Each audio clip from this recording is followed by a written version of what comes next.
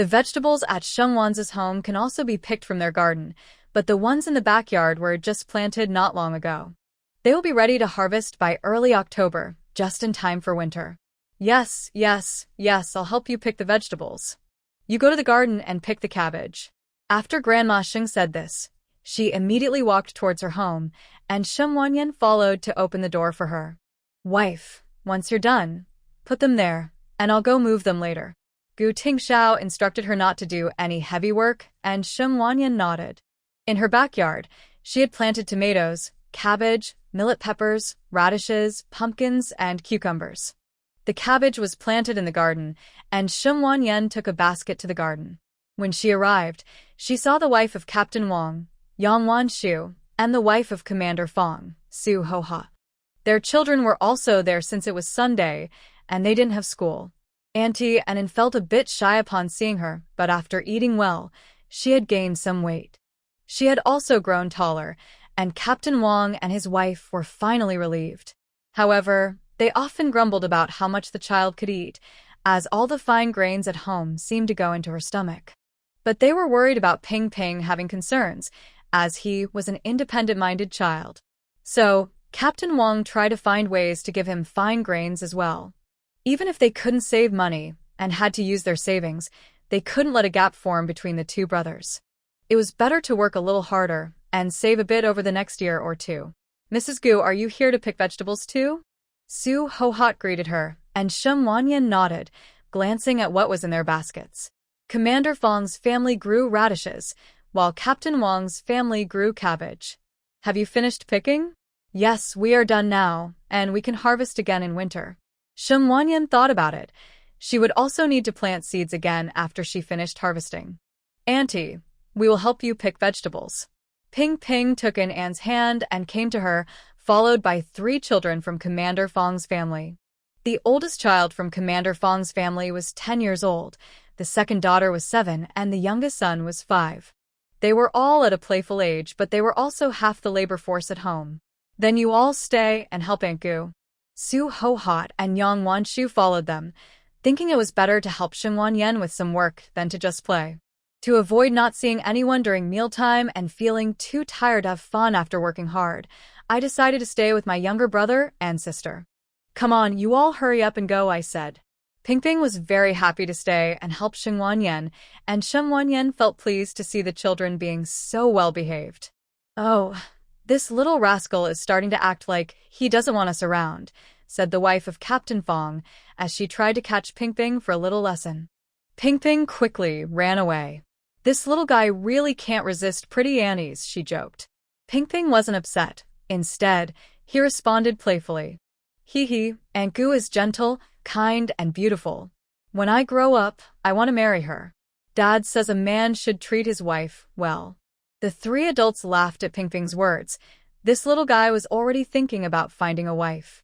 Yang Wanshu, the wife of Captain Wang, quickly covered her son's mouth upon hearing him speak. Why does he say everything out loud?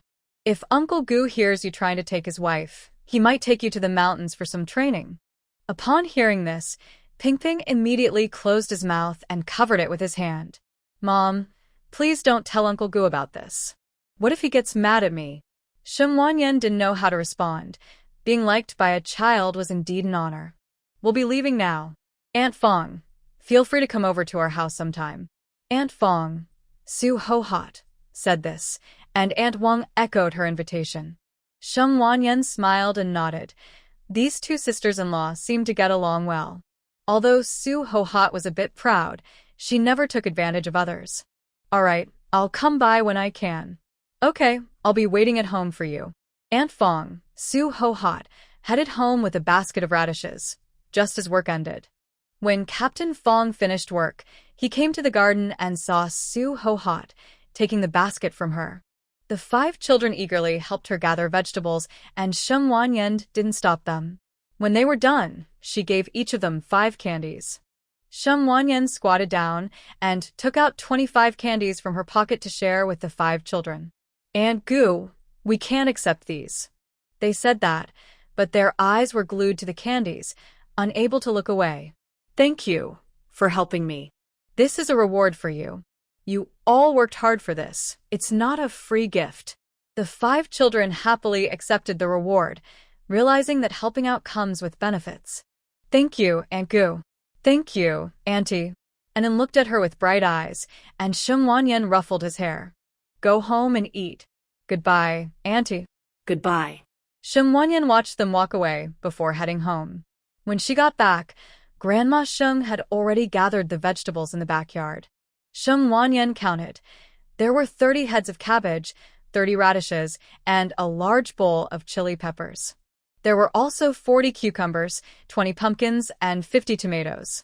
Grandma, take some radishes and tomatoes back to make soup for my sister-in-law. That's quite nutritious. Okay, I won't be polite.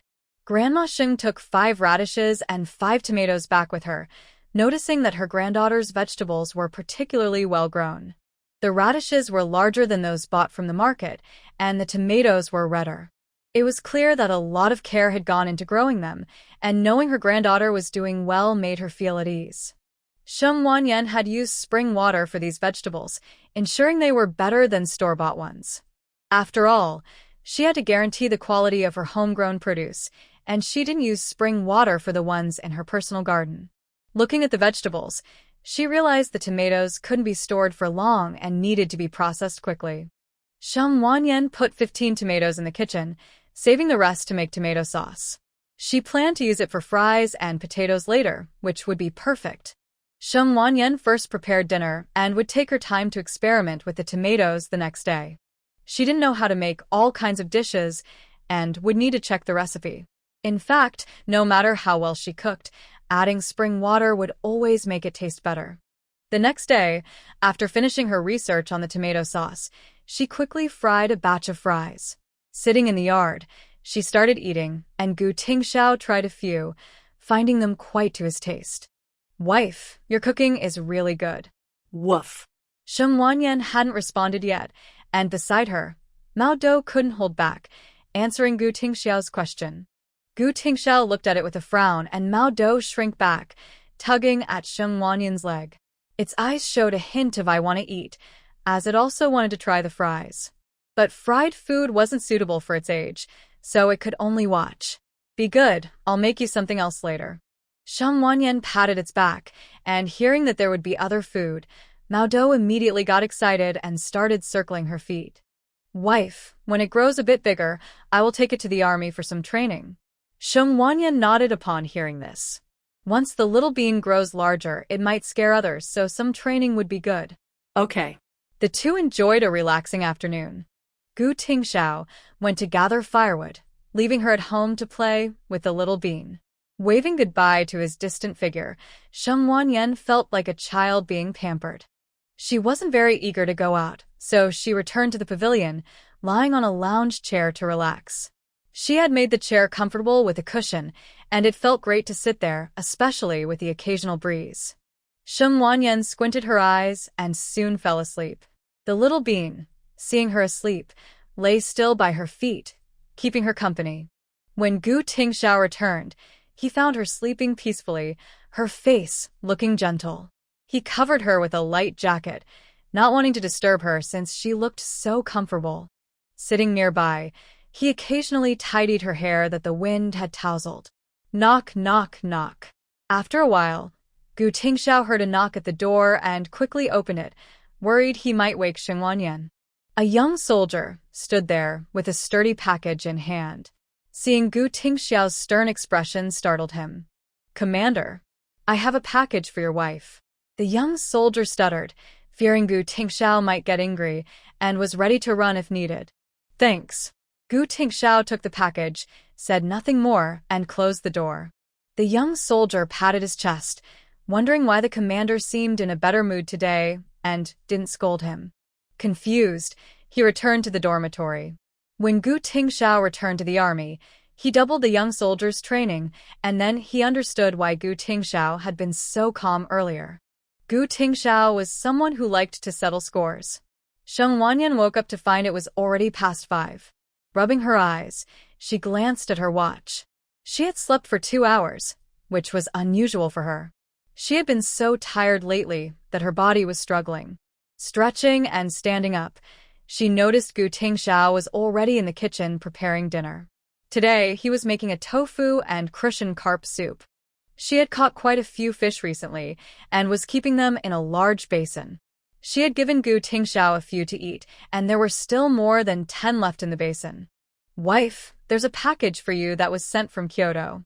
I put it in your room." Sheng Wanyan nodded and went to her room to open the package. It was indeed the payment and translation books sent by the Kyoto newspaper. This time, she found that they had sent her 5 thick and complex books on firearms. The message was clear. They hoped she could help with more translations, as the country's firearm researchers urgently needed them. Sheng Wanyan opened the payment. Last time, she had translated 3 books. All 3 were thicker than the previous ones, totaling 2,500 yuan, which was a larger amount and not convenient to send by mail. The Kyoto newspaper provided her with a withdrawal slip, and she could go to the bank in the city to collect it. Sheng Wanyan decided to take the military truck to the city the next day to buy some things and withdraw the money. She placed the withdrawal slip in her drawer, and Gu Tingxiao finished cooking and called her to the dining table. "Wife, let's eat first." Sheng Wanyan went out, and while they were eating, she mentioned that she would go to the city the next day and take Grandma Sheng to send a telegram. "Wife, I'll go with you." "Okay." Sheng Wanyan thought it would be better to have Gu Tingxiao accompany her, especially since she needed to go to the bank to withdraw money. It made her feel more secure. "By the way, we need to fix the chicken coop. It won't withstand the snow. It would be best to build a shelter." "All right, I'll take care of it." The next day, Sheng Wanyan, along with Gu Tingxiao and Grandma Sheng, went to the city. After sending the telegram, Grandma Sheng went to the supply and marketing cooperative to buy things. Sheng Wanyan also bought 10 jin of fine grain and withdrew the money to put into her savings book. Gu Tingxiao's monthly salary was enough for them, and she also sent the monthly allowance of 20 yuan and 10 jin of fine grain back to Gu's parents. They had agreed to send each family 20 yuan for living expenses and 10 jin of fine grain every month, all in writing. She would never delay the payments, as Gu Tingxiao had the responsibility to support his parents. She always sent the money in advance or sometimes for 2 months at a time. She would never fall behind to avoid giving others a reason to complain. After finishing her errands, Sheng Wanyan returned with Gu Tingxiao and Grandma Sheng to the drop-off point. They arrived back at the military district around 4 in the afternoon, just in time to prepare dinner.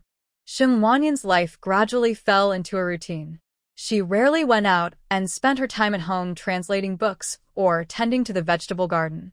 Only her family knew how comfortable her life was. Every afternoon, she relaxed in the gazebo, reading a book with a cup of malted milk and sliced fruit beside her. Gu Tingxiao's hand had recovered after half a month, as long as he avoided intense training. Fixing up the chicken coop at home, it was surrounded by bamboo, so even if it snowed, the chickens wouldn't be buried. They also used bamboo nets around it to keep the chickens from freezing. After finishing all the chores at home, Gu Tingxiao returned to the army. He had been home for a month and was starting to feel a bit stale. When Gu Tingxiao went back to work, Sheng Wanyan felt relieved. She hadn't entered the space for a whole month, fearing that Gu Tingxiao would discover something.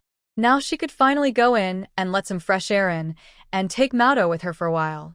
Sheng Wanyan closed the door and took Maodo into the space, where Maodo immediately ran toward the spring water. However, this time it understood that drinking too much spring water at once was not good, and it was also afraid of making Sheng Wanyan angry, so it decided not to drink too much. After licking a little, it went to find Sheng Wanyan, following her wherever she went.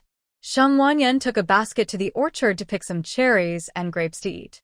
She also picked a basket of peach blossoms and plum blossoms, which she could use to make wine and store in the cellar to ferment slowly. With Gu Tingxiao at work, he had plenty of time to bring things home. A few days later, Gu Tingxiao noticed a smell of wine coming from the cellar. When he went in, he saw over 20 jars of wine. Although it had only been a few days, it already had some flavor. "Wife, you really know a lot." Gu Tingxiao truly felt that his wife could do anything, including the skill of brewing wine. Sheng Wanyan smiled and explained a reason. My grandmother used to work at a winery, so she learned a lot. This was true. The original owner often helped Grandma Sheng brew wine, learning some real skills over the years. That's impressive too. Just smooth talking. Sheng Wanyan didn't want to argue with him. No matter what she did, he always thought it was great. She took a piece of cured meat to cook, and after they both had a hearty meal, they went to bed early. The next day, the military district suddenly became lively, with Aunt Xia hurriedly pulling her outside. "Aunt, what's going on?" "There's a performance by the art troupe in the auditorium tonight. We should go." Sheng Wanyan finally understood why the soldiers had been shouting louder than usual during training today.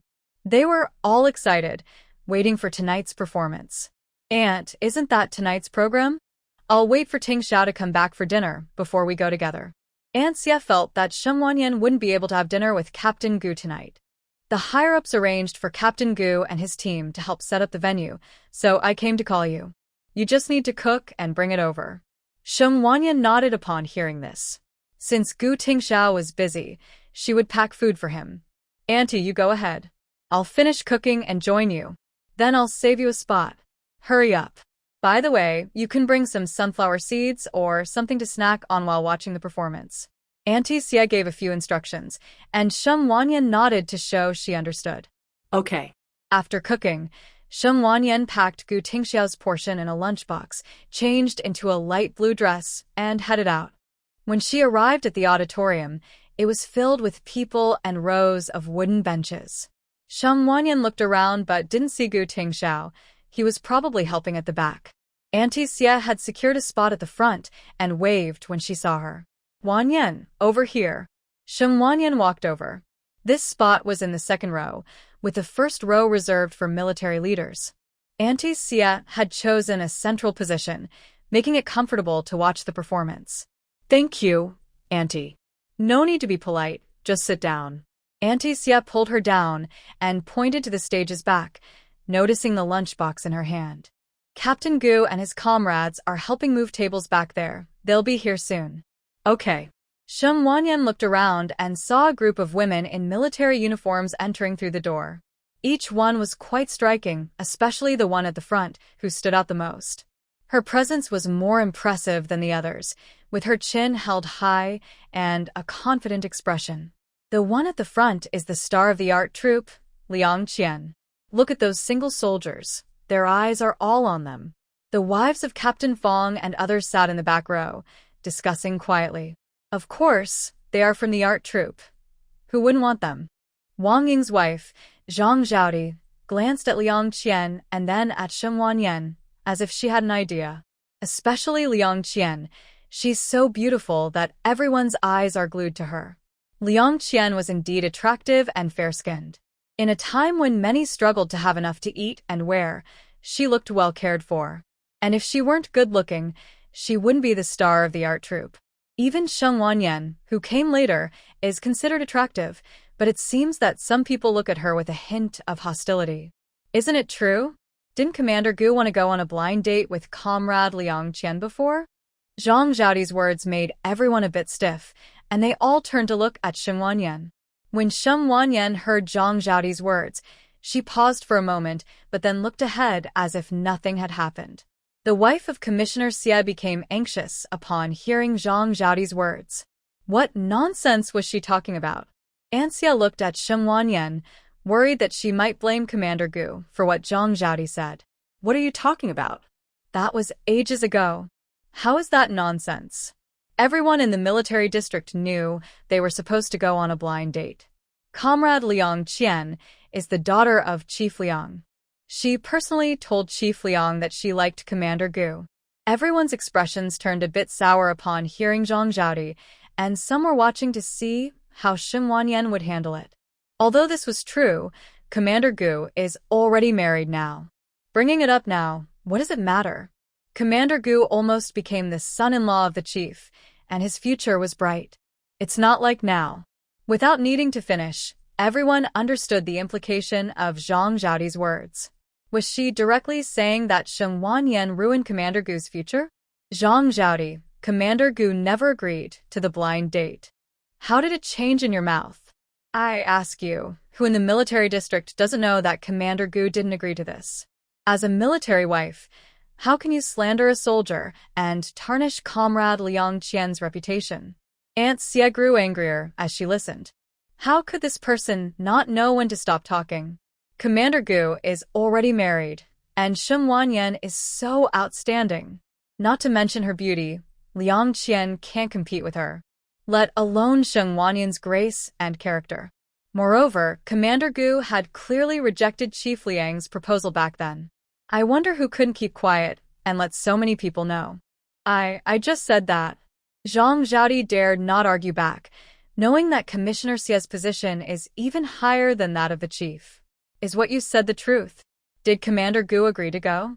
Aunt Xie's defense of Sheng Wanyan left Zhang Zhaodi feeling embarrassed, and she could only sit there with a dark expression. Why does what comes out of your mouth sound different? Comrade Liang Qian is an unmarried young woman. If you spread rumors about her, Comrade Liang will be the first to object. Zhang Zhaodi turned pale upon hearing Aunt Xie's words. She had been focused on targeting Sheng Wanyan and had forgotten this point. If Comrade Liang found out that she was making up stories about his daughter, he might take away her husband's position. Just. Zhang Zhaodi stammered, unable to come up with a reason to defend herself. Sheng Wanyan understood the situation. It was simply that Comrade Liang Qian had feelings for Gu Tingxiao. She wanted her father to arrange a blind date for her, but Gu Tingxiao did not agree. After finishing his work, Gu Tingxiao came to find his wife and immediately noticed her troubled expression. The other women around quickly fell silent, not daring to speak. Especially Zhang Zhaodi, who felt intimidated by Gu Tingxiao's cold expression. Aunt Xie gave him a look, signaling him to be careful and not to upset Sheng Wanyan, advising him to comfort her. This matter could only be resolved between the couple. What others said was irrelevant. Wife, what's wrong? Gu Tingxiao felt uneasy, nervously watching her. Sheng Wanyan handed him the lunchbox, noticeably more forceful than usual. She didn't answer him and noticed Commissioner Xie approaching with Mr. Pan and some leaders. The leaders seemed to be discussing something, and when Commissioner Xie saw her, he had a clear expression of "We are discussing you." Indeed, the leaders knew that the art troupe was performing today and that Comrade Sheng Wanyan would be present. After all, some leaders had not yet met Sheng Wanyan. A few weeks ago, other leaders from the military district had gone to Kyoto for a meeting and had just returned. Walking in the center was Commissioner Ming, who had come from Kyoto to inspect the political style of the troops below. Although they were all commissioners, the regions and military natures differed. The commissioner from Kyoto was the leader of all military district commissioners in the country, a significant figure. He wore a military uniform and, at 60 years old, carried an air of authority. This was a soldier who had fought in many battles in his youth, exuding a natural sense of calm and power. His subordinates followed closely behind, each holding significant positions. Those serving in the Kyoto military district were all individuals with real power. That is Comrade Sheng Wanyan. Commissioner Xie introduced Sheng Wanyan to everyone, and Commissioner Ming nodded in acknowledgement. The granddaughter-in-law of the Gu family had met her in the capital. Yes, she is a good child. But why does Comrade Sheng Wanyan look a bit unwell? Is she feeling sick? Hearing this, Commissioner Xie looked over and noticed that Sheng Wanyan did indeed look a little pale. Could she be too tired? Is she unwell? Such a talented person must take care of her health. Yes, I will go ask her what's wrong. Commissioner Xie approached, and everyone immediately fell silent, not daring to speak. Hello, Commissioner. Hello, Commissioner. What's the discussion about? Commissioner, we were just chatting. Right. Zhang Zhaodi chimed in, worried that Commissioner Xie would think poorly of her and afraid others would expose her. Aunt Xie rolled her eyes, wondering how someone could be so shameless. However, she wasn't the type to undermine others behind their backs, and with so many people around, it wouldn't be right to embarrass anyone. Still, she felt that Sheng Wanyan might not let Zhang Zhaodi off easily, especially since Zhang had openly suggested that Sheng was unworthy of Commander Gu. Now that they were married, and he was her husband, who could tolerate that? Why does Comrade Sheng Wanyan look unwell? Is she catching a cold? Shen Wanyan forced a smile and answered Commissioner Xie's question. Commissioner, I am fine, but there is one thing I can't figure out. Oh? What is it? Seeing him ask, she decided not to hold back. She wasn't someone to be easily pushed around. Commissioner, I am wondering if I am not capable of being a good military wife. Commissioner Xie's smile instantly vanished, and he became serious. How could Comrade Sheng have such a dangerous thought? Commissioner Ming walked over with the others and paused, looking sternly at Shen Wanyan. Comrade Shen Wanyan, what do you mean by that? Who said that? Who's been talking nonsense in your ear? Shen Wanyan looked at Zhang Zhaodi, who was sweating nervously. Commissioner Xie understood the situation. Aunt Xie leaned into Commissioner Xie's ear and explained what had happened, making his expression darken further. This was all nonsense. After so many years in the military, he had never seen a military wife as capable as Shen Wanyan. She said that she is not worthy of Commander Gu, but it's clear that Commander Gu got lucky to marry such a good wife. Call Captain Wu here. What nonsense is this? Commissioner Xie ordered his subordinate to find Captain Wu, and Zhang Zhaodi instantly broke out in a cold sweat. Why is Commissioner Xie protecting Shen Wanyan so much? What is going on? Captain Wu strode over, confused, and saluted Commissioner Xie. Commissioner. Captain Wu. How do you manage your wife? Captain Wu looked bewildered at Commissioner Xie and then at his wife. Seeing Zhang Zhaodi's evasive gaze, he realized something was wrong. His wife must have caused trouble and said something she shouldn't have. A military wife should get along well with everyone, not act strangely. How do you manage your wife, huh? Commissioner, this. My wife just can't keep her mouth shut. Captain Wu stammered, still unsure of what his wife had done. What exactly did you do? Captain Wu glared at Zhang Zhaodi, who was confused about why Commissioner Xie was supporting Shen Wanyan. I didn't say anything.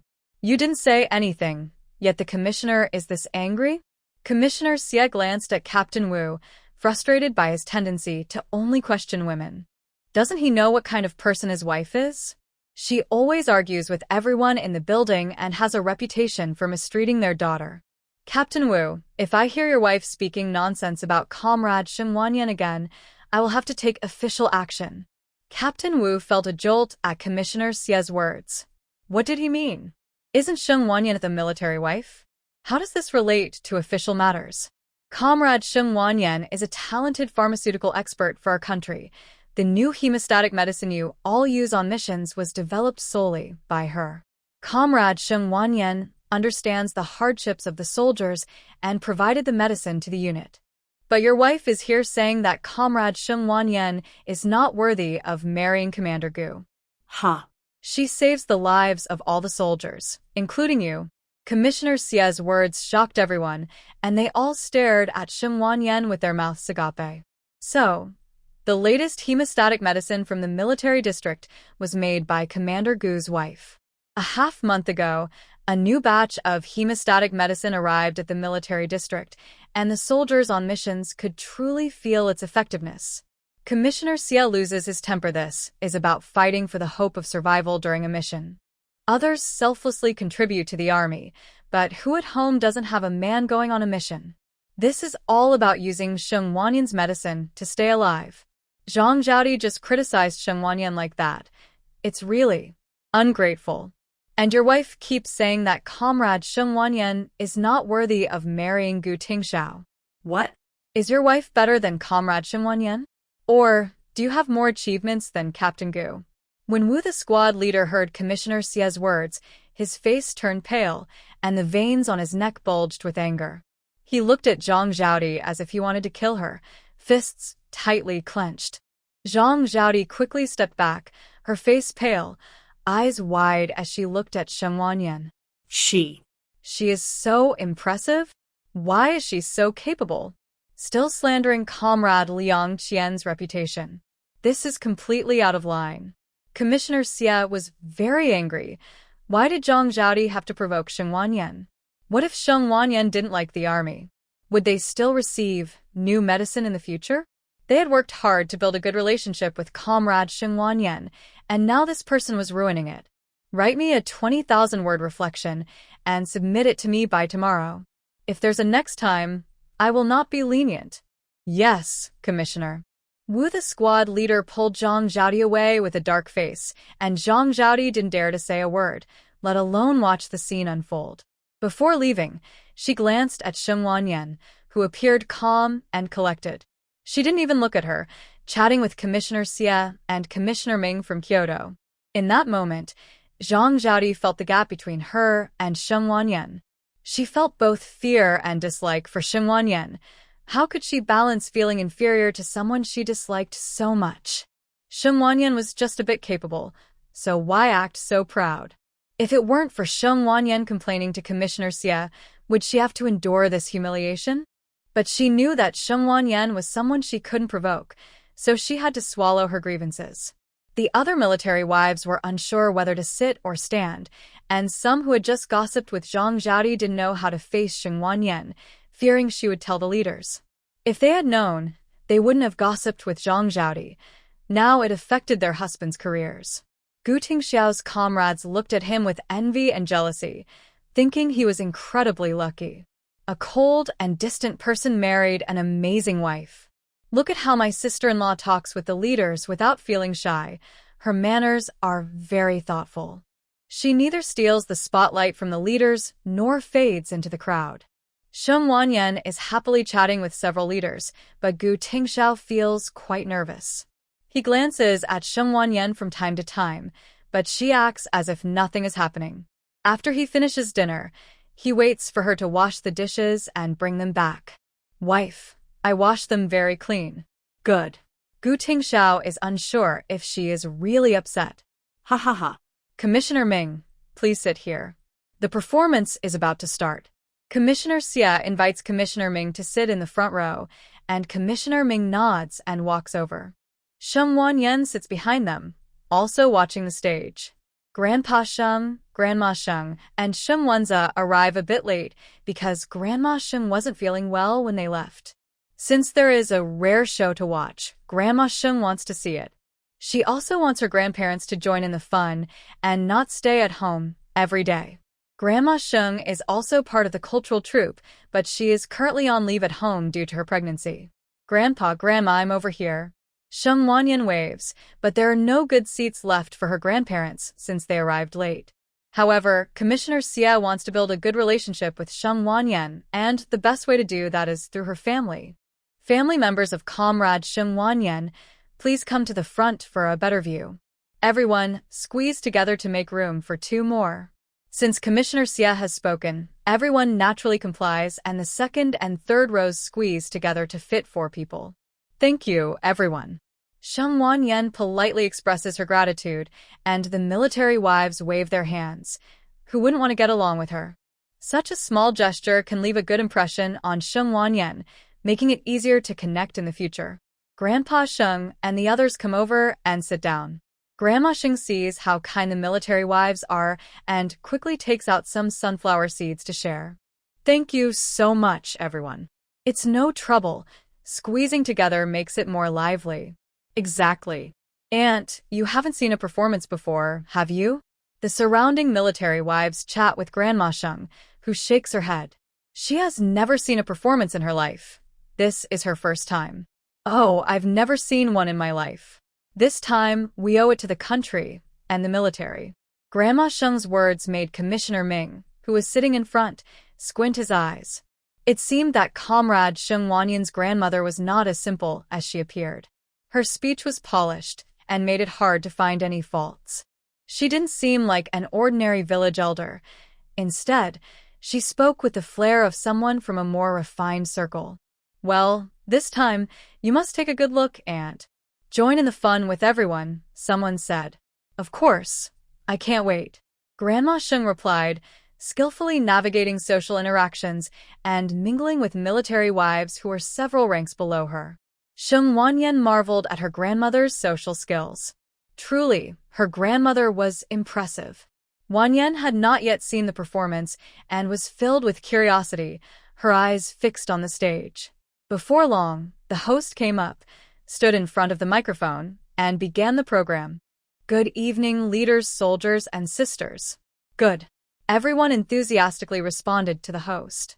Seeing their excitement, the host knew they were all looking forward to the show.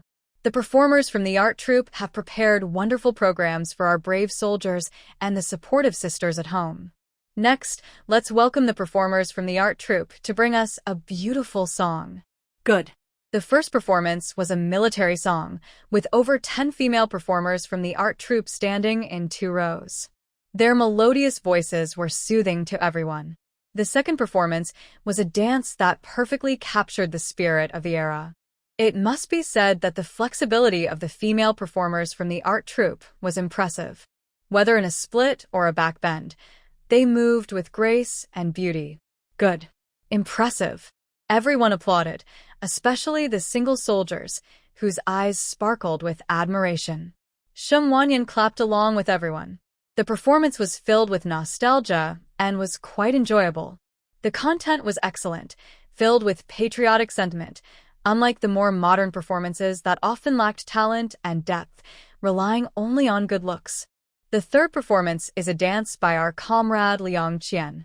Liang Qian took the stage, holding a large red fan, ready to perform a fan dance. Dressed in military attire with the bright fan, she looked festive. Her dance showcased her beauty even more. Liang Qian concluded her performance with a split, and everyone applauded. Good. Beautiful. The soldiers' enthusiasm made the women of the art troupe blush, but they felt more pride inside. Comrade Liang Qian is really impressive. How did her 2 legs become one? Oh my, what kind of acrobatics is this? That's a split. Can everyone who dances do that? They just lack experience. The military wives were discussing, each adding their thoughts. Commander Liang, your daughter is truly remarkable. Yes, she's so charming that the suitors must be lining up. Hearing the praise for his daughter, Commander Liang quickly waved his hand in modesty, but inside, he felt immense pride. Does Comrade Liang Qian have a partner yet? Political Commissar Ming asked, and Commander Liang nodded. Yes. His daughter was great in many ways, but she was quite stubborn. She had previously liked Gu Tingxiao, but he rejected her. That caused quite a stir at home, and she often locked herself in her room. Later, when the art troupe performed elsewhere, she finally returned to her duties. Recently, after returning from another unit, she learned that Gu Tingxiao had gotten married and threw quite a tantrum at home. No matter how her mother tried to persuade her, she insisted on marrying Gu Tingxiao. Commander Liang knew Gu Tingxiao was capable and had once hoped his daughter would marry him. But now that he was married, how could she still insist on wanting to marry him? At home, she kept asking her father, the commander, to speak to Gu Tingxiao about marrying Liang Qian. She even suggested that he use his position to help her. Hearing this made him angry. The man was already married, so what was there to discuss? Was he supposed to break up their marriage? This was a military marriage. Breaking a military marriage is against the law. Why was his daughter so stubborn? Moreover, Comrade Shim Wanyan was an excellent person, not just a simple housewife. If his daughter did anything to disrupt a military marriage, Shum Wanyan wouldn't be ignorant like a village woman. In that case, not only would they lose a promising son-in-law, but his daughter could also lose her position. Commander Liang felt frustrated but could only force a smile in response to everyone's compliments about Liang Qian. Do you all want to see the military wives perform? Liang Qian's words excited everyone, and the soldiers eagerly expressed their desire to watch. Yes. Let the sisters perform. The crowd started to cheer, but the military wives looked uneasy. They didn't know how to perform. In their lives, their role was to take care of their husbands and manage the household. Even the military wives from the city were just better off financially. Who had the time or interest to learn any skills? In this era, learning a talent wasn't easy. Skills like singing and dancing were frowned upon as being too Western. Only the cultural troupe could learn those, so suddenly asking them to perform felt embarrassing. Which sister will come up? Liang Qian looked at the wives in the audience. Seeing no one step forward, she decided to change her approach. The sisters are just shy. Let's encourage them. The crowd cheered, urging the military wives to join in. Come on, sisters. Someone, please. No one volunteered, and Shen Wanyan's admiration for Liang Qian quickly faded. This was just making the wives look bad. After a professional performance, who could compete with that? It would only highlight their shortcomings. The sisters are too shy, so I'll just pick someone. Liang Qian scanned the wives, noticing their various expressions. Liang's father felt a sudden pang of concern at his daughter's actions.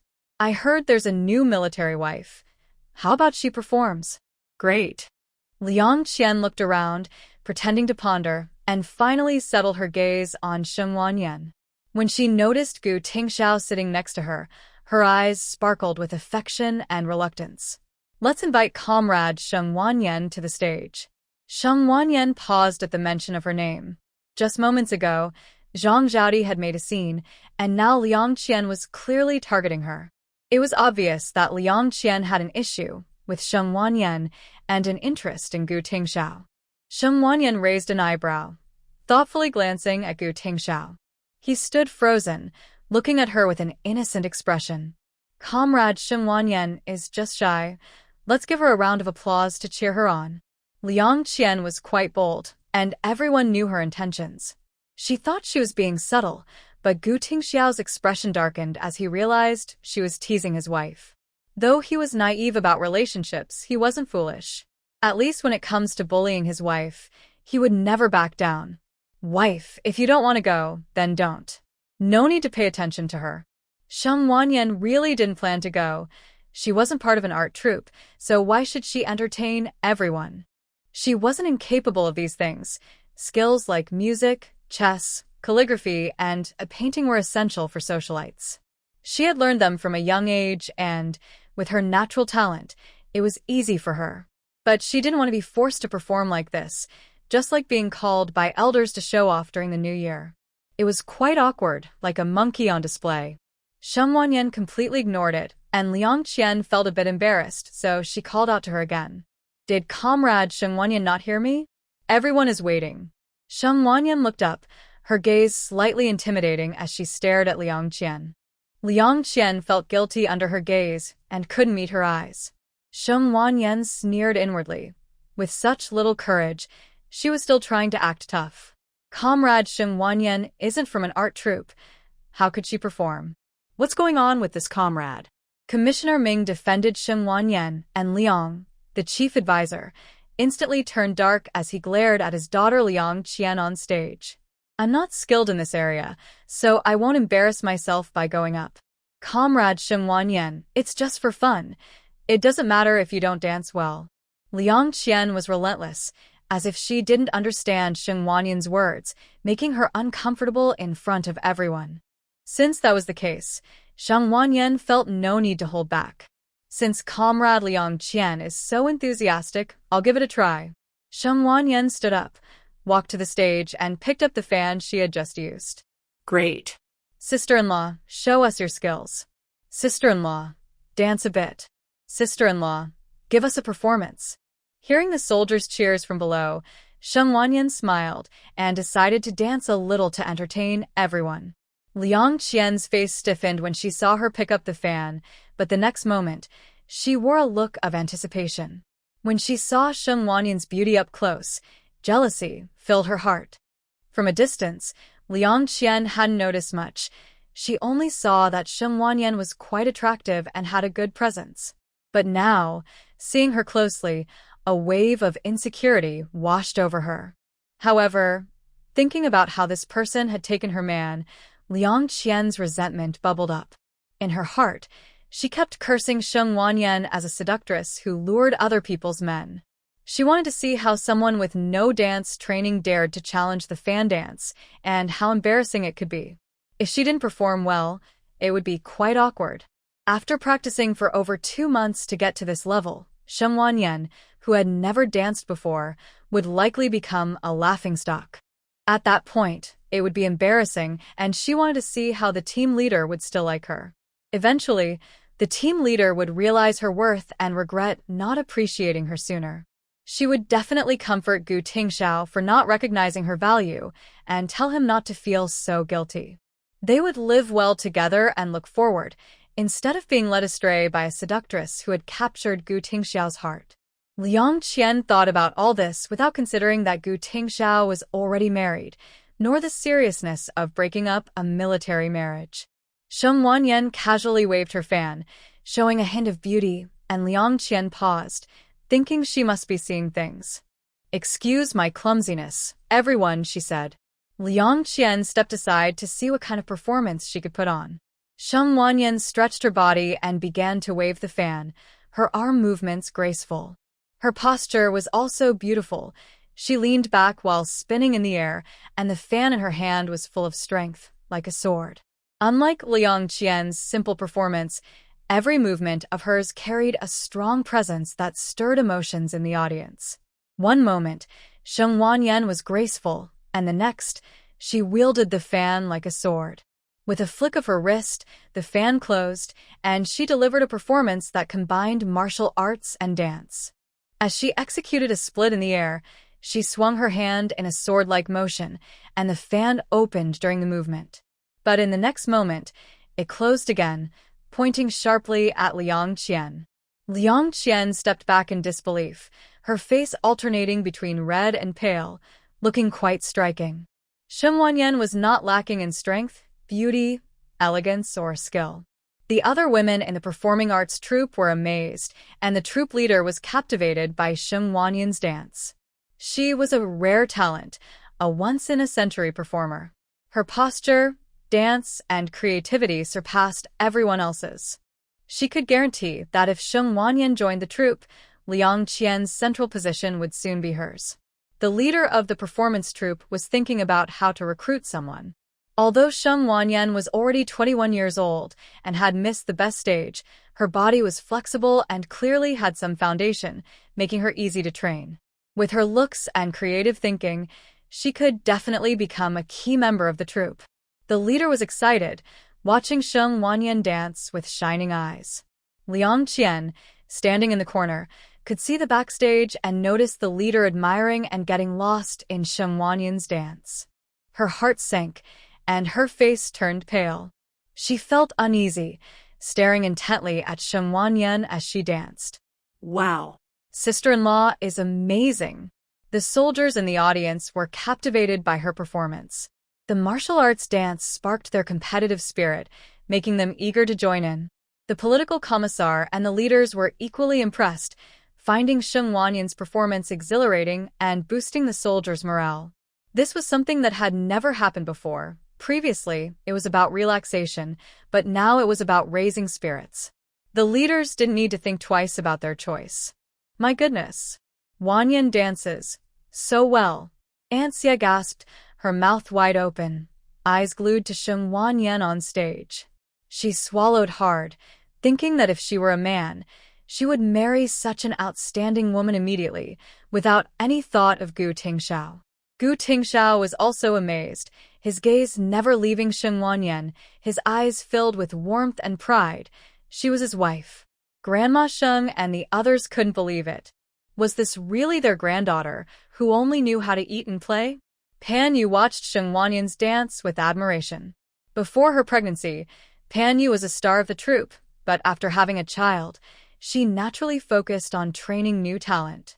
Even after giving birth, she planned to take care of her child for 2 to 3 years and then work behind the scenes when she returned to the troupe. By then, she would be too old to perform on stage, and behind-the-scenes work would be more challenging. Liang Qian clenched her fists, trembling all over. How could Sheng Wanyan dance like this? Her flexibility was several times better than her own. Liang Qian couldn't accept this reality, and her previously gentle demeanor began to crack, her face showing signs of anger. Fortunately, everyone's attention is focused on Sheng Wanyan, and no one notices her in the corner. The only one who does is Chief Liang, who feels utterly disappointed upon seeing his daughter like this. She is his only daughter, always cherished. In this era that favors sons over daughters, with 4 sons of his own, Liang Qian, as a girl, naturally receives attention in the Liang family, which has more boys than girls. However, that does not mean Chief Liang is willing to let her affect the future of his sons. His face darkens, But Liang Qian remains unaware of her father's disappointment. Sheng Wanyan slightly bends her knees and bows to everyone, signaling the end of her performance. Great. Beautiful. Sister-in-law, do another dance. Sister-in-law dances even better than Liang Qian. Exactly. Liang Qian seems just okay in comparison. Hearing the comments, Liang Qian turns pale. She feels the sting of her own actions. Sheng Wanyan smiles at the lively crowd and takes the microphone. Thank you all for your support, but I'm just an amateur, here for fun. Now let's hand the stage back to our art troupe comrades. Sheng Wanyan glances at Liang Qian, whose expression hasn't recovered in time, and everyone notices. They blink in disbelief, and in the next moment, Liang Qian forces a smile, making everyone think they must have seen wrong. Yet, some people can see through her facade. It seems Liang Qian is not as understanding as they thought. Commissioner Ming, sitting in the front row, observes clearly. He glances thoughtfully at Chief Liang, who feels the weight of his gaze, his face stiff with shame. Sheng Wanyan steps off the stage and returns to her seat, with all eyes on her, completely ignoring the awkward Liang Qian. Gu Tingxiao notices the way everyone looks at his wife, and a wave of jealousy rises within him. His expression remains stoic as he warns everyone with a cold glance, making them quickly avert their eyes. His gaze is intimidating, as if he could harm someone. This jealousy is truly petty. Why shouldn't they admire such a beautiful sister-in-law? Everyone appreciates beauty. It's only natural. Wife, are you tired? Drink some water. Gu Tingxiao opened the water bottle and handed it to her, looking caring. Sheng Wanyan was not angry with him. What mattered to her was his attitude, and trust is very important between a couple. She wouldn't doubt Gu Tingxiao because of what others said. That would be unfair to him. He had always been a victim, and she couldn't take out her frustrations on him. Sheng Wanyan took the bottle, drank a couple of sips, and handed it back to him. Gu Tingxiao felt relieved that she was acknowledging him. It was a relief that his wife wasn't upset with him. However, Comrade Liang Qian had affected the trust between them and made his wife unhappy. It seemed he needed to have a serious talk with Chief Advisor Liang through his father. Gu Tingxiao was actually quite selfish when it came to matters concerning Sheng Wanyan. But Sheng Wanyan liked this about him. She wanted his exclusive affection and protection. As a husband, if he couldn't protect his wife, what was the point of being a husband? Sheng Wanyan was certain that her husband should always stand by her, right or wrong. Even if she was wrong, they could discuss it at home, but they had to support each other in public. This comrade Sheng Wanyan is truly talented. This performance is worth learning from. We should let more soldiers feel this inspiring spirit. We need to improve. Commissioner Ming's words struck Chief Advisor Liang like a slap in the face. Yes, we will definitely learn well, replied Commissioner Xie, while Chief Advisor Liang nodded stiffly in agreement. After the performance, everyone was still savoring the excitement of it. Yenner, when did you learn to dance? Grandma Sheng was still in shock, realizing her granddaughter had many talents they didn't know about. Grandma, I can't dance. I just like to stretch and exercise when I'm bored at home. The moves are just me imagining exciting battle scenes and mimicking them. Grandma Sheng nodded, wishing she had known her granddaughter was so flexible. She should have let Xingwanzi take her to audition for the art troupe. She might have been a talented member by now. Little sister, do you want to try out for the art troupe? I can write you a recommendation. Pan Yu thought Sheng Wanyan would be a great fit. She could spend a few years there and then transition to behind-the-scenes work when she could no longer dance. Pan Yu's suggestion made Grandpa Sheng, Grandma Sheng, and Sheng Wanzi all think it was a good idea. Sheng Wanyan immediately refused. She was living quite comfortably. Why would she want to take on such hard work? Every day was just about dancing, and she spent all her time on it. Sister-in-law, please don't. I'm not interested in dancing. It's fine for passing the time, but if you want me to dance every day, I can't do it. Hearing her refusal, Pan Yu felt it was a pity. She was such a good candidate. But how her younger sister chose was her own business. As her sister-in-law, she could only offer a suggestion. Are you really planning to stay at home every day? After coming to the military district, Grandma Sheng realized that her granddaughter had no plans to work at all. Living a comfortable life at home every day, how could Xiaogu accept that? Grandma, I don't want to go to work right now. I'm doing just fine at home. Grandma Sheng poked her forehead, feeling quite annoyed. Of course, it's fine. Waking up to eat, then sleeping again. Or just relaxing in the yard. No one enjoys life like you do. She enjoyed life even more than the old landlady, and if others saw her, they might not let it go. You lazy girl, don't let Xiao Gu spoil you. Grandma Sheng reminded Gu Tingxiao, who was following behind. He neither nodded nor shook his head in response to her words. Yenner's happiness is the most important. Hearing this, Grandma Sheng knew it was pointless to argue. Her granddaughter had chosen a good husband. As a grandmother, she felt happy that Gu Tingxiao cared for her granddaughter so much. But on the surface, she still had to say something. Her granddaughter was being willful, and as elders, they had to understand the ways of the world. Back at home, Gu Tingxiao followed her around like a big puppy. Even when bathing, he insisted on being there, giving her no space at all. Time for bed. Sheng Wanyan closed her eyes expressionlessly, choosing to ignore him. Gu Tingxiao stood in front of her, looking pitiful, as still as a soldier at attention. Sheng Wanyan felt uneasy under his gaze. What did he want? Sheng Wanyan sat up and looked at him, waiting for him to speak. Wife. Aren't you going to sleep?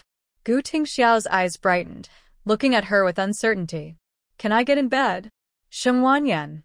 When did she say he couldn't? Forget about sleeping. After saying this, Sheng Wanyan lay down and pulled the blanket over her head. She was puzzled by Gu Tingxiao. What was he thinking? When did she ever say he couldn't sleep in bed? The more she thought about it, the funnier it seemed, and she couldn't help but laugh under the covers. Just as Gu Tingxiao was about to get into bed, he heard his wife laughing from under the blanket. With a sigh, he pulled back the blanket and saw her smiling brightly, which ignited a spark in him. Wife. Be quiet. Sheng Wanyan didn't want to talk to him. Gu Tingxiao chuckled and climbed into bed, wrapping his arms around her from behind. Sheng Wanyan didn't push him away. They didn't need many words to understand each other's feelings. The next day, Sheng Wanyan was translating in the yard when she heard Aunt Xia calling from the door. She quickly put the fruits and translation materials into her space and went to open the door with some edamame. Wanyan, come on, let's go chat at Commander Fong's house. Everyone was gossiping at Commander Fong's place today. The military wives each had their own circles. Commander Fong's wife, Su Ho-Hot, Captain Wang's wife, Yang Wanshu, Deputy Commander Feng's wife, Qiao Hehua, and Aunt Xia were all part of the same group. Zhang Zhaodi sometimes joined them too, as their husbands were all in the same regiment, so they couldn't isolate anyone. Pan Yu used to visit as well. Her family background made her welcome anywhere. Sheng Wanyan hadn't been to the other wives' homes yet, so it would be nice to join in and not let everyone think she was isolating herself. Sister-in-law, wait for me a moment. After saying this, Sheng Wanyan ran into her room, opened the cupboard, and took out half a pound of sunflower seeds before following Aunt Xia to the building. Commander Fong's wife lived on the 4th floor. After knocking and entering, everyone was there. However, Zhang Zhaodi was absent. After the incident yesterday, Commander Wu had returned and was quite angry. After everyone watched the scene, they could hear Zhang Zhaodi's cries and shouts. It seemed she had received a good scolding from Commander Wu. If she continued to cause trouble, she might ruin his future. Moreover, it was said that Commander Wu had sent a telegram home, asking his mother to come to the military district to keep an eye on Zhang Zhaodi. When his mother heard her son's future was at stake, she couldn't sit still. She immediately packed her things and rushed over. Zhang Zhaodi was most afraid of her mother-in-law, and upon hearing she was coming, she was too scared to say a word. Wu's mother-in-law is not an easy person to deal with.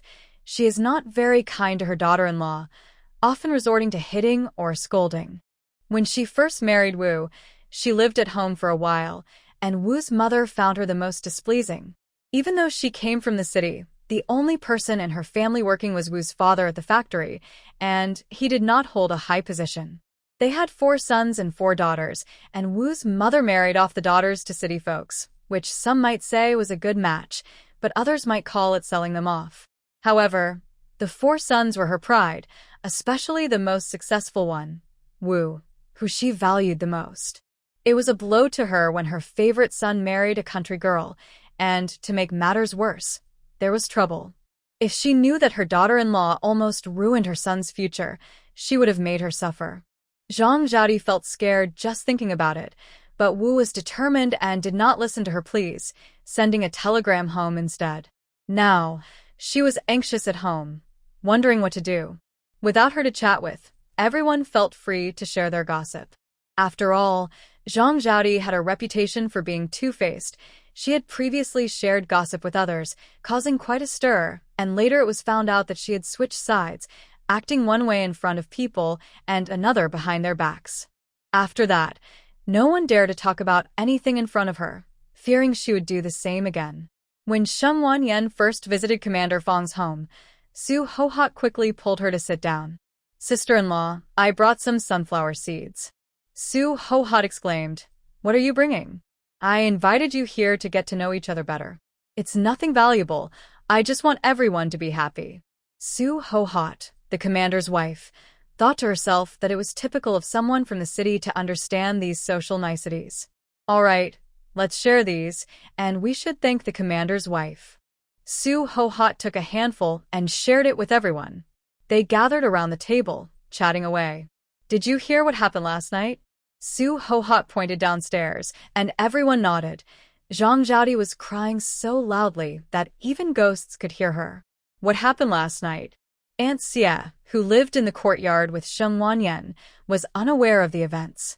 So, everyone took the time to fill them in, and Aunt Xie and Shen Wanyan exchanged glances. "What do you think? With Wu's mother-in-law around, does Zhang Zhaodi still have good days ahead? Who knows? At least it's not my mother-in-law coming." Su Hohot was cracking sunflower seeds and replied, but she wasn't afraid of her mother-in-law coming. Her family gave her confidence, and her mother-in-law actually wanted to please her. Although her husband was a nice guy, he had one good trait: he listened to his wife. When she suggested something, he would follow her lead. What if someone like the mother of the neighboring team's Lu squad leader comes? The family area would be even more chaotic. Everyone agreed with this idea. The mother of Lu's squad leader came from the countryside and took advantage of her son being in the military. She would demand things from others, claiming her age entitled her to them. If someone gave her something, she would say they were considerate. If not, she would accuse them of bullying an elder from the countryside. She spread rumors, and soon everyone in the area would think you were mistreating her. At home, she would scold her daughter-in-law daily, calling her a useless hen for not having children. Shen Wanyan listened to the gossip while cracking seeds, finding it as entertaining as a play. We'll find out if it's good or bad later. But Aunt Xie and the wife of team leader Gu don't live around here, so there's no need to worry too much. Shen Wanyan nodded. Regardless of what might happen, she wasn't a saint. In this day and age, who didn't struggle for food? She didn't have the time to help those who caused trouble. It would be better for her grandparents to eat more and stay healthy. Shen Wanyan was so engrossed in the conversation that she lost track of time. Everyone was so caught up in chatting that they forgot to cook. When Gu Tingxiao returned home and didn't see anyone, he noticed the bicycle was still there and went to find out where his wife was. She hadn't started cooking. She had gone to pick someone up from team leader Fong's house. "Hey, Lao Fong, why are you back?" Su Hohot was surprised to see her husband home early. She thought she was imagining things since it wasn't time to be off work. "Wife, I finished work." They were just having such a good time chatting that they lost track of time. "Oh no, it's already this late. I need to hurry home to cook. Quick, quick, quick." Shen Wanyan looked at her watch. It was already 5:30, and Gu Tingxiao would be home any minute. Just as she stood up to leave, she saw Gu Tingxiao rushing in. "Hello, team leader." Gu Tingxiao saluted Commander Fong, who waved his hand and invited him to stay for dinner with Shen Wanyan. "No, Commander, I have already cooked. Come again next time." Commander Fong nodded, But the other military wives who had not yet left were surprised to hear he was cooking. A big man cooking? That sounds unbelievable. Wife, I'm here to take you home. Sheng Wanyan nodded, said goodbye to the other military wives, and left with Aunt Xia and Gu Tingxiao. This Commander Gu really spoils his wife. The military wives expressed their amazement. To them, a man cooking was something extraordinary. The men in their homes were already quite good, but compared to Gu Tingxiao, they seemed lacking. Not only cooking, but even helping with laundry was out of the question. In the eyes of women in this era, household chores were not something men should do. That's true, comparing people can be discouraging. They sighed and shook their heads as they headed home. No matter how much they envied, it wouldn't change their situation. Besides, their own men were good enough. They couldn't compare them to Commander Gu. After all, they weren't like Sheng Wanyan, who was so capable. If they were men, they would definitely marry her and treat her like royalty.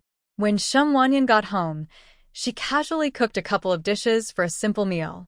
Day after day, Sheng Wanyan lived like this, with nothing new happening. But she wasn't someone who sought excitement. She was content with her life. Every day, she took her dog, Mao Do, to gather firewood, and sometimes enjoyed tea and conversation with Grandpa Sheng and Grandma Sheng in the yard. Time flew by, and as Sheng Wanyan harvested the last of the vegetables, winter arrived. Suddenly, it was mid-October. Sheng Wanyan put on her cotton coat and pants and sat on the heated bed to translate. Gu Tingxiao also wore his military coat. The soldiers had to clear the snow before they could train. Sheng Wanyan stretched and went to the living room to get some dog food for Mao Do. Mao Do was a few months old and could eat some small bones now.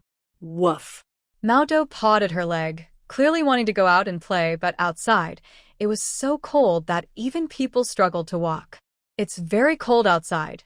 You can play in the yard. Sheng Wanyan put a dog coat on him, which she had made, decorated with her painted flowers. Before going to work, Gu Tingxiao always cleared the snow from the yard, but now there was finally a little snow piled up. When Mao Do heard he could go out to play in the yard, he excitedly spun around several times. As soon as Sheng Wanyan opened the door, he dashed outside. Sheng Wanyan cleaned up after him and took a broom to sweep the snow away. She also went to feed the chickens. The chicken coop had a shelter, so the chickens were not cold. 2 hens laid eggs every day, and they had collected quite a few. Whenever they used eggs at home, she would secretly replace a couple. Gu Tingxiao rarely checked how much food was left at home or what they had. He just ate whatever she bought without any demands. As long as they had enough to eat, that was all that mattered. Sheng Wanyan made a cake base with eggs and flour, using the egg whites to whip cream, creating a 1.5-pound cake. She took half of it to her grandparents and kept the other half for herself and Gu Tingxiao. Sheng Wanyan put on a big coat and took the cake across the street. Grandma Sheng found it very interesting. "What is this?" "It's a dessert I made, very soft. You should keep it for yourself. It's winter now." Grandma Sheng refused to take it, saying that everyone was short on food during winter. "We have enough. We can't eat that much, and it might go bad." Hearing this, Grandma Sheng gave her 10 eggs to take home for nourishment. Sheng Wanyan accepted them without hesitation and took them home. When she got back, she felt a bit tired, so she took off her coat and lay down for a nap. Before she knew it, it was time for Gu Tingxiao to come home from work. He saw her resting and didn't disturb her. His wife's work as a translator was just as tiring as his training, so she needed her rest. Gu Tingxiao was great because he didn't think that his wife was just enjoying life at home. Unlike other men who might know their partners were doing housework, cooking, and taking care of children, yet still believe they were just relaxing at home. They weren't unaware of the hard work. They were just making excuses for their own laziness. Gu Tingxiao saw things clearly and didn't impose traditional views at home. He naturally took on cooking and didn't mind Sheng Wanyan's relaxed demeanor. After making dinner, Gu Tingxiao went to wake her up, squatting by the bed and pinching her nose. Sheng Wanyan pushed his hand away and turned over to continue sleeping. Gu Tingxiao smiled. His wife looked just like a lazy pig, adorably so. "Wife, it's time to eat. Let me sleep after I'm full." Gu Tingxiao helped her up and let her lean against him. Sheng Wanyan opened her eyes in a daze. Seeing him back, she looked a bit confused and picked up the watch next to the pillow to check the time. Why is it so late? Why didn't you wake me up? Sheng Wanyan was a bit disoriented and quickly got out of bed, put on her shoes, and headed toward the kitchen. Before she reached the kitchen, she saw that dinner was already prepared on the dining table.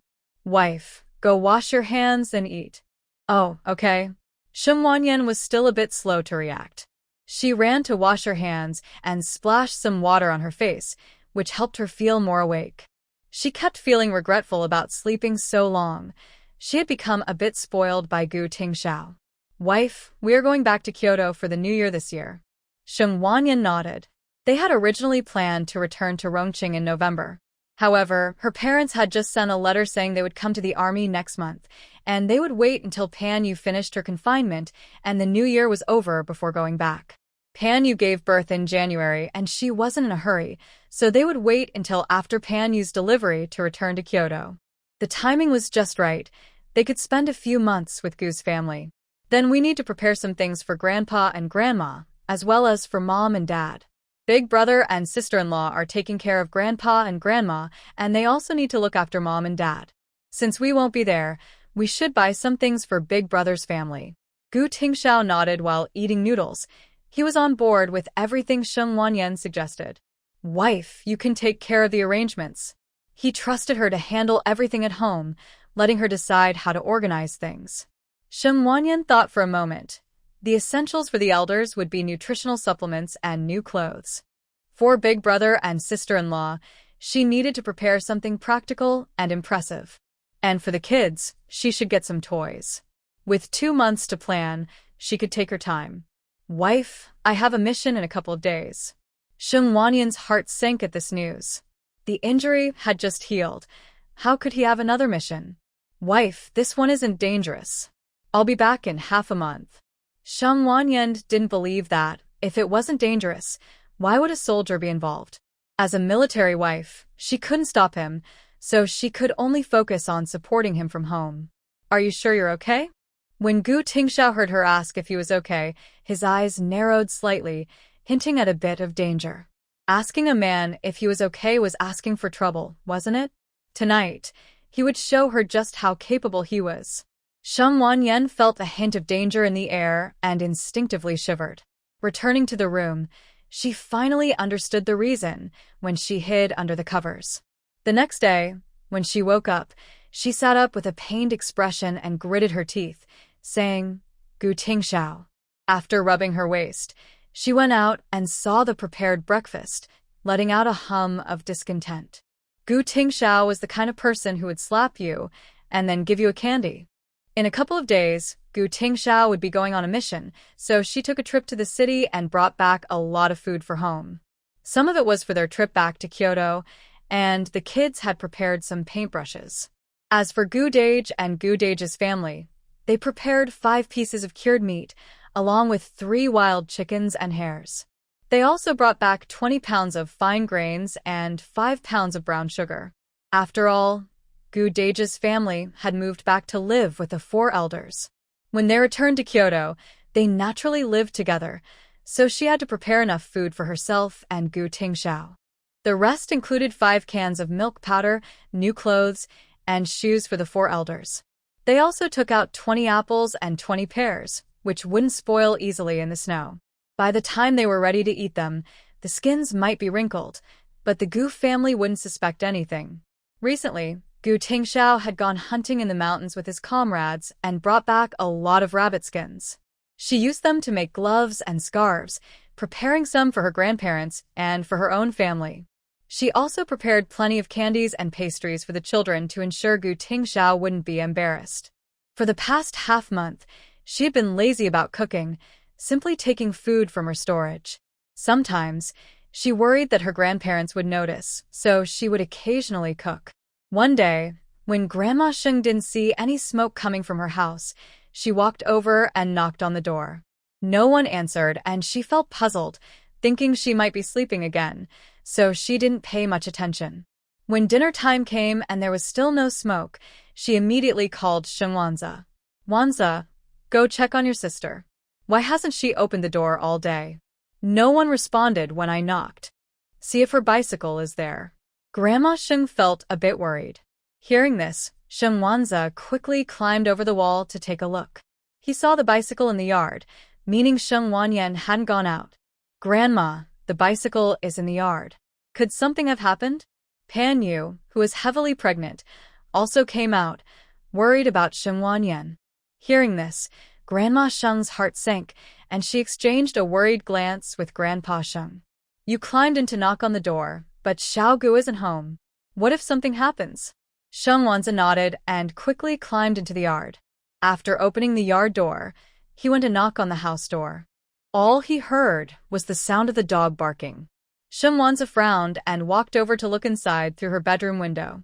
He knocked on the window a few times, but there was no response and the curtains were drawn. Sheng Wanza hurried to the back kitchen, where Sheng Wanyan had left the door to the kitchen open. He easily entered the house, and after opening the door, Grandma Sheng rushed into the room.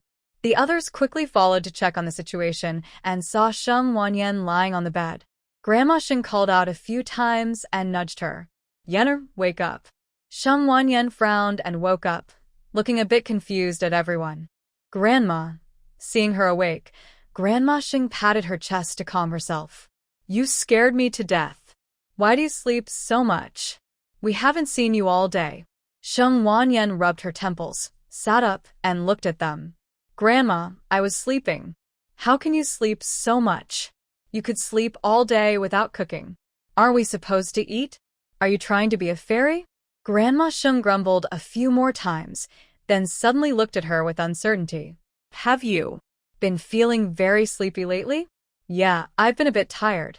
Grandma Sheng looked at her face and, seeing it was still somewhat rosy, felt relieved. Men leave. Grandpa Sheng exchanged a glance with Sheng Wanza and left the room, closing the door behind them. Once the door was closed, Grandma Sheng turned to Sheng Wanyan, looking her over. Yener, besides feeling sleepy, do you feel unwell in any other way? Sheng Wanyan shook her head, pulling the blanket to the side so Grandma Sheng and Pan Yu could sit down. No, just easily tired. Did your period come this month? Grandma Sheng's question stunned not only Sheng Wanyan but also Pan Yu, who looked at her stomach in disbelief. Her sister-in-law had been married for 6 months, without getting pregnant. There had been whispers in the family, and even if no one spoke up, the Gu family would surely have their thoughts. Now, if her sister-in-law was pregnant, all those rumors would disappear. Grandma, are you saying? Grandma Sheng nodded, and Sheng Wanyan swallowed hard, unable to resist touching her belly. Her period hadn't come this month, but a delay of up to a week was normal. She thought it was just a delay and hadn't considered the possibility of being pregnant. She has always taken a natural approach to children, believing that when the time is right, things will happen on their own. However, she didn't expect that it would happen at this moment, which is indeed a great joy. Let's go to the hospital tomorrow to check. No matter what, we need to be at ease. Sheng Wanyan nodded and couldn't help but check her pulse. It was indeed a sign of pregnancy. It had been just over a month, and usually one would feel sleepy around 2 months into pregnancy. Her reaction came early, but that was good. It gave her some certainty. Sheng Wanyan felt a bit excited, her eyes full of anticipation. She was going to have a child, her first child in 2 lifetimes. It would be a lie to say she wasn't excited. Women always look forward to becoming mothers. Little sister, hurry up and come home for dinner. If you really are pregnant, you can't go a whole day without eating or drinking. Pan Yu was the first to react, pulling her to the house for a meal. Grandma Sheng quickly nodded in agreement, saying that a pregnant woman must take care of herself. It could lead to serious problems otherwise. Sheng Wanyan had indeed slept a long time today and, to be honest, felt a bit hungry. When they reached the living room, Grandpa Sheng and Sheng Wanja were watching them. What are you looking at? Hurry back to eat. At Grandma Sheng's command, the 2 men didn't dare to ask anything and just followed them back. They had their suspicions, but neither of them asked. Grandma Sheng must have a plan. They would just wait for the results. That night, Sheng Wanyan returned home, took a shower, and sat on the bed, gently touching her belly. Inside her was the child of her and Gu Tingxiao. When Gu Tingxiao returned from his mission, she wanted to share this surprise with him. Sheng Wanyan couldn't help but check her pulse again, feeling the gentle rhythm and unable to describe the mix of emotions inside her. There was joy, anticipation, and worry. She felt happy about the pregnancy, looked forward to the baby's arrival, and worried about whether she could be a good mother. No matter what, she would do her best. The next morning, Sheng Wanyan woke up early. From that day on, her diet became very healthy.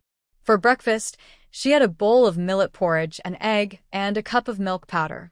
Just after finishing breakfast, Grandma Sheng arrived and took her to the military hospital. Grandma Sheng found Pan's mother, who quickly arranged for her to have a checkup. "Dear mother-in-law, come on, I'll take you to the gynecology department's office." "Thank you so much. Please come to our house for dinner later." Pan's mother waved her hand, saying it was no trouble at all. "Grandma, you are being too polite. It's just a matter of a few words. If Yenner is really pregnant, it would be a great joy." Grandma Sheng nodded upon hearing this. It truly is a wonderful thing. When they arrived at the gynecologist's office, Sheng Wanyan underwent a series of checks. The military hospital's obstetrics and gynecology department has ultrasound services, but they are not very common. Only the military hospital offers this as a priority service.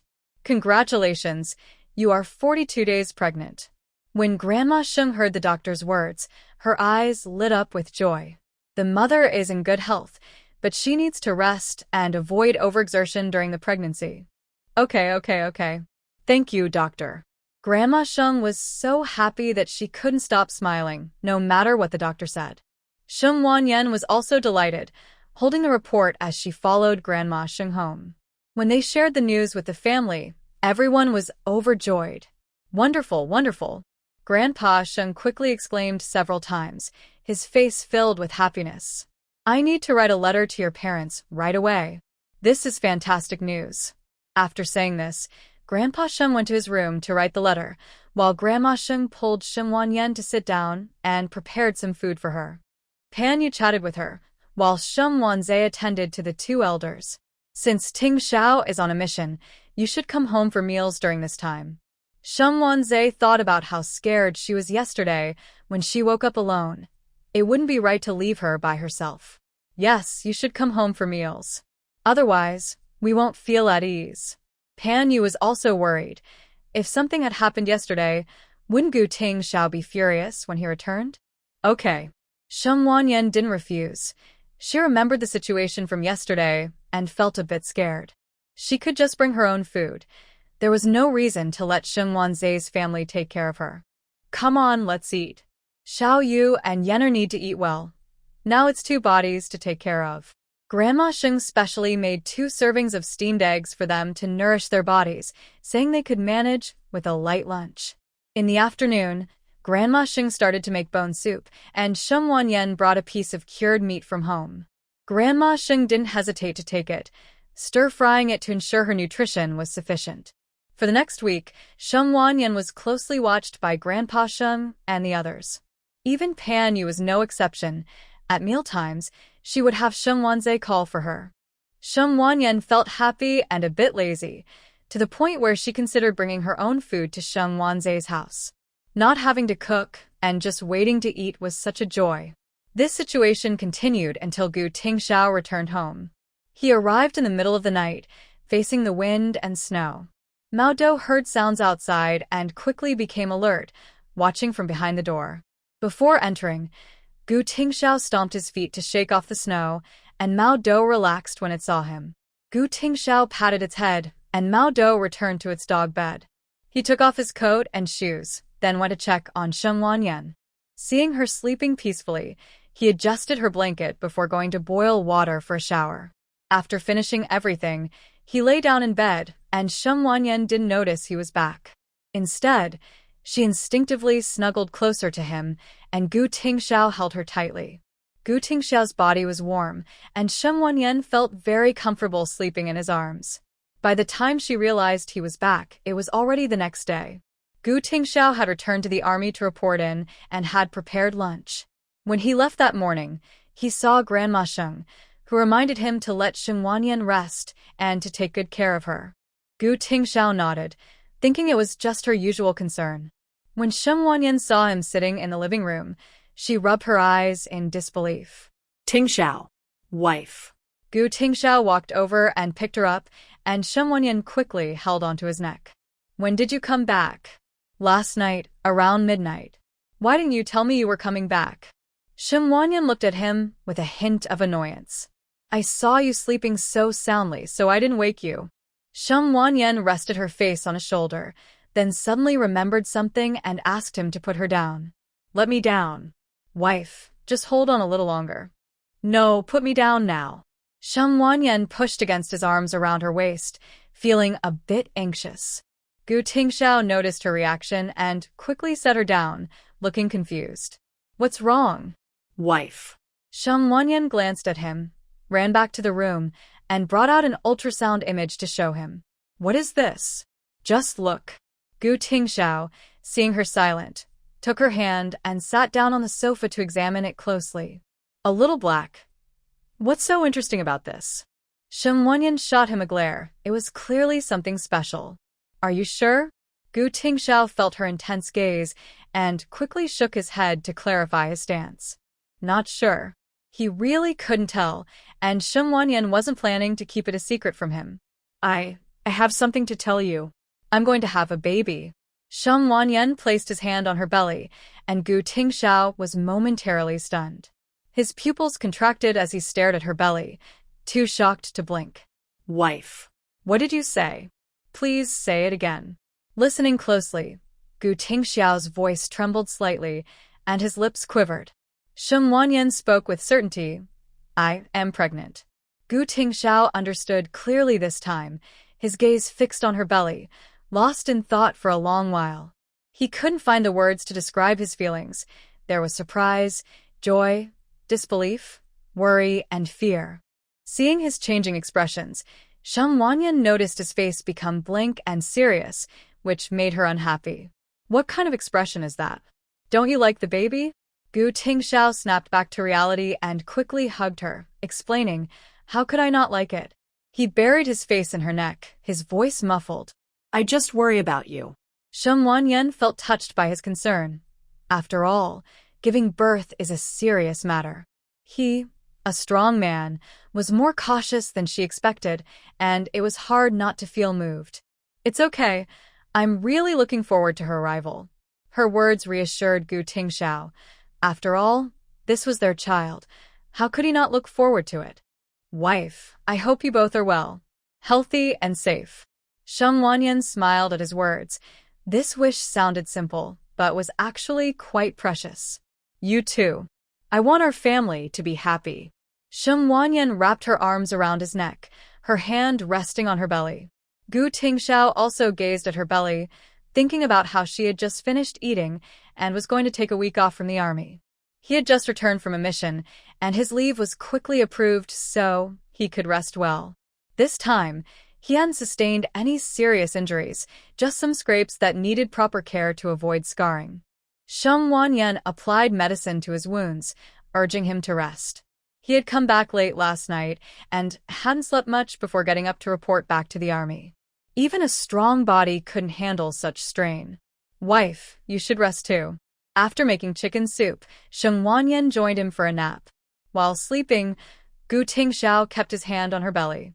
As Shen Wanyan fell asleep, Gu Tingxiao continued to gaze at her belly, still somewhat in disbelief. In the end, he couldn't help but kiss her belly, smiling.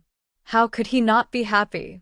He always felt that his wife had secrets from him, like a kite that he couldn't catch if she wanted to leave. But now that they had a child, their bond was stronger. His heart felt more at ease, no longer needing to worry all the time. Shen Wanyan felt a tickle in her belly and pushed Gu Tingxiao in her sleep. Gu Tingxiao held her hand gently and tucked it under the covers to keep her warm. By the time she woke up, it was dinner time, and Gu Tingxiao had prepared the meal. Knowing she had been eating at Shen Wanji's house lately, he had specially brought half a pot of chicken soup and chicken for her. When she woke up, she didn't have to do anything. Her main task was to eat well and rest. Gu Tingxiao's concern was obvious. It seemed all his energy was was focused on her. Whenever she wanted to feed the chickens, he stopped her. Wife, don't move. Sheng Wanyan paused in her action of getting out of bed. His constant fussing made her feel like she was going to have a problem even when she was fine. I need to feed the chickens. If I lie down any longer, I'll feel useless. Wife, it's cold outside, and it's snowing. What if you slip and fall? The doctor said you need to be careful during this time. Hearing his words made her feel both sweet and helpless, but she didn't want to lie in bed all day. Staying indoors made her feel stiff. I'm not that fragile. No, you need to listen to the doctor for the first 3 months. Gu Tingxiao tucked her in, and to keep her from getting bored, he brought a small table to her side, so she could translate. Wife, if you're bored, at least move your pen. I'll handle everything else. Hearing this, Sheng Wanyan decided not to be stubborn. Otherwise, he would watch her 24/7. She wanted a little quiet space. Fine, then you go feed the chickens. Okay, what do you want for dinner? I want something spicy. All right. Gu Tingxiao nodded and went to feed the chickens and cook. This week, Sheng Wanyan felt like she was doing nothing. Once Gu Tingxiao returned to the army, she had a bit more freedom, but she found that even without him at home, everything was done. This meant she didn't need to feed the chickens or sweep the floor. She just didn't know how to describe it. Breakfast was ready and warming in the kitchen, and he would return at noon to cook or bring food back from the cafeteria. Moreover, Grandma Sheng would specially cook some nutritious food to bring to her, since there was also a pregnant woman at home, so it was not a waste of time. At that moment, Grandma Sheng felt the happiest. She could take care of her granddaughter-in-law and her granddaughter. Soon there would be 2 new lives in the family, and just thinking about it made her feel like she could live for another 50 years. Sheng Wanyan, who suddenly felt useless, thought. She didn't know whether to be happy or worried. But to be honest, doing nothing was quite comfortable. Over time, Sheng Wanyan got used to this lifestyle, waiting every day for Gu Tingxiao to come home and take care of her. Day after day, it quickly arrived the day for Sheng Wanyan's checkup. Gu Tingxiao got up early and organized his military uniform. He cleaned himself up nicely, seeming to take this checkup very seriously. In Gu Tingxiao's mind, this was his first meeting with the baby, and he wanted to look presentable. When Sheng Wanyan saw him like this, she smiled. On the surface, he seemed calm, but no one was as nervous as he was. He was just a reserved man. After breakfast, Gu Tingxiao helped her walk toward the military hospital. He didn't dare to ride a bike, as it was an official business, and he couldn't use state resources. Since the military hospital was not far away, and the roads were cleared by soldiers every day, they walked slowly, which was just right for her digestion. Upon arriving at the hospital, Sheng Wanyan went to the gynecologist's office with ease. The gynecologist performed an ultrasound for her, as usual. She was now over 2 months along and needed to focus on nutrition and avoid heavy work. Is this your husband? The gynecologist asked, glancing at Gu Tingxiao. Sheng Wanyan nodded. Family members can stay. You wait outside for the report. Sheng Wanyan nodded, and Gu Tingxiao quickly helped her stand up and sit on a bench by the door. The gynecologist nodded at Gu Tingxiao's attentive behavior, noting that pregnancy could be tough, and a caring husband was essential. Nowadays, there weren't many men like Gu Tingxiao who understood how to care for their wives. After Sheng Wanyan went outside, the gynecologist explained some important points to Gu Tingxiao. Doctor, please speak slowly, Gu Tingxiao said, taking out paper and a pen to jot down the doctor's words. Your wife's health is good. Gu Tingxiao let out a sigh of relief upon hearing this. The gynecologist knew that a pregnant woman's good health was largely due to the support of her family. However, she is only over 2 months along, so she needs to be careful during this time. The body also needs to continue getting nutrients. Usually you can drink malt extract and eat more fruits. It's important to balance vegetables and meat. Remember, brown sugar should not be consumed during pregnancy. Brown sugar is good for blood, but if a pregnant woman drinks brown sugar water, it can cause uterine contractions and lead to miscarriage. These days, many people think brown sugar is good for health, and it is, but it is not suitable for pregnant women. However, many do not know this and mistakenly give it to pregnant women, resulting in miscarriages and losing the baby. Gu Tingxiao made a note of this important point. He thought brown sugar was good for health, but thankfully the doctor informed him. Pregnant women can eat more eggs, but they should avoid cold foods. Gu Tingxiao noted everything down and carefully put the notebook back into his military coat. Sheng Wanyan received the report, and the gynecology director reviewed it, confirming there were no issues, allowing them to go home.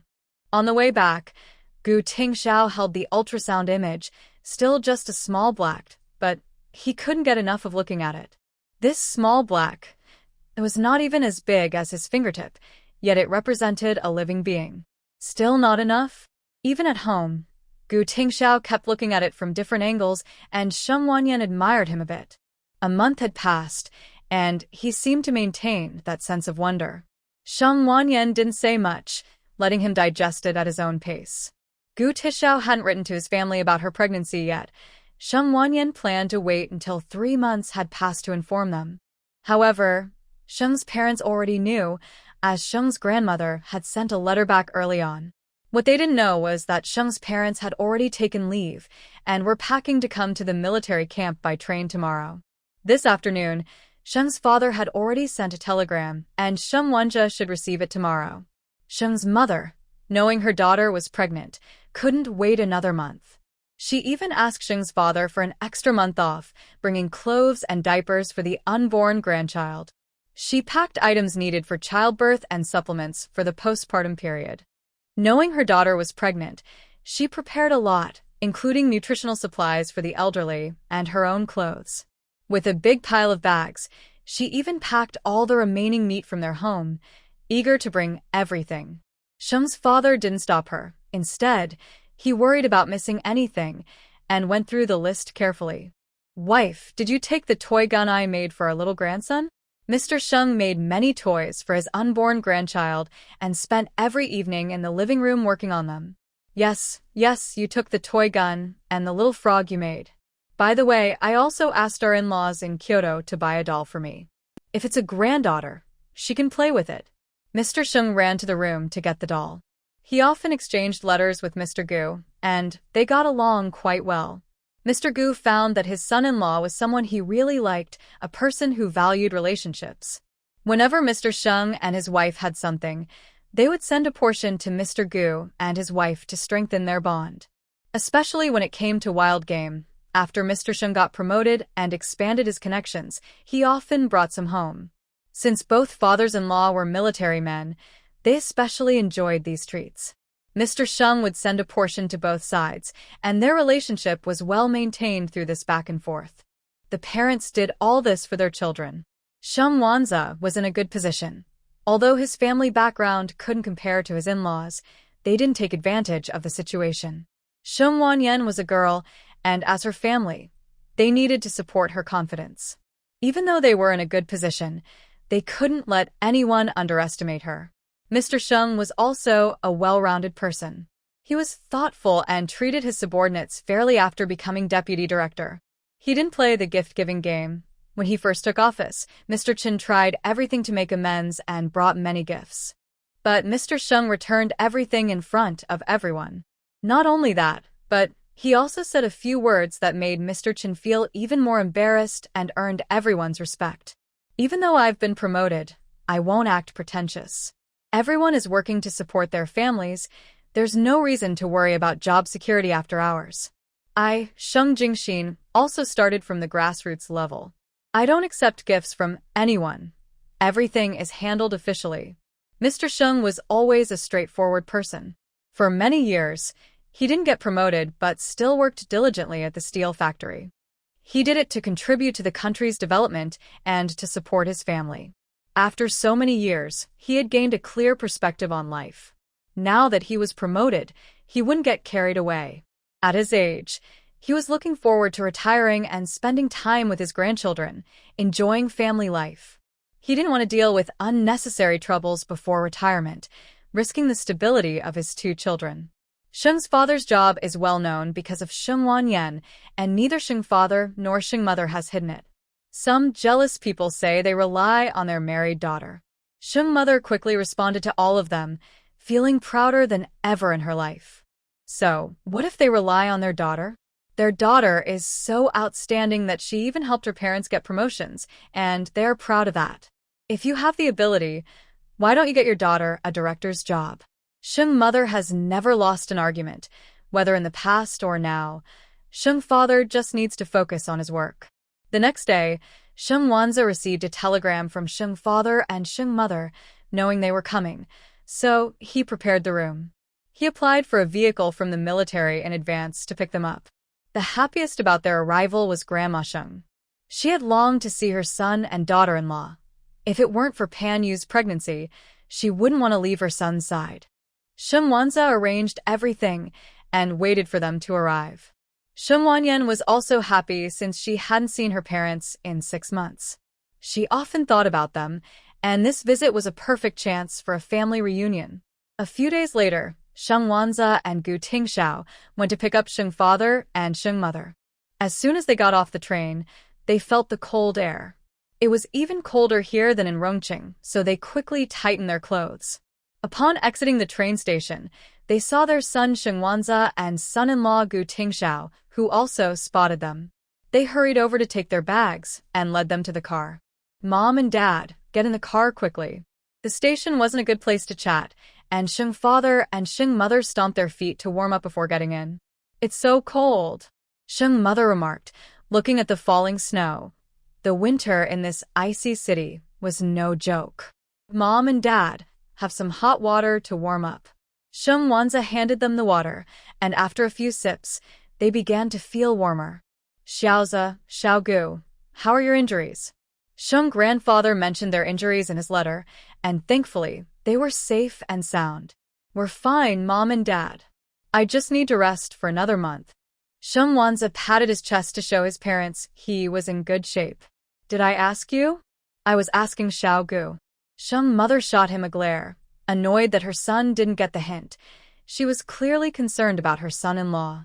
Gu Tingxiao was driving when he heard his mother-in-law's words and responded briefly. Mom, I'm fine and have already returned to the army. That's good. That's good. Now, Mother Shung felt relieved. Shung Wanza watched his parents not paying attention to him and thought it was strange. Mom, aren't you going to ask me anything? Shung Wanza was still not giving up, and Mother Shung glanced at her son. You just said that, didn't you?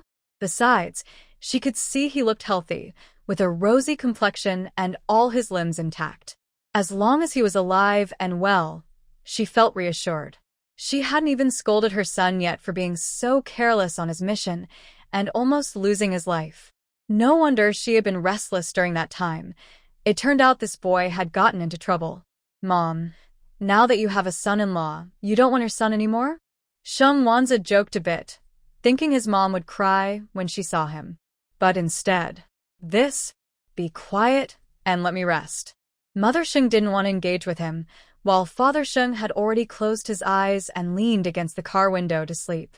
Seeing this, Shung Wanza awkwardly closed his mouth and didn't disturb his parents any further. Father and Mother Shung had eaten well on the train, but they hadn't rested much, worried about losing their things.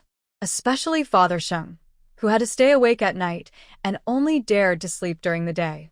After all, they were carrying precious items that were hard to find, along with things they had made themselves. Sometimes, Mother Shung would take turns with Father Shung at night. Otherwise, his health wouldn't hold up. When they returned to the family compound, it was just in time for dinner. Shung Wanyan and a few others stretched their necks to look outside. Hearing the sound of the car, Grandma Shung hurried out to greet them, reminding her and Pan Yu to stay inside. You two wait at home. It's snowing outside. After Grandma Shung finished speaking, she quickly disappeared, not at all like an old lady. Grandpa Shung hurried after her, leaving Shung Wanyan and Pan Yu exchanging glances, both waiting obediently at home. Before long, they saw Grandma Shung leading Father and Mother Shung inside. Come in quickly and warm up. Mom and Dad. Hearing the voices, Father and Mother Shung looked over and were startled to see Pan Yu with a big belly. Sit down quickly, sit down. Your belly is so big already. Mother Shung quickly helped Pan Yu sit down, supporting her as she eased onto the chair. Mom, I'm fine. Mother Sheng looked at her belly, and then at Sheng Wanyan's still flat stomach. She felt so happy, as if she couldn't get enough of it. With 2 little ones in the family, it will be lively. How are you feeling? Is the baby active? Sheng Wanyan was only a little over 2 months along, so she didn't feel much yet, but Panyu was about to give birth in just over a month. No, the baby isn't active. Panyu's claim that the baby wasn't active was not true. Her family knew very well how mischievous the baby inside her was. Especially with Sheng Wanza at home these past 2 months, it seemed like the baby was always opposing him. At night, the baby would kick Panyu hard, moving around a lot. During the day, the baby was still, but as soon as night came, it would start to stir. This activity made it hard for Panyu to sleep, causing her cramps, and Sheng Wanza had to get up to massage her feet. In the end, the baby was giving Sheng Wanza a hard time. The two were at odds. If it was a boy, Sheng Wanza would definitely teach him a lesson, but if it was a girl, he would have to be patient and wait until she grew up to understand. Mother Sheng was delighted to hear this. A lively child was great, but she hoped it wouldn't be a quiet one. If the child was too quiet, they might be taken advantage of later on, which wouldn't be good. Such a little troublemaker. Exactly. Panyu replied while touching her belly, her tone filled with both helplessness and happiness. Let's not chat anymore. Come eat quickly, and then you can rest well. You've had a long journey. Grandma Sheng brought out the dishes, and Sheng father and mother nodded, placing the food back in the room they had prepared for them. The family sat down to eat. After the meal, Sheng Wanyan and Gu Tingxiao went back home. Sheng Wanyan often felt sleepy, so Mother Sheng quickly urged her to go rest. Go rest. You need to take good care of yourself during the pregnancy. Yenner isn't even 3 months along yet. We need to be especially careful. Gu Tingxiao nodded, helped Sheng Wanyan stand up, and nodded to Sheng father and mother. Mom, Dad, we're heading back now. Sheng father and mother waved them off, telling them to hurry back. We can talk tomorrow. You should rest first. Once Sheng Wanyan and Gu Tingxiao got home, Gu Tingxiao knew she liked to stay clean and would want to take a bath every day. So, before dinner, he had specially come back to boil water and brought it to her room, helping her settle into the bath. He didn't dare let Sheng Wanyan stand alone in the bath, fearing she might slip. Sheng Wanyan was cautious, as she valued this aspect too, and didn't dare to make any big moves every day. Wife, I'm going to take a shower in the backyard. Wait for me to help you when you're done. Okay. Sheng Wanyan was a trustworthy person. She always kept her promises. That's why Gu Tingxiao felt safe leaving her alone in the room to shower. Gu Tingxiao showered quickly, worried she might fall asleep in the bath. After both of them finished showering, they went to sleep. Since it was cold, Sheng Wanyan would place her feet on Gu Tingxiao's legs to warm up. As they slept, she would lean closer to the warm stove, finding a comfortable spot, eventually ending up in Gu Tingxiao's arms. Gu Tingxiao was used to her behavior.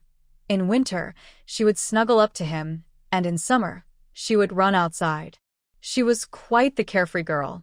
The next day, Sheng Wanyan woke up, had breakfast, and went to chat with her parents. Her mother was full of energy today. Early in the morning, Sheng Wanja took their parents for a tour of the military district, and her mother got to know it quite well. She also met several military wives and greeted them, successfully integrating into their circle. By the time Sheng Wanyan arrived, her mother had already prepared breakfast for her. You're here, come eat breakfast. The arrival of Sheng Wanyan's parents not only relieved Grandma Sheng but also helped Gu Tingxiao, as her mother could assist with cooking breakfast. Her mother directly asked Gu Tingxiao to bring over the food supplies for him and Sheng Wanyan, so she could cook their meals together from now on. Sheng Wanyan had no objections, and neither did Panyu. They were in perfect harmony. Sheng Wanyan enjoyed life, and having someone to help made her very happy. With her parents around, she became even lazier, spending her days eating and lounging around. Her mother was a great cook and was generous with the ingredients, especially since there were 2 pregnant women in the house. Sheng Wanyan loved strong flavors, and her cravings didn't change during pregnancy. Her mother specially prepared dishes that both she and Panyu liked, ensuring neither felt neglected. She preferred to be a bit extravagant rather than create any distance between her daughter-in-law and daughter, or have Panyu feel uncomfortable with her as a mother-in-law. This gesture from her mother made Panyu trust her more as a daughter-in-law. After all, she worried that her sister-in-law being pregnant might lead to favoritism, and she knew her thoughts weren't ideal. But being in a sensitive period, she couldn't help but overthink. However, today's actions of her mother-in-law made her feel reassured, and she relaxed completely. How could her mother-in-law not see Panyu's worries? It was precisely because she noticed them that she acted this way. Since both her daughter and daughter-in-law are important, she naturally favors her daughter more. But since Panyu is the daughter-in-law of the Sheng family, she must treat her with care.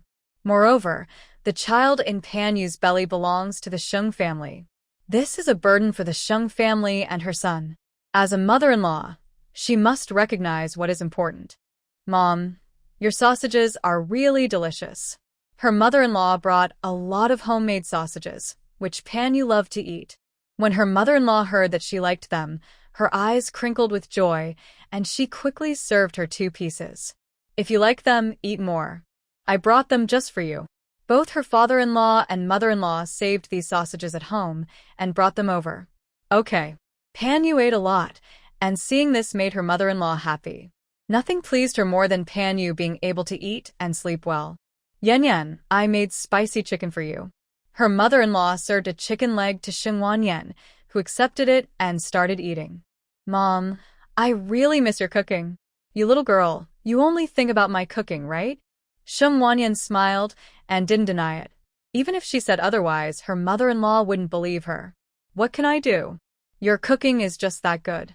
Her mother-in-law shot her a playful glare, saying, You spoiled girl. Even while pregnant, you still talk back. I think it's because of Xiaogu that you've become so spoiled. I agree. Sheng Wanyan nodded in agreement. Gu Tingxiao, hearing his wife's words, looked at her with soft eyes and a slight smile. You girl, how can you be so shameless? Her mother-in-law was left speechless by Sheng Wanyan's boldness. This girl was beautiful, yet she spoke so freely. I guess she takes after you. You little rascal. Just because you're pregnant, you think you can get away with anything. Her mother-in-law was immediately annoyed by Sheng Wanyan, thinking that this daughter was quite a handful.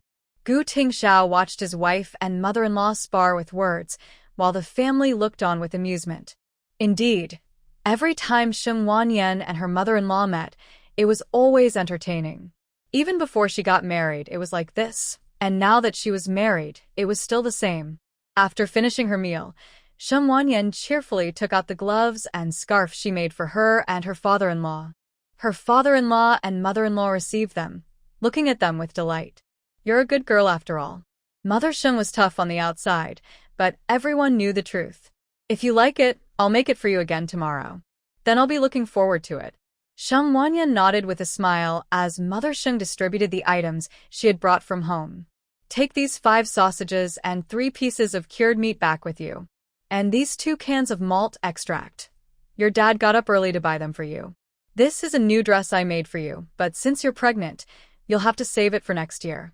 And this is a suit for your husband that your dad bought. It should fit him well. Mother Sheng handed over everything she had prepared and talked with her daughter for a while. Does the Gu family know you're pregnant? Sheng Wanyan shook her head. No, I'll wait until 3 months have passed to tell them. Mother Sheng nodded. It wasn't stable yet, so it was best not to share the news. Are you and Xiaogu going back to Kyoto for the New Year this year? Yes, I was planning to return to Rongqing first, but since you and Dad are here, I won't make that trip. Mother Sheng patted her hand, sensing that her daughter missed home. Being pregnant, you shouldn't be running around. But you must go back to Kyoto with Xiaogu for the New Year. It's your first one since you got married. Sheng Wanyan nodded, knowing that was why she planned to return. However, I worry about you traveling while pregnant.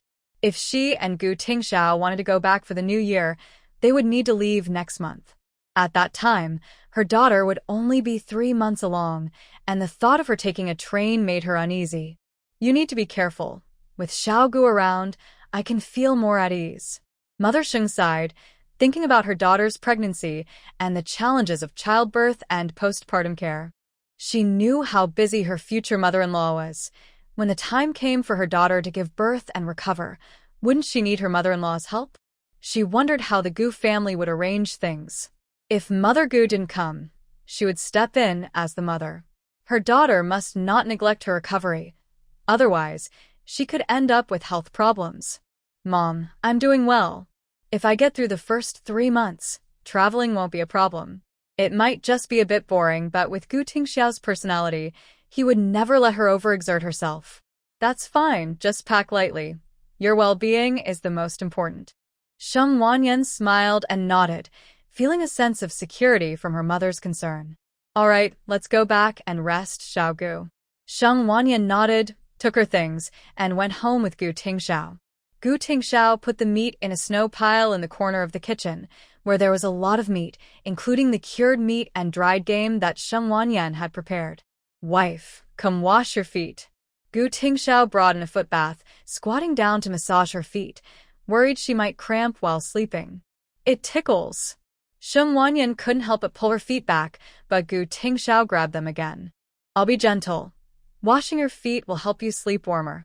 Sheng Wanyan held back the ticklish feeling and quickly let Gu Tingxiao finish washing her feet so she could go to bed. She slept soundly, clinging to Gu Tingxiao like an octopus. Gu Tingxiao pulled the blanket over her to keep her warm. When Sheng Wanyan woke up the next day, Gu Tingxiao was already gone, but she had finished translating her books. She was just waiting for Gu Tingxiao to send them out for her. After becoming pregnant, she had left all these tasks to him. When Gu Tingxiao returned from work, he nodded at her instructions. Sheng Wanyan wrote a letter to the Kyoto newspaper, asking them not to send new translation books. She was going back to Kyoto for the new year, and if they sent them, no one would be there to receive them.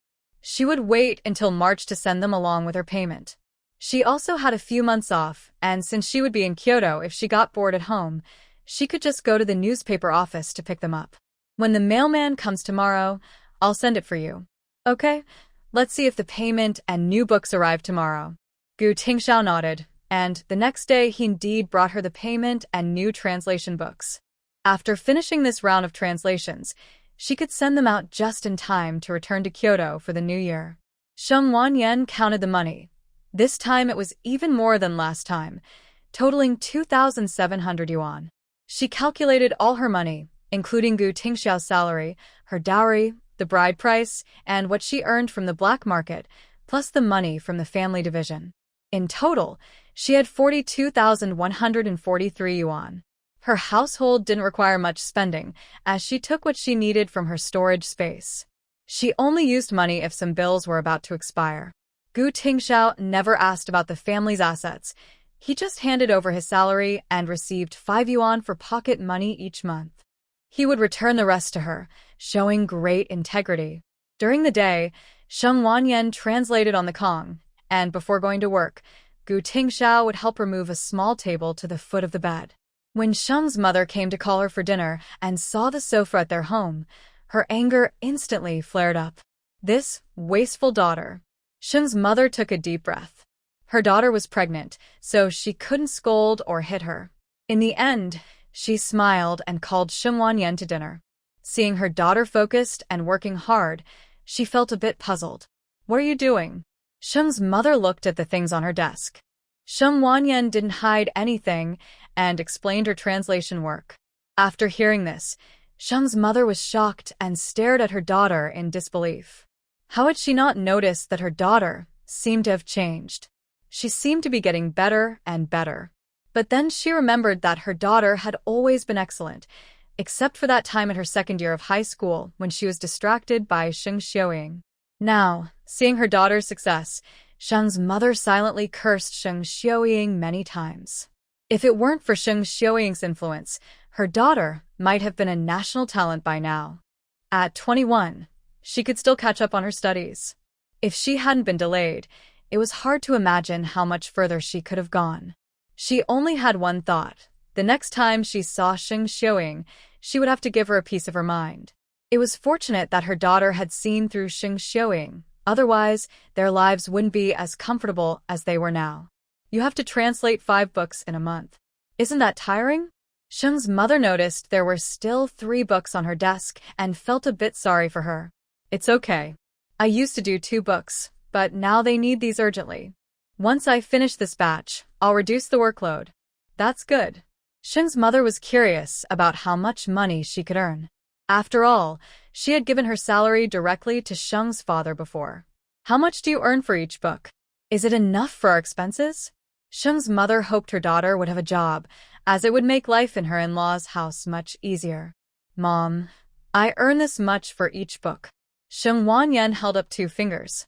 She was being modest. Normally, she could earn around 500 for each book.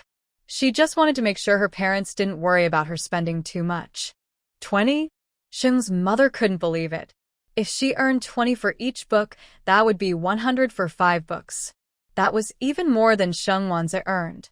Sheng's mother was instantly filled with admiration for her daughter. Ahem. Mom, think a bit higher. Sheng's mother widened her eyes in disbelief, her face turning red, and her voice unconsciously raised. 200 for each book? Sheng Wanyan nodded. Sheng's mother quickly covered her mouth, looking around to make sure to close the doors in the house.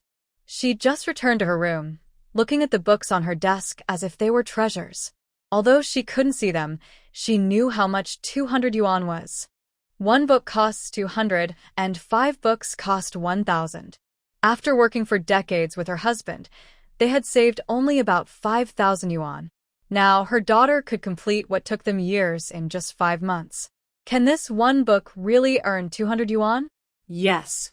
After hearing her daughter's answer, she felt even more excited. Who says having a daughter is useless? Her daughter could earn more than her son. Which son could match her daughter's skills? Not even her own son could.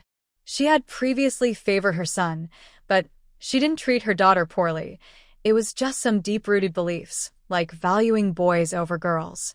Now, she suddenly realized that if her future granddaughter was even a fraction as capable as her daughter, she would be overjoyed. She felt that having a boy was no longer important. Having someone useful was what truly mattered. If she had a grandson who turned out to be a burden, what was the point of having him? Besides, if she had a granddaughter, that wouldn't be bad either. A son-in-law. Sheng Wanyan. Truly, she is her mother. Sheng Wanyan didn't know that her actions made her mother like girls even more, and she would treat her granddaughter much better than her grandson in the future. Quick, let's go eat. Don't let yourself get too hungry. By the way, don't talk about this everywhere. Let's keep it low-key. Sheng Wanyan smiled at her mother's words, surprised that her mother, who loved to show off, could also be so wise. Especially around your brother, sister-in-law, and your sister-in-law's family. Don't let them know the details. Her mother was also thinking of her, not wanting her to support Sheng Wanja. Mom, don't you want to help my brother? Your brother has hands and feet, and your sister-in-law isn't just sitting around. If they face difficulties, you two should support each other. But if there are no difficulties, why should you, as the sister, support them? What use would that be for your brother and sister-in-law? Sheng Wanyan nodded. Wasn't that the point? Just tell others you earn 100 yuan a month. This way, you'll live better and no one will think it's strange. Your in-laws won't look down on you. After all, with Gu Tingxiao's salary and the task bonus, it's 100 a month, and Sheng Wanyan can also earn 100. What's there for the Gu family to complain about? Mom, you really are wise.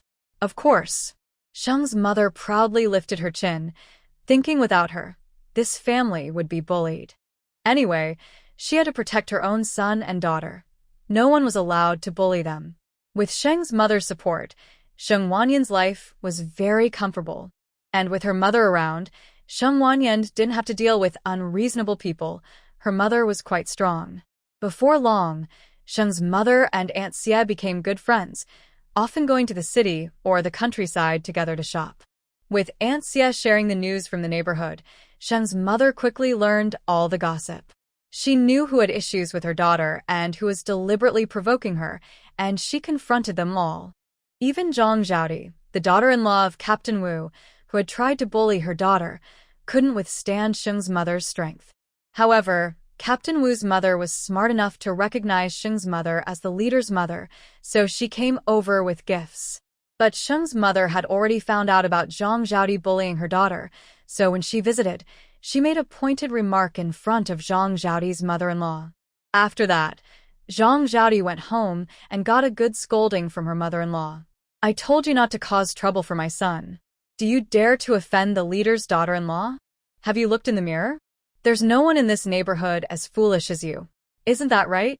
Which daughter-in-law would go looking for trouble with her husband's leader's family? Everyone else is trying to maintain good relationships because it could affect their husband's promotions. They can't be that foolish.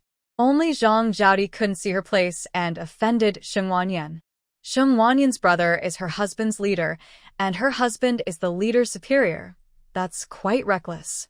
A few days later, Zhang Zhaodi's mother-in-law brought a lot of supplements over, smiling at her. Sheng's mother didn't understand, but Sheng Wanyan was young and could handle it. As long as Sheng Wanyan didn't mind, her son's future wouldn't be affected. When Sheng Wanyan saw this, she quickly closed the door and shouted for her mother. "Mom, "Come quickly." She wouldn't accept gifts. This could affect Gu Tingxiao's career, and she wasn't as foolish as Zhang Zhaodi. Mrs. Sheng hurried out when she heard the noise and saw Mrs. Wu standing at the door. She quickly confronted her. "What's going on? Are you here to set a trap for my daughter? Our family's position is clear. We don't want any of that capitalist nonsense. My daughter is not like your daughter-in-law, who lacks common sense. Keep your twisted ideas to yourself." Mrs. Wu was left speechless by Mrs. Sheng's words. She realized that her intentions had been seen through and could only leave with a frown. She had been planning to manipulate Sheng Wanyan. As long as Sheng Wanyan accepted something from her, she could accuse her of being involved in capitalism. With that leverage, Commander Gu wouldn't dare to do anything to her son. But Sheng Wanyan didn't give her that chance. She was too clever. Looking around, it seemed that all the military wives in the compound were smart, except for the daughter-in-law from her village, who was rather foolish. Mrs. Wu returned home with a dark expression, and Zhang Zhaodi didn't dare to speak. However, Mrs. Wu was not someone to be trifled with. She slapped Zhang Zhaodi. Zhang Zhaodi covered her face, tears streaming down, but she didn't dare to complain. "Zhang Zhaodi, I'm telling you, if my son's future is affected because of you, I'll make him divorce you." Zhang Zhaodi was shocked by the word divorce. She had finally found a good life. How could she get divorced? "Mother-in-law, I'm sorry. I won't do it again. get out." Mrs. Wu kicked her and went back to her room with the supplements. Left behind, Zhang Zhaodi was crying and gasping for breath, along with her two frightened sons who didn't dare to speak. Sheng Wanyan could guess what Zhang Zhaodi was facing, but she wasn't a forgiving person and didn't have a kind heart. She didn't believe that Zhang Zhaodi hadn't thought about her actions. They were all adults. Everyone must take responsibility for their actions. No one is exempt. As for Mrs. Wu, she knew her daughter-in-law was like this, yet she always chose to overlook it. To put it bluntly, didn't she have a problem with Sheng Wanzhe and Gu Tingxiao? After all, if anything happened to either of them, she would be the one to benefit. Sometimes, maintaining a facade of harmony was necessary. If Gu Tingxiao went on a mission and something happened, he would need his teammates to save him. As a wife, all she needed to do was not disrupt that surface harmony. But Mrs. Wu seemed unaware of the concept of knowing when to stop, coming to block Sheng Wanyan every day. She couldn't believe she couldn't handle a young girl. If she said a few more nice words and gave a few more gifts, she couldn't believe the girl wouldn't be moved. After learning about this, Mrs. Sheng went straight next door to find Aunt Xia. Her daughter was pregnant. What would happen if something went wrong? Upon hearing this, Aunt Xia quickly spoke about Wu Lianzhang's mother. Wu Lianzhang's mother knew Aunt Xia was someone not to be trifled with, so she could only go home feeling disgruntled. This Wu Lianzhang's family is really something, isn't it? They come every day. How can Yen rest? Mrs. Sheng agreed, and Aunt Xia, being an experienced person, could see that Sheng Wanyan was in a special situation lately. After all, Gu Tingxiao was cooking meals and coming and going every day. Even someone living next door could see that. Moreover, Sheng Wanyan never cooked at home, so there was no sign of cooking in her house. If she didn't understand this by now, she would have wasted all these years. If something were to happen, wouldn't Gu Tuanzhang go crazy? It seemed she needed to talk to her husband about this. After all, Sheng Wanyan was a national talent and couldn't afford to have any issues. That night, Aunt Xia discussed this with Commissioner Xia, who was furious upon hearing it. This is ridiculous. Exactly. This situation needs to be stopped. If something happens to Gu Tuanzhang's wife, no one will be able to explain it. Since Sheng Wanyan developed a hemostatic drug last time, she had gained attention from higher-ups. Others might not know Gu Tingxiao's identity, but the leaders did. Old Master Gu was an idol among all soldiers. If anything happened to Sheng Wanyan, could the Gu family just let it go? Moreover, the country wouldn't be willing either. She was a national talent. Comrade Sheng Wanyan was only 21 years old, with a bright future ahead. No one knew how her path would unfold, but that didn't stop the higher-ups from valuing her. And I think Gu Tuanzhang's wife looks like she's pregnant.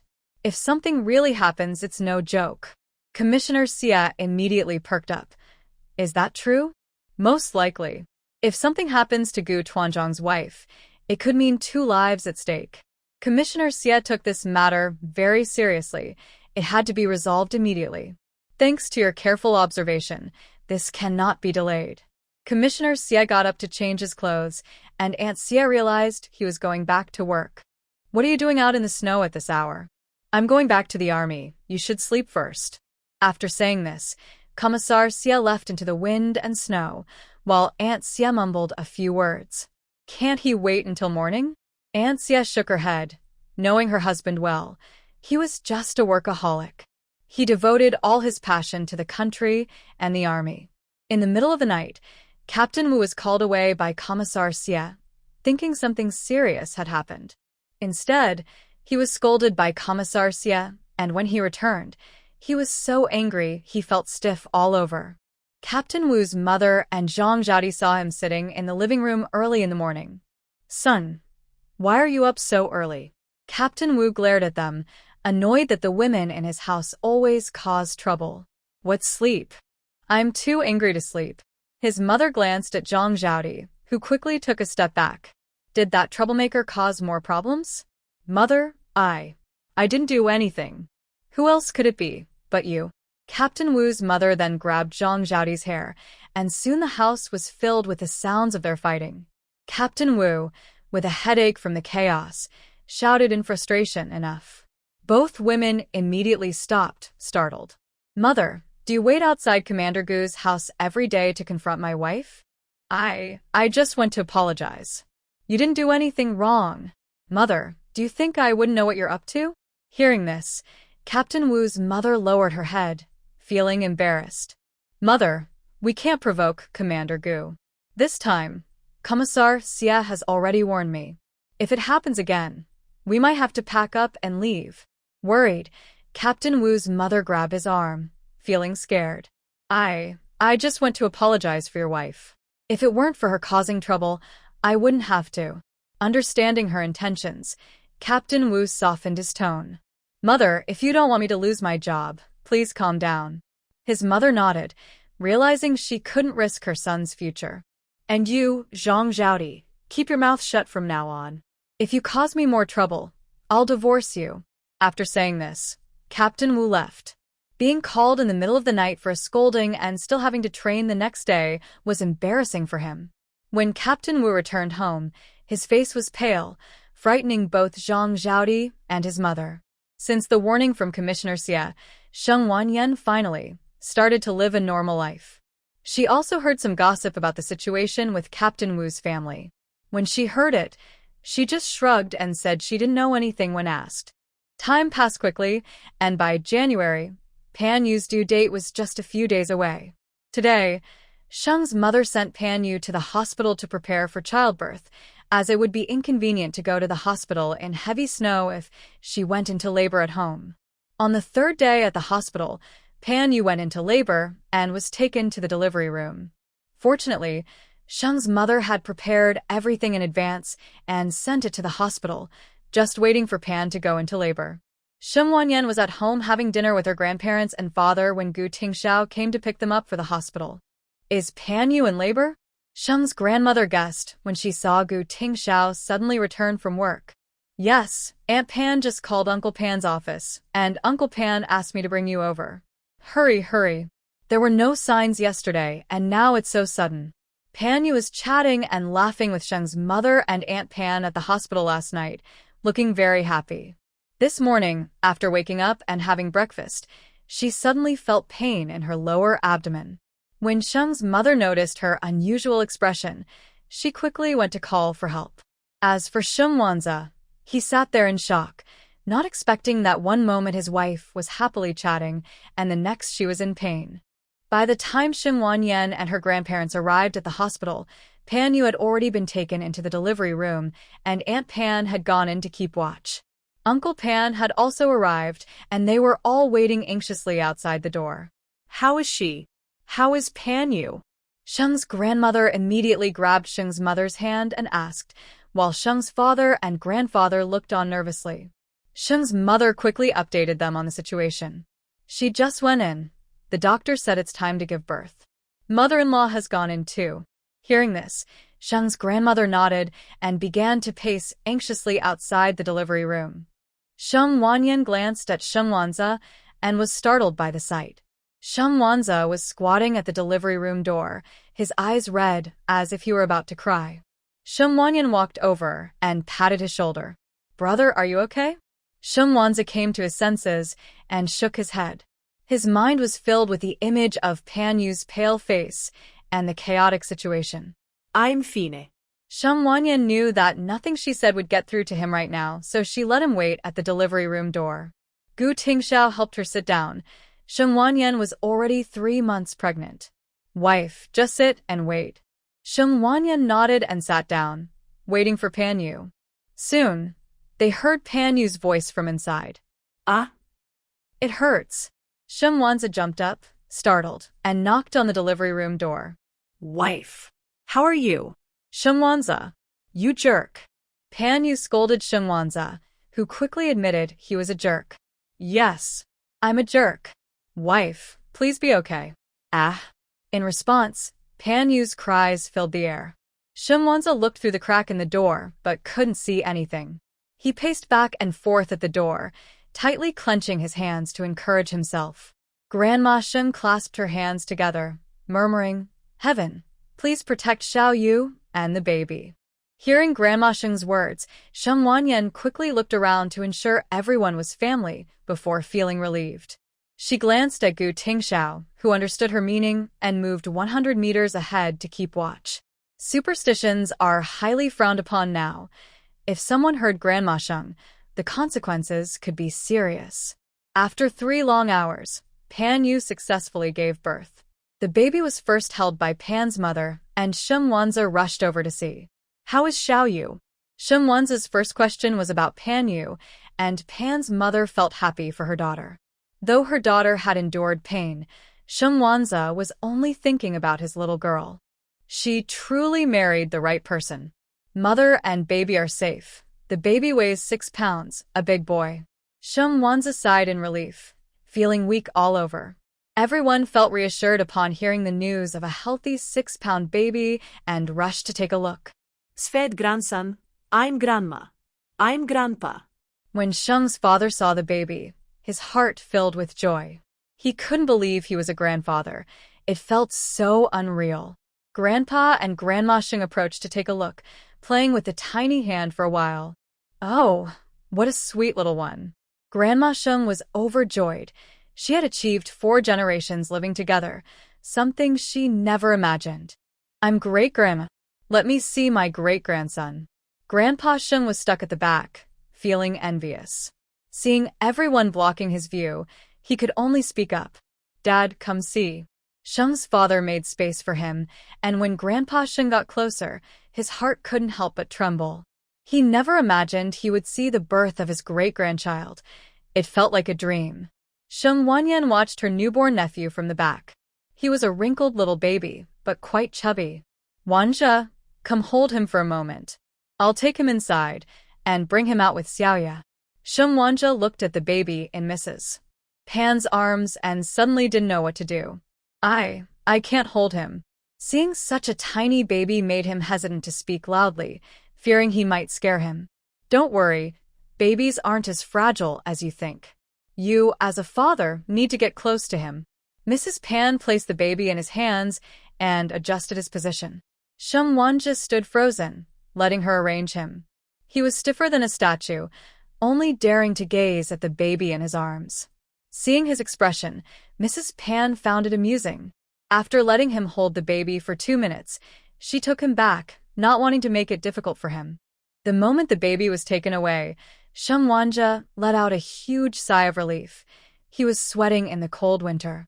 This little one was harder to handle than carrying a heavy weapon into battle. After a while, Pan Yu was brought out, and the baby was taken to the hospital in a crib. Pan Yu was so exhausted that she fell asleep.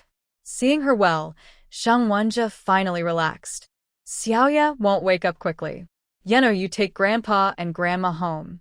I'll stay here with your dad. Sheng Wanja nodded. She was also a bit tired and needed to go home to cook, planning to have Gu Tingxiao bring food later. Okay.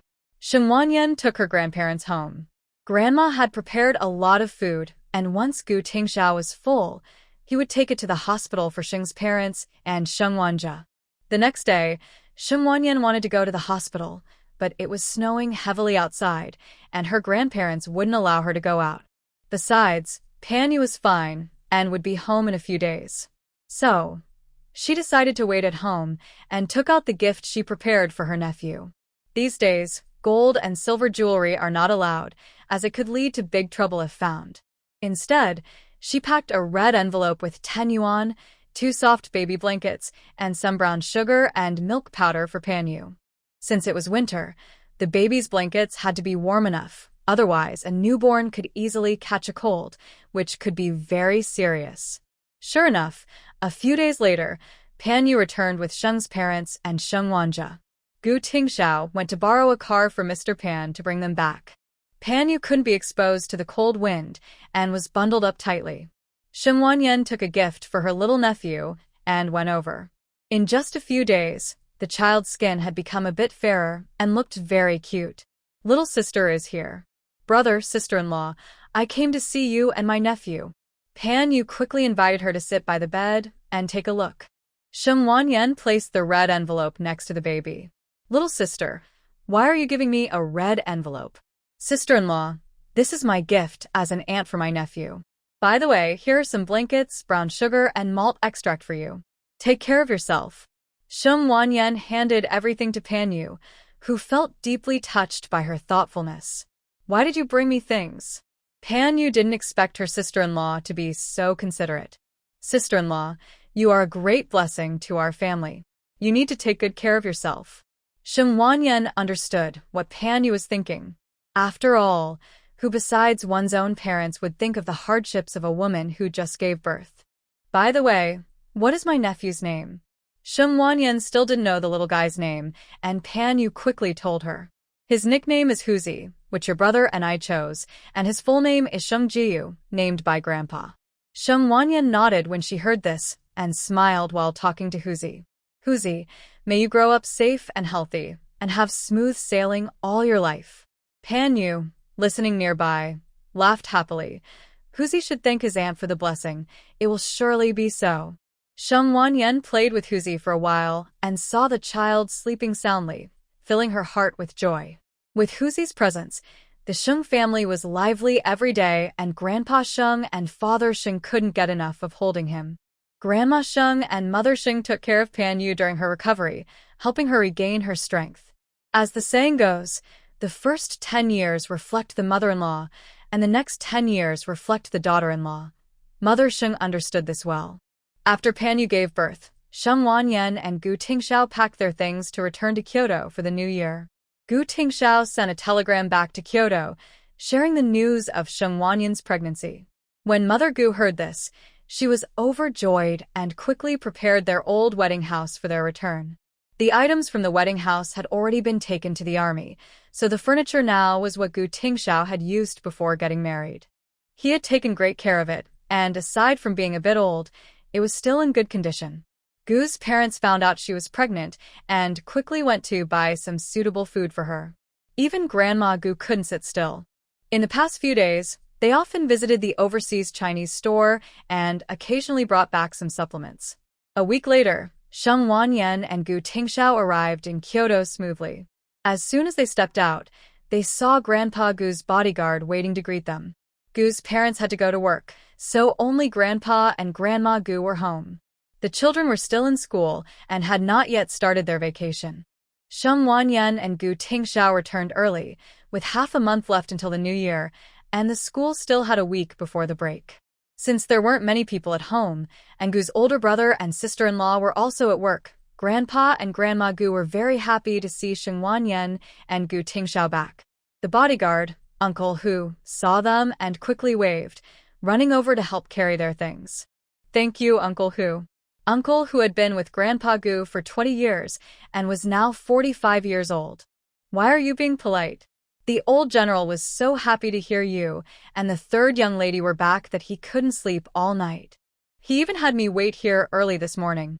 Although Uncle Hu was just a bodyguard and held a low position, he had been by Grandpa Gu's side for so many years that he was considered a trusted aide. Even as a bodyguard, others respected him. "Come on, the car is this way." Gu Tingxiao and Uncle Hu put the items in the car, while Sheng Wanyan waited nearby without anything to carry. Gu Tingxiao helped Sheng Wanyan into the car, and after ensuring they were settled, Uncle Hu started the car and headed back to the courtyard. As Sheng Wanyan looked out the car window, she noticed that the temperature in Kyoto was similar to that in Rongqing, just as cold. On the way back, they passed Tiananmen Square and the Forbidden City. Sheng Wanyan saw the nearby courtyard houses and felt a strong desire to buy a few when they became available, hoping they would increase in value. After more than half an hour, they arrived at the military district courtyard. The guard at the front gate conducted a routine check, as usual. After confirming there were no prohibited items, they were allowed to enter. The car stopped in front of the house. Hearing the car, Grandpa and Grandma Gu quickly came out to see if they had arrived. As soon as they saw Sheng Wanyan and Gu Tingxiao, Grandma Gu hurried over to hold their hands. "You're finally back. It must have been a tough journey." "Grandpa, Grandma." Sheng Wanyan greeted them, and Grandpa Gu nodded from behind. Grandma Gu quickly pulled them inside. "You shouldn't have traveled back while pregnant. Next time, don't be so reckless." Grandma Gu held Sheng Wanyan's hand, looking at her rosy cheeks and well-being, feeling relieved. "Grandma, I'm not tired. Tingxiao takes good care of me." Sheng Wanyan defended Gu Tingxiao, which made Grandma Gu very happy. This young couple has a good relationship. When they negotiate well in the army, life will be better. Just you protecting him. Come drink some warm water to warm up.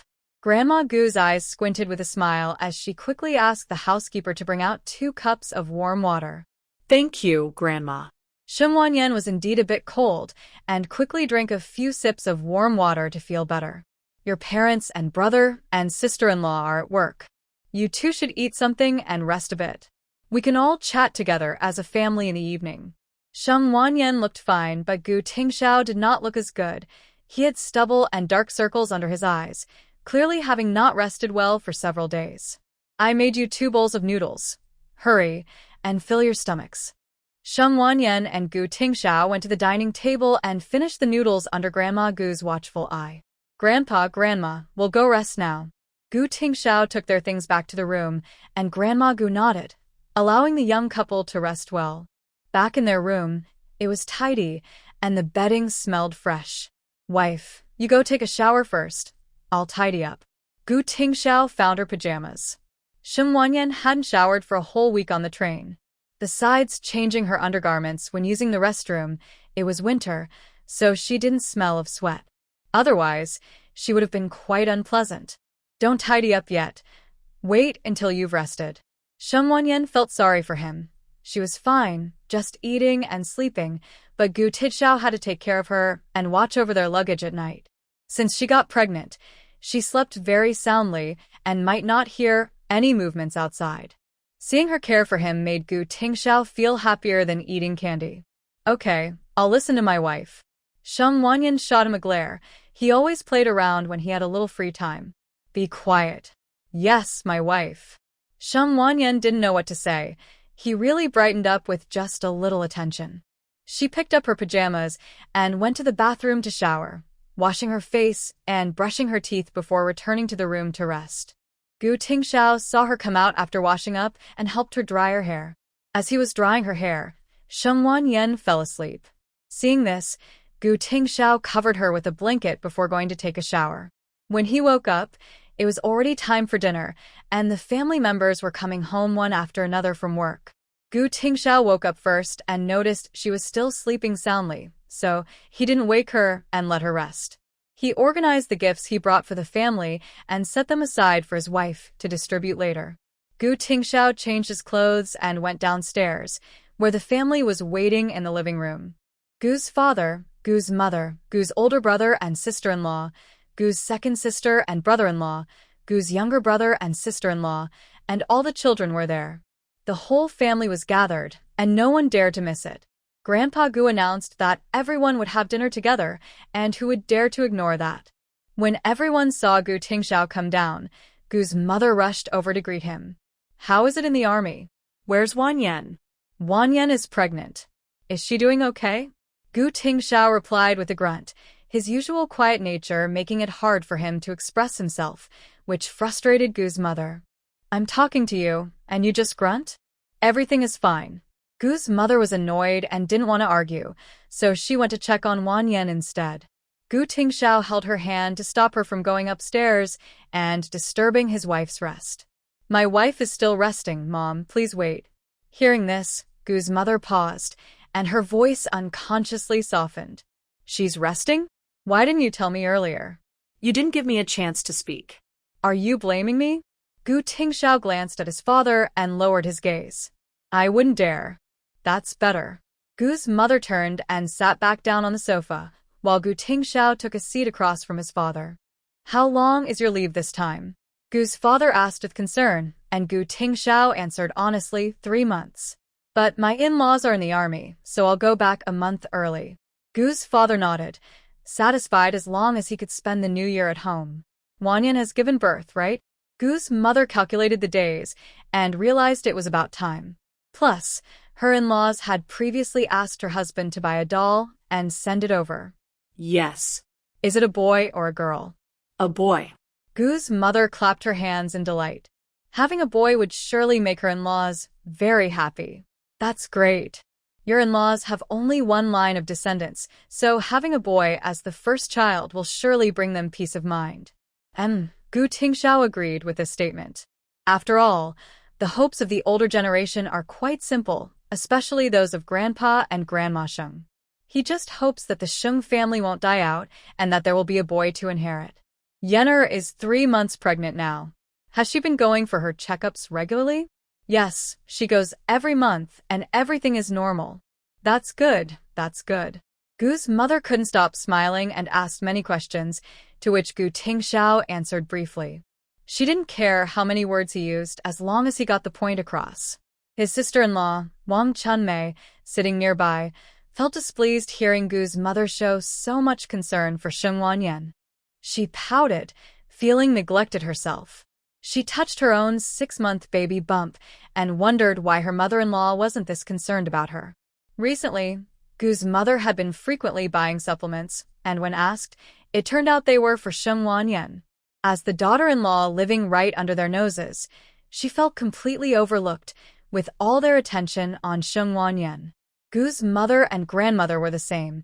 Even when Sheng Wanyan slept in, neither Grandpa Gu nor Dad Gu said a word. Yet, if she didn't wash the dishes, her husband would complain. Wasn't that unfair? Moreover, she was carrying a son. What if something went wrong? Could the Gu family handle that? Wang Chunmei's daughter, Gu Jingjing, felt a bit confused upon hearing about Sheng Wanyan's pregnancy. Didn't Mom say? Once the nanny finished cooking, Gu Tingxiao went to wake Sheng Wanyan. Wife, it's time to get up for breakfast. Sheng Wanyan frowned, and Gu Tingxiao immediately froze, watching her without moving. After lying in bed for a while, Sheng Wanyan finally got up, and Gu Tingxiao quickly handed her some clothes. Why didn't you wake me up earlier? Did Mom and Dad come back from work? Seeing that it was already 6:30, Sheng Wanyan was startled awake and hurried to change. It's fine.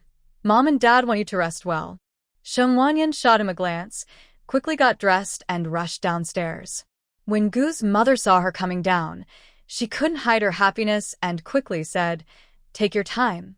No need to rush." Sheng Wanyan felt a bit embarrassed looking at everyone. Seeing that the 4 elders weren't upset, she finally relaxed. "You child, you're pregnant. Why are you in such a hurry?"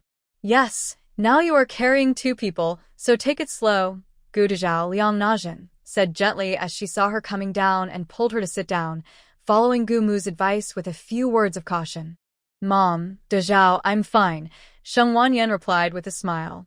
Seeing her rosy complexion and healthy appearance, Gu Mu finally felt relieved. Even though Gu Tingxiao said Sheng Wanyan was in good health, she was still worried until she saw her in person. Now that she saw her, she felt much more at ease. "Everyone is here, let's eat," Gu Grandpa said as he stood up. Gu Dage quickly helped him up, and the family gathered around the dining table. The children sat next to their mothers, and Gu Jingjing glanced at her mom, who gave her a disapproving look. With red-rimmed eyes, Gu Jingjing secretly looked at Sheng Wanyan, who noticed her and smiled gently. "Go sit next to your third aunt. It's been a while since you last saw her, hasn't it, Jingjing?" Wang Chunmei's words surprised everyone. Today, she seemed less harsh than usual. Jingjing misses her third aunt so much. If she's back, go ahead and sit with her, Gu Mu said happily, pleased that her granddaughter liked Sheng Wanyan. Who wouldn't be happy to see the younger generation getting along with the elders? Gu Jingjing walked over, and Gu Tingo moved her chair closer to Sheng Wanyan since he saw his daughter, wanted to be near her. "Look, your third aunt is back, and Jingjing is so happy," he said. Sheng Wanyan felt that Wang Chunmei's words had a hidden meaning, but she wouldn't argue with a child. "Let's eat," Gu Grandpa said, glancing at Wang Chunmei, leaving everyone wondering what she was thinking. Sheng Wanyan served Gu Jingjing a piece of chicken, knowing that a 4-year-old still needed care. Gu Jingjing's eyes lit up with excitement as she looked at her. Gu Tingxiao poured Sheng Wanyan a bowl of soup, and the meal was quite harmonious. "Yenna, eat more. You need to take care of yourself," Gu Mu said, serving her a chicken leg. Wang Chunmei, surprisingly, didn't say much and smiled at her. "Thank you, Mom." "You should eat more too," Sheng Wanyan said, serving dishes to Gu Mu and the other elders, who happily accepted. Good. You are the most thoughtful." The atmosphere at the dinner table was cheerful, but Sheng Wanyan felt that Wang Chunmei was holding back something for her. Gu Tingxiao gave her a reassuring look, and Sheng Wanyan smiled and started eating. After dinner, everyone sat in the living room chatting. Sheng Wanyan took out the gifts she had prepared for everyone. The children's gift was a set of drawing pens, while the gifts for the elders were gloves and scarves. For her peers, Gu Dajie received a red silk scarf, which made Wang Chunmei's eyes light up. Waiting for Sheng Wanyan to present her gift, she pulled out a jar of moisturizing cream for Wang Chunmei. Wang Chunmei's expression immediately soured. How could Gu Dajie receive such a nice gift while she only got a jar of cream? Third sister-in-law is really generous. That scarf is so beautiful, Wang Chunmei said sarcastically. Gu Dajie Liangjana was about to respond when she heard Sheng Wanyan's voice. Sheng Wanyan smiled at Wang Chunmei's comment. "When I got married, Gu Dajie gave me a lovely red dress, which was very precious. I have to return the favor, right? By the way, sister-in-law, I thought you would like this cream since you gave me one when I got married, didn't you? You should try it tonight after your bath. The weather is cold, and skin can get dry." Everyone can make sarcastic remarks. She is someone who holds grudges. Sure enough, Gu Tingo's face darkened when he heard that his wife only received a jar of cream for her wedding gift. Wasn't it said that they would give shoes? He even spent money on it, and in the end, it was just cream? What happened to the money? Gu Tingo's mood turned icy, and Wang Chunmei didn't expect Sheng Wanyan to bring this up. She looked around nervously, noticing her husband's dark expression, as well as the stern faces of Gu's parents and the elder. Her heart raced. How could someone from a prestigious family not understand such basic etiquette? Giving a jar of cream was truly laughable. If you were someone without a job and little experience, it could be understood, but you grew up in an excellent circle. You are the daughter-in-law of the Gu family, the granddaughter-in-law of the old general. Moreover, this was a gift for family. Surely, you wouldn't give just a jar of cream to others, right? Wasn't this clearly looking down on Sheng Wanyan? The Gu family really had no idea about the situation, especially Gu's mother's face turned dark. Weren't you supposed to buy shoes for the third sister-in-law? Where's the money for the shoes? Gu Tingo stared hard at Wang Chunmei, who bit her lip and looked down, too scared to speak. Wang Chunmei stammered and couldn't explain herself. Gu Tingo saw her expression and realized she must have taken the money back to her family. Give me all the money from the house. You don't need to keep it anymore. No way. Wang Chunmei's emotions flared up at his words, and Gu Tingo narrowed his eyes. How much money is left at home? The money from the division is still here. Gu Tingo didn't believe Wang Chunmei. Her expression told him she was lying. Fine, I want to see you when we get back. Wang Chunmei felt like she could die. Where would she get money to show Gu Tingo? There's no need for that. The money is here. Besides, I put the money in the bank. Then show me the bank book. Sheng Wanyan watched this drama unfold and was surprised by the truth. Although the shoes weren't very expensive, the best ones were only $8. Wang Chunmei not buying them was one thing, but where did the money go? Any normal man would find this unacceptable. After all, she married into the family, but still thought about her own family. Seeing Wang Chunmei stammer, the Gu family understood that the over $10,000 likely went to her family. Gu's mother felt a tightness in her chest and stared hard at Wang Chunmei. Fourth, I want to see that $10,000 tomorrow. If your wife dares to take everything from the Gu family back to her own family, I will make you divorce her immediately. Gu Dage and Gu Dajie didn't expect Wang Chunmei to be so bold. That was over $10,000 from the family. It included money earned through hard work by Gu's father, Gu's mother, Gu Dage, Gu Tingxiao, and Gu Tingo. Gu's father, Gu Dage, and Gu Tingxiao earned that money through dangerous tasks. Even though the money was given to them, using it for family versus outsiders is completely different. Gu Laoyizi's face darkened upon hearing this. Fourth, do as your mother says. Gu Laoyizi had spoken, and although Gu Tingo insisted on marrying this woman, he didn't dare to say a word in front of Gu Laoyizi. Wang Chunmei was truly panicking now. With Gu Laoyizi's words, Gu Tingo would definitely want to see the money. Tingo, my stomach hurts. Wang Chunmei held her stomach, looking down and biting her lip tightly. Gu's mother saw her like this and, despite her unhappiness, was concerned about the baby in her belly. After all, it was a member of the Gu family. Take her to the hospital for a full checkup to see if she is unwell. Upon hearing Gu's mother's words, Wang Chunmei quickly pretended to feel better. I'm slowly getting better. Gu's mother watched her act. No matter how she tried to play tricks, the money issue had to be clarified. Since she's fine, the fourth son can take her home to check if the money is there. If it's true, wouldn't my Gu family's reputation be trampled by her Wang family? A hint of harshness flashed in Gu's mother's eyes. They were all from the same circle. Allowing her daughter to act this way was a sign of disrespect towards the Gu family. The Gu family's legacy would not be insulted like this. No matter how much Wang Chunmei fussed, Gu Tingo took her home directly and asked her to bring out the family savings book. Gu family's second sister, Gu Tingting, and her husband, Lin Juanhu, watched this scene unfold with concern for the old Master Gu. This is really outrageous. This is simply disrespecting the Gu family. Gu's second sister was a straightforward person and usually wouldn't speak ill of anyone in front of her family. But this time, with Wang Chunmei acting like this, who could tolerate it? She got along well with her sisters-in-law and brothers, never meddling in their affairs. But the money from the family division contained years of hard work from everyone in the family. Calm down. Lin Juanhu patted her back, and their son and daughter rushed over to hug Gu Tingting's legs when they saw their mother was upset. Mommy, don't be angry. The younger sister, Lin Xiyu, was just over 3 years old and usually relied on Gu Tingting. She could sense when her mother was unhappy. Mommy isn't angry. Gu Tingting rubbed her children's heads, trying to calm herself down.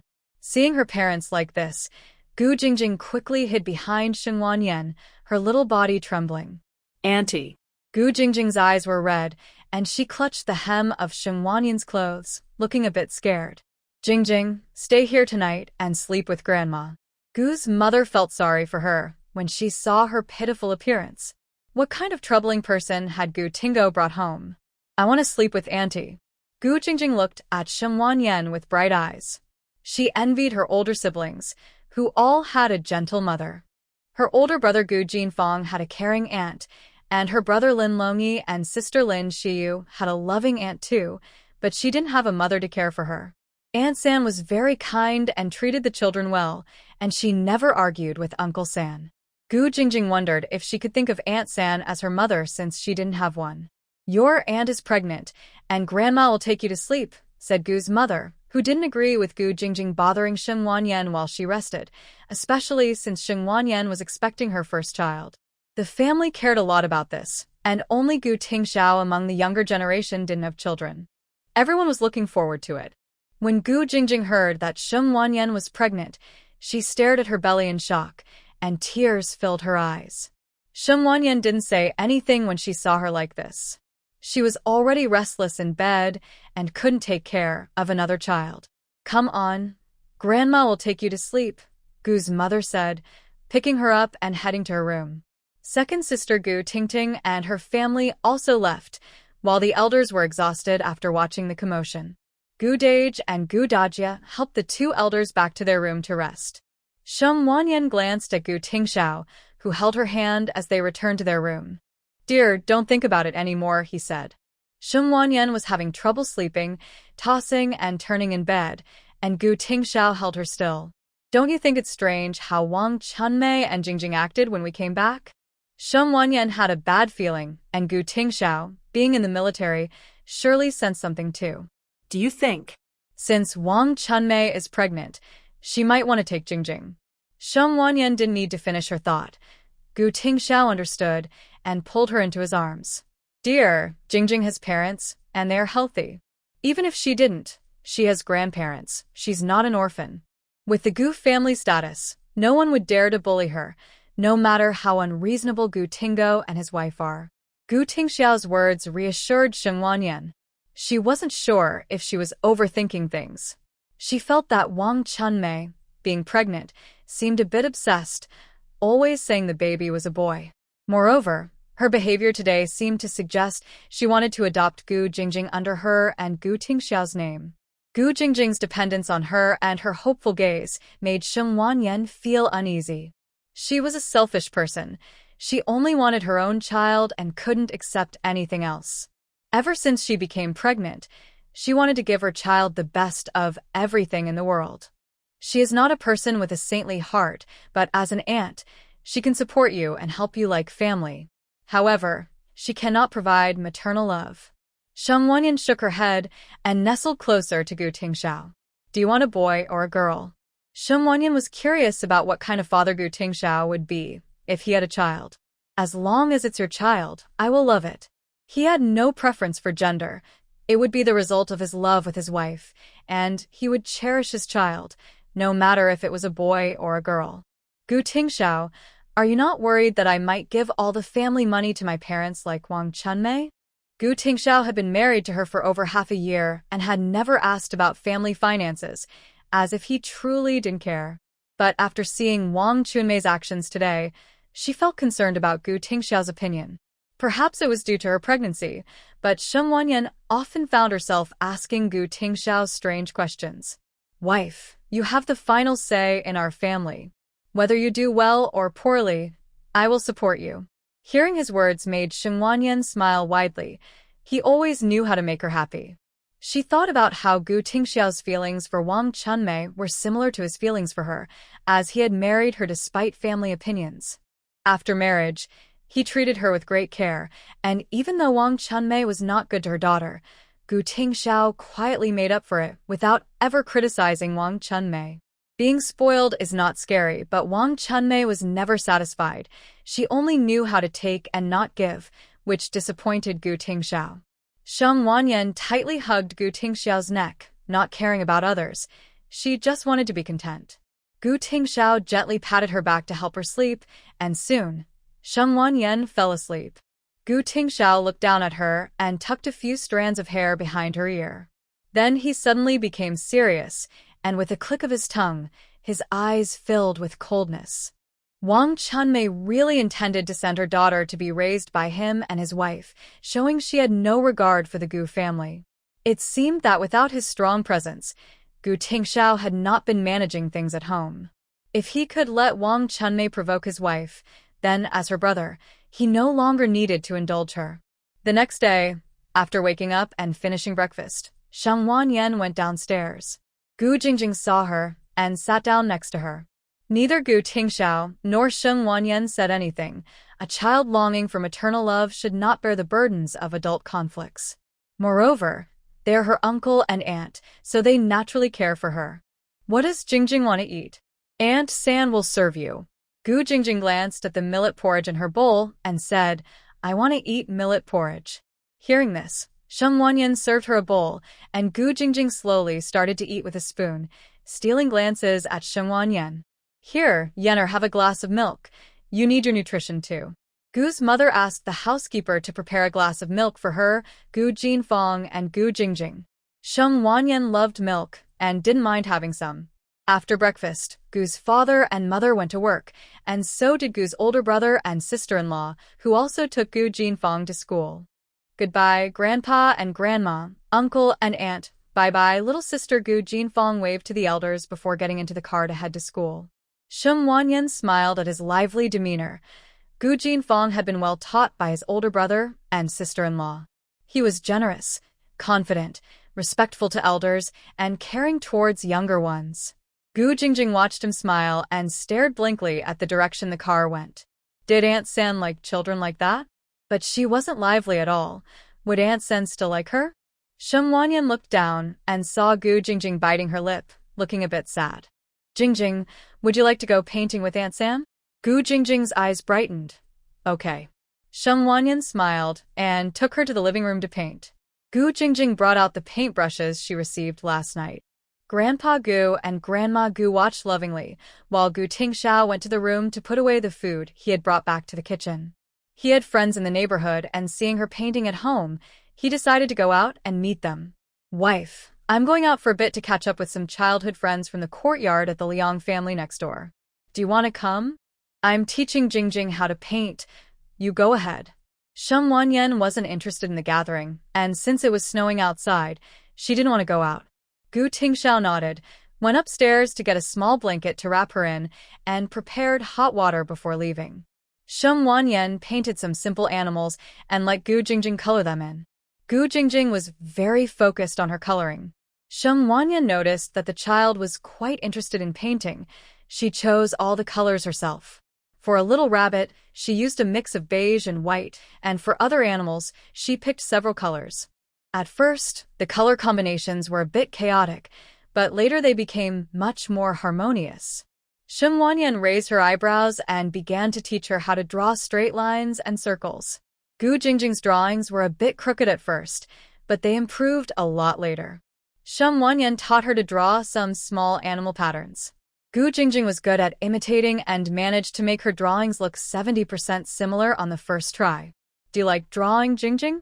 Gu Jingjing felt a bit shy and nodded her little head. Yes. Hearing this, Sheng Wanyan thought about Gu Jingjing's family background. Although she was born into a prestigious family, her parents did not seem very caring. This could lead to Gu Jingjing developing a negative personality in the future. She needed to find things she liked so that her feelings and thoughts wouldn't be influenced by her parents. Auntie has some drawing books. Would you like me to give one to you? Gu Jingjing's eyes lit up at once, but then dimmed as she remembered something. What's wrong? Annie, if I take it home, my mom will tear it up. Girls shouldn't learn these things. As she spoke, Gu Jingjing's eyes turned red, and Grandma Gu felt a pang in her heart upon hearing this. Your mom is wrong. Girls should do what they love and learn what they want. Auntie will keep the drawing book safe for you. You can come to Grandma's house to draw, okay? Gu Jingjing smiled happily at the thought of Grandma keeping the drawing books safe, so her mom couldn't tear them up. Okay. Grandma Gu was pleased that Gu Jingjing liked drawing, but she knew the timing wasn't right yet and decided to wait a bit longer. Let's buy some drawing pens and paper to keep at home. In the future, let Lao Si bring Jingjing over to stay for 2 days on weekends. Jingjing can also start school in September. Ask Lao Si if he has chosen a good school. Grandpa Gu's words made Gu Jingjing's eyes shine. Could she really go to school? Her mom said girls were a burden and didn't deserve an education. Everything in the house belonged to her brother. She wanted to go to school. She saw her brother going every day, making many good friends, and being very happy. She wanted to be happy too. She didn't want to stay at home, but her great-grandparents and grandparents lived with her uncle's family, so they couldn't take her in. But now, having 2 days a week to draw, and not having to do chores at home, made her very happy. All of this was thanks to Auntie, whose few words changed her situation. If only Auntie were her mom. Gu Jingjing couldn't help but remember what her mom had said recently about finding her a gentle mother. She thought about being adopted by her uncle and aunt, who had no children and would treat her very well. Gu Jingjing couldn't help but imagine her aunt's gentle face, filling her heart with anticipation. She wasn't sad about leaving her parents. Instead, she felt excited. However, she now understood that her aunt could never become her mother because she had her own children. She envied her aunt's baby, wishing her own mother could be as wonderful as her aunt. Although she felt sad, today her great-grandfather and great-grandmother were protecting her. Even though her aunt wasn't her mother yet, she was still finding ways to keep her safe. She realized that even if her aunt wasn't her mother, she would still look after her, and that was enough. Her aunt was great, her other aunt was great too, and so were her great-grandparents and grandparents. Her brothers and sisters at home were wonderful, and her father treated her well, but her mother was not kind. So, it didn't matter that her aunt wasn't her mother. She would remember this kindness and repay her when she grew up. Sheng Wanyan gently patted Gu Jingjing's head, and Jingjing had never felt happier than she did at that moment. Grandma Gu noticed that she was no longer sulking, and her eyes turned red with emotion. No matter how gentle she and Gu's mother were, the child always seemed downcast. She rarely smiled, and her eyes were always timid, lacking the energy and playfulness of a child. Now, it seemed like she had come to terms with things, and her life would naturally improve. Gu Tingxiao returned home before dinner, bringing back 2 pounds of meat and 20 pounds of fine grain, suggesting he had been out with friends. Sheng Wanyan didn't ask, knowing that Gu Tingxiao had his own connections in the capital. That evening, Gu Tingo also came back, looking a bit troubled. Gu's mother could tell something was wrong. Speak up. Where's the money? Gu Tingo rubbed his forehead and knelt down. No need to kneel. This is the wife you chose. Just get to the point. Gu's mother was already disappointed with the 4th branch of the family. Marrying such a wife meant a bleak future for him.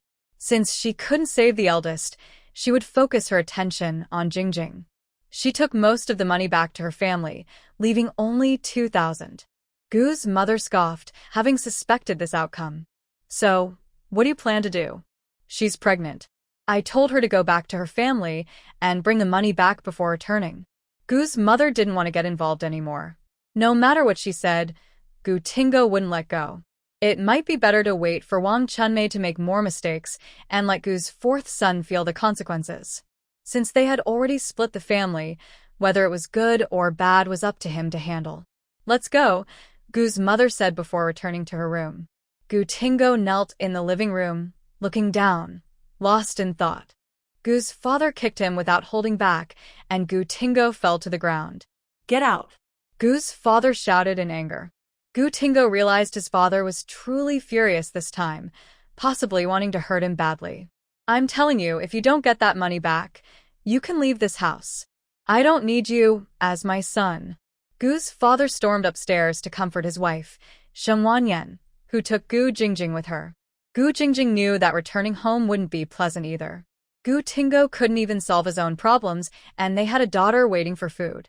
It was better for Gu Jingjing to stay here and enjoy the new year, and return home once everything was settled. In her room, Gu Jingjing sat on her bed, focused on her drawing book. She didn't feel sorry for her father kneeling downstairs. Usually, when her dad asked her to buy him clothes, she felt guilty spending even $1. Now it was over $10,000. Although she didn't know exactly how much that was, she understood it was a lot more than $1.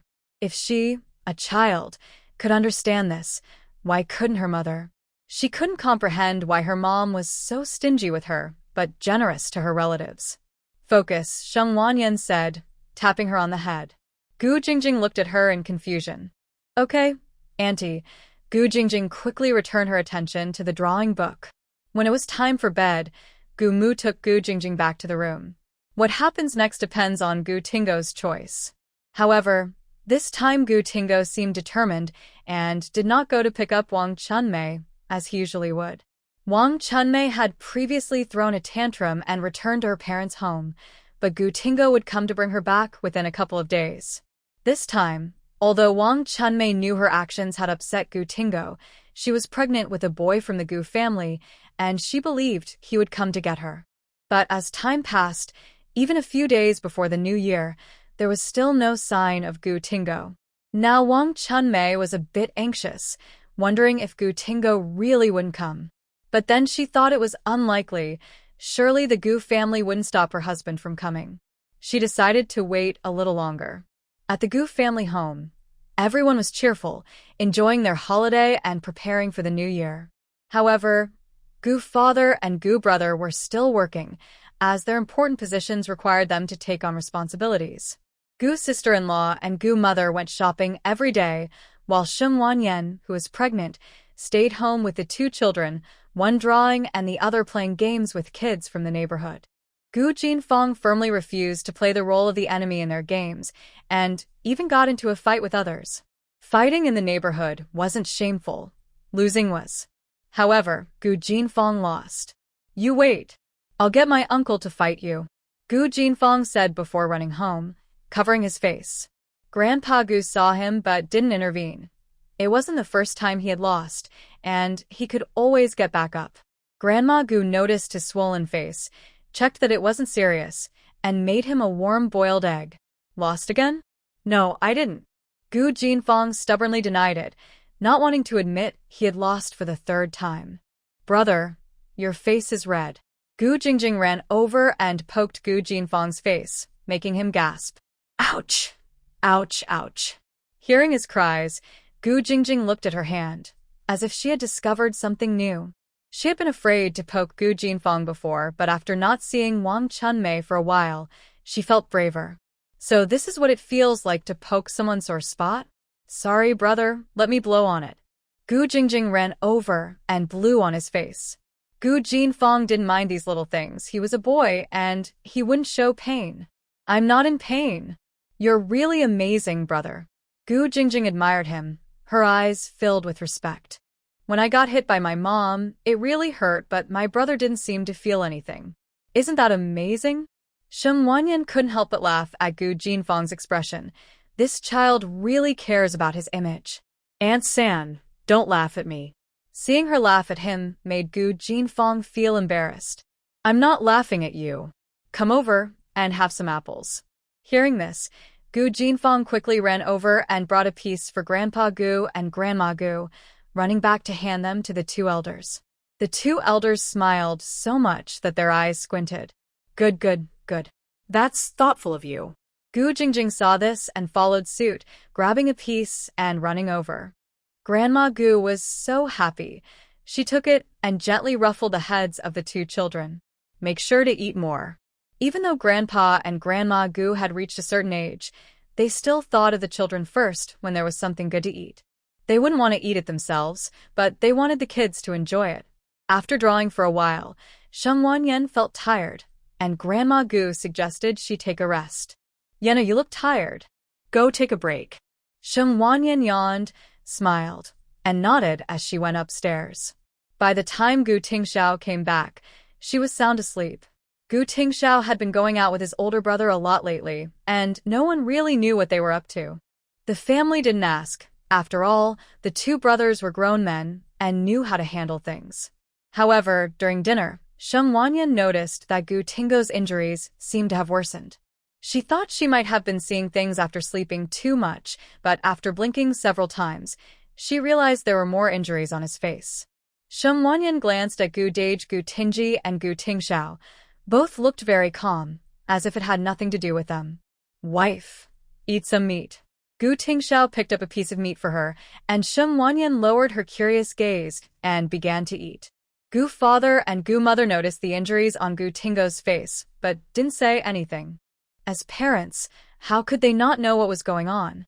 However, Gu Tingo really needed to be taught a lesson. A good beating might wake him up. This time, Gu Tingo didn't go to pick up Wang Chunmei, and Gu mother was pleased with his decisiveness. At least the son still had a chance for redemption and wasn't beyond saving. After dinner, everyone chatted in the living room while Sheng Wanyan took the two children to the backyard to build a snowman. Gu Deja's wife joined in, as she was educated and knew how to spend time with children. In a couple of days, it's the new year. Why don't you take Jingjing back to stay for a couple of days? Mother Gu glanced at Gu Jingjing, who was in the backyard building a snowman with Gu Jinfang. You're her father, yet you don't act like one. The mother favors boys over girls, and the father is weak. In the end, it's a 4-year-old child who suffers. Gu Tingo, think about it. Do you treat your daughter well? Gu Tingo's face turned a bit awkward. Adults often know many things but are afraid to face their own shortcomings. Look closely. How long has it been since your daughter has been this happy? Gu Tingo watched Gu Jingjing playing joyfully in the backyard, her laughter full of childlike joy. Ha ha ha. Brother, your snowman fell over. Gu Jingjing laughed and pointed at the snowman that Gu Jinfang had made, which had a head much bigger than its body. I call this unique art. What do you know? Gu Jinfang ran over to fix it, and Gu De saw her son's snowman and walked over with a smile to help him make a better one. In the end, Gu Jinfang clapped his hands in satisfaction and proudly said, "Look, this is the snowman I made with Mom." Gu Jingjing looked over and felt a hint of envy at his words. Children's eyes don't escape, adults notice. Gu De saw, and Sheng Wanyan immediately joined her to build one together. Jingjing, let's make one bigger than your brothers together.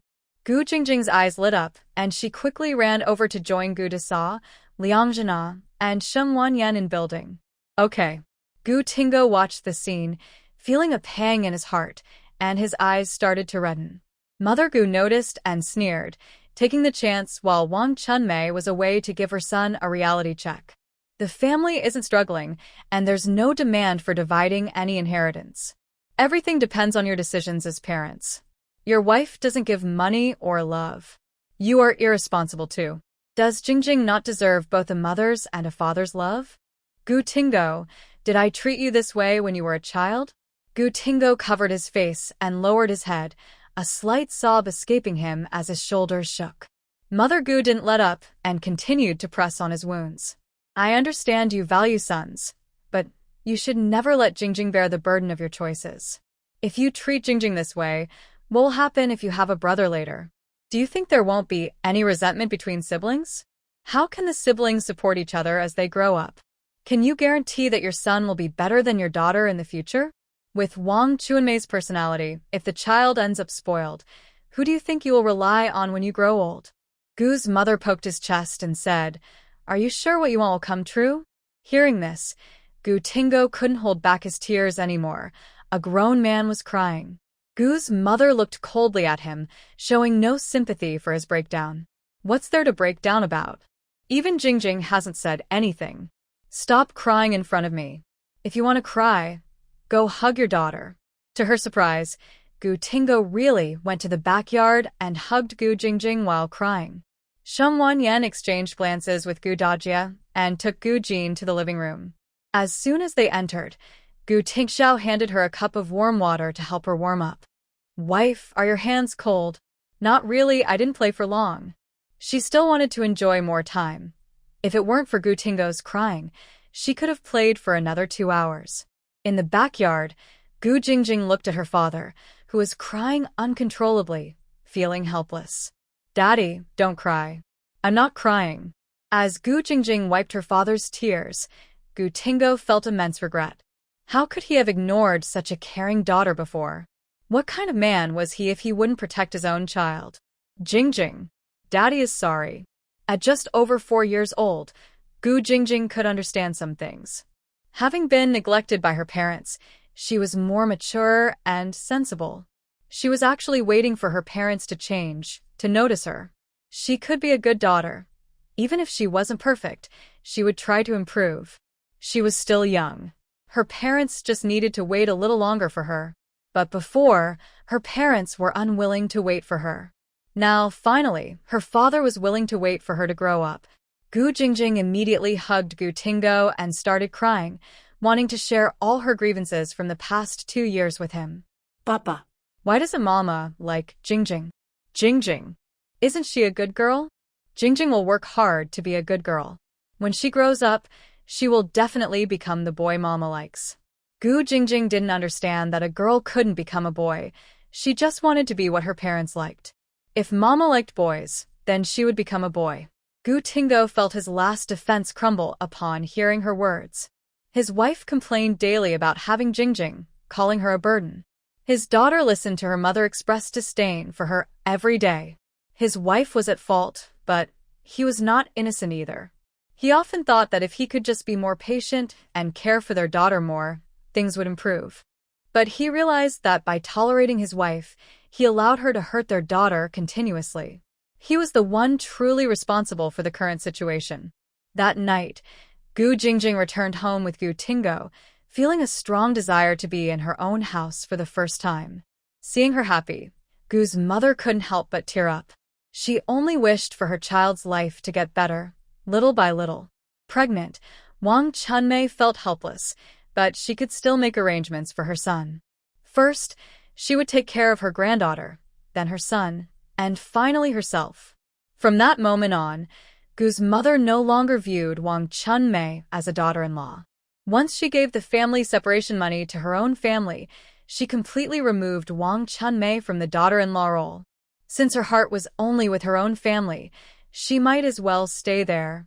If nothing else, she could move her household registration back to the Wang family. The more Gu's mother thought about it, the angrier she became. Turning around, she saw her other 2 daughters-in-law getting along well, which instantly lifted her spirits. Since they had already separated, they might as well live their own lives. It was only Wang Chunmei who liked to scheme so much. Look at how well her eldest daughter-in-law and 3rd daughter-in-law got along. They were almost like close friends. Gu Dajia had spent some time with Sheng Wanyan and was growing fonder of her. She noticed that Sheng Wanyan was very knowledgeable and could engage in any topic she brought up. Working in the Education Bureau, she usually interacted with educated people and spoke in a formal way. But she found that Sheng Wanyan's knowledge was just as extensive as hers, despite her years of experience. As they enjoyed their conversation, Gu Dajia finally had someone she could confide in. Friends outside were unreliable, and some things couldn't be said among acquaintances. But Sheng Wanyan was different. Family would never let family be wronged. Although she initially had a negative impression of Wang Chunmei, she later began to see her small-mindedness. She was the first to filter her out, and now it's clear that Sheng Wanyan is not like Wang Chunmei. Time quickly moved to New Year's Eve. On this day, Wang Chunmei felt a bit anxious when she saw that no one came to pick her up. Wang's mother felt uncomfortable knowing her daughter hadn't returned home for the new year. It was the holiday, and her married daughter was still lingering at home. What kind of situation was that? But thinking about the more than 16,000 yuan her daughter had given her, she felt hesitant to confront Wang Chunmei directly. She could only ask indirectly, "Dear, isn't your husband coming to get you?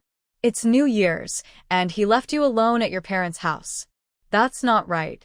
You're pregnant, and Jingjing is still young. How can you be away from your parents for so long?" Wang Chunmei felt uncomfortable hearing her mother's words. Gu Tingo hadn't visited for half a month and hadn't checked on her health.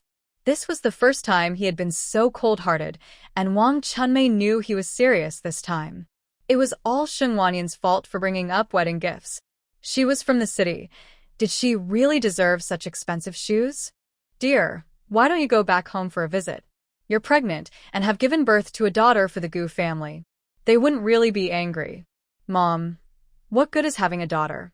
Daughters are a burden. The Gu family is so prestigious that after having a daughter, we won't get anything. Don't think she didn't know that the inheritance was just the visible money. There were many hidden assets in the Gu family. What difference did it make if she had a daughter? Daughters eventually marry into other families. The Gu family wouldn't be foolish enough to divide their wealth for just one granddaughter. So having a son was the most practical. If this baby was a boy, then their family could get a share. It would be best if Sheng Wanyan had a girl this time, then their family could get a little more. Wang's mother was unsure how to persuade her to go back. Wang Chunmei was pregnant and eating a lot at her parents' house, needing fine food everywhere. Where would they get so much fine food? If they fed her, wouldn't the grandchildren at home eat less? Moreover, the daughters-in-law already had strong opinions, and the sons were also concerned. But she had accepted her daughter's 16,000 yuan, so she couldn't just ask her to leave. Mom, please stop trying to convince me. Wang's mother thought for a moment and asked about what her daughter had mentioned last time. By the way, didn't you say you would have Jingjing adopted by your third brother and sister-in-law? How is that going? Wang Chunmei felt a bit unhappy upon hearing this.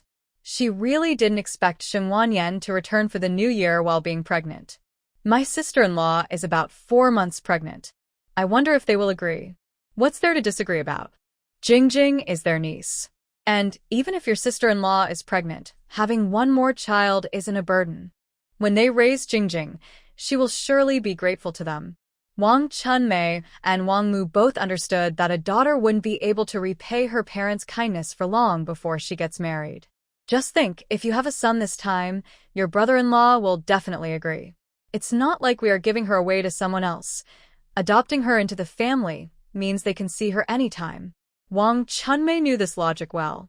She didn't dare bring this up with Brother Gu's family, as Brother Gu is the heir of the Gu family, and Mr. Gu would be the first to disagree about Jingjing being adopted there.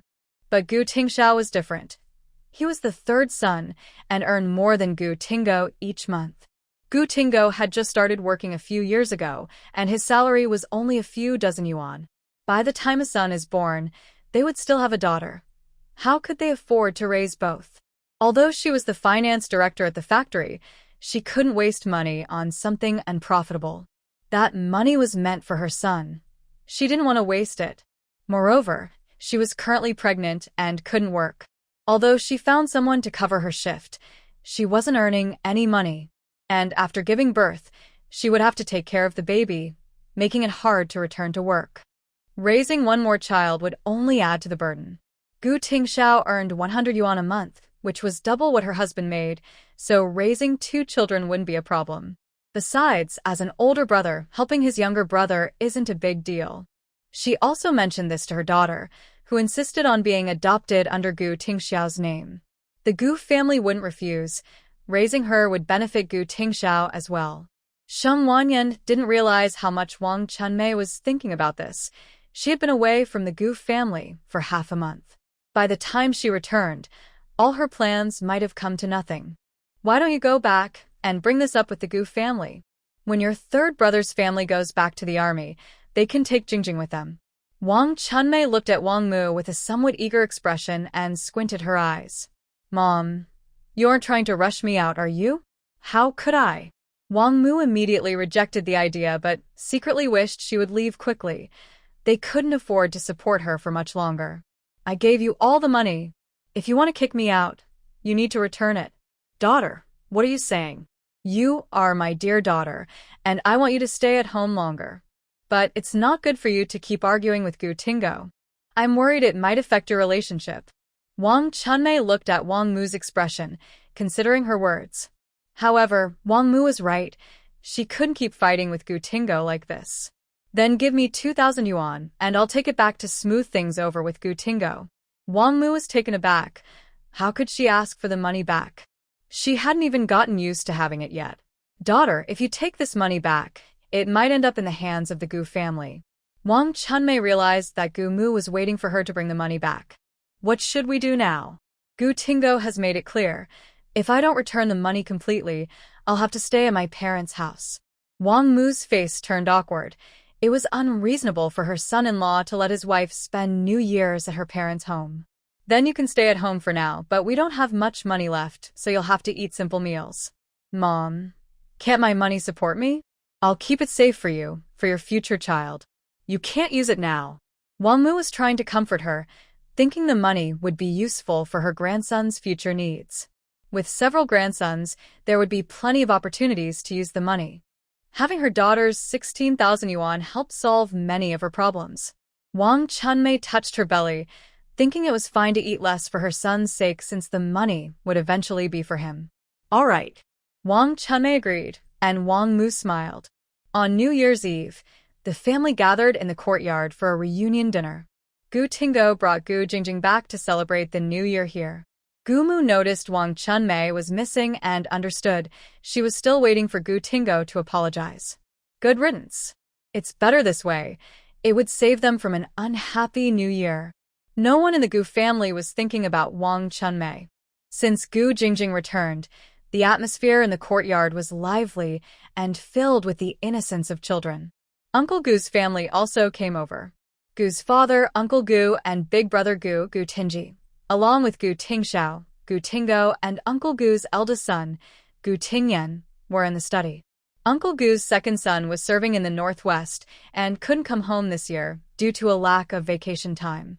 The youngest daughter, Gu Tingjing, was in the kitchen helping with her sister-in-law, Gu Tingting, and Aunt Gu, along with the eldest sister-in-law, Li Jiaying.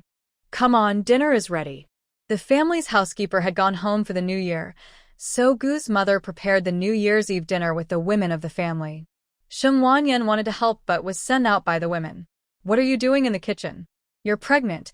Go rest, Gu's mother said as she pushed her out, and the other women agreed. With so many people here, we don't need you to help. Go out and have tea with Grandma. Cousin Gu Tingjing said this as she took her hand to sit in the living room while Aunt Gu asked her daughter to keep her company. Tingjing, chat with your sister-in-law. You're both the same age, so talk a bit. Gu Tingjing was 21 years old, and Sheng Wanyan was just a year older. However, Gu Tingjing was still single, and the family was urging her to find a partner. After the new year, Aunt Gu had arranged a blind date for her with the second son of the Bai family, who was a deputy company commander in the Southern Military District. He was 25 years old and had returned home for the new year. Since both families belonged to the same faction, the parents naturally made the arrangements. Gu Tingjing was part of the Kyoto Cultural Troupe, while Uncle Gu and his family were in Haishur. They wouldn't look for a partner from Haishur for her. After all, Uncle Gu and Aunt Gu wouldn't stay in Haishur forever. They would likely return to Kyoto in a few years. So, it was best to find someone from Kyoto, even if the man worked elsewhere. Uncle Gu had worked his way up, and being capable in the military was more important than anything else. They would have to see how the blind date in Kyoto went, and if it didn't work out, they could look for suitable matches in Haishur. The women of the family gradually brought out the dishes for the New Year's Eve dinner, which included 10 dishes and 1 soup, symbolizing perfection. There was chicken soup, stir-fried wild rabbit, braised pig's trotters, red braised pork, steamed fish, braised pork with preserved vegetables, scrambled eggs with tomatoes, egg custard, stir-fried seasonal vegetables, and 2 side dishes of peanuts and cold cucumber. The elders in the family enjoyed drinking, and Gu's mother and the eldest sister-in-law were also known to enjoy a few drinks. Not to mention Grandma Gu, a strong woman who had participated in many wars in her youth. Sheng Wanyan joined the children in drinking chicken soup, and they all raised their bowls together for a toast. Grandpa Gu saw the warm and cheerful atmosphere and couldn't help but say a few words. Everyone is here today, and it's rare for us to gather together, so I want to remind you all of a few things. Everyone in our family contributes to the country. The Gu family has always served the nation for generations. I hope you never forget the sacrifices made by our ancestors on this land and the support the country has given you. Remember, no matter where you are or what position you hold, the country should always be your first priority. It is our bottom line. Got it, Dad? Understood, Grandpa. The family nodded in agreement. The Gu family has always had one goal: to contribute to the country and honor the sacrifices of our ancestors. We must not tarnish the honor and reputation of our nation. I am old now. The Goof family will be yours from now on. Always remember, you are part of the Goof family, and you should uphold the values and pride of being a Goo. After saying this, Grandpa Goo downed his drink confidently. The family happily enjoyed their reunion dinner, and Uncle Goo's family didn't mention Wang Chunmei. After all, they all knew her character well enough. Since the old man didn't comment, they felt no need to worry. Sheng Wanyan was pregnant and couldn't eat rabbit meat, so knowing she loved spicy food, her parents had prepared braised pig's trotters the night before. Sheng Wanyan enjoyed her meal and had no signs of nausea. As long as she ate well, Gu Tingxiao felt completely at ease. Sheng Wanyan had a pig's trotter, a bowl of white rice, 2 bowls of soup, and some other dishes, and she was nearly full. "Wife, are you full?" Sheng Wanyan nodded. She was more than just full. She felt a bit stuffed. "Are you full, Yenner? Do you want to take a walk?" Grandpa Gu suddenly spoke gently, surprising everyone. Sheng Wanyan was taken aback. Grandpa Gu usually had a commanding presence and rarely cared about family matters, especially with the younger generation. His fierce face intimidated even Gu father and Uncle Gu, his own sons. The other younger family members were always respectful and cautious around him, often looking down and walking carefully. Now, hearing him speak so softly shocked not only the elders, but even the youngest child, Gu Jingjing, who dropped her chicken leg in surprise. Was Grandpa Gu possessed? Why don't you speak without roaring like a tiger? Father Gu knows some of the details, but he didn't expect his own father to be so gentle. Although the information about Sheng Wanyan making a hemostatic medicine has been kept confidential, Father Gu and Grandfather Gu, being high-ranking officials, are naturally aware of it. After all, the military needs to report such matters, and Father Gu played a role in getting the approval for Sheng Wanyan's 80,000 yuan. This is a good thing for the country and the people. It benefits not only the soldiers on missions but also the daily lives of ordinary citizens. Moreover, when the time comes, signing contracts with other countries will bring in a significant amount of foreign currency. As for the translation work done by Sheng Wanyan, Father Gu, as the commander of the Beijing military region, has always paid close attention to the progress of the firearms research at the institute. Grandfather Gu, being a founding general, holds considerable power in the military, so he is also aware of the whereabouts of these translation materials. Since this is a secret research project, reliable translator is essential. Initially, Sheng Wanyan translated some general knowledge books at a newspaper office, but later, when the country needed to study firearms, the selection of translators was done carefully.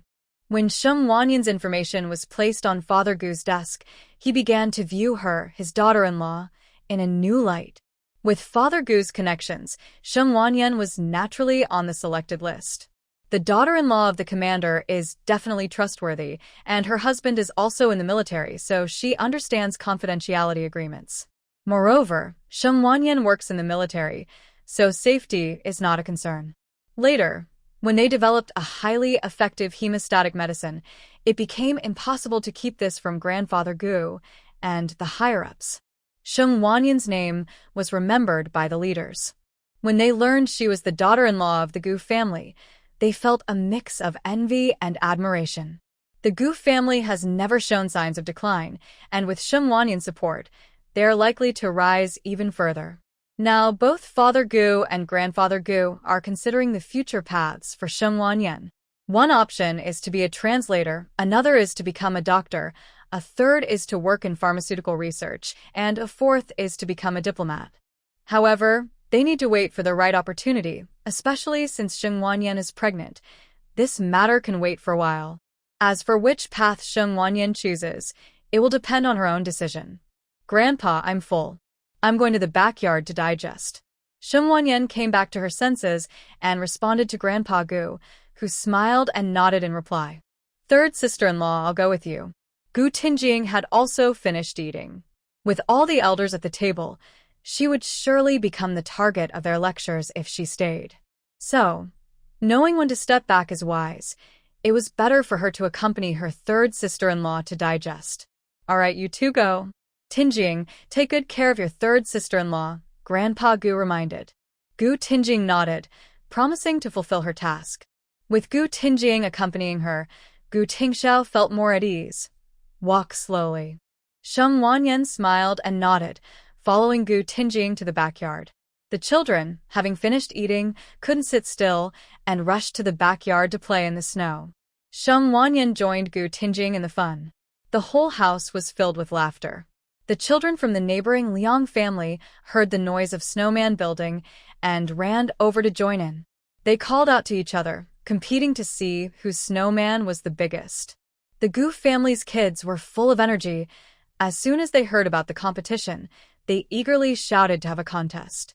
Seeing that it was a competition among the children, Sheng Wanyan and Gu Tinjing decided not to join in and let them have their fun. They sat on a bench under the eaves, watching the kids struggle against the wind and snow as they diligently built snowmen. Third sister-in-law, how many months along are you? Gu Tinjing hadn't seen Sheng Wanyan since her wedding, so this was their second meeting. Last time was just a quick glance, and she didn't see her clearly, only knowing she was beautiful. Today, up close, it was clear she was more than just beautiful. She was like a little fairy, with a gentle aura that was anything but simple. There seemed to be a hint of authority and decisiveness about her. Gu Tinjing wasn't sure if it was just her impression. Even though they were the same age, she felt like a junior in front of Sheng Wanyan, unable to help but look up to her. She couldn't quite explain it. Although third sister-in-law came from a decent family, it was still a working-class background. Yet, her presence seemed to surpass that of the women in their circle. For months along, she had been back in the capital for half a month, and her belly was exactly 4 months and 7 days. That's wonderful. Soon, there will be little nephews and nieces in the family. Gu Tinjing paused, worried that Sheng Wanyan might want a son for her first child, as she didn't know her well and feared Sheng Wanyan might have a preference. Third sister-in-law, this baby will definitely be a well-behaved child. At 4 months, you're not feeling too uncomfortable. Sheng Wanyan smiled as she touched her belly. She's a child who cares about her mother. It would be great if she were a girl. Sheng Wanyan didn't have strong preferences about having a boy or a girl. She believed in educating them regardless. However, she worried more about her daughter's future security, especially fearing the distractions of young love. She could accept her daughter being ordinary in looks and intelligence, but she couldn't accept her being overly focused on romance. Gu Tinjing felt relieved upon hearing her words. She almost said something wrong. Fortunately, San Tang's sister-in-law was not like Si Tang's sister-in-law, Wang Chunmei, who treated her daughter differently than a real mother would. Besides, Wang Chunmei was not someone who lacked experience. It was puzzling that she thought that way. The children built a snowman and continued to argue from across the wall about who did it better. We built it. No, our snowman is bigger. The kids from the Liang family shouted back, debating with Gu Jinfeng through the wall. Sheng Wanyan couldn't help but laugh at the scene. They were arguing without being able to see each other. The strange thoughts of children were indeed quite adorable. The elders in the house came out to see what the fuss was about. What were these kids shouting about? When they saw the situation, they couldn't help but laugh. They were truly a group of determined little ones. After a while, it was time to give out red envelopes, and the children rushed inside to wait. Grandpa Gu was the first to take out his red envelopes, and the kids immediately wished the elders a happy new year. Now, they didn't need to kneel to pay their respects, but the Gu family had rules and took this very seriously. With the door closed and only family inside, the children knelt on the ground to greet their elders. Happy New Year to great-grandpa and great-grandma, grandpa and grandma, dad and mom, aunt and uncle, third uncle and aunt, fourth uncle, big cousin's wife and cousin. Grandpa Goose saw his great-grandchildren laughing happily and chuckled a few times as he handed out the prepared red envelopes. Sheng Wanyan and Gu Tingxiao also prepared red envelopes. Although Gu Tingxiao, as an elder, didn't usually give them, he still wanted to give the children some pocket money during the new year. But today was different. This was not just pocket money, it was a New Year's red envelope. The family is very generous, and this happens only once a year, so everyone prepares $5 each. Sheng Wanyan gets $5, Gu Tingxiao gets $5, making it $10 per person. There are 6 children in the family, and 1 child is with their parents in the northwest and hasn't returned yet, as they are still young. The amount given depends on personal feelings. Although Gu Tingo is alone this year, he gives the same amount as in previous years. Thank you, great-grandpa and great-grandma, grandpa and grandma, aunt and uncle, and all the uncles and aunts. The children are very happy to receive their red envelopes. Gu Jingjing looks at her red envelope and runs over to her mother. In previous years, she would let her mother keep it because Wang Chunmei would pressure her to take it out. If Gu Jingjing refused, Wang Chunmei would say something, waiting until Gu Jingjing fell asleep to take it. The next day, Gu Jingjing would wake up without seeing her red envelope and cry for a long time. Since that incident, her mother has directly helped Gu Jingjing keep her money during the new year. Gu Jingjing trusts her mother very much and gives her all the things she treasures, from the New Year red envelopes to pretty stones. Her mother happily accepts everything, as it is a sign of her granddaughter's trust, and she keeps everything safe. Gu Tingjing is not married, and her older siblings also gave her a red envelope out of kindness. Gu Tingjing mumbles about how, at her age, she still receives red envelopes, feeling a bit embarrassed. However, her hands are quick to put everything into her pockets. Although she works in a performing arts troupe, her salary is not high. Moreover, since the family hasn't split yet and she isn't married, she naturally has to hand over her salary. However, Uncle Gu and Aunt Gu live in Haishur and worry that she might not have enough money in the capital, so they don't require her to hand over everything. Half is enough. The rest can be her personal savings. Even so, she isn't foolish. She knows there might not be red envelopes next year. Come, this red envelope is for the baby in Yan's belly. Everyone gives to Sheng Wanyan's baby, including the elders and married people. Even Gu Tingjing, who isn't married, gives a red envelope as a gift for her future niece or nephew. Sheng Wanyan thanks everyone on behalf of her baby, promising to tell the child about their kindness in the future. This baby is born from everyone's anticipation, and there is nothing happier than that. On New Year's Eve, it was lively, and Gu Erji and her husband stayed at the Gu family home with their child. Since Lin Juanhu's family is not from the capital but from Guang City, he and Gu Erji took their child back for a visit before the New Year. Lin Juanhu had no time off for the holiday, so they had to celebrate at the Gu family home. There were guest rooms available so they could stay comfortably. After paying their New Year's greetings, the men in the family needed to stay up late, while the children and women went to rest. Gu Tingxiao went upstairs and saw that she was asleep before heading back down to join his brothers in the living room.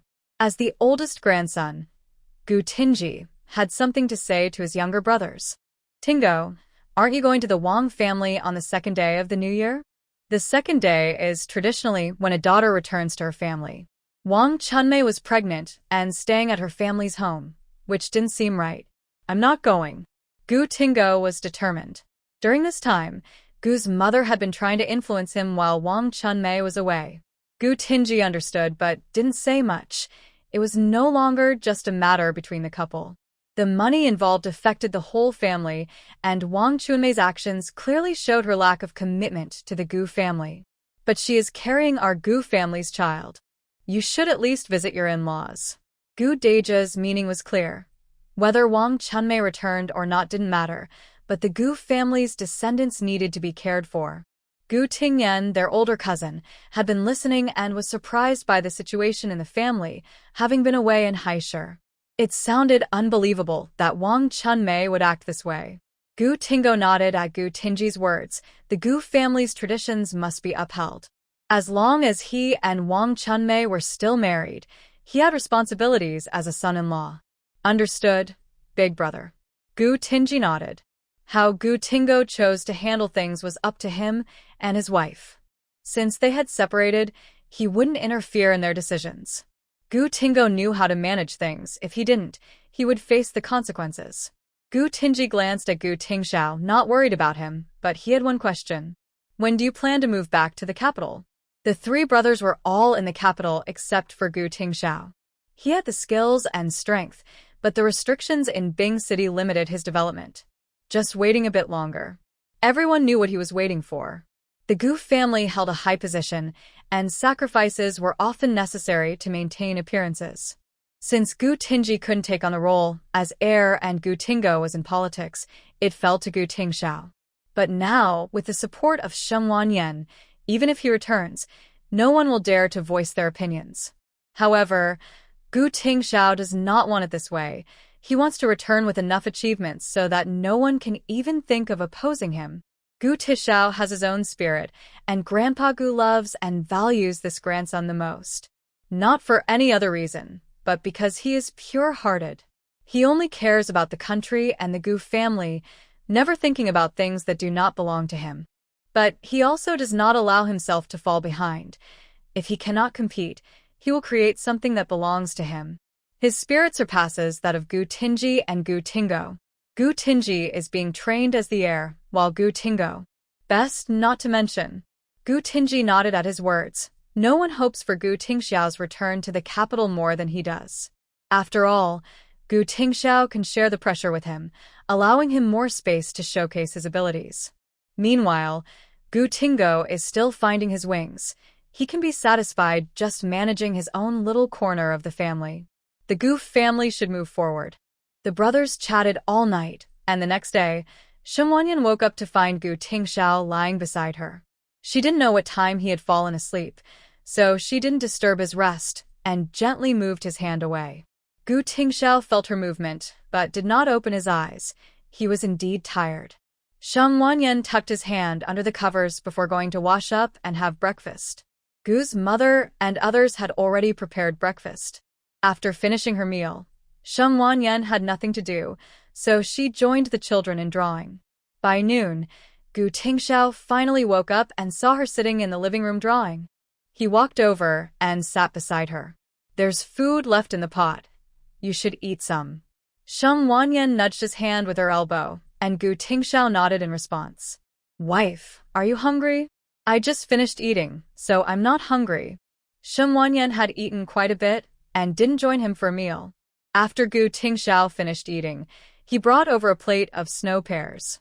The kids preferred frozen pears and rushed to the backyard to grab some. Since the children weren't eating, this portion was shared between her and the elders. "Yen, after the new year, you should go for a checkup," Gu's mother suggested, mainly because she wanted to see her unborn grandchild. Sheng Wanyan hadn't gone for a checkup since returning to the capital, so it would be good to check, especially since it was about the right time.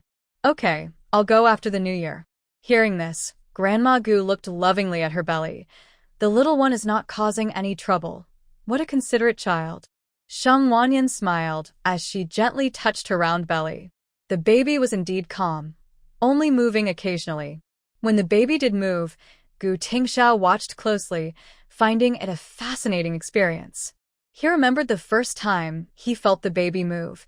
He was so surprised that he struggled to find words and watched for several hours. When he first touched her belly, he was very gentle, afraid that his rough hands might hurt her or the baby. Thinking of that moment made Sheng Wanyan smile, and she felt a warm glow of motherhood. Gu Tishao looked up from across the table, captivated by his wife's appearance, which radiated a unique charm. Her tenderness and grace were evident, and he had never seen a wife like her before. She was beautiful in a way that was hard to describe. Sheng Wanyan sensed Gu Tingxiao's gaze and felt the special connection between them. She playfully scolded him for being so obvious in front of others, thinking it was a bit embarrassing. He might not care about appearances, but she still did. Gu's mother was busy preparing items for their visit to her family, as it was important for the Gu family's reputation.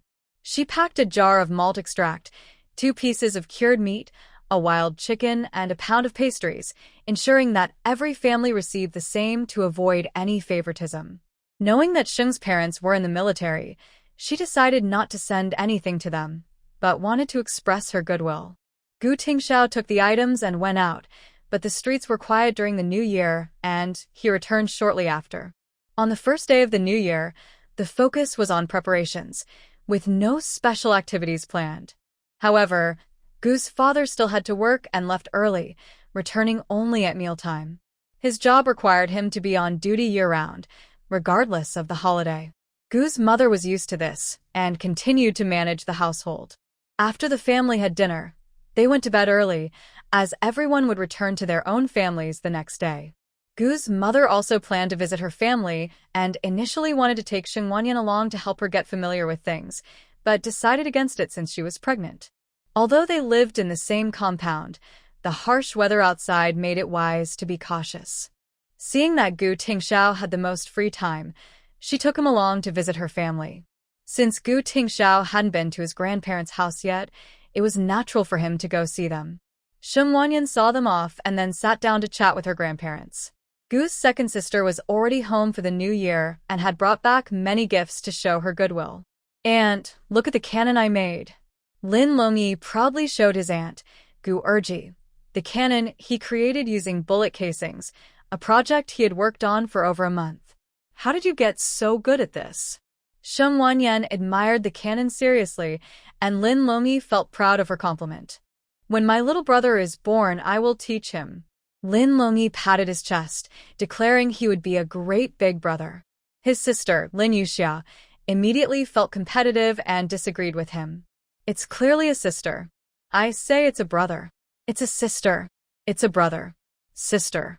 Xingwanyan listened to the siblings argue and didn't know what to say. It was Gu Erji, Gu Tingting, who stopped their quarrel. "What are you doing? Are you getting restless? Go stand in the corner. You'll wake the baby with your noise." Hearing they would be punished, the siblings quickly looked to Grandma Gu, who pretended not to see them. It's best for elders not to interfere when teaching children, otherwise, the kids might think they can easily challenge their parents' authority. Seeing their support was useless, the siblings held hands and went to the corner to stand. At that moment, their sibling bond shone through, and they were no longer at odds. 3 days without discipline, and they'll be climbing the walls. Xingwanyan felt a pang of sympathy seeing the two children's sad backs. Children have good intentions. They just need to learn to be good siblings. Gu Tingting looked at her kids after hearing this. It was good for them to have awareness, but they needed to cultivate their sibling relationship. "Don't worry, they're just a bit wild." Xingwanyan nodded. After all, Gu Tingting knew her children best and how to educate them. In one moment, Xingwanyan felt pity, and in the next, her eyes widened in disbelief as she understood Gu Tingting's feelings. Indeed, they were two wild kids who had just been loving siblings. Now, even while standing in the corner, they started arguing again. "Sister, I'm telling you it's definitely a brother." Lin Longyi, being a straightforward boy, didn't know how to yield to girls, even his sister. He just wanted to win. His dad was in the army and his mom was in the Air Force, so he couldn't be the type to give up. However, Lin Longyi inherited his father's genes, and Lin Yuxiao inherited. "I say it's a sister." "He's my little brother, he's my little brother." "I said he's my little brother, so he is." Lin Longyi, being a few years older, spoke so smoothly that he quickly made Lin Yuxia anxious. Lin Yuxia, feeling overwhelmed by her brother, covered her ears. But Lin Longyi kept talking in her ear like a persistent monk, and soon Lin Yuxia started to cry. Why was her brother so talkative that he made her cry? "Wow, brother is so mean." Lin Yuxia pointed her little finger at her brother, wondering why he was so chatty. Gu Tingting watched the situation between the siblings and, seeing Lin Yuxia crying, decided to separate them for a timeout. Lin Yuxia was taken away, while Lin Longyi continued to chant, "He's my little brother." Xingwanyan was surprised. She didn't expect Lin Longyi to be so good at talking at such a young age. Feeling a bit dizzy from his words, she quickly went upstairs to rest to avoid being influenced. Grandpa Gu and Grandma Gu sighed, clearly feeling overwhelmed, and went out to chat with an old friend. They couldn't stay in the house for another moment. "He's my little brother." Lin Yuxia. Unable to argue, she continued to cry. When the family returned, the two little ones sat at opposite ends of the sofa, turning their faces away and not speaking. It was obvious to anyone that the siblings were having a quarrel. When Lin Juanhu saw his children like this, he glanced at his wife sitting nearby. Seeing her dad come back, Lin Yuxia pouted and ran over to complain. Lin Juanhu picked up his daughter and wiped her tears. "Did your brother bother you again?" Lin Yuxia nodded heavily, and Lin Juanhu was already used to this scene. His daughter usually didn't cry, but when she did, it was always because of her brother's nagging. He couldn't understand why his son was so chatty. Neither he nor his wife were like that. If it weren't for the fact that the little face looked just like his, he would have doubted if he had picked up the wrong baby at the hospital. Grandma Gu also returned home and spent some time comforting her granddaughter.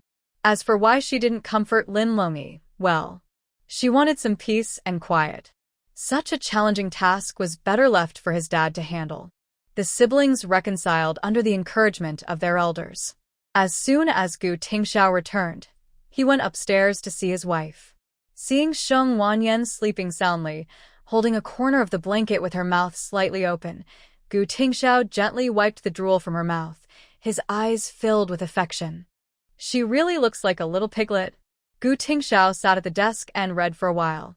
When he checked his watch and saw it was mealtime, he called her to wake up. Sheng Wanyan groggily woke up, and Gu Tingxiao let her rest on him for a bit. He picked up a coat nearby and helped her put it on. "Eat first, then you can sleep."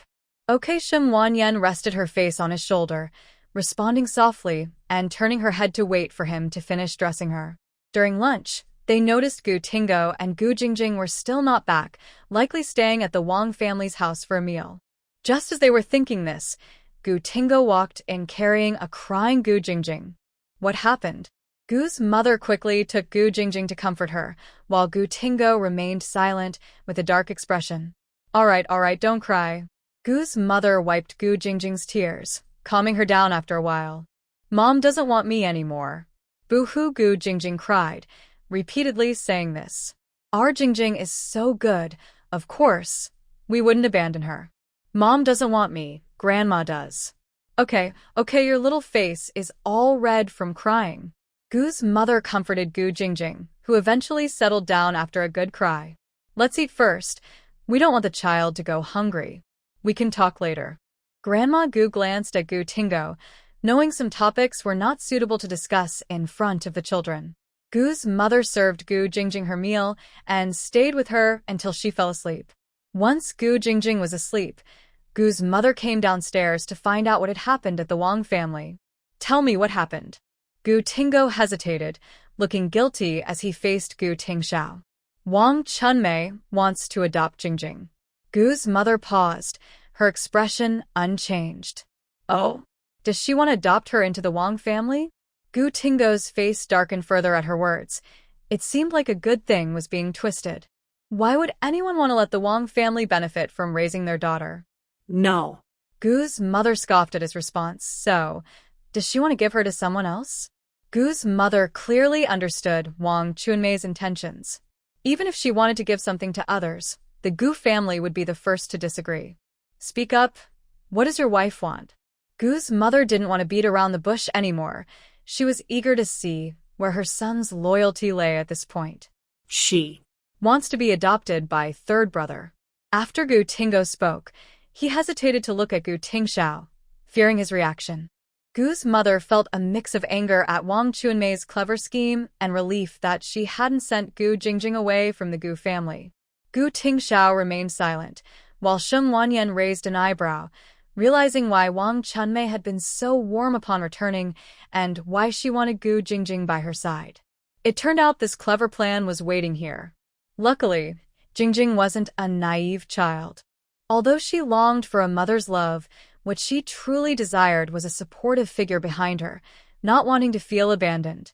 During her time at the Gu family, without Wang Chunmei's constant negativity, Gu Jingjing had come to understand her importance in the family. Aside from her mother, who didn't like her, everyone else cared for her. Initially, she wished to be the gentle third aunt's daughter, but now she realized that regardless of her status, third aunt would love her because they were family. Gu's mother's face darkened, and Gu's father and the two elders were even angrier. Wasn't this a clear provocation against the harmony among the Gu brothers? If Wang Chunmei caused a scene, what would happen between Gu Tingxiao and Gu Tingo? The harmony of the Gu family, built over many years, couldn't be shattered by someone like her. Grandpa Gu snorted and slammed his cup on the table, causing Gu Tingo to shudder in fear. He couldn't bear to look at Grandpa Gu's expression, and Gu's second sister couldn't believe her sister-in-law could be so reckless.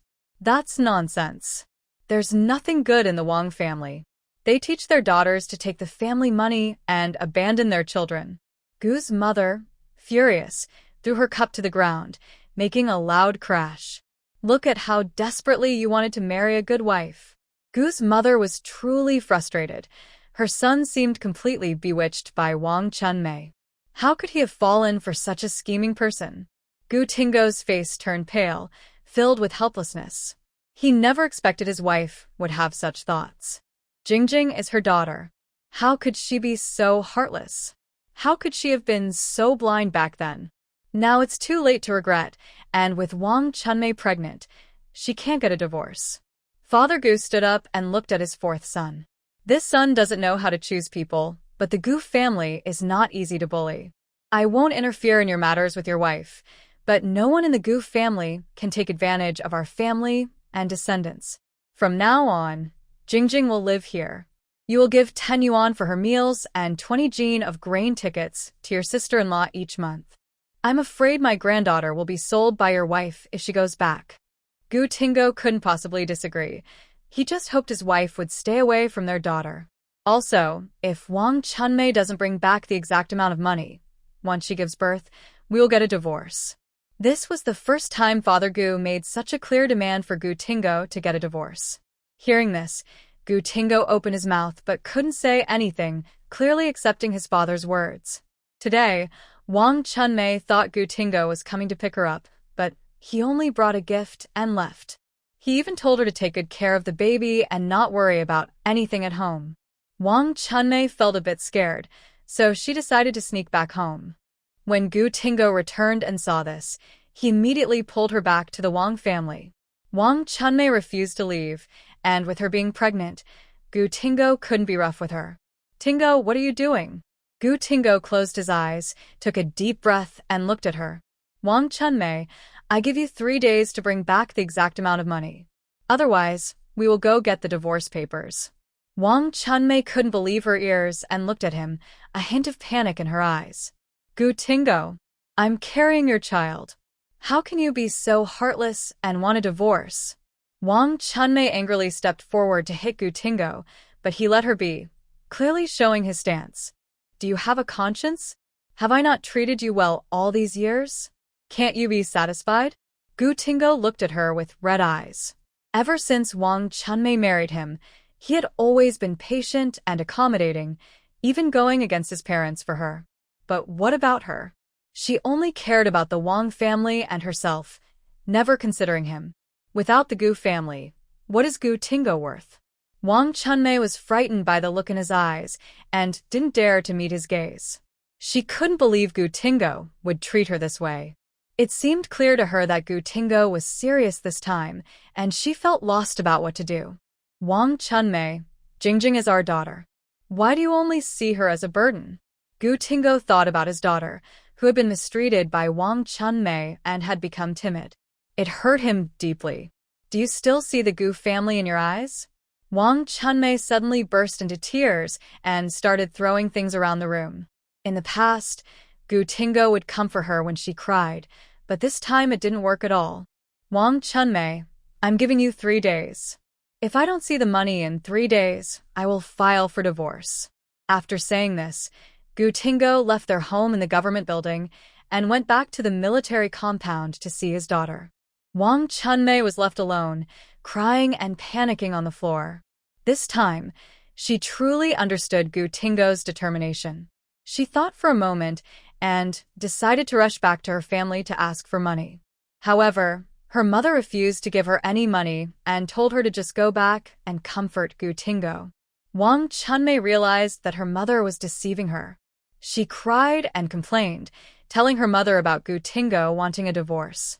Oh dear, you're pregnant. How could Gu Tingo dare to divorce you? My daughter, this must be the Gu family's idea. They are doing this on purpose. After hearing this, Wang Chunmei touched her belly and looked at her mother uncertainly. You are carrying a son of the Gu family. They wouldn't abandon their own grandson, right? Wang Chunmei believed her mother's words, but the Gu family wanted her to bring back the money. Otherwise, they would keep her and the child. She wanted to adopt Gu Jingjing to Gu Tingxiao, which was crossing a line with the Gu family. Abandoning her own child would be a great disgrace to the loyal Gu family. Before going to bed, Sheng Wanyan chatted with Gu Tingxiao. Do you think Wang Chunmei will get the money back? Yes. How do you know? Gu Tingxiao didn't know much about Wang Chunmei, but he understood Gu Tingo. No matter what, Gu Tingo would want to keep the bloodline of the Gu family. The Gu family had a fierce determination in their bones, and Gu Tingo had that too. Because Grandpa won't allow the Gu brothers to be divided. The Gu family only has Grandpa left, and then came Dad and Uncle. Finally, we came along. Everyone else sacrificed themselves for the country. Sheng Wanyan felt a sharp pain in her heart upon hearing this.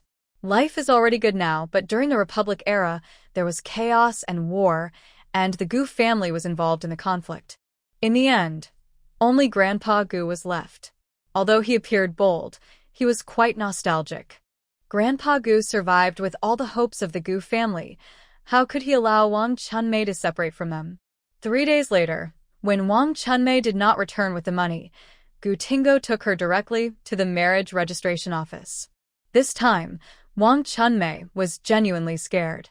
Wang's mother did not expect Gu Tingo to be serious and tried to mediate. Tingo, if there are any issues between you two, you should talk them out. How can we get a divorce? Wang's mother was proud of having Gu Tingo as a son-in-law. Everyone in the Gu family wanted to be on good terms with them. The Wang family had gained many benefits from this connection. Mother-in-law, what do you think is the reason? This is my grandfather's exact words. Wang Chunmei only cares about the Wang family, and we in the Gu family cannot afford this daughter-in-law. When Wang's mother heard this was Grandpa Gu's opinion, she became genuinely anxious. Wang's father hurried back upon receiving the news. He had gone to work that day, and it was clear that the Gu family did not recognize the Wang family as in-laws. Grandpa Gu issued a direct order. The Wang family was not allowed to use the Gu family's influence anymore. Quickly bring out the money. How can a mother-in-law take the Gu family's money? After saying this, Wang's father smiled and invited Gu Tingo to sit and have tea. No, I'm just here to retrieve the Gu family's belongings. Wang's mother reluctantly brought out the savings book with 16,000 yuan to return to Gu Tingo. Tingo, look, the money is returned to you. As for Grandpa Gu, Wang's father looked at him, and Gu Tingo glanced at Wang Chunmei, who lowered her head and dared not speak. The Gu family is the Gu family, and the Wang family is the Wang family. If you don't want to be part of the Gu family, then after you give birth, go handle the divorce procedures. Gu Tingo's last words were directed at Wang Chunmei, who was terrified upon hearing them. The Gu family was one that many people dreamed of marrying into, and she was envied by many for marrying Gu Tingo. Tingo, I was wrong. I don't want a divorce. I promise I won't bring money back to my family anymore. After saying this, Wang Chunmei suddenly grabbed his hand to show her determination. I'll go home with you right now. I don't want to stay with the Wang family anymore. No need. I didn't come to take you back. You are so happy staying at your parents' home. Just stay there. I'm sure my in-laws won't mind, right? Gu Tingo looked at Wang's father and mother. Wang's mother was about to argue but was silenced by a glare from Wang's father. Wang's father awkwardly nodded, smiling to show his support. Of course, we could never dislike our own daughter. No matter what, their daughter was still part of the Gu family, and they would eventually forgive her. Wang Chunmei really didn't expect Gu Tingo to leave her behind, and felt lost about what to do. Gu Tingo walked away without even looking at her, and no matter how hard she tried, she couldn't catch up. Once Gu Tingo was gone, Wang's mother's expression changed, and she scolded Wang Chunmei fiercely. You took all the money without leaving a cent. You better spit out everything you've eaten during this time. In that moment, Wang Chunmei remembered how strict her mother had been with her before she got married. Wang's mother favored sons over daughters, and before marrying Gu Tingo, she would either hit or scold her. After marrying Gu Tingo, Wang's mother started to show her warmth, and Wang Chunmei's vanity was satisfied. But now, Her satisfaction had inflated, and she forgot that if she left the Gu family, she would have nothing. Wang Chunmei didn't dare return to her family and had to stay at Wang's house. However, life there was not easy. There was no more fine food, and she had to cook for the whole family while being heavily pregnant. When Wang Chunmei resisted, Wang's mother resorted to violence, nearly causing her to miscarry. She wondered why she had ever believed her mother's words. Now she was stuck, unable to leave or stay. Soon, it was the 8th day of the Lunar New Year, the day for Sheng Wanyan's hospital checkup. Gu's mother and grandmother couldn't resist going along, and Gu Tingxiao drove, carrying the 3 most important women in the family. At the hospital for the checkup, Gu's grandmother and mother couldn't take their eyes off the small black on the ultrasound. "Look at how cute it is." Gu's grandmother kept praising the little black while looking at the ultrasound. Gu's mother chimed in, saying her precious grandson was the cutest child in the world. Sheng Wanyan thought. Now she understood who Gu Tingxiao had inherited his traits from. The way they praised the small black, that was just like selective blindness. When Sheng Wanyan returned home, Gu's grandfather and father also couldn't help but take a look at the small black. Just a couple of days after returning home, there was a commotion at the Gu family's door. It turned out that Wang Chunmei had come back. She had been nearly miscarried from the torment at her parents' home and had to be taken to the hospital. The Wang family has always been wary of the Gu family, especially since Wang Chunmei is pregnant with a child from the Gu family. If anything happens to the child while at the Wang family, the Gu family won't let it go easily. After being sent to the hospital, they informed Gu Tingo to come and pick her up. Once he learned about it, he had no choice but to bring Wang Chunmei back. When she returned, Gu's mother noticed her serious expression but said nothing. Wang Chunmei realized the kindness of the Gu family this time. She no longer dared to act spoiled like before. She had to be humble upon returning to the Gu family. "You look so thin. Did the Wang family not feed you?" When she returned, she seemed completely different, her face full of life. Now, she looked pale and gaunt, clearly showing signs of distress. Wang Chunmei didn't dare to respond to Gu's mother's words and sat quietly with red eyes. "Mother, I know I was wrong. Don't call me mother. I can't accept a daughter-in-law like you." Gu's mother firmly rejected her words, feeling embarrassed to have such a foolish daughter-in-law. Wang Chunmei bit her lip in silence, knowing the Gu family was upset. "If it weren't for the child you are carrying, I would not tolerate you any longer." Gu's mother was not a harsh person. Although she valued her grandchild, she wouldn't hurt her daughter-in-law's feelings. However, her words clearly expressed her stance. She initially thought Wang Chunmei was just foolish, but after considering the idea of adopting Gu Jingjing to Gu Tingxiao, she found her to be selfish. Wang Chunmei looked at Gu Dajie and Sheng Wanyan, hoping her sisters-in-law would speak up for her. But Gu Dajie was busy helping Grandma Gu with her rheumatism and didn't even glance at her. Sheng Wanyan was enjoying fruit cut by Gu Tingxiao with the children and remained silent. Feeling wronged, Wang Chunmei could only look at Gu Tingo, who no longer supported her like before. Instead, he stood by silently, allowing Gu's mother to take charge. "Fourth, take your wife home. Don't let her come here and upset everyone. From now on, you can come back only during holidays with the child." Gu's mother did not want to see Wang Chunmei at all. Since she couldn't drive her away while pregnant, she preferred to avoid her. Wang Chunmei pouted but knew that saying anything now would be pointless. Additionally, the old man's words had caused the Wang family to lose many benefits, and Wang father had been reminding her of this frequently. Wang Chunmei glanced at the old man and was frightened by his fierce face. She didn't dare to ask him to spare the Wang family or take back his order.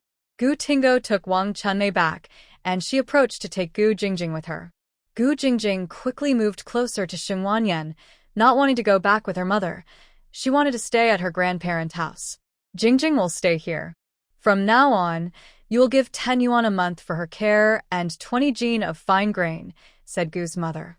Wang Chunmei looked unwillingly at Gu's mother, thinking that 10 yuan for a little girl was too much.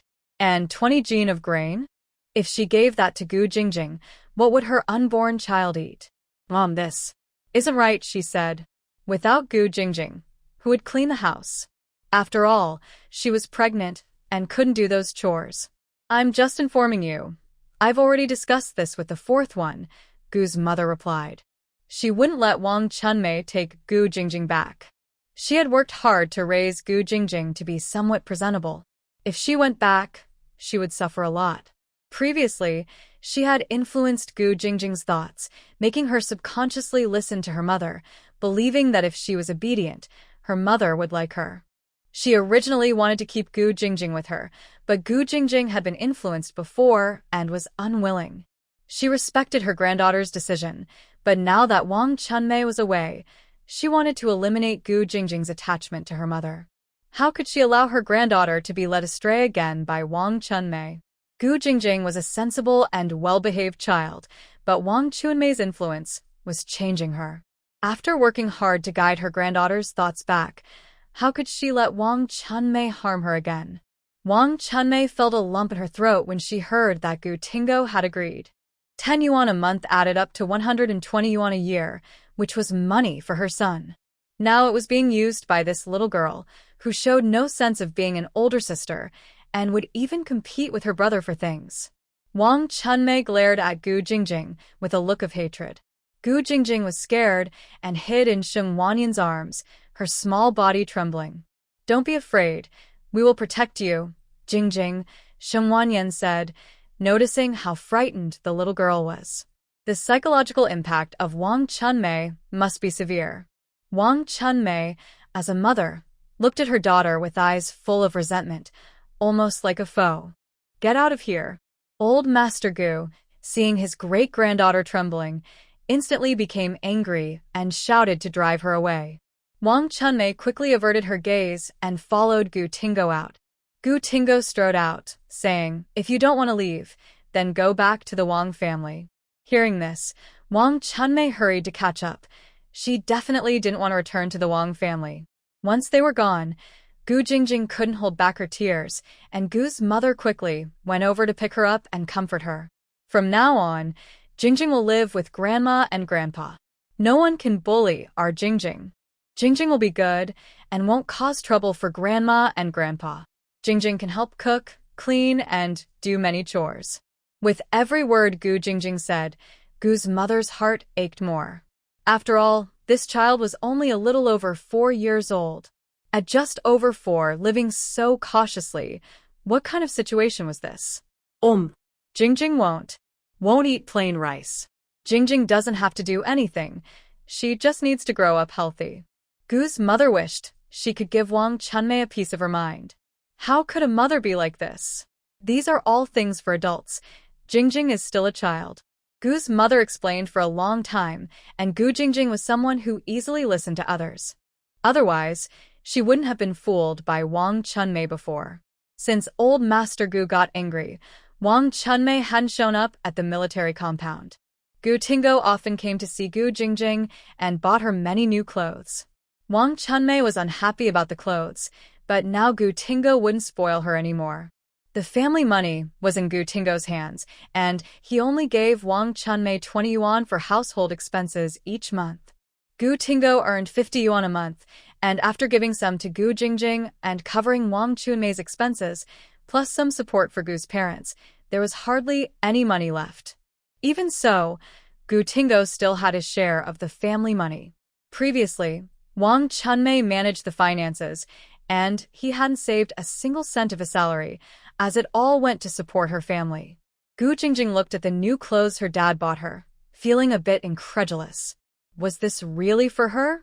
Jingjing, try it on. Gu Jingjing's eyes sparkled as she looked at the white fluffy coat in Gu Tingo's hands.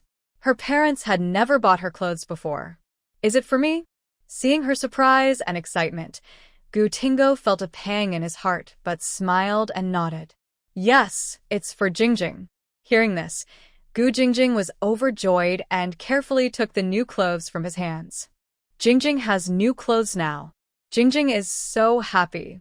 Gu Jingjing expressed her joy, but to the adults, her words sounded harsh.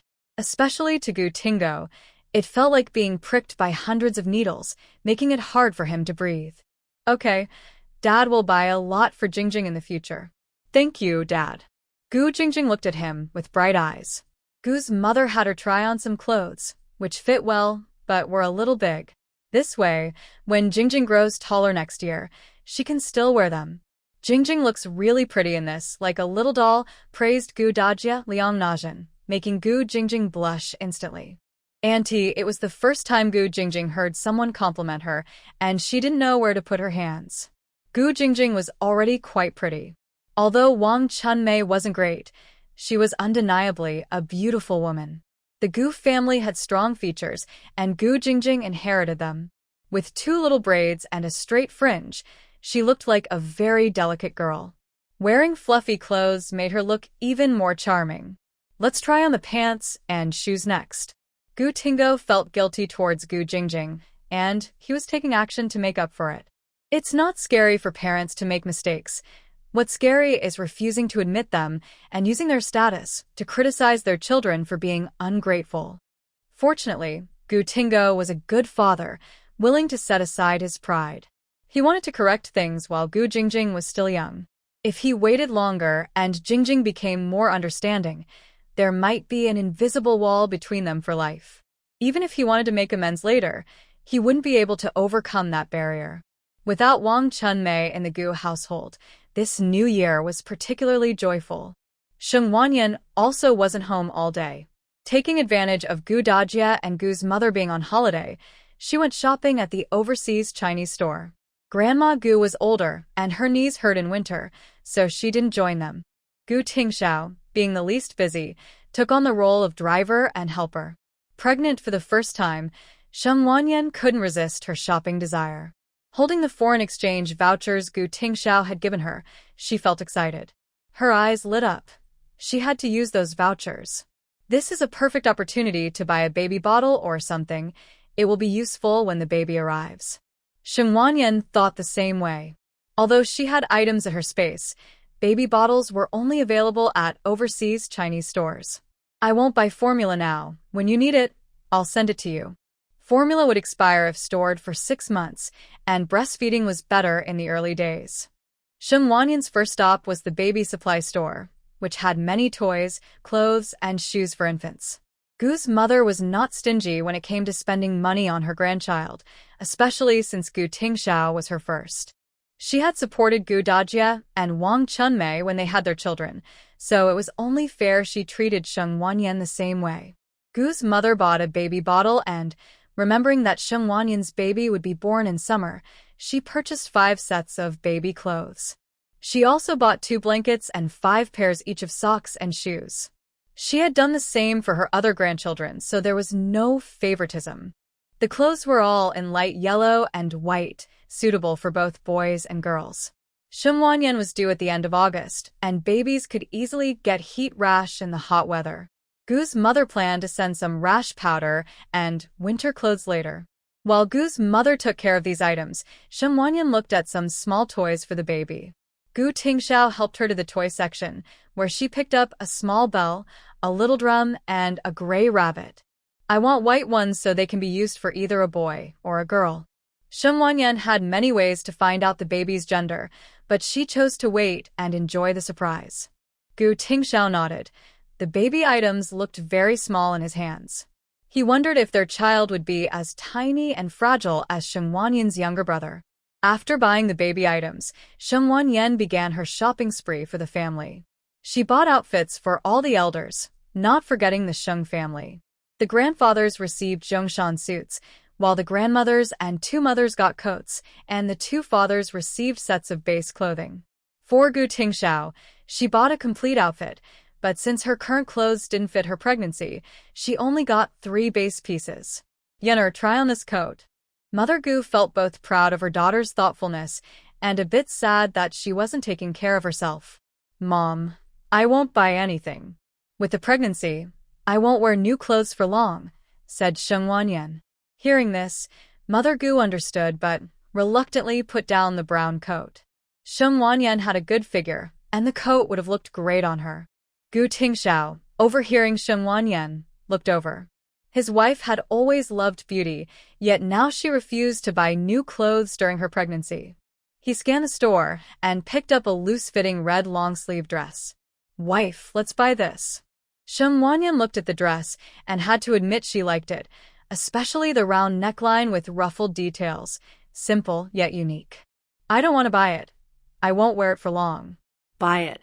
You will look great in it. Gu Tingxiao looked at her seriously. It would be a lie to say she wasn't tempted, even with many beautiful dresses around. When a woman sees something she likes, she hardly cares about how many clothes she already has.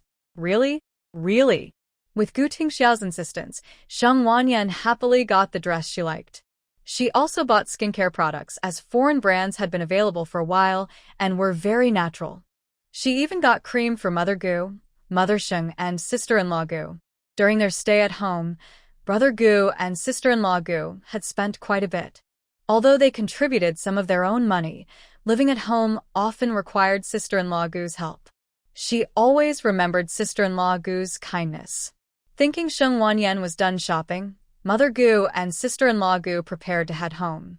But Sheng Wanyan then bought watches, one for herself and one for Gu Tingxiao. She didn't forget about the elders at home.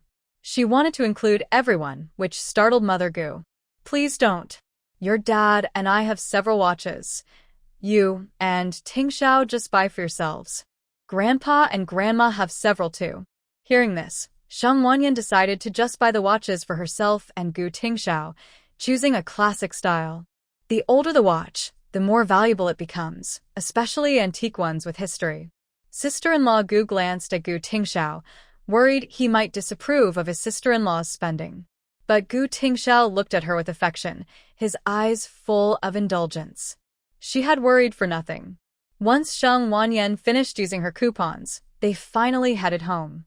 Mrs. Gu has realized just how much money Sheng Wanyan can spend.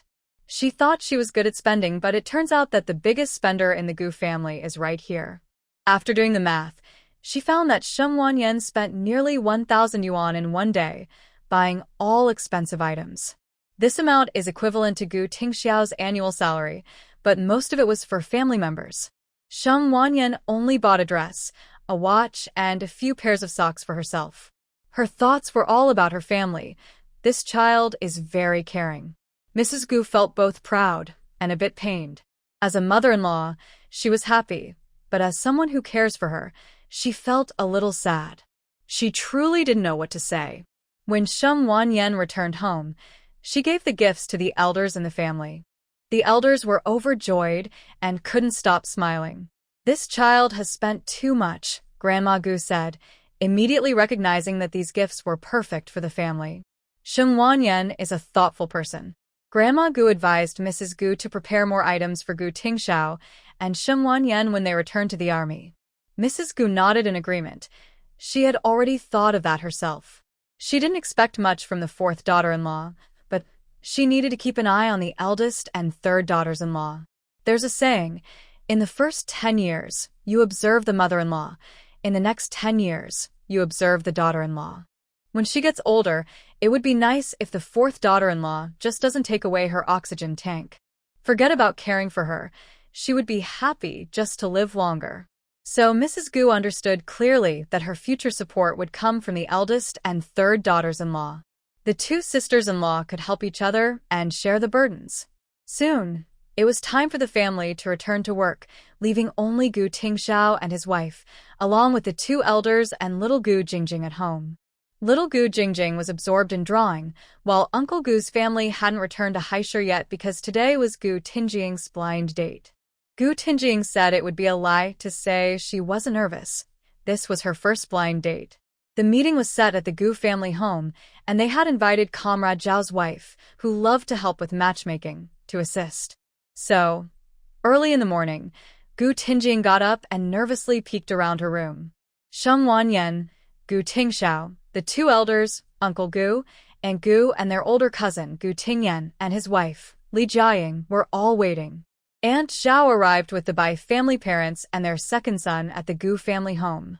The Bai family has influence in both politics and the military, holding a significant position in both areas.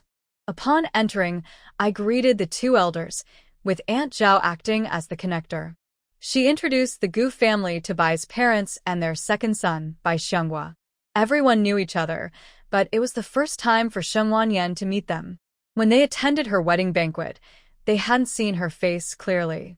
Bai Xianghua had a charming look, reminiscent of a handsome fox, especially with his peach blossom eyes. His features were typical of the era, well-defined, but those eyes added a unique flair. At first glance, he seemed a bit carefree like Sheng Wanzi, but he appeared to be even more cunning.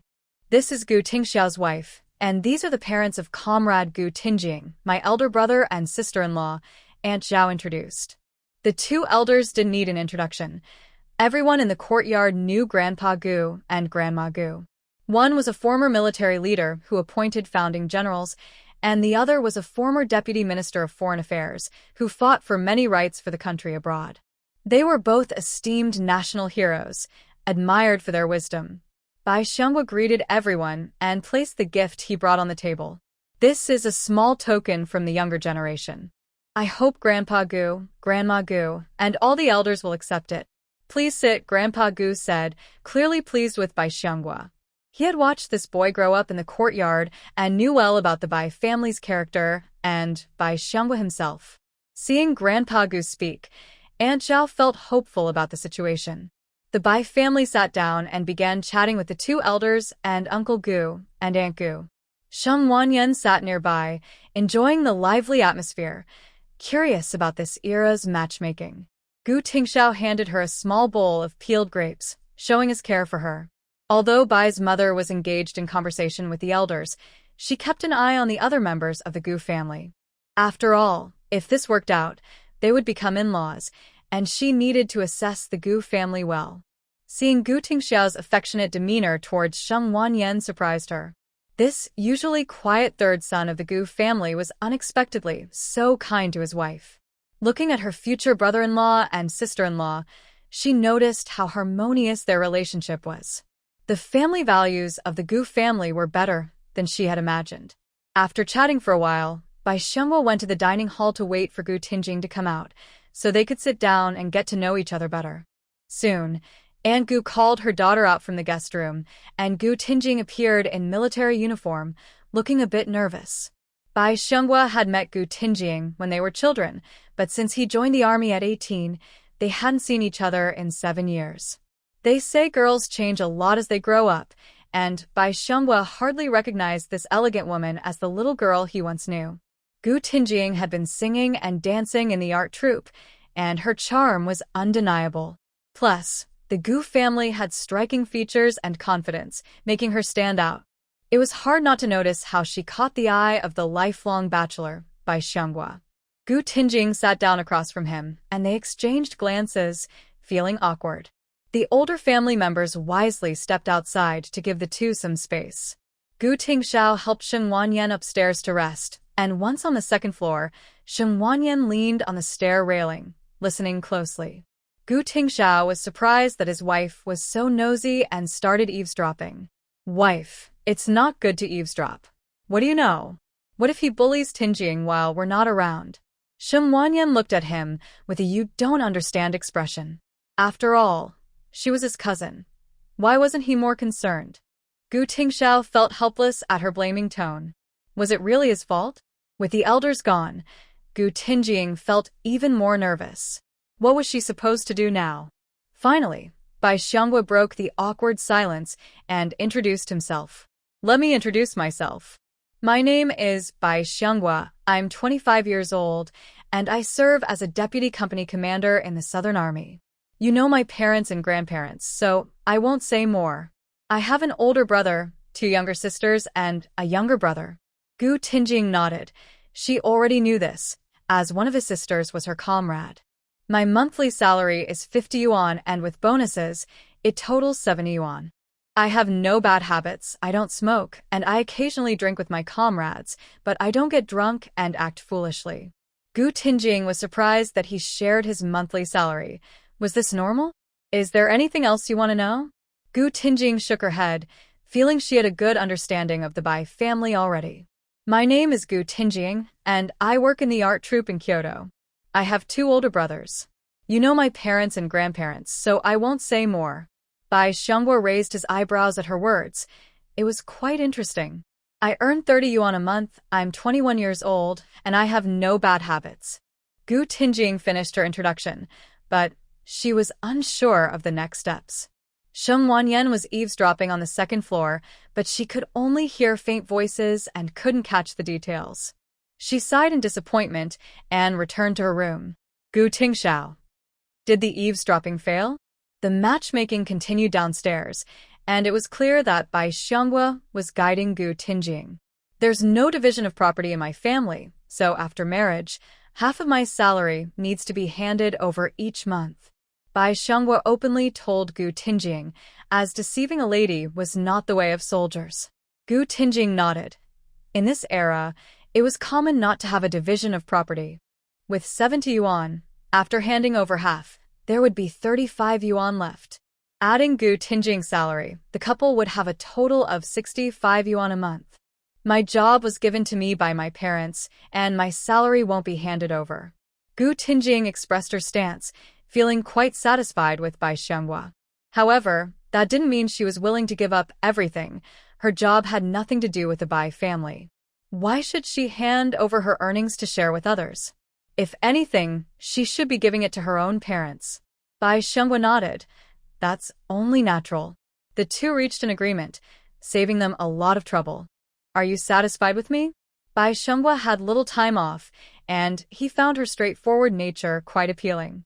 It was undeniable that the girl had taken a liking to him, and when she was young, she had boldly said she wanted to be his wife when she grew up. Bai Xianghua smiled at the thought, realizing he had ultimately fallen for this girl. Gu Tinjing was a bit confused by his question. Did it mean he was waiting for her to confirm their relationship? Why, yes. Satisfied. Gu Tinjing blushed and nodded, and they exchanged knowing glances.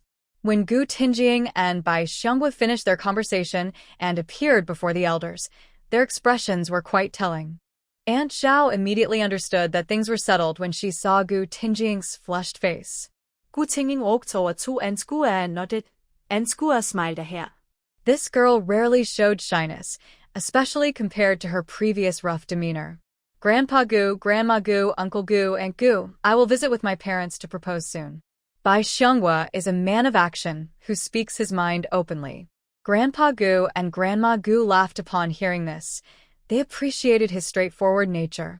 The two elders also valued honest and simple-minded younger generations. Grandpa Gu, Grandma Gu, will come to propose in 5 days, Bai Mu said, realizing that her second son had feelings for Gu Tinjing. This was fantastic news. Future in-laws, we look forward to your guidance, she added. Uncle Gu and Aunt Gu were pleased with the match and nodded in agreement. Thus, the engagement between Gu Tinjing and Bai Xianghua was set, with plans for engagement first and then marriage. Great, great. From now on, we are all family and will look out for each other, Aunt Gu said, holding Bai Mu's hand as they chatted. They were all familiar with each other, so there were no worries. As the Bai family left, Bai Xianghua glanced at Gu Tinjing, who was blushing and looking down, feeling shy.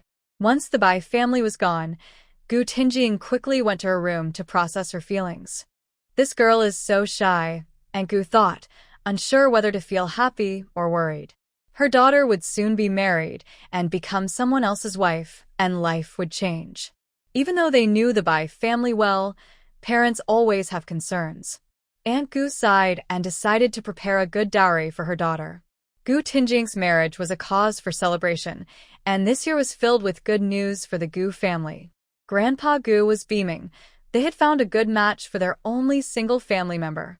Soon, they would also welcome a little great-grandchild, making Grandpa Gu feel content. That night, after hearing about the engagement during family conversations, everyone felt happy for Gu Tinjing. She was a cheerful and loyal girl, and they hoped her life would only get better. Though she didn't know much about the Bai family, anyone who could satisfy the elders would surely be a good match. With the excitement in the air, the women in the family quickly started discussing the wedding preparations. Aunt Gu thought about what to include in Gu Tinjing's dowry and called on Gu Mu for advice. Gu Mu had experience from when Gu Erji got married and recalled what items were prepared. A girl should always have some money with her, Gu Mu said, remembering how she had given Gu Urji a watch and other cash for her wedding. Some things were given secretly and not told to the Lin family. Aunt Gu thought it made sense. As long as things appeared fine on the surface, the main thing was that her daughter had confidence. After a few days, when the Bai family comes to propose, they can see their sincerity and then send an appropriate dowry. Aunt Gu was considering how much would be suitable, making sure it wasn't more than what the Bai family offered, since they were the ones who needed to save face. Sheng Wanyan had indeed witnessed a lively scene. She had experienced matchmaking and marriage herself. However, she had never participated in someone else's matchmaking and wondered if she would have time to return to the capital for the excitement. Gu Tinjing's marriage was practically settled, just waiting for both families to finalize things. Old Master Bai was delighted to hear that his second grandson's matchmaking went well. He and Old Master Gu were old comrades, and becoming in-laws was a joyful matter. In a few days, the Bai family would come to propose, and everyone in the courtyard would know about the engagement. He regretted not arranging a matchmaking for his own son with Gu Tinjing. He was a step behind. The Bai family, who had been away from the capital for years, had gotten ahead. Others felt jealous and regretful, realizing they had missed out on good opportunities. The Bai family's proposal was well thought out, considering the Gu family's status. Although Bai Xianghua was the second son, he was capable, and the Bai family did not overlook him because of his position. The Bai family not only brought gifts but also clearly arranged the betrothal gifts: 36 legs, a radio, a sewing machine, a watch, and a bicycle. Future in-laws, we have a bride price of 888 yuan, 36 legs, a radio, a sewing machine, a watch, and a bicycle all prepared. The Bai family was not short on money. Every son who married received the same treatment, with no favoritism. Aunt Gu was naturally pleased to hear this. The youngest son of the Bai family was still in high school, so they wouldn't split the family soon.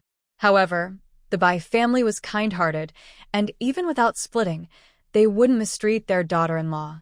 When Gu Tinjing got married, she would surely go with the military.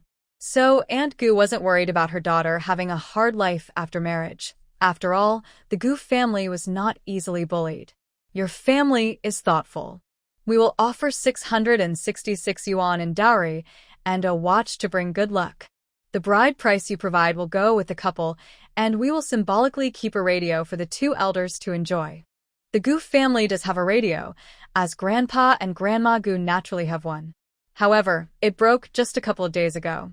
So, they decided to give it to the elderly couple, saving them some expenses. The Bai family had no objections. The Gu family's actions were much more generous than others. In other families, when a daughter gets married, they often keep the gifts for themselves instead of giving them to the newlyweds. Even though this circle seems wealthy, it doesn't mean they don't have a preference for sons over daughters. It's already considered generous if they return half of the bride price. Moreover, the mother-in-law did a nice favor by giving the radio to the elderly couple. The Gu grandparents will surely think well of Bai Xianghua and his wife. Even if they are just their granddaughters-in-laws, they will remember this kindness. The Bai family is involved in military and politics, and while they have done well in both areas, their second son, Bai Xianghua, is in the army. Naturally, the resources from the Gu family are much better. The mother-in-law is very grateful for this, as it concerns her son's future. If her son ever treats Gu Tinjing poorly, she will be the first to oppose it. Aunt Gu also wants to do a favor for the Bai family, so her daughter will be respected after marriage. This was something Grandma Gu emphasized. Even if their child marries into another family, they must be protected. Both families agreed on the bride price and dowry, and now they just need to pick a date. Grandma Bai selected several dates, considering Bai Xianghua and Gu Tinjing's schedules. She suggested a few options: May 1st, June 6th, July 7th, August 18th, September 8th, and September 28th. Since it's the end of February, May is too soon. June coincides with Wang Chunmei's childbirth, and late August is when Sheng Wanyan will give birth. Bai mother has already arranged her leave for August, September, and October to help Sheng Wanyan after her childbirth. Therefore, July seems to be the most suitable option. As for taking care of Wang Chunmei, Bai mother doesn't feel responsible for her, so she thinks Wang's family should handle that. The Gu family chose July 7th, and the Bai family happily returned home to inform the elders about the decision. The Bai family has many members. The old master Bai had 5 children, 3 sons and 2 daughters. The eldest is Bai Fu, and the others shine in their own fields. Even though the Bai family has many children, their relationships are really good. The daughters who married out still remember their family. This is all thanks to Grandma Bai, a wise and loving woman with an exceptional eye for choosing daughters-in-law. With good daughters-in-law, Grandma Bai doesn't have to worry about her grandchildren's wives, even if they aren't perfect. After all, she has trained her 3 daughters-in-law well, so they can handle things. If someone tries to challenge a mother-in-law who has lived for half a lifetime, they must be strong. Grandma Bai would still welcome them as a guest and share a drink to learn from them. This is why Grandma Gu agreed to the marriage so quickly. Having a wise elder like Grandma Bai in charge means her granddaughter won't be mistreated. Both grandmothers are wise, and aside from the daughter-in-law chosen by Gu Tingo, who isn't a great person in the family. Although Gu Tingxiao and Sheng Wanyan fell in love freely, Sheng Wanyan was also someone Grandma Gu approved of. Only Wang Chunmei has become a troublemaker in the family. It's all because of her grandson, who lacks sense. No wonder he can't get promoted. With a daughter-in-law like that holding you back, it would be lucky just to keep your job. Thinking of Wang Chunmei makes Grandma Gu angry, so she needs to focus on her future grandson-in-law who satisfies her. By Xianghua. Being able to impress Grandma Gu is an honor for me. Sheng Wanyan sighed, regretting that she couldn't attend Gu Tingjing's wedding since she would be close to giving birth. However, she must prepare a wedding gift, as Gu Tingjing once gave her a silk scarf that clearly cost her half a month's salary. Gu Tingjing gives half her salary to her parents, so the money for the scarf must have been saved carefully. The Gu family is very generous to their own, never stingy. As a sister-in-law, she must give something as a wedding gift.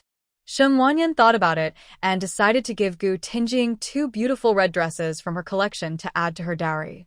After witnessing someone else's engagement, Sheng Wanyan happily returned to her room to rest. They have half a month before returning to the army, so during this time, she should make sure to give the elders at home plenty of the special spring water. Recently, Gu Mu and Gu Desa have been cooking because she can't go to the kitchen. In a couple of days, the nanny who takes care of the 2 elderly people will return, which will make things easier. Sheng Wanyan fell asleep while thinking about this. Gu Tingxiao went to check if she had kicked off the blanket and noticed her belly moving, realizing the little one inside was active. Sheng Wanyan frowned as the baby kicked, making her sleep uneasy. Gu Tingxiao placed his hand on her belly to soothe the restless baby. Be good, and don't make it hard for your mom. Maybe the baby heard his voice because it gradually calmed down. Sheng Wanyan often experienced leg cramps while sleeping, which was very painful. Gu Tingxiao saw this and sat at the foot of the bed, giving her a massage to help her feel more comfortable. With her belly now round, she had to sleep on her side, as lying flat made it hard to breathe. Sleeping on her side was uncomfortable too, and she had to turn over in the middle of the night. Gu Tingxiao stayed with her, trying to ease her discomfort. With his help, Sheng Wanyan relaxed her furrowed brow and fell into a deep sleep. When it was time to eat, Gu Tingxiao gently woke her up. Sheng Wanyan had a regular routine. She often felt sleepy around 2 p.m. and would wake up just in time for dinner. After eating, she would take a shower, read for a bit, and then feel sleepy again, going to bed by 9 p.m. and sleeping until the next morning. Gu Tingxiao noticed that the baby inside her loved to sleep too. It seemed that only when he called her would she wake up. Otherwise, she wouldn't wake up until the baby was fully rested. While she could sleep well, Sheng Wanyan would be left hungry. Gu Tingxiao had to choose between his wife and the baby, and he chose his wife. The baby. Am I just a third wheel? After waking up and having a good meal, Sheng Wanyan chatted with the elders in the living room. Knowing they had half a month before returning to the army, Gu Mu was doing everything possible to prepare food, especially for Sheng Wanyan. Sheng Wanyan was also thinking of preparing more nutritional supplements for the elders at home, planning to have Gu Tingxiao gather everything before they left. Gu Tingxiao had better connections for shopping in the capital than she did, so it was easier for him. Sheng Wanyan gave him 300 yuan to buy more nutritional products like milk powder and other supplements for the 4 elders at home. Although they took out 300 yuan, it seems like a lot, but usually, when Sheng Wanyan and Gu Tingxiao are not around, the nutrition supplies for the 4 elders have never stopped thanks to brother Gu and sister-in-law Gu. They also take care of the elders' clothing and snacks, and the elders often get to eat meat. It's natural for older people to have some health issues, and sister-in-law Gu is the one who looks after them. These efforts are worth much more than the 300 yuan, and many things go unseen. However, Sheng Wanyan and Gu Tingxiao cannot assume that others are not doing their part just because they cannot see it. Being far away, they cannot shift the responsibility of caring for the elders onto brother Gu and sister-in-law Gu, who also have their own children and families to care for, and still look after the elders after work. For those of them far away, if they can't help physically, they should contribute financially. Recently, Gu Tingxiao has often brought things home, and sister-in-law Gu can't help but admire Sheng Wanyan's thoughtfulness. Still, she worries whether Sheng Wanyan and Gu Tingxiao have enough money. This is too much. You are in the military, and there will be many expenses for the child later. Sister-in-law Gu held Sheng Wanyan's hand, feeling happy that her sister-in-law understands her hard work. But as the future head of the Gu family, her perspective is different. She instinctively thinks about how her younger siblings are doing and how she can help them. As the saying goes, when one prospers, all prosper. When one suffers, all suffer. Coming from a scholarly family, she understands these principles very well. Sister-in-law, don't worry, we are aware of our situation. Usually you take care of the elders, and with Tingxiao and me being so far away, we really can't help much. So please don't refuse this. Caring for the elders is our shared responsibility. If we can't be there to help, we can at least contribute financially, which gives us peace of mind in the military. Sister-in-law Gu felt deeply moved by this. Wang Chunmei, in the capital, seems unaware of her contributions, as if the elders and the family have nothing to do with her. Fortunately, Gu Tingo is a filial son and buys 4 cans of milk powder for the elders every month. Wang Chunmei rarely thinks about her role as a sister-in-law. She believes that the elders have their pensions and salaries, and they should be cared for by the main family, which will surely benefit them in the future. She fears being at a disadvantage, but the family is already divided, and fairness is essential. How to distribute the pensions of the 2 elders and the salaries of the grandparents is their own matter. I wonder what Wang Chunmei is thinking. Why is she so petty? To put it bluntly, the elders in the family are important people. If you show them respect, you will definitely benefit in the future. But Wang Chunmei can't even understand this. I really don't know whether to call her smart or foolish. When the elders saw Gu Tingxiao bringing back so many things, Gu's mother worried it was all his idea. She pulled him aside and quietly asked, "Be honest with me. Did you discuss this with Yenner? That's a lot of money. When you have children, there will be many expenses. Yenner is such a good girl. You can't just decide things without discussing them." Gu Tingxiao pinched his brow at his mother's words. What was she thinking? Mom, Yenner suggested all of this. You don't need to worry.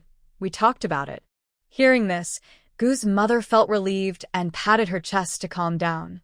That's good, that's good. Once she calmed down, she took Sheng Wanyan's hand and praised her, sharing many heartfelt words. Yenner, don't spend so much next time. We have our own salaries. You're about to give birth, so save some money for the baby. When the child grows up, there will be many expenses. Gu's mother had 4 children and knew how costly it was to raise one. Just like Gu Dage and Gu Dage's wife, their child Gu Jinfang was such a big eater that it nearly bankrupted them. Because of this, Gu Dage and his wife were afraid to have a second child, fearing another big eater would come along. What if the whole family ended up hungry? So, they were cautious. They couldn't afford another child. One child was already enough to worry about. If another came, Gu Dage and his wife might have to dig into their savings. Gu's mother gave most of the items to the 2 elders, as she and Gu's father were fine and didn't need so much. Sheng Wanyan didn't say anything, knowing that in the future, Gu's parents wouldn't have to worry. With these items, Gu Dage and his wife could relieve some pressure over the next 6 months. After all, these nutritional products are really expensive. Even if the couple's salaries combine to over 200 yuan a month, maintaining a household costs a lot, and they still needed to save for Gu Jinfeng's future. Sheng Wanyan and Gu Tingxiao bringing back so many things certainly didn't escape Wang Chunmei's notice. Wang Chunmei constantly mocked Sheng Wanyan and Gu Tingxiao in her heart for buying so many things for the elderly. Wasn't that a waste of effort? They really were foolish. There were better ways to show kindness. What good was it to please the elderly when Grandpa Gu and Grandma Gu might not have much time left? Wang Chunmei touched her belly, thinking that when the time came for her to rest after giving birth, she would find a way to get some food from Grandma Gu. If she was healthy, she would have enough milk for her son. That was Grandma Gu's grandson. She didn't believe Grandma Gu would let her grandchild go hungry. However, Wang Chunmei was mistaken. Grandma Gu had no intention of taking care of her after childbirth. As for the baby in her belly, Grandma Gu wasn't worried. If the parents weren't anxious, why should she be? Besides, there was still Gu Tingo. Wang Chunmei thought she could use the child as leverage, but Gu Tingo wouldn't just sit by and let his child go hungry. After the housekeeper returned, Sheng Wanyan occasionally took the opportunity to add a few drops of spring water to the soup or rice when no one was home. Each time, just 1 or 2 drops made a noticeable difference in the family's health over the next half-month. Sometimes, Gu Tingo would come to see Gu Jingjing and would stay for dinner, benefiting from the nourishing spring water. As for Wang Chunmei, she hadn't shown up since Grandpa Gu made his statement.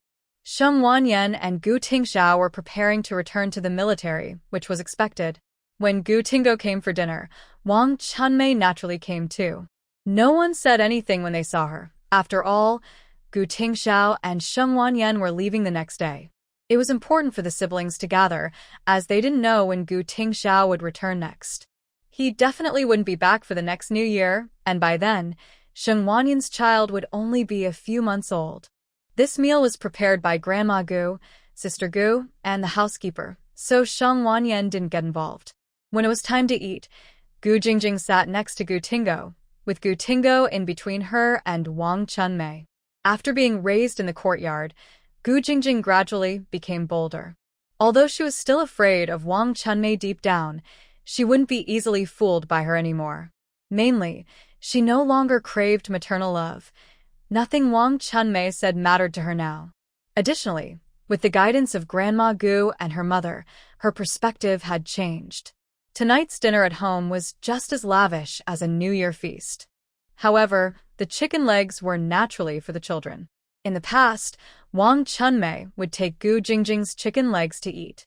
But this time, when Wang Chunmei reached for a chicken leg in Gu Jingjing's bowl, Gu Jingjing moved her bowl away.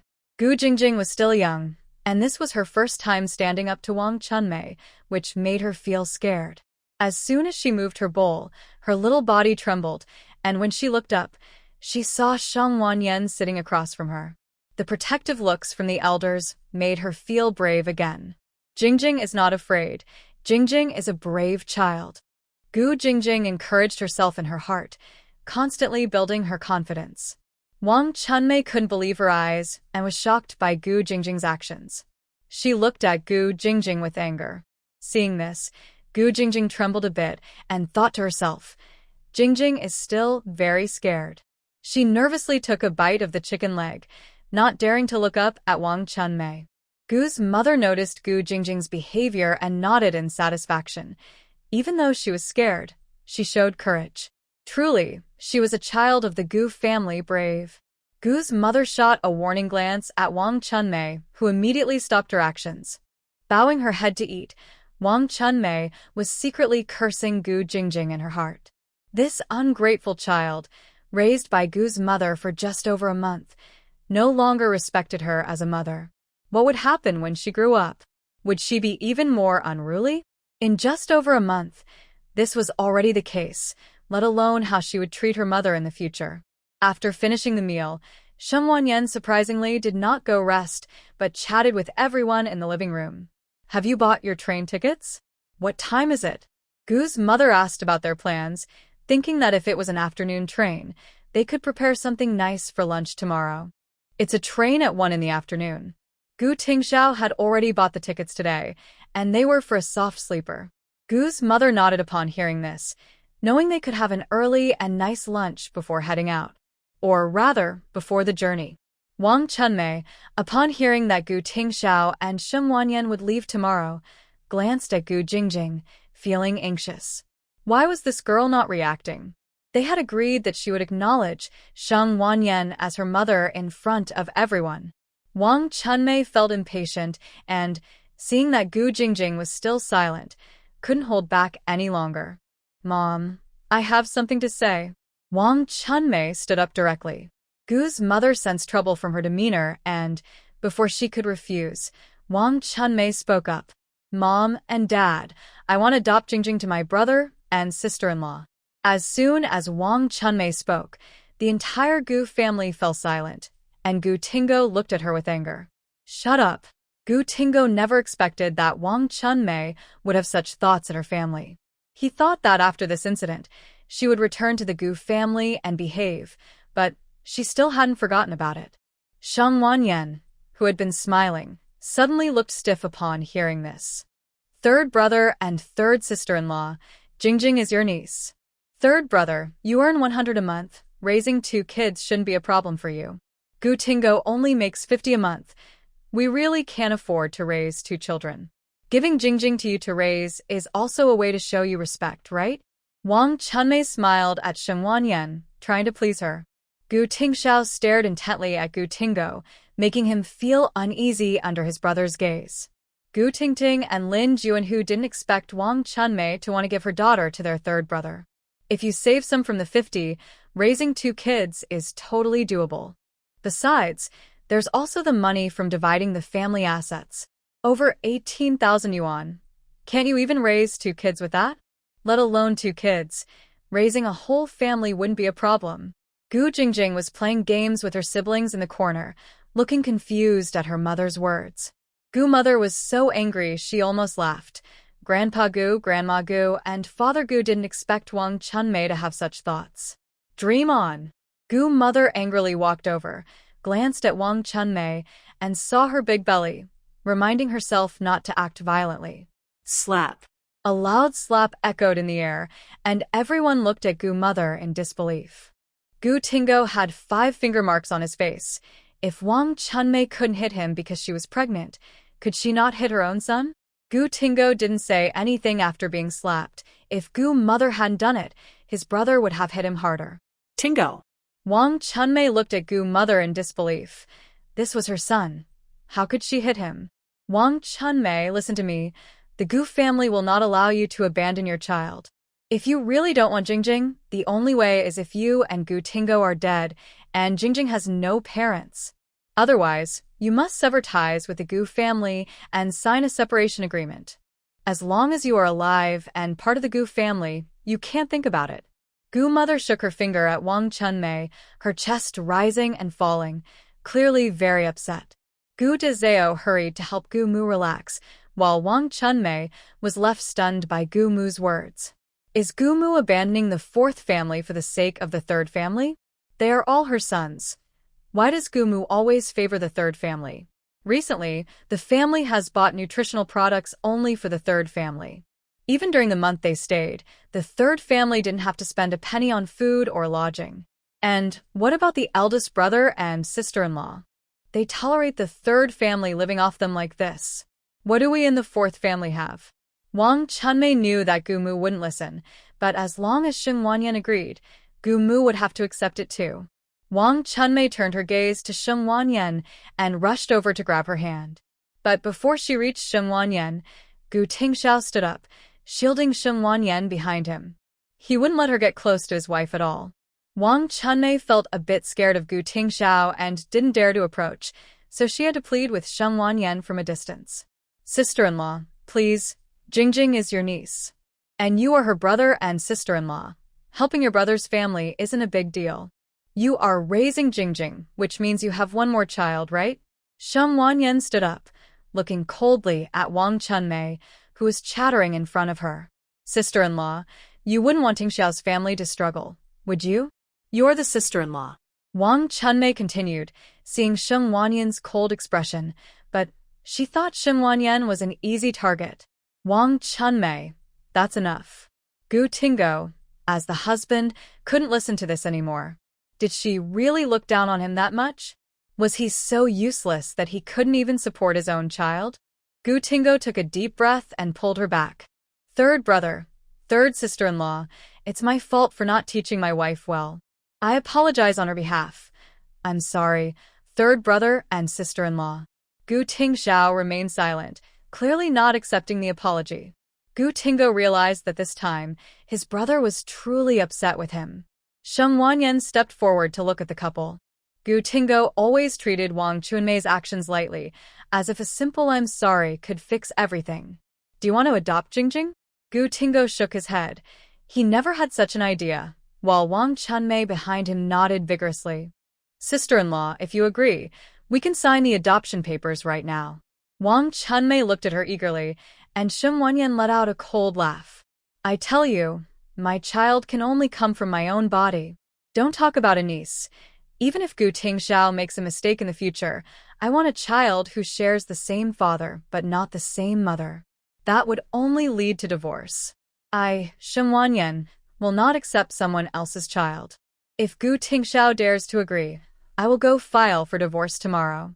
Sheng Wanyan's words hit the Gu family like a bomb, and the entire household fell silent. When Gu Tingxiao heard her words, especially the word divorce, he felt like he had exploded. He quickly stepped forward, grabbing Sheng Wanyan's hand nervously. Wife, I won't make mistakes. Don't mention divorce. I only want to have children with you. I don't want anyone else's child. Once the thought of divorce arises, it's like a ticking time bomb that could explode at any moment. Gu's mother stared blankly at Sheng Wanyan, instinctively swallowing hard. This child is trying to scare Wang Chunmei. Why bring up divorce? Look at how anxious and worried her third son is. He probably wants to blow up the fourth son's house. Such a good daughter-in-law shouldn't be lost because of Wang Chunmei. Gu's mother was also a bit afraid that Sheng Wanyan might be serious. Wang Chunmei looked at Sheng Wanyan, unable to regain her composure for a long time. Not only Wang Chunmei, but even Gu's sister-in-law, a strong-minded woman, didn't have the courage to mention divorce in front of everyone. In this era, how many men have children outside but their wives endure it after a beating? Even Gu's sister-in-law couldn't just leave if Gu's brother had someone outside. That kind of courage is hard to find. It was clear that in the marriage between Gu Tingxiao and Sheng Wanyan, the man cared more. Sheng Wanyan was not afraid of the rumors of this era. She was not afraid of its constraints. Wang Chunmei did not expect Sheng Wanyan to refuse so decisively, even mentioning divorce. Is she not afraid of being seen as secondhand? Can a secondhand person have a good life in the future? Wang Chunmei came back to her senses, not really believing that Sheng Wanyan would actually divorce.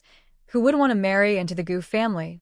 She, a city girl, had worked hard to marry into the capital. Would she really be willing to divorce? Third sister-in-law, can you really bear to see Jingjing without parents? Wang Chunmei couldn't believe that Sheng Wanyan was so heartless and that Gu Tingxiao and Sheng Wanyan were leaving tomorrow. This matter had to be resolved quickly. Bear it. If her own parents can abandon her, I think there's nothing crueler than that. Wang Chunmei really didn't expect Sheng Wanyan to act so unpredictably, leaving her speechless. Third sister-in-law, have you considered the brotherly bond between third brother and Tingo? This kind of brotherly bond is not worth having. Gu Tingxiao's words made Gu Tingo's pupils shrink. Did third brother really not want him anymore? Although Gu Tingo was afraid of Gu Tingxiao, he also valued their brotherly bond. When they were young, Gu Tingxiao took care of him while their older siblings were at school and their elders were at work. He grew up playing and learning under Gu Tingxiao's guidance. Hearing that his third brother no longer wanted him felt like a bitter pill to swallow. Third brother. Gu Tingo called out to Gu Tingxiao, but Gu Tingxiao ignored him. Gu Tingo glared at Wang Chunmei, who was shocked that Gu Tingxiao would openly reject their brotherly bond. Gu Tingxiao was very serious. He meant what he said. Not only was Gu Tingo scared, But even the elders in the family were a bit afraid that Gu Tingxiao would follow through. So don't use this to threaten my wife. If your wife wants to use our brotherly bond as leverage, then let's just forget it. At that moment, Gu Tingo truly wanted to confront Wang Chunmei, and thoughts of divorce intensified. Grandpa Gu, seeing the brothers' strained relationship, remained silent, knowing his grandson was clever. Moreover, Gu Tingo needed a little push to stand up for himself. Sheng Wanyan rubbed her nose, not expecting Gu Tingxiao to publicly reject their brotherhood. This made her feel like a confused character in a story. With Grandpa Gu not speaking, the other elders in the family also held back. Gu Tingo noticed that none of the elders stepped in to mediate, and he truly felt scared. Could this be serious? However, it turned out to be real, as Gu Tingxiao ignored Gu Tingo for years. And not a single elder came out to ease the tension between the brothers. With things developing this way, Wang Chunmei found herself at a loss for words, just staring at Sheng Wanyan. But Sheng Wanyan didn't even glance at her, clearly showing she wanted nothing to do with her sister-in-law. With Sheng Wanyan acting this way, she thought she shouldn't expect any help from her in the future. In the end, Gu Tingo forcefully took her home. If she hadn't been pregnant, he would have dragged her straight to the marriage registry to file for divorce.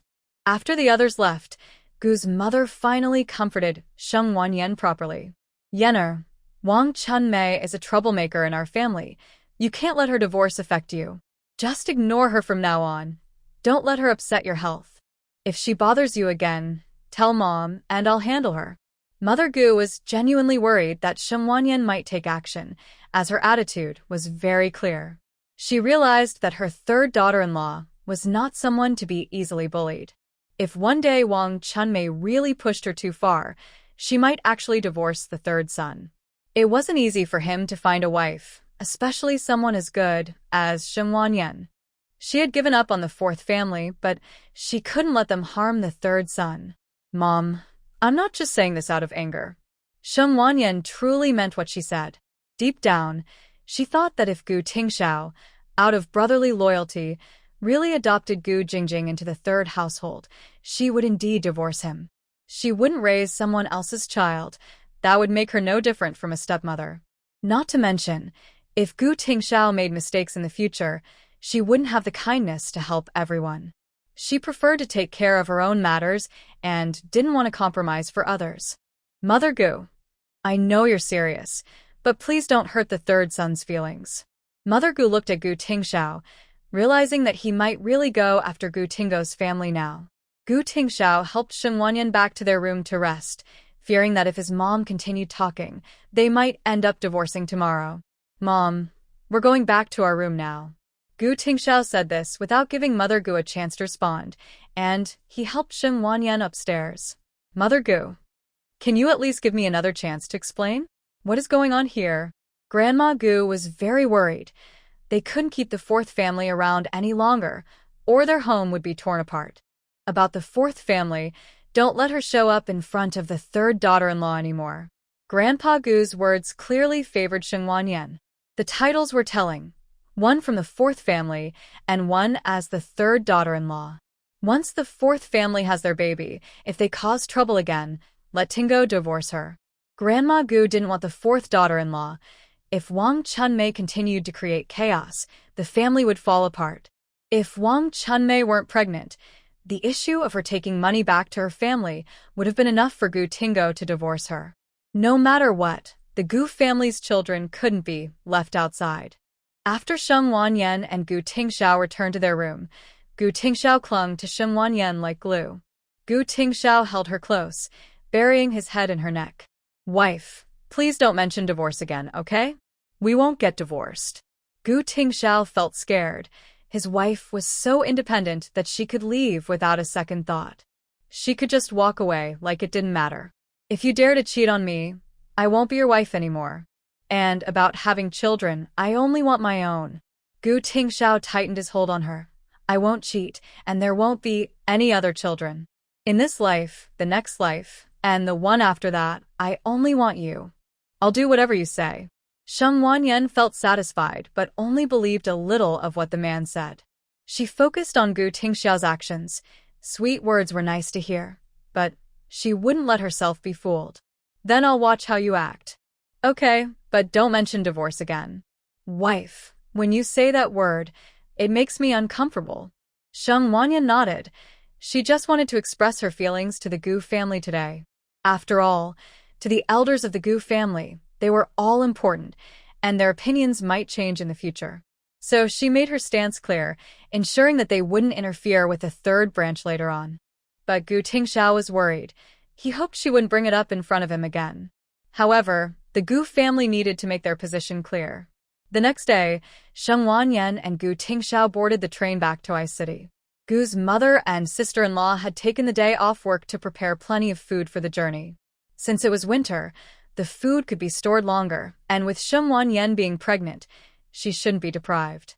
They had packed 15 eggs, 3 boxes of meat dishes, and 2 boxes of rice, along with steamed buns and meat buns. If they ran out of food, they could buy more on the train, which had decent meals, though they were a bit pricey. But the Gu family had plenty of money, and Sheng Wanyan and Gu Tingxiao had more than enough. Usually, Sheng Wanyan didn't have to worry about food, and now that she was pregnant, she definitely wouldn't be deprived. Third, you need to take good care of Wanyan. Be careful with the crowd on the train. This bag is for Wanyan's nutrients, and this one is for the in-laws. Make sure to keep an eye on them. Gu's mother not only prepared things for Sheng Wanyan, but also for her family. I'll go to Ice City at the beginning of August, so take good care of Wanyan during this time. Make sure to be considerate of the in-laws. They've been working hard. When the time comes, if you have a mission, we will trouble your in-laws to take care of Yenner. Mother Gu was very grateful to the Sheng family, especially to the elders. Since the third son has a special job, if he goes on a mission, Yenner will be home alone. The in-laws can help look after her while he is away, and it's good to have someone around in case of emergencies. Gu Tingxiao nodded upon hearing this and carried everything himself. Okay, Mom. Big sister-in-law, you can go back now. Mother Gu nodded at her and the eldest sister-in-law, and only left after watching them get in the car. She felt a bit reluctant, and the eldest sister-in-law comforted her. Mom, by the next time we come back, the third brother's child should be 2 years old. Then you can also go to the army to help take care of the third sister-in-law. It won't be long. Hearing this, Mother Gu perked up. Her eldest daughter-in-law was right. They would see them again in 6 months. We should prepare some things for the third sister-in-law and the baby. I wonder if it will be a nephew or a niece. The eldest sister-in-law was also looking forward to it, as this was the first child in the third brother's family. Whether it's a boy or a girl, they will be a good child of the Gu family. I need to save up some coupons. Babies grow quickly, and they will need a lot of clothes. The baby's skin is delicate, so we should buy some good items to send over. With a new goal in mind, Mother Gu felt energized, and the eldest sister-in-law was relieved to see her mother-in-law's spirits lift. Let's go to the overseas Chinese shop and see if there are any good fabrics. Mother Gu took the eldest sister-in-law to the overseas Chinese shop, but unfortunately, they didn't have many foreign exchange coupons left and could only buy a few items. She would need to find someone to exchange more later, or, at the very least, ask old Gu to help trade with his army friends. Sheng Wanyan and Gu Tingxiao navigated through the crowded area and finally found their compartment. Their compartment was empty, and since Sheng Wanyan was pregnant, it was inconvenient for her to sleep on the upper bunk, so she had to take the lower one. Gu Tingxiao naturally slept opposite her to ensure her safety. Since there was no one else in their compartment, it was convenient for the couple. Gu Tingxiao took the water bottle to get some water and told her to lock the door while he was gone. Wife, I'm going to get water. Lock the door and don't open it if someone knocks. Sheng Wanyan nodded. Although she was pregnant and could be a bit careless, it didn't mean she was foolish. Gu Tingxiao knew his wife was someone who kept her word, so he took the water bottle to get water. Sheng Wanyan took a few strawberries from her space, and just as she finished eating, Gu Tingxiao returned with the water. For the first 3 days, Sheng Wanyan and Gu Tingxiao were alone in the private room, eating without being watched. Halfway through the journey, a young couple got on the bus, and they could sleep above without any awkwardness. The trip went smoothly, and when they arrived in Ice City, they saw Shang Wanze waiting at the bus station entrance. Sheng Wanze waved. He was tall and in military uniform, so he was easy to spot. He came over to help carry things, as it was noon and time for lunch before heading back to the army. Little sister, brother-in-law, Sheng Wanze said, taking the small items from Sheng Wanyan and helping lighten Gu Tingxiao's load. It's too cold outside. Hurry and get in the car. Little sister, watch your step. Sheng Wanyan was already 5 months pregnant, and the road was slippery, so they were worried she might fall. Honey, take your time. Sheng Wanyan nodded and carefully followed behind them.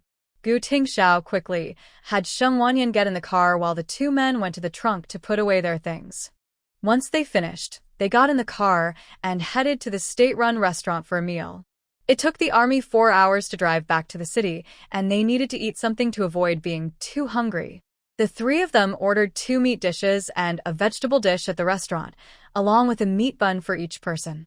After eating well, they continued their journey back to the army. Sheng Grandma and Sheng Mother knew they were coming back today and were preparing dinner. Pan Yu was in charge of taking care of Tiger, who is now 2 months old and very chubby. He lay in his crib, looking around with his big round eyes, and after a while, he made a mess. Pan Yu cleaned him up with a warm towel and changed his diaper. 2 months old.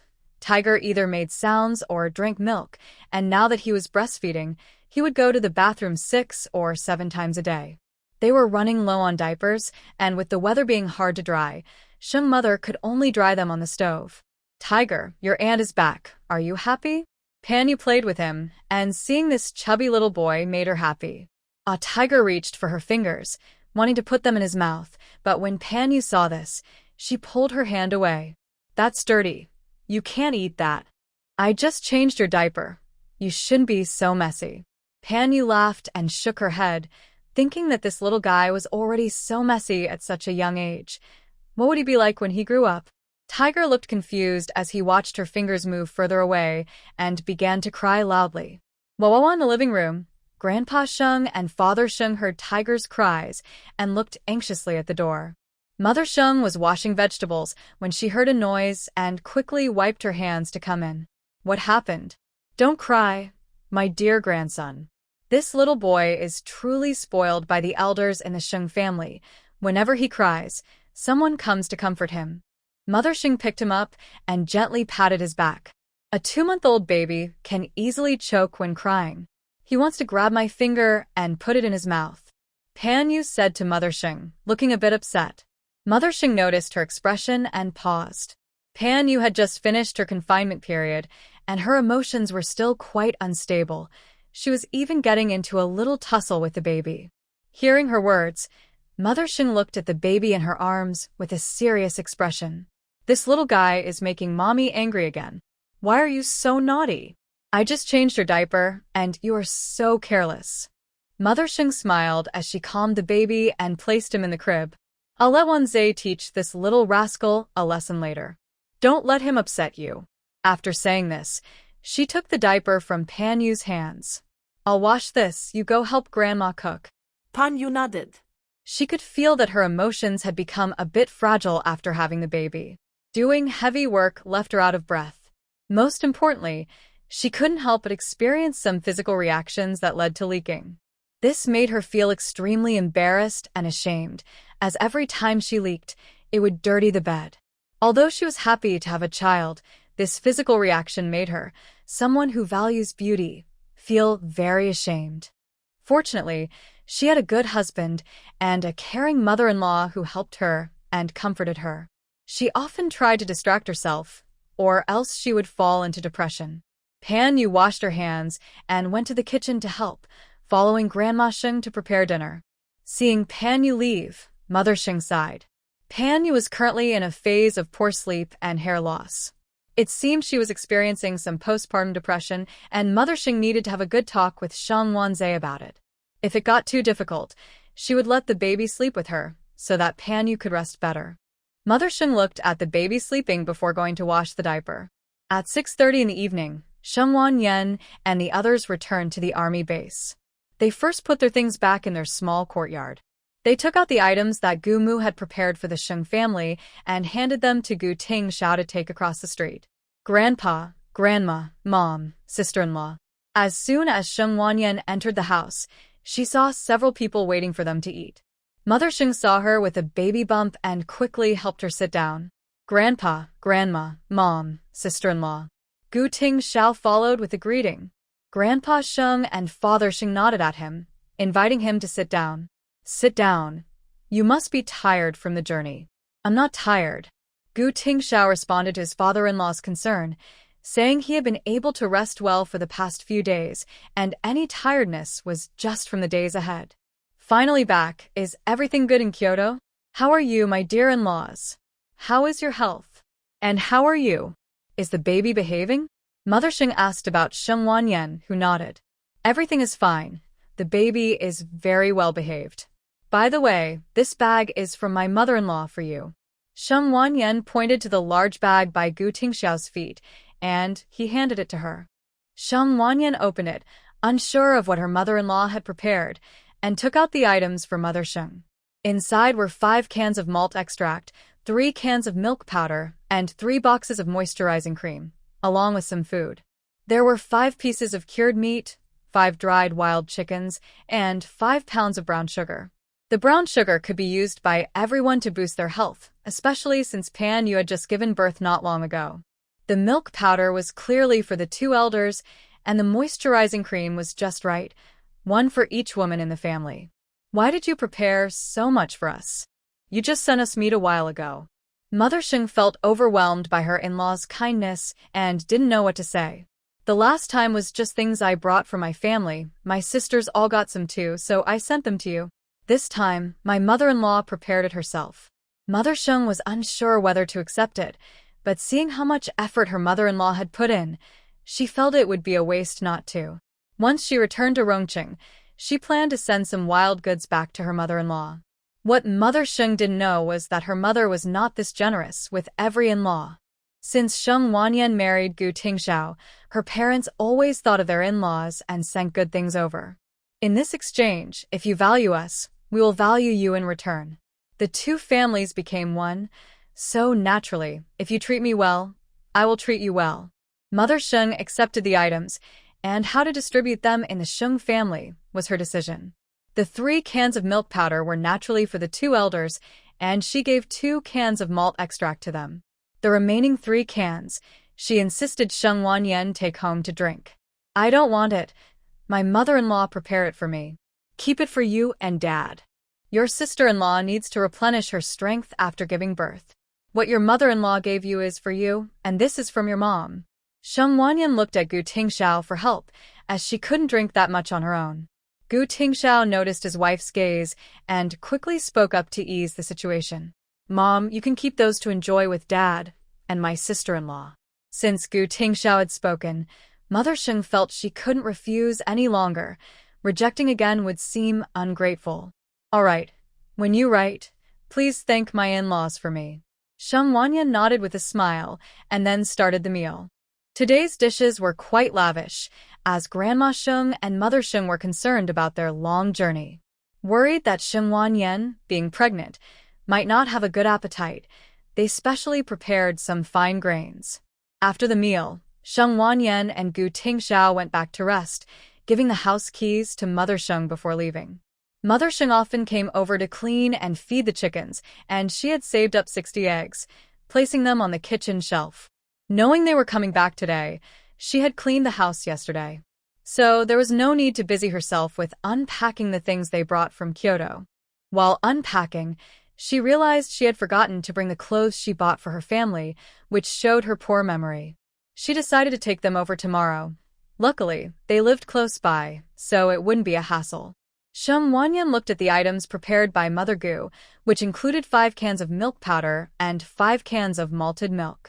These were for her recovery, along with many diapers for the baby, plus the bottles, small clothes, socks, and shoes she bought during her last visit to the overseas Chinese store. She also prepared a lot of meat, worried they might not eat well. Sheng Wanyan asked Gu Tingxiao to take the meat to the cellar and boil water for a bath, while she organized the clothes. After tidying up, the 2 of them took a bath, and then rested on the Kong.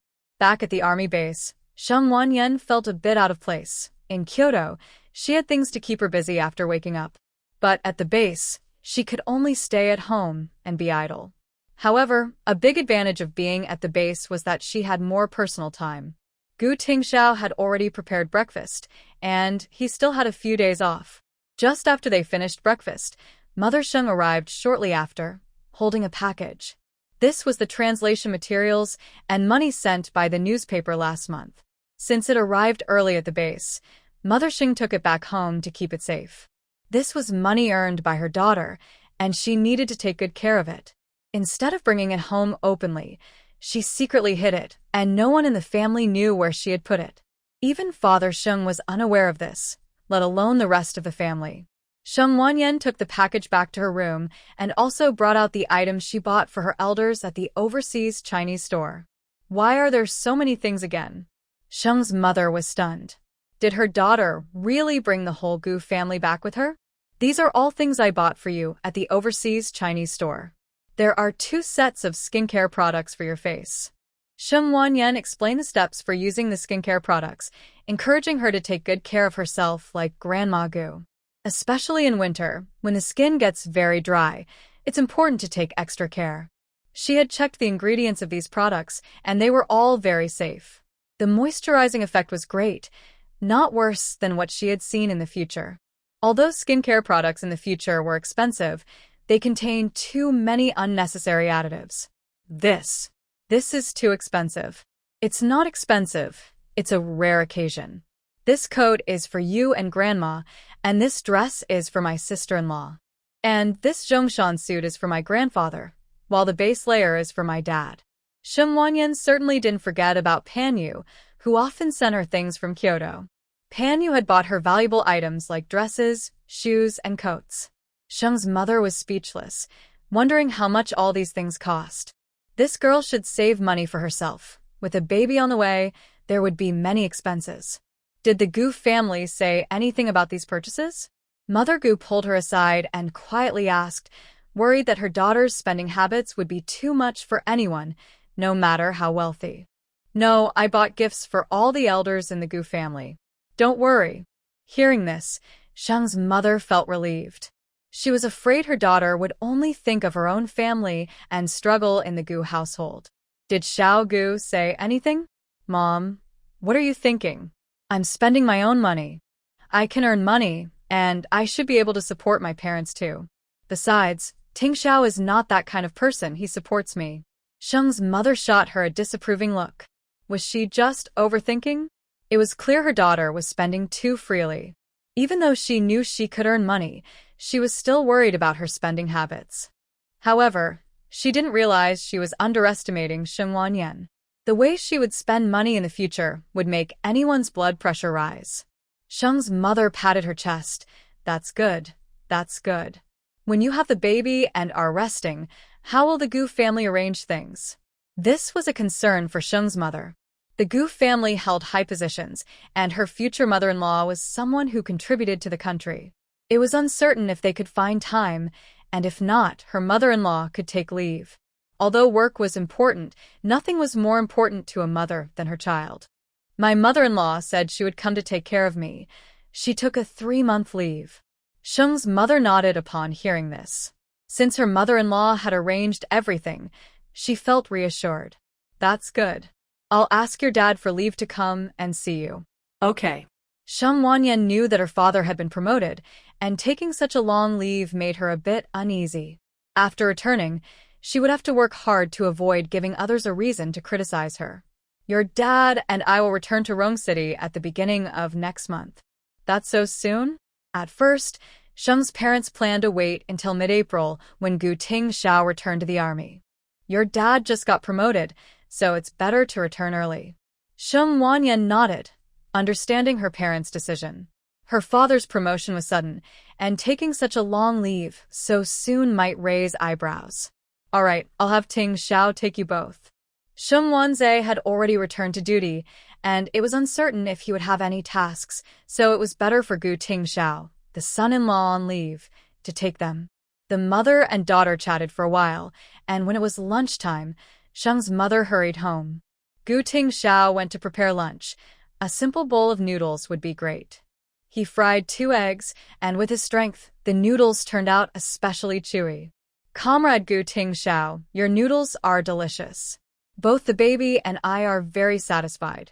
Hearing her playful words, Gu Tingxiao played along. As long as you're happy, it's my honor. His gaze was so affectionate that it could almost make her blush, and Shen Wanyan felt her cheeks warm. Ahem. Keep up the good work. Now for the task distribution. You wash the dishes. I'll take care of the baby. Shen Wanyan assigned tasks without a hint of embarrassment, and Gu Tingxiao smiled and nodded. She stood up and walked back to her room, feeling a bit flustered. Wow. So charming. Shen Wanyan, you're embarrassing yourself, getting distracted by good looks. Back in her room, she opened the package sent by the Kyoto newspaper office, which contained 2 months' worth of payment slips. That was several thousand yuan. She put the money away and looked at the translation books that had been sent. They were all about firearms, 5 books in total, and the letter mentioned that they hoped she could translate more if she had the time, as they needed this information. Shen Wanyan touched her belly. Translating 5 books in a month was already a lot for her. Previously, she only managed 1 or 2 books a month. Later, it became 3 books and then 5. With more tasks to do, it was quite challenging for her, especially since she was pregnant. Unless she used the time difference in her space, taking on more tasks would be really difficult. Shen Wanyan thought about how Gu Tingxiao would return to the team next month, which would give her more time to enter the space. She could also increase her tasks. Otherwise, once the baby was born, she wouldn't have much time. She decided to translate more now to earn a bit more money. Shen Wanyan wrote a letter that she planned to send when she went to the city to withdraw money tomorrow. Suddenly, she remembered that the credit union might go bankrupt later, and any money there would be lost. It seemed that after having the baby, she would need to withdraw the money and keep it in her space. She gave Gu Tingxiao the passbook for the family division and the withdrawal slip, asking him to take out all the money. She also asked him to send the letter to the newspaper in Kyoto. Gu Tingxiao didn't ask many questions and did as she said. As for her own savings and the dowry secretly saved by her parents, she planned to wait until after the baby was born to withdraw it. Otherwise, she wouldn't be able to explain the source of that money to Gu Tingxiao. She decided to withdraw the money that Gu Tingxiao knew about first. As a soldier, he could withdraw a large sum without drawing attention. Even if someone wanted to, they wouldn't dare to approach a soldier. At home, Shen Wanyan translated since she had no other tasks. Whenever she wanted to cook, Gu Tingxiao wouldn't let her. She was almost scared to the point of having a heart attack. Knock, knock, knock. There was a knock at the door. Shen Wanyan opened it to find Aunt Xie standing outside. Yenner, I thought I was mistaken. You really are back. Aunt Xie had seen Gu Tingxiao riding his bicycle earlier and thought she was imagining things. Nowadays, everyone was staying indoors for the winter, and she had assumed they would wait for Commander Gu's vacation to end before returning. Andy, come in and sit down. Shen Wanyan invited her inside, but Aunt Xie waved her hand. I won't go in. I just came to take a look. Commander Gu still has a month of vacation left. Why are you back so soon? Shen Wanyan explained my parents are coming back to Rongqing next month, so he returned early to spend some time with me. Aunt Xie nodded, understanding. She noticed Shen Wanyan's big belly and felt it was inappropriate to keep her standing outside to chat. But she has gossip to share with Shen Wanyan. Come on, let's go inside and chat. Shen Wanyan smiled and nodded, then went in and poured a glass of sweet water. You don't need to be busy with your big belly. I can just drink plain water. Aunt Xie was startled to see her, with her big belly, getting water for her. It's no trouble. I'm pregnant, not injured. Sometimes moving a bit felt good, otherwise, staying still would get boring. Your belly is 5 months along, right? Yes. Aunt Xie calculated the days and realized that when Shen Wanyan returned to Kyoto, she was just over 3 months along. In just half a year, she would give birth. Time really flies. I have to tell you, Liang Qian got married. Shen Wanyan raised her eyebrows at this news. She didn't expect Liang Qian to marry in just 2 months. Wasn't she still thinking about Gu Tingxiao during the last performance? Can't believe it, right? Shen Wanyan nodded. Although she had only met Liang Qian once, she was proud and competitive. It was hard to believe that she would marry so quickly after not getting Gu Tingxiao's affection. It was Chief Liang who agreed to the marriage. She's 23 now and still single. If she doesn't marry soon, people will start talking. Plus, during the last performance, the leaders from Kyoto had some criticisms about her actions and reprimanded Chief Liang a bit.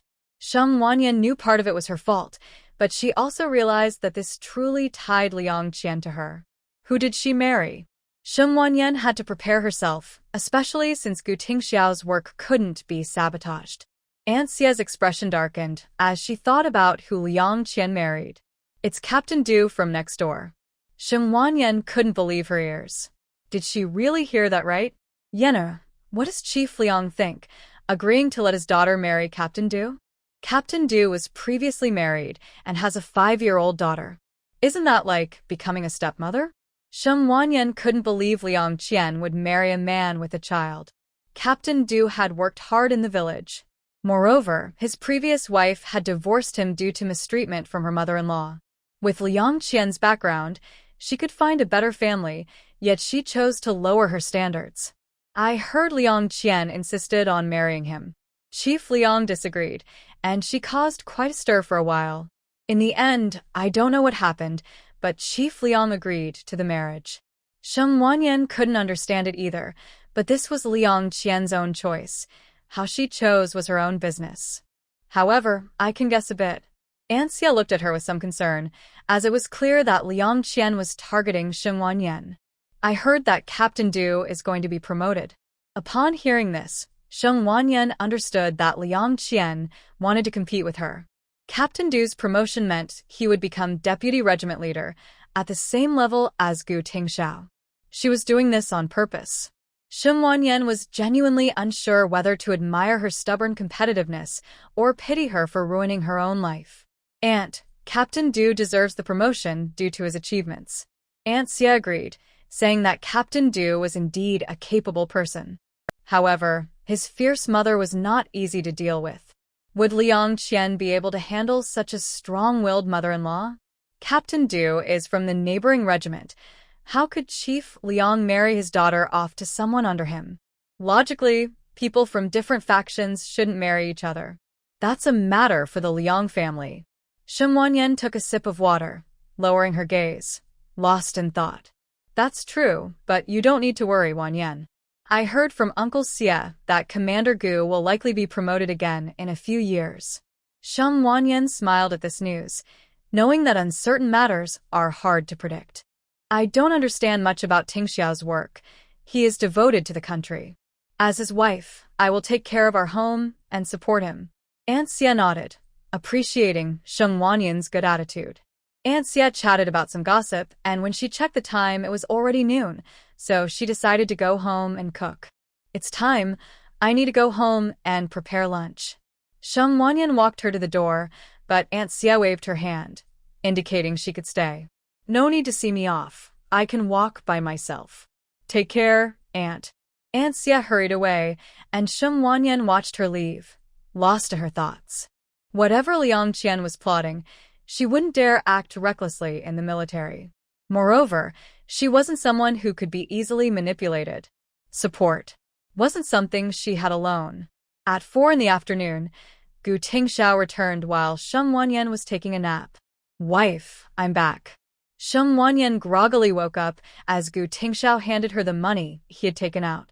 Wife, I'm going to cook. Sheng Wanyan nodded and continued to sleep after Gu Tingxiao left the room. When Gu Tingxiao finished cooking and called her, the young girl was holding a bag of money and sleeping soundly. Gu Tingxiao checked the time. It was already 6 o'clock, so he had to wake her up. When Sheng Wanyan woke up, she went to hide the money, planning to put it in her dowry box first. Later, she would move it to a safe place to avoid any issues with Gu Tingxiao finding out. During dinner, Sheng's mother brought over the bone soup she made, knowing that her daughter loved it. Mom, let's eat before you leave. Sheng's mother waved her hand, indicating she wouldn't eat. Please eat a little, we have food cooked at home. Sheng's mother left with a graceful gesture and soon returned to her own place.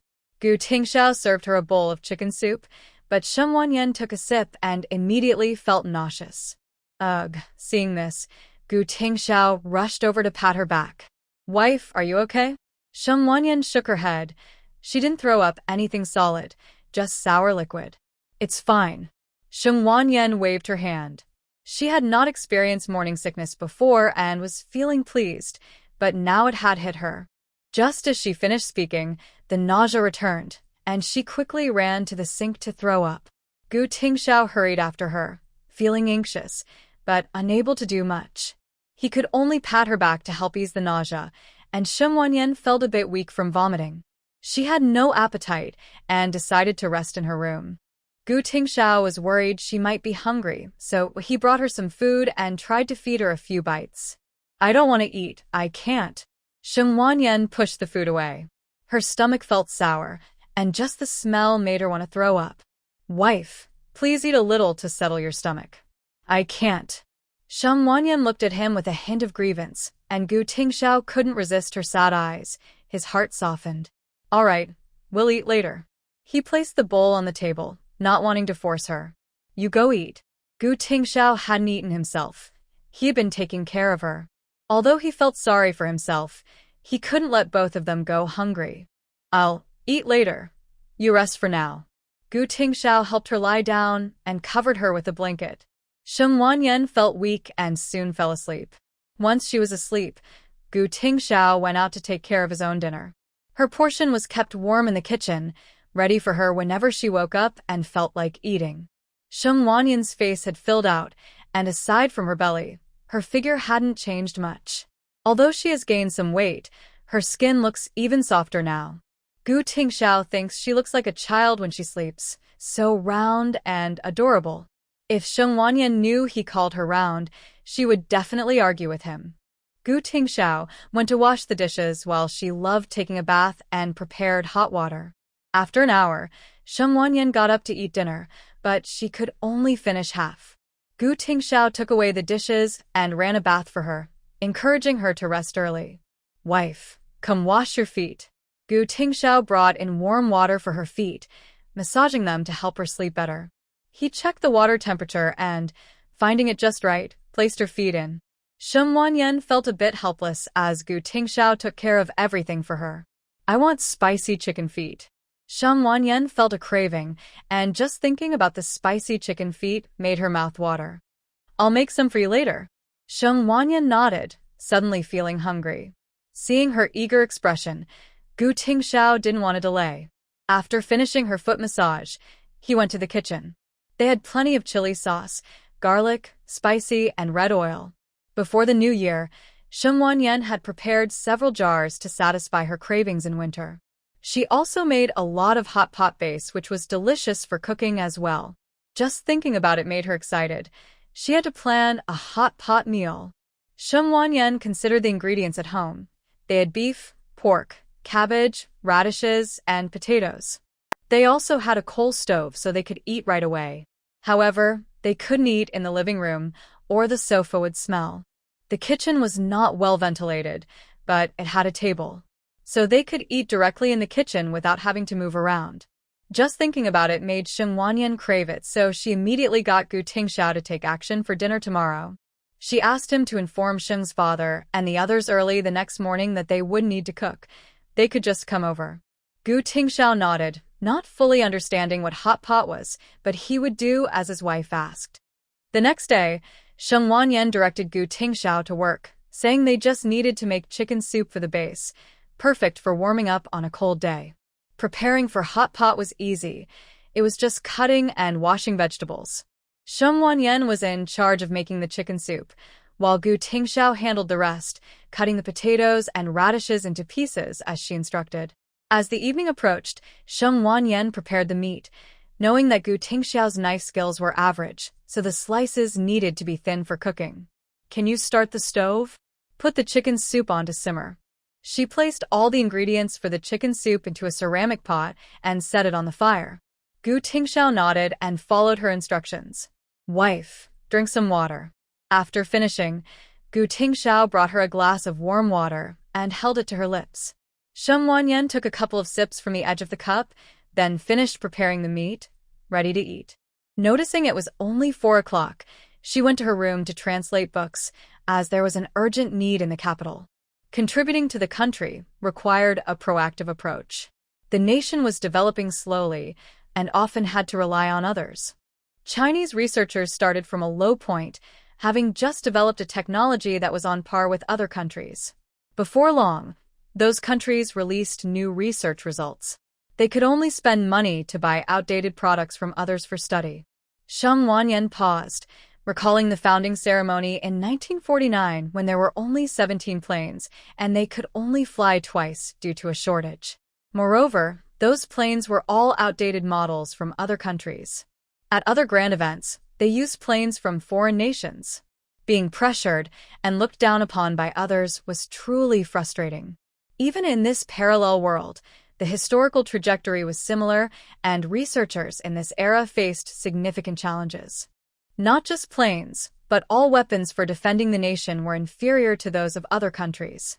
Sheng Wanyan felt a sense of discomfort, knowing that decades later, the nation would rise. But who would want their homeland to have been bullied by others? And Gu Tingxiao, the weapons he used on missions were not as good as others. The saying being behind means getting bullied felt painfully true. With a sigh, she looked at the materials in front of her, her eyes filled with determination. While she couldn't make any grand gestures, she could still use her knowledge to help these researchers. Translation was her breakthrough point. Sheng Wanyan picked up her pen, writing faster than usual. Gu Tingxiao didn't disturb her. Instead, he prepared some fruit for her and sat quietly at the desk, watching her work hard. No need for words. Just being there was enough. Sheng Wanyan finished translating at 6 o'clock, just in time for dinner. Wife, be careful. Gu Tingxiao came over to clear the table, helped her put on her shoes, and supported her as she stood up. It's okay, she's very good. Sheng Wanyan smiled at the sight of the man looking nervous. Her baby was really not causing any trouble. After being pregnant for so long, she had only felt sick once, which could be called a little angel. But in Gu Tingxiao's eyes, she was suffering for him. His wife was in her prime, capable and strong, yet she had given up so much because of her pregnancy. It is such a great thing for a woman to give birth and raise children. Plus, his wife was a capable person who still pursued her interests even while pregnant. A woman like that deserves to be treated well, otherwise, he would look down on himself. You are also very good, Gu Tingxiao said playfully, causing Sheng Wanyan to cough a few times. What was he saying? Cough. I'm not a child. Did he think of her as a child to tease? That was really a bit embarrassing. Seeing her blush, Gu Tingxiao smiled. Well, in my eyes, you are a child. Sheng Wanyan turned her head away, not wanting to look at him. Her resolve was not strong, especially when it came to Gu Tingxiao. She was afraid she might lose control and throw herself at him. Be quiet. Sheng Wanyan put on her shoes, pushed his hand away and walked out, her steps a bit unsteady. Gu Tingxiao followed her at a distance of 2 steps. His wife was being a bit stubborn, so he needed to be careful not to upset her further. When Sheng Wanyan entered the living room, her family was already there, waiting for her to start dinner. Sweetheart, is the baby behaving? Her mother thought she was resting inside since her daughter had been sleeping so well during her pregnancy. Plus, Gu Tingxiao mentioned that Sheng Wanyan had felt sick yesterday, which clearly indicated that her morning sickness had begun. She had previously thought the baby was calm, but it seemed they had underestimated the challenges of pregnancy. Mom, the baby is very good, no worries. Seeing her daughter's rosy complexion, her mother felt relieved. That's great, come eat. Her mother helped her sit down, and her brother Sheng Wanja brought over the baby, who could handle a few steps. As long as he was bundled up well and not exposed to the wind, he would be fine. Sister-in-law, put the baby in the crib so we can eat. At this time, the baby was lively, refusing to let go of Pan Yu's hair. Mothers always prioritize their children, so it was okay for them to be a little hungry. You all eat first, it's fine. Sheng Wanyan had a crib at home, which her father had prepared for the baby. Everything is clean, just lay out the bedding. Gu Tingxiao took a small blanket from the wardrobe to help Sheng Wanzi set it up for Huzi to sleep comfortably. Pan Yu placed the child down and gently patted Huzi's back until he fell asleep. The baby needed to be watched closely, so Sheng Wanzi lifted the crib and moved it to the kitchen, placing it nearby. Everyone took their seats and looked at the hot pot, unsure of how to eat it. How do we eat this? Grandma Sheng, at her age, had never seen such a new way of eating. Sheng Wanyan brought out the sauce she had prepared earlier. It was the best sauce she had tasted in her past life. Since she liked it and had the money, she bought the recipe. Grandma, mom and dad, brother and sister-in-law, you just put the ingredients in to cook and dip them in the sauce. As soon as Sheng Wanyan explained, everyone understood, and they found this new way of eating quite convenient. Especially in winter, there's no worry about the food getting cold. Usually in winter, by the time the next dish is served, the previous one has already cooled down. This is called hot pot. The chicken broth has been simmering all afternoon to warm us up. Come on, let me serve the soup. Sheng Wanzi stood up to serve everyone, willingly taking on the role of the little brother in the family. He first filled a bowl for Pan Yu, who blushed when she saw it. Grandma should drink first. Pan Yu handed the soup to Grandma Sheng, who smiled at the couple's good relationship and playfully pushed it back. You drink, you need to nourish your body after giving birth. We're family, there are no strict rules. With such a big pot, hurry up and warm yourself. Grandma Sheng's words made Pan Yu smile. She felt fortunate to have such a reasonable family-in-law. Thank you, Grandma. Good girl. Grandma Sheng was very pleased with her granddaughter-in-law, appreciating her kindness and respect, and she didn't look down on the Sheng family because of her background. Plus, she had brought a new addition to the family. Sheng Wanzi filled a bowl for Sheng Wanyan next. The two women in the family who were the weakest were treated like treasures.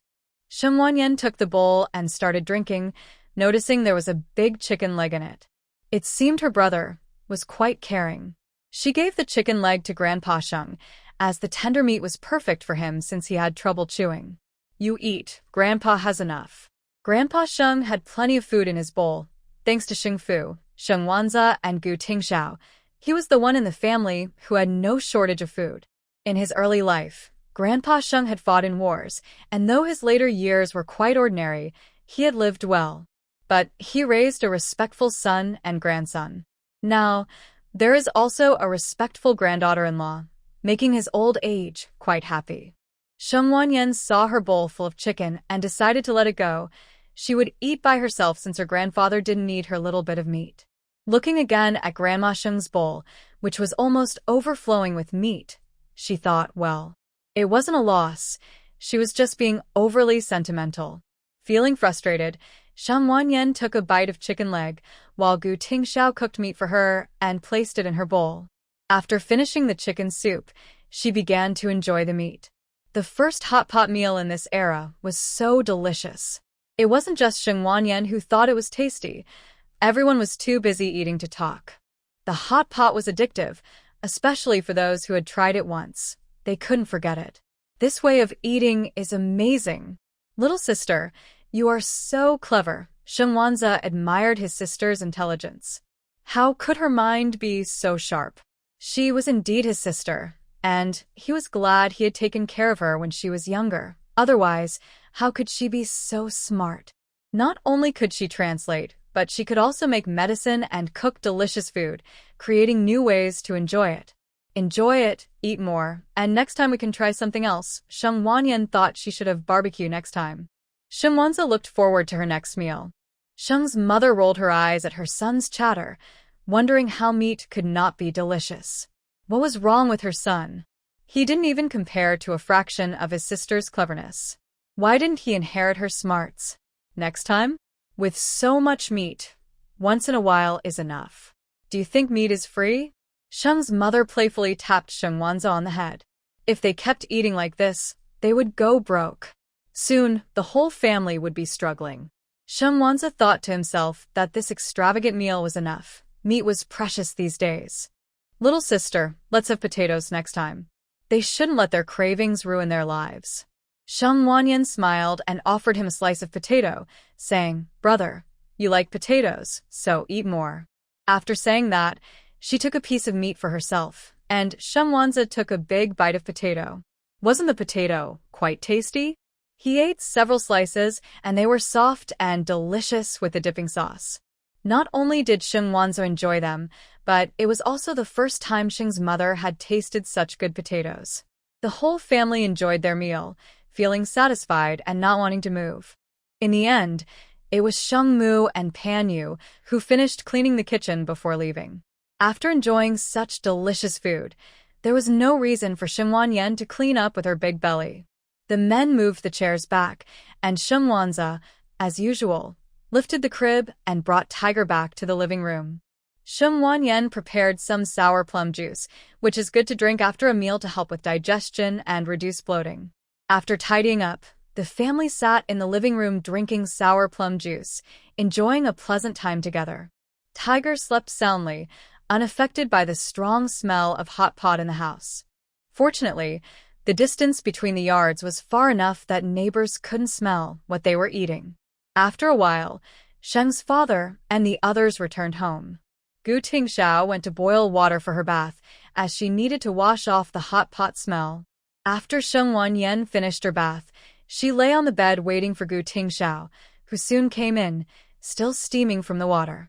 He dried himself and then took a towel to dry her hair. Sheng Wanyan leaned against him, her eyes drooping as she felt sleepy. She moved slightly but lacked the strength to sit up, using her elbow to prop herself up. Gu Tingxiao let out a muffled sound, and Sheng Wanyan widened her eyes, looking at her elbow. In her drowsy state, she accidentally bumped into a sensitive area of Gu Tingxiao. "Are you okay?" Sheng Wanyan reached out to help him, but Gu Tingxiao quickly grabbed her wandering hand. Feeling something, Sheng Wanyan's face turned red, and she quickly stepped back. Since becoming pregnant, Gu Tingxiao had been very restrained, but now, how could he hold back? Sheng Wanyan found herself pinned beneath him, but he was careful not to press down on her belly.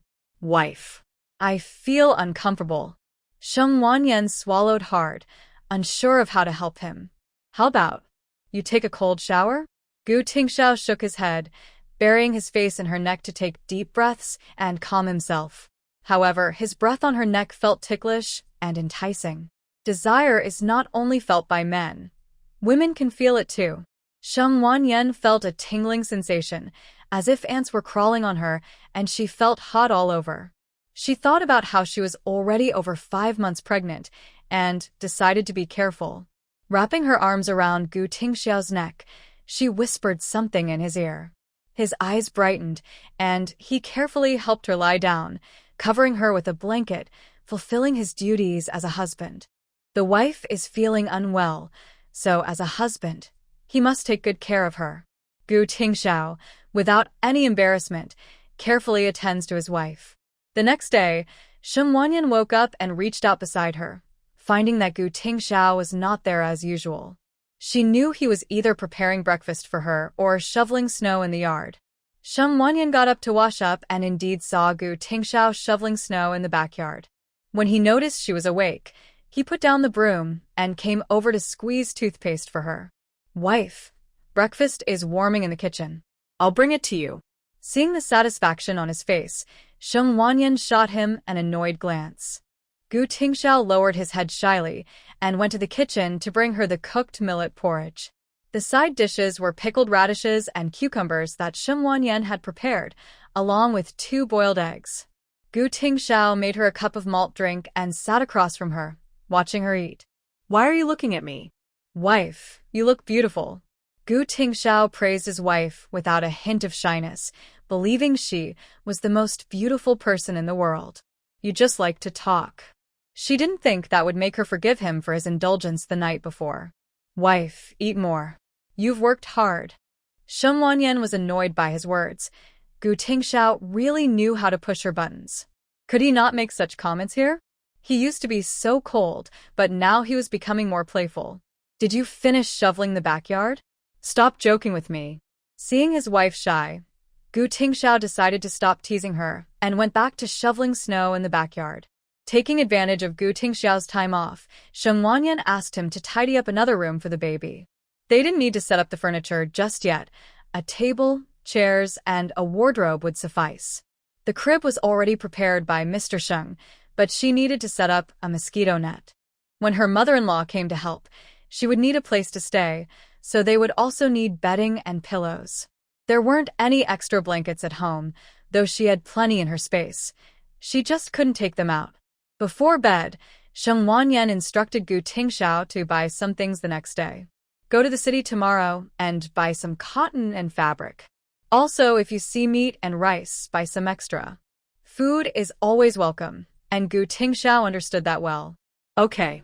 Also, set up the wardrobe and table so that they will be ready when Mom arrives. Sheng Wanyan took out the money and food stamps to give to Gu Tingxiao, including 50 yuan, some food stamps, meat slices, cloth tickets, and cotton tickets. The next morning, Gu Tingxiao woke up early, and she prepared breakfast and kept it warm.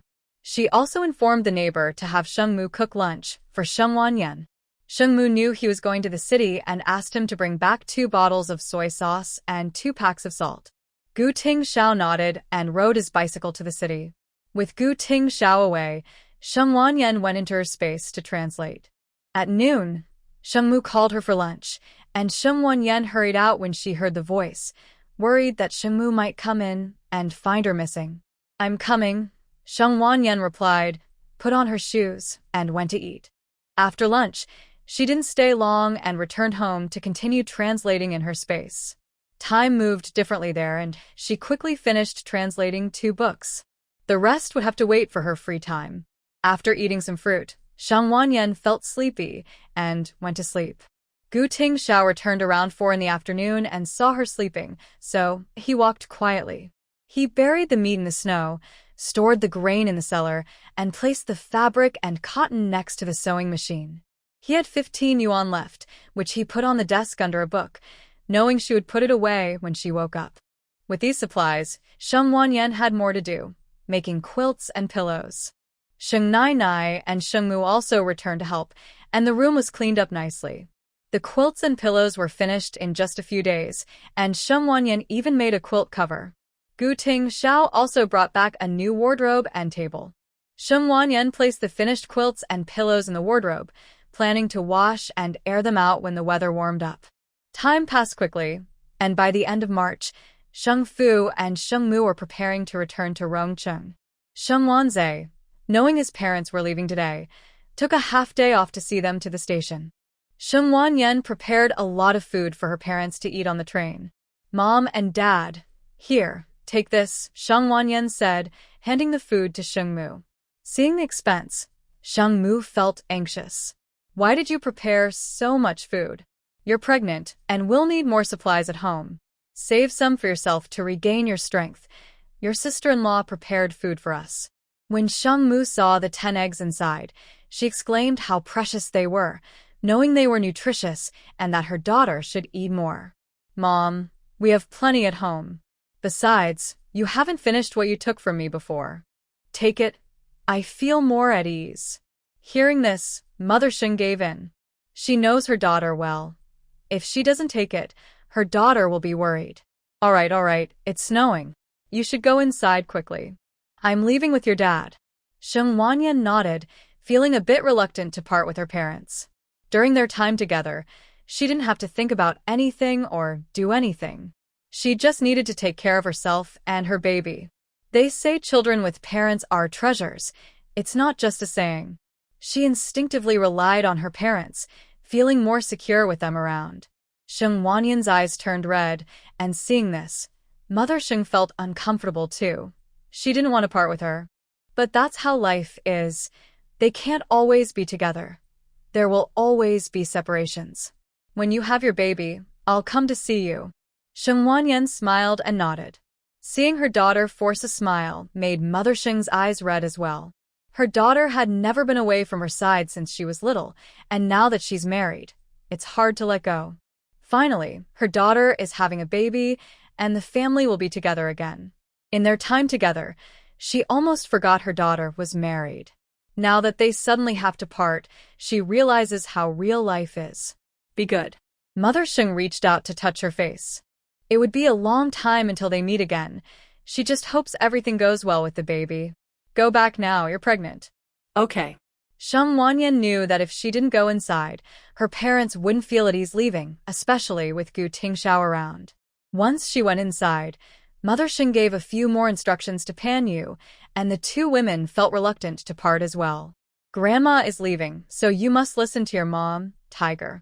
Mother Sheng reluctantly looked at the baby in Pan Yu's arms and affectionately played with him for a while.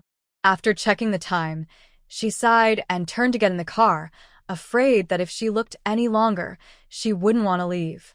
Grandpa Sheng and Grandma Sheng waved their hands, assuring them to not worry. Sheng Wanza and Gu Tingxiao took Sheng father and Sheng mother to the city to catch their bus, while Grandpa and Grandma Sheng watched the car leave with reluctance. Grandpa, Grandma, let's go back. Pan Yu noticed the two elders were in low spirits, but the weather was cold, and if they stayed outside longer, they might catch a cold. Let's go. Grandpa Sheng shook his head and walked into the yard. Grandma Sheng followed him inside. With Sheng father and Sheng mother gone, the atmosphere in the house noticeably dropped. Tiger is a little boy who can clearly feel the tension at home, so he immediately starts crying loudly. Pan Yu quickly tries to comfort him, but Tiger cries for a long time and still won't stop.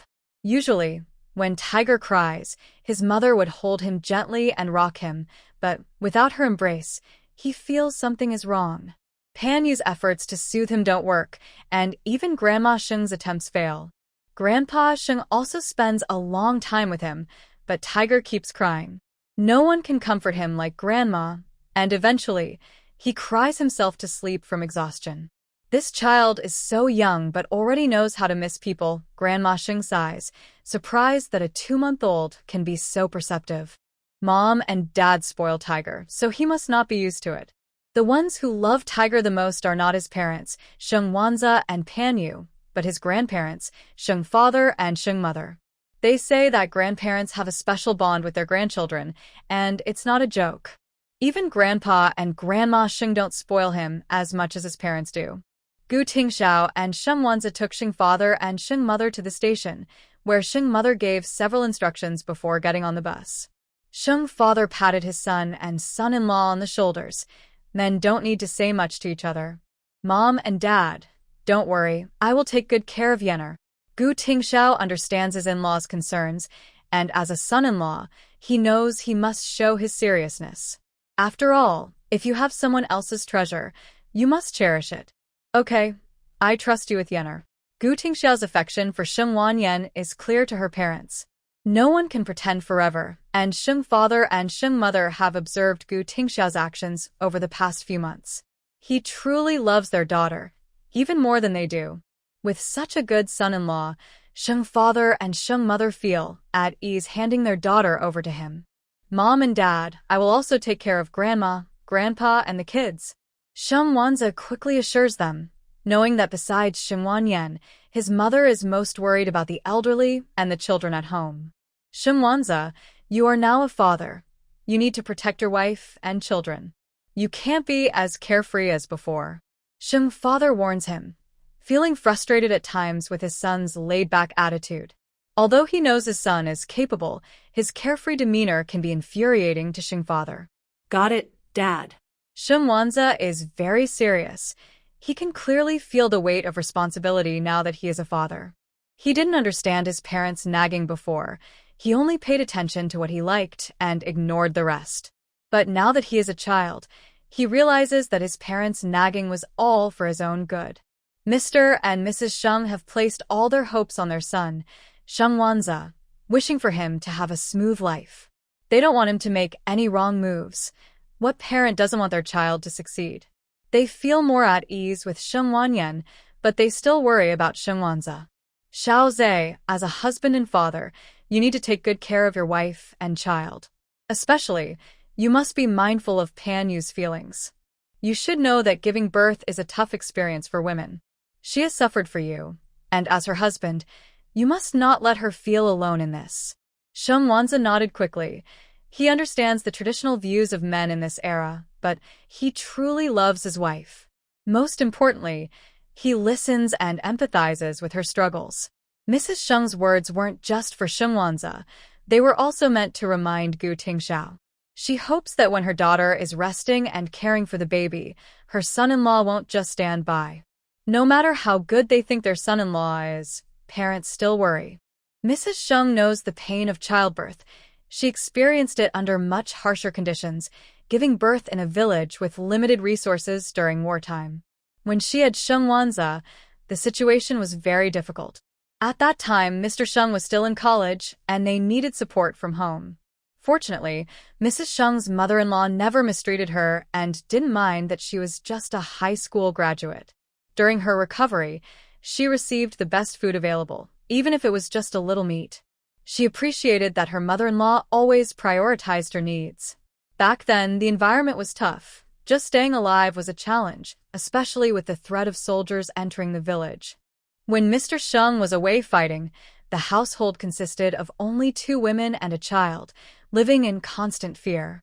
After Mr. Sheng returned from the war, the family finally felt relief, and their lives improved. She is truly grateful for her mother-in-law's care during her recovery, as she always made sure to provide her with the best. Having a good mother-in-law is something a daughter-in-law remembers for a lifetime. This time, she was particularly concerned about Pan Yu. She didn't want her to suffer like the other daughters-in-law in the village. The hardships of life, the pain of childbirth, the troubles with a bad mother-in-law, and the lack of care from a husband. Just thinking about her child going through such suffering felt like a knife to her heart. Even though times are better now, the pain of childbirth remains the same. Women face dangers and pain when giving birth. Sheng Mu could see Gu Tingxiao's worries clearly. He knew that his in-laws only half believed what he said. What he did was what mattered most. "Mom and Dad, when Yenner gives birth, you must come," he said. "It will surely make her feel better." Sheng Mu nodded at Gu Tingxiao's words, assuring him she would make time to come. "All right, your dad and I will get in the car now. You two should head back," she said, not wanting to chat any longer since they were running out of time. Sheng Fu and Sheng Mu waved goodbye and set off back to Rongqing. Sheng Wanza and Gu Tingxiao didn't return to the army right away. Since they were in the city, they wanted to bring back some nice things for their wives. Pan Yu and Sheng Wanyan both loved beauty, so they naturally bought clothes and shoes for them. However, since Sheng Wanyan was pregnant, she needed larger clothes and shoes. They wouldn't fit for long, so Gu Tingxiao bought her some hand cream she usually used. In this cold weather, her hands often got dry, and she used the cream as hand lotion. While others would only use a little bit on their faces and take months to finish a jar, Sheng Wanyan was generous with it. She applied it after washing her hands, when her hands were dry, and even after washing her feet. In less than half a month, she finished a jar. Gu Tingxiao bought her 5 jars to take home, along with her favorite snacks and seeds.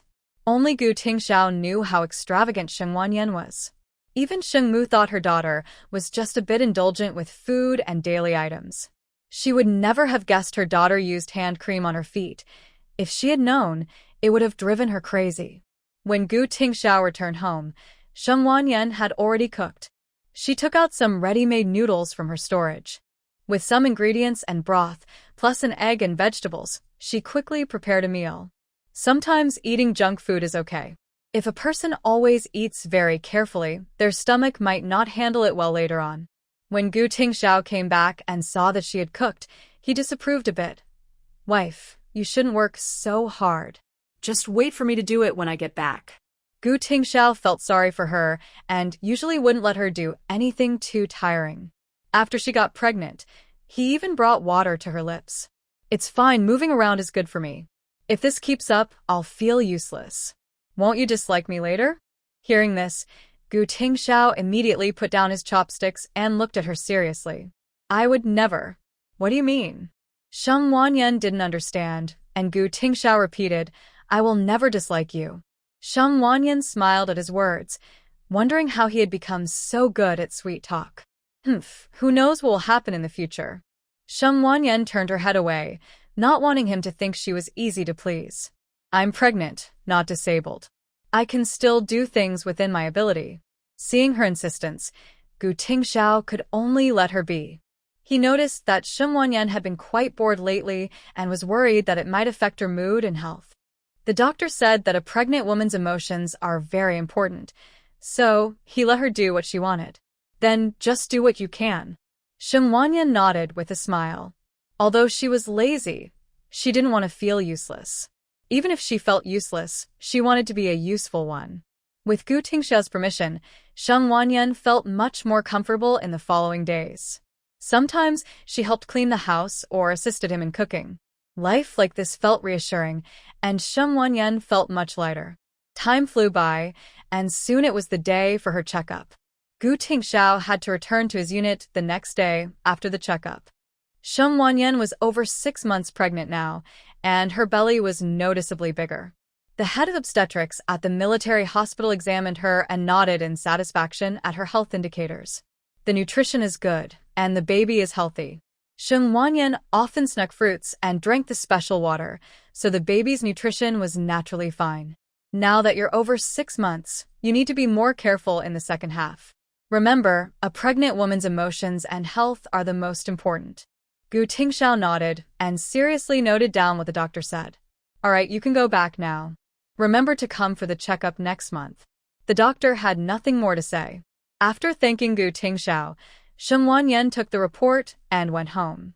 When she got home, Gu Tingxiao was still looking at the small black on the ultrasound, his face full of satisfaction. The technology for ultrasounds at this time wasn't very advanced. Even at 6 months, all they could see was a small black. The printing equipment was also not very good, so the printed ultrasound looked completely different from the original image. Don't you get tired of looking at it? Sheng Wanyan was surprised that Gu Tingxiao liked children so much, especially since he seemed cold towards other people's kids. I'm not tired of it. This is our child, he replied. Sheng Wanyan understood that he wasn't particularly fond of children in general, but he cared about their child. After all, even the coldest person would soften when it comes to their own child, especially since this child was a part of both of them. Go cook, she's hungry, Sheng Wanyan said, pointing to her belly. As soon as Gu Tingxiao heard this, he put away the ultrasound and report and went to cook for her. Sheng Wanyan felt a bit tired. Walking a few steps made her out of breath, especially in the winter when she had to go to the hospital. After eating, she went back to her room for a nap. Gu Tingxiao tidied up the house as usual and fed the chickens. He found 2 eggs in the coop and took them back to lock in the kitchen cabinet.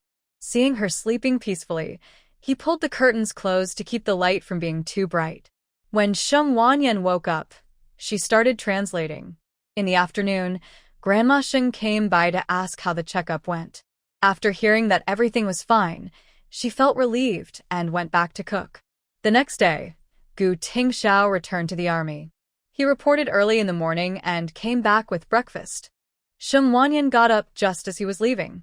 After being away for 3 months, he had a lot to take care of. Gu Tingxiao reminded her not to do heavy work before hurriedly leaving. With nothing to do, Sheng Wanyan finished her breakfast and sat in the living room translating. While she was working, she heard a commotion outside.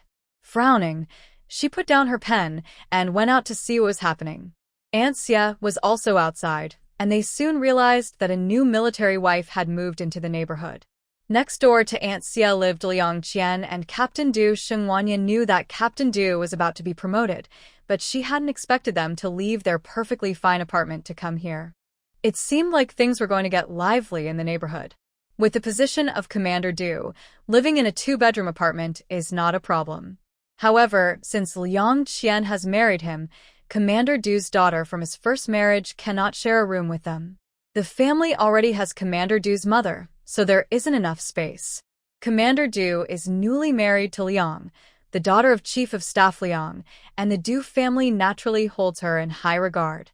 There are even rumors that Commander Du's mother was so harsh that it led to his previous daughter-in-law's divorce. Due to the lack of space in the apartment, they applied to move to a courtyard nearby. The courtyard is not as popular now. Everyone prefers the apartment, so the military had no objections to the move. Aunt Xia saw her come out and immediately ran over to share the latest news. Yenner, why did Commander Du's family move here? Isn't there going to be some commotion? Aunt Xia didn't need to say much. Both of them understood what was implied. Previously, the rumors about Liang Qian's affection for Gu Tingxiao stirred up quite a buzz in the military, and everyone knew what that meant. However, Liang Qian is still the daughter of the chief of staff, so while people might speculate, they wouldn't say much. Aunt, that's someone else's business, I don't know. That's true. Aunt Xie thought she made a good point. How the family courtyard is arranged and who becomes neighbors is uncertain. Although they might not like it, they couldn't stop Commander Du's family from moving in. This is public property, not private belongings. Look, that's Commander Du's mother. Aunt Xie pointed to the woman directing the moving of items at the Du family's courtyard entrance. Mrs. Du is very thin, with sunken cheekbones, giving her a stern appearance. Her walking style is not as agile as ordinary people, indicating she might have been a foot-bound woman in her youth. It seems she used to work as a maid for a wealthy family. That girl is Commander Du's daughter from his first marriage. The little girl, only 5 years old, was being directed by Mrs. Du to help move things, wearing a worn-out cotton coat with a big hole, leaving her exposed to the cold winter air. Quickly, stop trying to be clever. Mrs. Du scolded her granddaughter, who was moving a stool, causing Commander Du's daughter to shiver in fear and work harder against the cold wind. You're a burden, just like your mother. I'm glad my son divorced your useless mother. Madame Du rolled her eyes, and when Captain Du's daughter heard her mother's name, her eyes immediately turned red. Liang Qian heard her mother-in-law's voice and came out, annoyed by all the noise from the moving.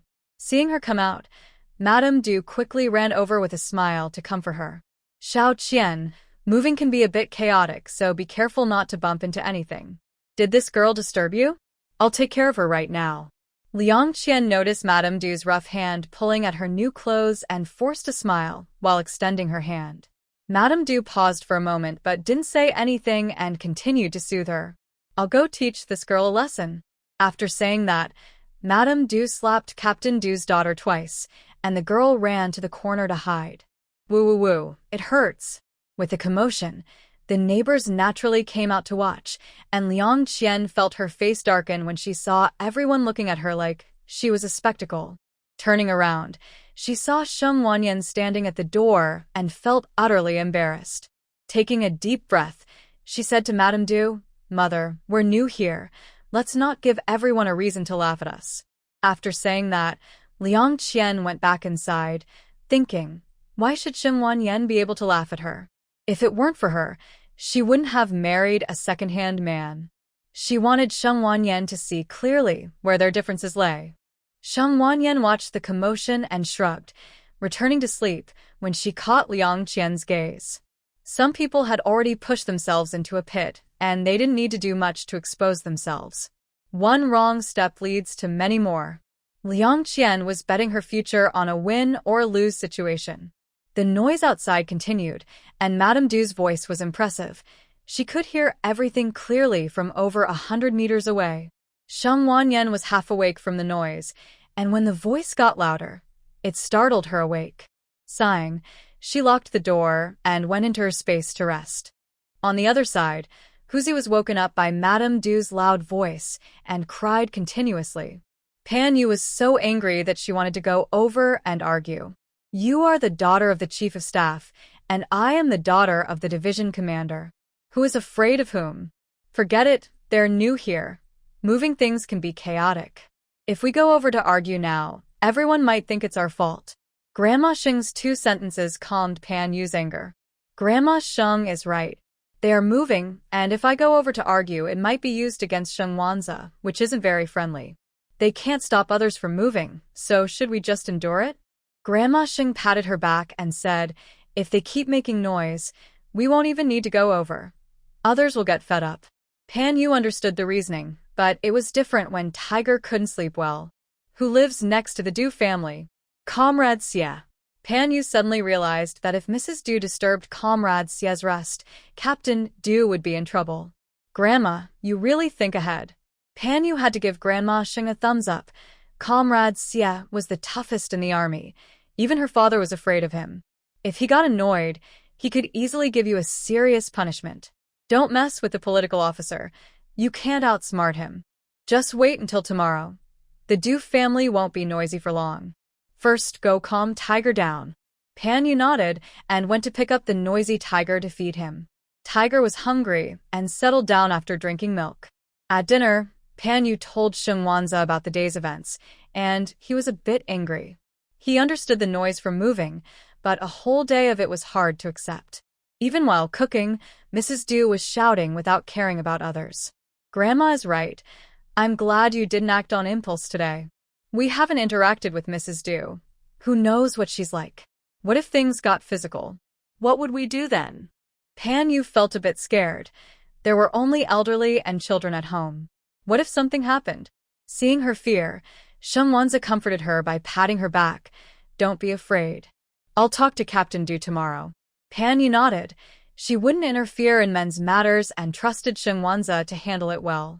When Gu Tingxiao came home from work, he was surprised to see his wife being so clingy. Why do you look so pale? He noticed that Sheng Wanyan's complexion wasn't as rosy as before. Did the baby trouble you? Sheng Wanyan shook her head, no.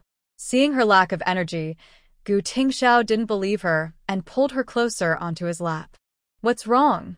He gently brushed her hair away from her forehead, speaking softly. Sheng Wanyan buried her head in his chest, sounding a bit wronged. Today in the afternoon, the Du family is moving. Aunt Du has a loud voice, and I just didn't sleep well.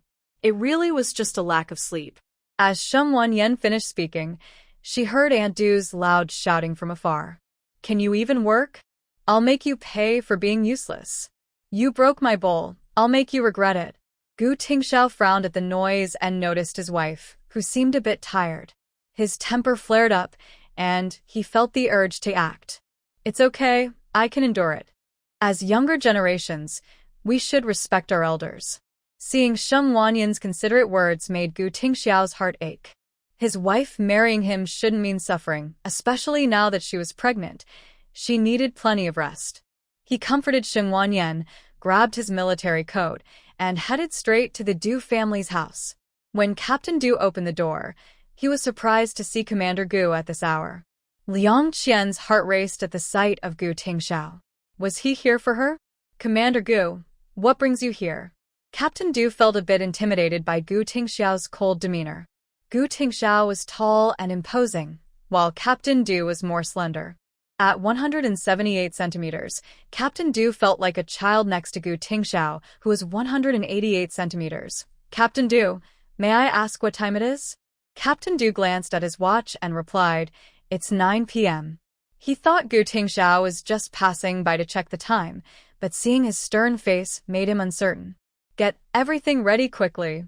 Aunt Du's voice echoed from the backyard, and Captain Du understood the situation. Captain Du, it seems your mother is unaware of the time. Commander Gu, my mother is used to this. It's just her habit. Besides, no one else seems to mind the noise. Your house is far enough away. Gu Tingxiao's expression darkened, and Captain Du dared not continue. I'm only saying this once. My wife is pregnant and needs to rest. I don't care if it's day or night. Please ask your mother to keep her voice down. And Captain Du, my wife respects her elders, but I do not. Captain Du realized that Gu Tingxiao would definitely follow through on his words, but being from different factions, he naturally wanted to provoke him. Captain Gu, you are the only one with an opinion about this. Isn't that a bit uncooperative? Who says I'm the only one with an opinion? Before Captain Du could finish speaking, an angry voice came from behind Gu Tingxiao. Political Commissar. Commissar Xie approached with a stern face, glaring at Captain Du. Captain Du, do we still need to take a break? Do I still need to take a break? Do I still have to handle official duties tomorrow? Huh?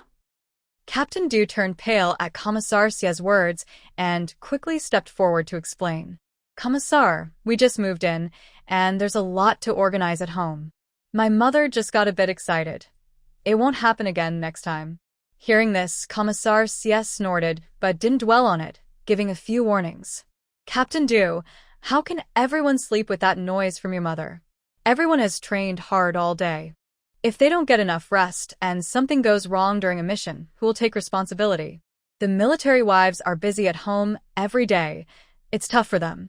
If someone gets hurt while cooking because of that loud voice, what will we do? You can't just think about your own comfort and make everyone else suffer. That's really uncooperative. Captain Du broke out in a cold sweat, realizing that Commissar Xie was clearly siding with Gu Tingxiao and blocking his arguments. Also, Comrade Sheng Wanyan is a national talent, and now that she is pregnant, we need to take good care of her. If your mother disturbs Comrade Sheng Wanyan's rest and something happens, how will we explain that to the higher-ups? This last statement made Captain Du sweat even more. He almost forgot that Sheng Wanyan was a national talent. You're right, Commissar. I will talk to my mother properly. You better have a good talk. Otherwise, I will have to handle it officially. Captain Du understood what Commissar Xie meant by handling it officially. If his mother didn't tone it down, Commissar Xie might have to send her home. His promotion was imminent, and he couldn't afford any mistakes. Yes, Commissar. Captain Gu, I will talk to my mother, and please take good care of Comrade Sheng Wanyan. Captain Du smiled awkwardly at Gu Tingxiao, who looked at him with a cold expression. I will take good care of my wife, of course. After saying that, Gu Tingxiao left, and Captain Du could only smile awkwardly as he watched him go. Commissioner Xie also went back to sleep. It was late at night, and the noise would leave him tired for tomorrow. Commissioner, take care. Captain Du closed the door and turned to see Liang Qian standing behind him. Liang Qian was overwhelmed by thoughts of Gu Tingxiao's defense of Sheng Wanyan and the fact that she was carrying Gu Tingxiao's child. She felt like she was about to break down. Captain Du knew who Liang Qian was thinking about, but he was focused on his promotion and bright future, so he didn't care. However, he felt a sense of pride. It bothered him that his wife was thinking about another man. Wife, let's go back to sleep. Captain Du pulled Liang Qian back to their room, and she finally snapped back to reality. Mom hopes we can have children soon, so we need to prepare. Liang Qian felt some resistance, but since she was married to Captain Du, it was her duty as a wife, and she couldn't refuse. Captain Du didn't care if she was willing or not. Once a woman became a wife, she should fulfill her responsibilities. Thinking about another man was unacceptable. When Gu Tingxiao returned home, Sheng Wanyan looked at him with curiosity. Did you go to the Du family? Sheng Wanyan pretended to know nothing, looking innocent. Seeing her playful expression softened Gu Tingxiao's heart. He took off his coat, relaxed, and then lay down beside her to sleep. You know the answer already. Sheng Wanyan nudged his chest with her elbow, knowing he would tell her anyway. In the future, if anything happens, you should talk to me like you did tonight. Gu Tingxiao knew his wife was pretending to be weak, but he willingly played along. What Gu Tingxiao didn't know was that this was called being coy in later times. They say that women who know how to act cute have good lives, and tonight Sheng Wanyan experienced the benefits of this. With just a few words, someone would rush to her aid. Why not take advantage of that? As a pregnant woman, it was naturally better for Gu Tingxiao to handle such matters. Moreover, they lived next to Commissioner Xie's family, and she knew that if Gu Tingxiao spoke up, Commissioner Xie would surely help. Having been neighbors with Commissioner Xie for so long, she was aware of some of his habits. Aunt Xie would gossip during chats, revealing that Commissioner Xie preferred a quiet environment for sleeping. Sure enough, the yard quieted down. Sometimes, Mrs. Du couldn't help but raise her voice, but she managed to hold back. After all, Commissioner Xie had spoken, and she didn't want to be a stumbling block for her son's career. However, she felt uneasy inside. One woman had stirred up Commissioner Xie's attention, and she wondered what kind of person it was. Aunt Du scolded Sheng Wanyan for a while to calm down before asking her granddaughter to cook. Do you think you are a rich lady? Are we feeding you for nothing? Hurry up and cook. When the daughter of Captain Du heard her mother's scolding, she was immediately frightened. Grandma, I will go now. Aunt Du rolled her eyes, thinking that this girl, who relied on her son, really acted like a rich lady. You are really spoiled. Sheng Wanyan prepared 2 dishes for lunch, and Gu Tingxiao returned during his break. Wife, let me serve the dishes, you sit down. Sheng Wanyan nodded and sat at the dining table to wait for lunch. Did anyone bother you today? Gu Tingxiao asked about her situation, and Sheng Wanyan replied honestly. No, they have been much quieter. Gu Tingxiao nodded in relief. With Aunt Du's family not in the building, they were free from her loud voice, and now she was here to bother Sheng Wanyan and the others. Fortunately, Commissioner Xiao was around, so nothing too bad could happen. That's good. Make sure to eat more, my wife. Gu Tingxiao served her a piece of chicken leg. This wild chicken was dried by Sheng Wanyan before, and it was delicious when stir-fried with some cured meat. Okay, you eat too. Sheng Wanyan served him 2 pieces of chicken, and the couple ate quietly. After finishing their meal, Gu Tingxiao washed the dishes and then went to rest in their room. Sheng Wanyan also felt sleepy. As her pregnancy progressed, her sleep became deeper, and she wanted to sleep more. She woke up in the afternoon around 3 o'clock, and Gu Tingxiao had already gone to the army. With nothing to do, Sheng Wanyan started translating. Soon, Aunt Xia and the wives of Commander Fong, Su Hohot, Captain Wang, Yang Wanshu, and Deputy Commander Feng, Qiao Heshua, came over to chat. It was Saturday, and Su Hohot didn't have to work and the kids didn't have classes, so they had time to gather and enjoy each other's company. The children ran outside to play, and since they were in the family compound, there was no need to worry. Pan Yu had given birth and now had some free time to gossip with the other military wives. With Huzai asleep and Grandpa and Grandma Sheng watching him, she joined them. Sisters, here's some water. Sheng Wanyan brought out several cups of water, but everyone urged her not to bother. We can do it ourselves. You don't need to worry, Commander Gu's wife. Yes, we can manage. Sheng Wanyan smiled and nodded, sitting down to chat with everyone. Captain Fong's wife, Su Hohot, brought a pound of sunflower seeds, and everyone started cracking them open while talking. Come on, let's share some. Wow, how big is Captain Gu's wife's belly now?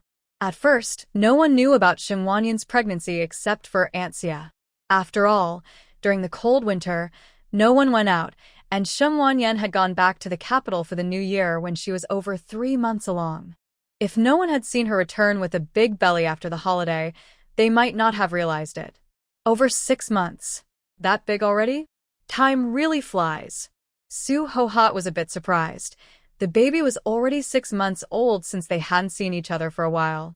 Yes, but Captain Gu and his wife have been married for a long time, so having a child makes the home lively. That's true. Having a child changes everything. The military wives shared their experiences, and Sheng Wanyan nodded in agreement. Exactly. My husband said that when he goes on missions, just thinking about our baby waiting at home gives him even more motivation. Deputy Company Leader Feng's wife, Qiao Hehua, added, and there was nothing wrong with that statement. Parents often think this way, right? Once you have a child, everything has to be planned for them. Su Hohot thought about her own mischievous kids and felt a bit overwhelmed. Although having sons is great, raising several means she had to start saving for their future wives years ago. By the way, has Captain Du's family moved over here? They haven't caused any trouble, have they? They all knew how noisy Captain Du's family could be. They had been the ones suffering from it before. Now that they had moved, the apartment building felt so much more comfortable. Aunt Xia warned them, so they wouldn't dare cause any trouble. Aunt Xia cracked sunflower seeds, her words filled with pride. With her husband taking action, they didn't have the courage to misbehave. That's true. Have you all heard? Su Hohot looked at them with a gossiping expression, and Sheng Wanyan was surprised to see the usually reserved Su Hohot being so chatty. Did you hear that Captain Du's promotion is no longer happening? Everyone was stunned by the news. Weren't they just saying there was a good chance for his promotion? How did it suddenly fall through? Sheng Wanyan exchanged glances with Pan Yu, sensing there were many hidden details behind this. It wasn't that the promotion was impossible, it was that something was off about it. What happened? Everyone was shocked and quickly asked Su Hohot, who had the inside scoop. Su Hohot looked proud, knowing that everyone relied on her information. Without her, what would they do? I heard that the promotion was due to Captain Du taking credit for someone else's work. It was the company commander from the neighboring regiment who saved a leader during an inspection from the capital. Captain Du happened to be leading the team that day, so... The news Su Hohot brought left everyone a bit dazed. The first to react was Aunt Xia. Oh my goodness. He took someone else's credit. And he used his position to suppress his subordinates. Aunt Xia's words brought everyone back to reality, and they couldn't believe it. The leader was going to promote the person who saved him, but Captain Du took the credit. The company commander from next door confronted him about it. However, Captain Du claimed that since he was leading the team, everyone shared in the credit, which is true. Everyone agreed with Su Ho-hot. After all, they all worked together on the mission, and the company commander was the one providing close protection. But they all contributed to the mission, so the credit was indeed shared. However, it was the neighboring company commander who took the bullet for the leader, while Captain Du just took advantage of the situation. The leader, unable to distinguish the true source of the credit, unknowingly took it for himself. Captain Du never explicitly claimed it was all him, he just hinted at it. The neighboring company commander knew the leader was promoting him for saving his life, so he wouldn't be happy about Captain Du taking the credit. Isn't the army going to punish him? Xiao Hua asked, but Su Ho-hot shook her head. He was the one leading the team, so he has merit. And he never clearly stated it was all him. The leader misunderstood. This just absolves him of blame. Hearing this made everyone feel uneasy. How could he take someone else's credit and get away with it? All their men were soldiers, and if their husbands had their achievements stolen, who would explain that? Seeing the worried expressions on everyone's faces, Aunt Xia quickly tried to ease their dangerous thoughts. Think about it. Even though Captain Du took credit, he did lead the team and earned his merit. After all, the person leading the team bears the most responsibility. Even if he lost this credit, Captain Du's actions have upset the leader, and that's quite unfortunate. Everyone knows that this kind of behavior in the military is not welcomed. Those who risk their lives for missions should be careful. Even if you haven't been caught, the leaders are aware of what's going on. If Captain Du wants a promotion next time, he should be worried that this incident could be used against him. Captain Du really lost everything in this situation. He was hoping Chief Liang would help his son-in-law. But Chief Liang wouldn't jeopardize his son's future for just one son-in-law. Captain Du didn't gain anything from this. He was about to receive a promotion notice, but then an unexpected problem arose. I heard the company commander next door was directly promoted to deputy captain. The new deputy captain won't let Captain Du off easily. Even if he is a deputy captain, the roles are the same. It seems that soon, Captain Du won't even be able to keep his position. The new deputy captain has the ability and support, and in a few years, he will surpass Captain Du. The information that Su Ho-hot brought today was shocking, leaving everyone in a daze. Sheng Wanyan thought it was a pity that she wasn't the head of the intelligence department. How did she manage to get such insider information? It must involve connections. Not only is she suitable for the intelligence role, but she would also excel in business. With her ability to gather information, she could succeed in anything. Although she is proud, she comes from a good family, is smart, and is skilled at gathering information. This is hard not to find appealing. She knows that in a couple of years, opportunities will open up, and she wants to make money too. She understands that whatever you do, money is always welcome. With her intelligence, she could be a leader in the future. Although she doesn't plan to pursue this path, she can find partners. Money can solve 80% of the world's problems. Moreover, having a smart partner with a background is very fortunate. Su Ho-hot, unaware that someone is interested in her, continues to happily share gossip. The more she shares, the more intrigued Sheng Wanyan becomes. Su Ho-hot, why do I feel a chill? Sheng Wanyan, warming herself by the coal stove, thinks it shouldn't be cold at home. After chatting, the military wives went home to cook, and the children were taken back by their mothers. Yenner, I'm going home to cook too, said Pan Yu, just as she was about to leave when Sheng Wanyan called out to her. Sister-in-law, wait a moment. Sheng Wanyan went to her room and brought out 3 apples for her to take home and share. Sister-in-law, take this fruit back for Grandma and Grandpa. Pan Yu understood that Sheng Wanyan wanted to give the 2 elders some nourishment, so she didn't refuse. After all, it was her sister-in-law's way of showing respect for the family elders, and she would naturally take it back for them. All right, I'll be on my way. Huzi should be awake too. Sheng Wanyan nodded, and once everyone left, she went to cook.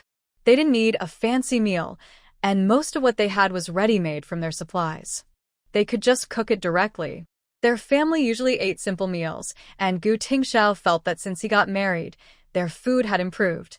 It was different from when he was alone, just making do with meals at the cafeteria. Today, Shen Wanyan cooked eggplant stew, stir-fried green peppers with meat, and made 4 steamed buns.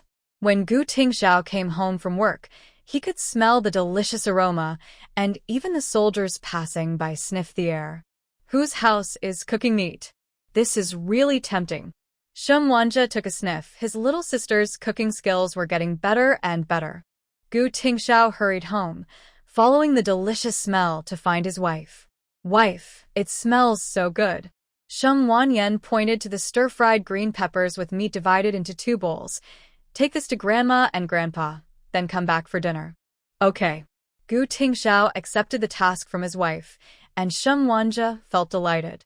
He had just been drooling, and now it was being delivered to him? His little sister was so thoughtful of him, making him feel really happy. Grandma and Grandpa, this is for you. Shen Wanja. So it wasn't for him after all. No worries, he could still sneak a few bites. All right, you take this back. Grandma Sheng took out some homemade wine from half a month ago for Gu Tingxiao to take home. Let this sit for half a month. Okay. Gu Tingxiao took the 5 bottles of wine home and stored them in the cellar.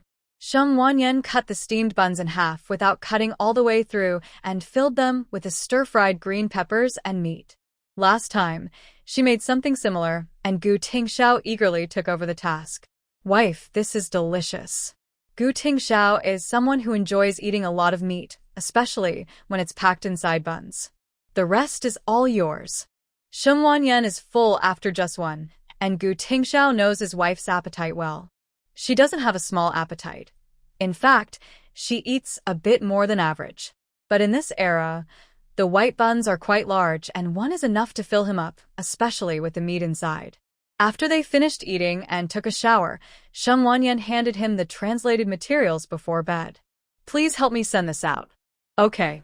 This isn't the first time Gu Tingxiao has helped her with this, so he knows where she wants to send it. Tomorrow, I'll check if there are any packages for you. Shen Wanyan felt a bit tired. Ever since her belly grew, Gu Tingxiao always hugs her from behind. Leaning against his warm embrace, she felt sleepy. Wife, go to sleep. Gu Tingxiao gently patted her back, and she quickly fell asleep. He covered her with a blanket and happily fell asleep holding her. The next morning, he woke up to the sound of Aunt Du angrily complaining, seemingly about the army unfairly treating Captain Du. They wouldn't promote her son. Captain Du, after all, the captain and the regiment leader are 2 different ranks. When Liang Qian heard Aunt Du's angry words, she got upset. Did Aunt Du think complaining would change anything? Her family wasn't afraid of death, but she was. If this affected her work in the art troupe, she would make Aunt Du pay for it. She never expected her husband to cause such trouble. How did she end up marrying him? Compared to Gu Tingxiao, Captain Du was truly lacking. Soon, the 2 women started arguing, each exchanging words, and everyone gathered to listen. Shen Wanyan sighed at the noise outside. The 2 women clearly didn't see eye to eye, and conflicts were bound to arise. She decided to retreat to her quiet space.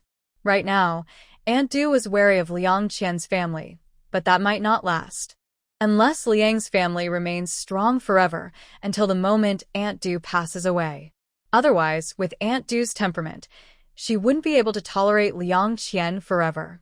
Though she might not show it, there were likely many grievances hidden inside her.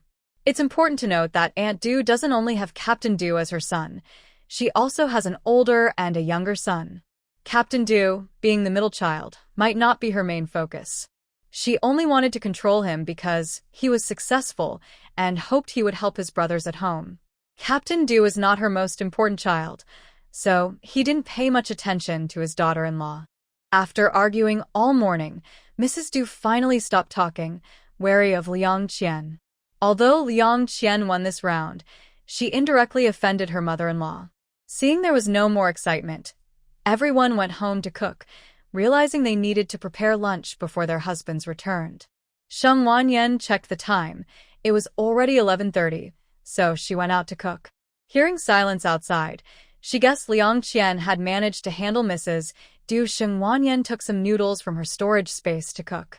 There was plenty of broth available, so she used it as the soup base.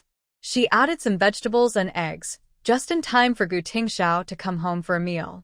Gu Tingxiao helped her send a package and brought back a large one. "Wife, this one is quite heavy."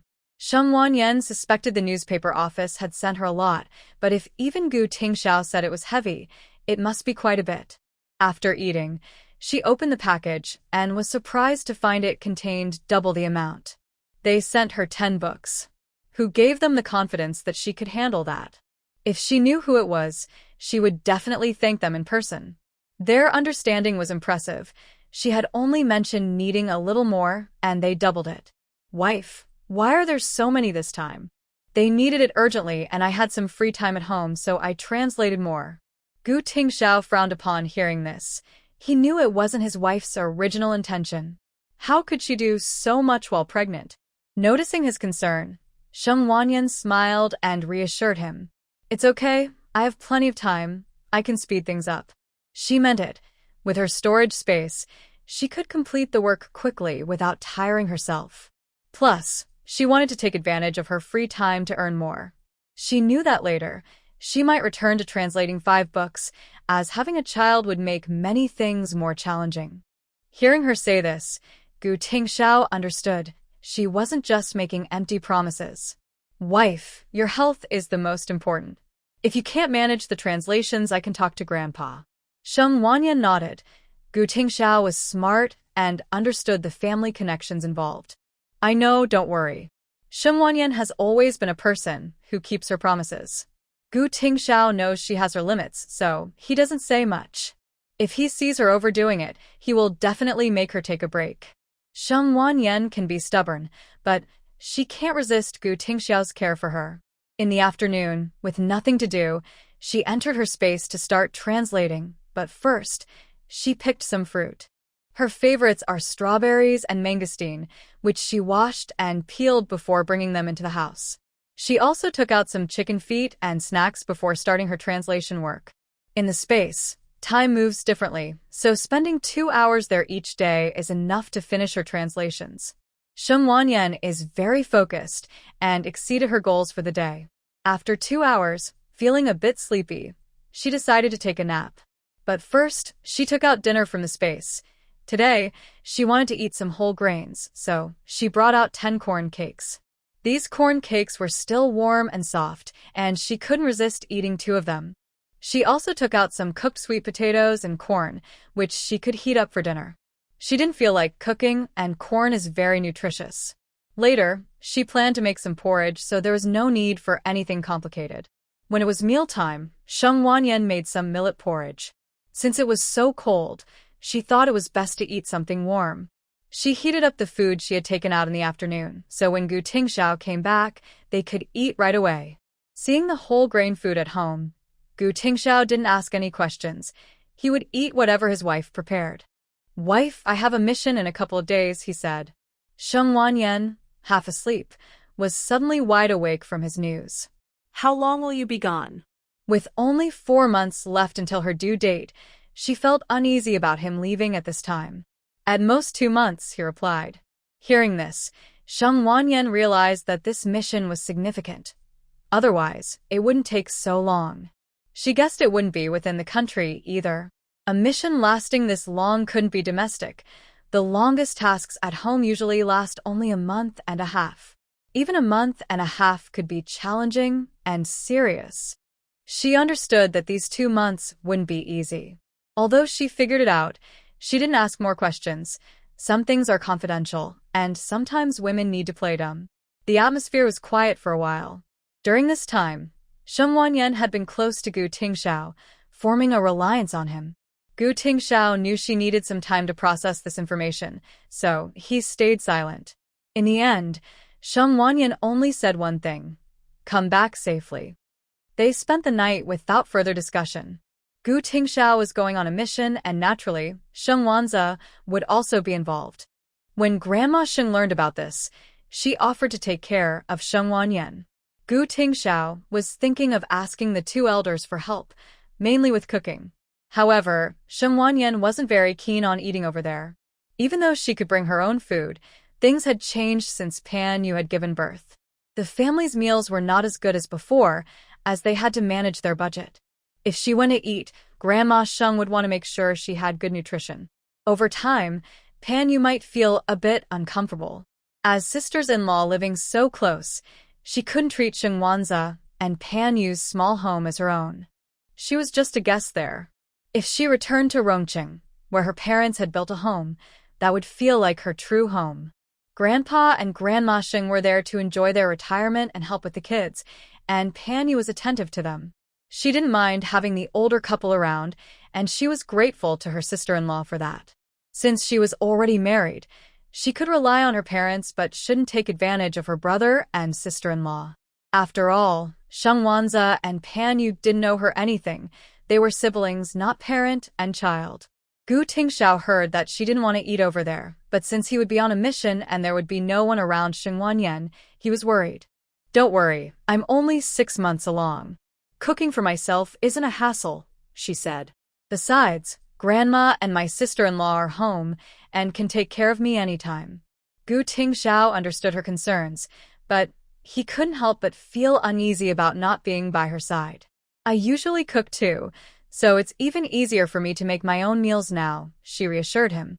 "I can take care of myself, and if anything happens, I'll call Grandma." Hearing this, Gu Tingxiao relented.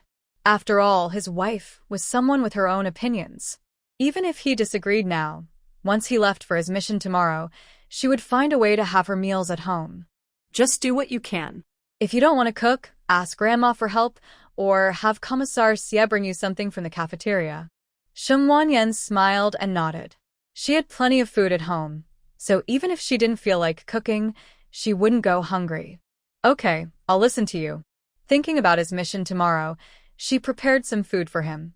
She also made sure he had some money on him, just in case.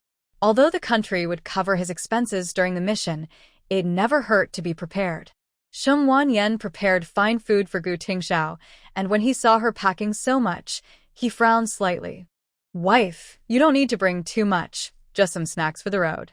Leave the fine food for you and the child."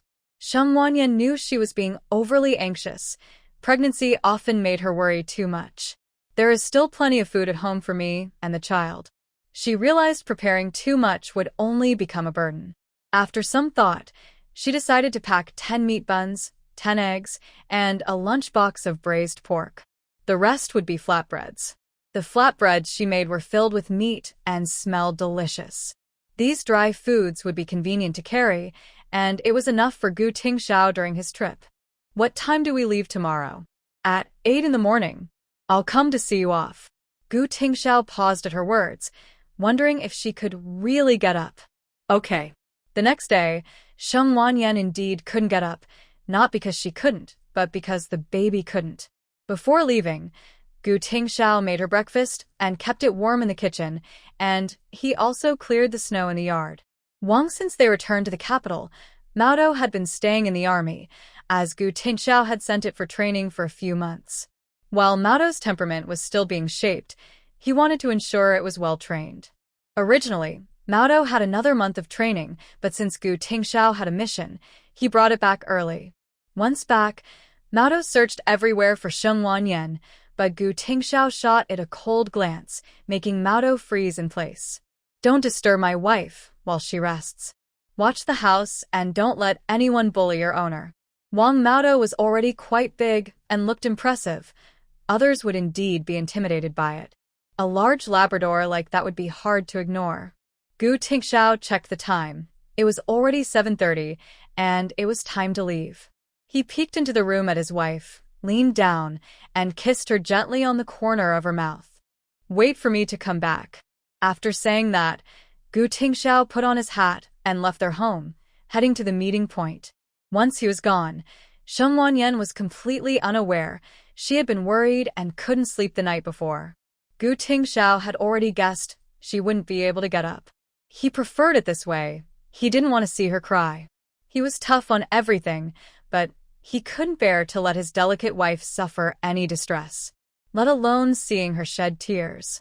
He had ambitions for his country and felt guilty towards his wife. In the face of the nation, everything seemed small, including himself, just one of many in the effort to build the military. When the vehicle departed, they set out to fulfill their mission. Sheng Wanyan woke up at 10, and seeing the cold spot beside her, she knew Gu Tingxiao had left quietly. She understood he didn't want her to be sad, which is why he chose to leave without telling her. She wasn't a weak person. Since Gu Tingxiao was gone, she had to take care of herself and the child. Sheng Wanyan got up, changed her clothes, and washed up.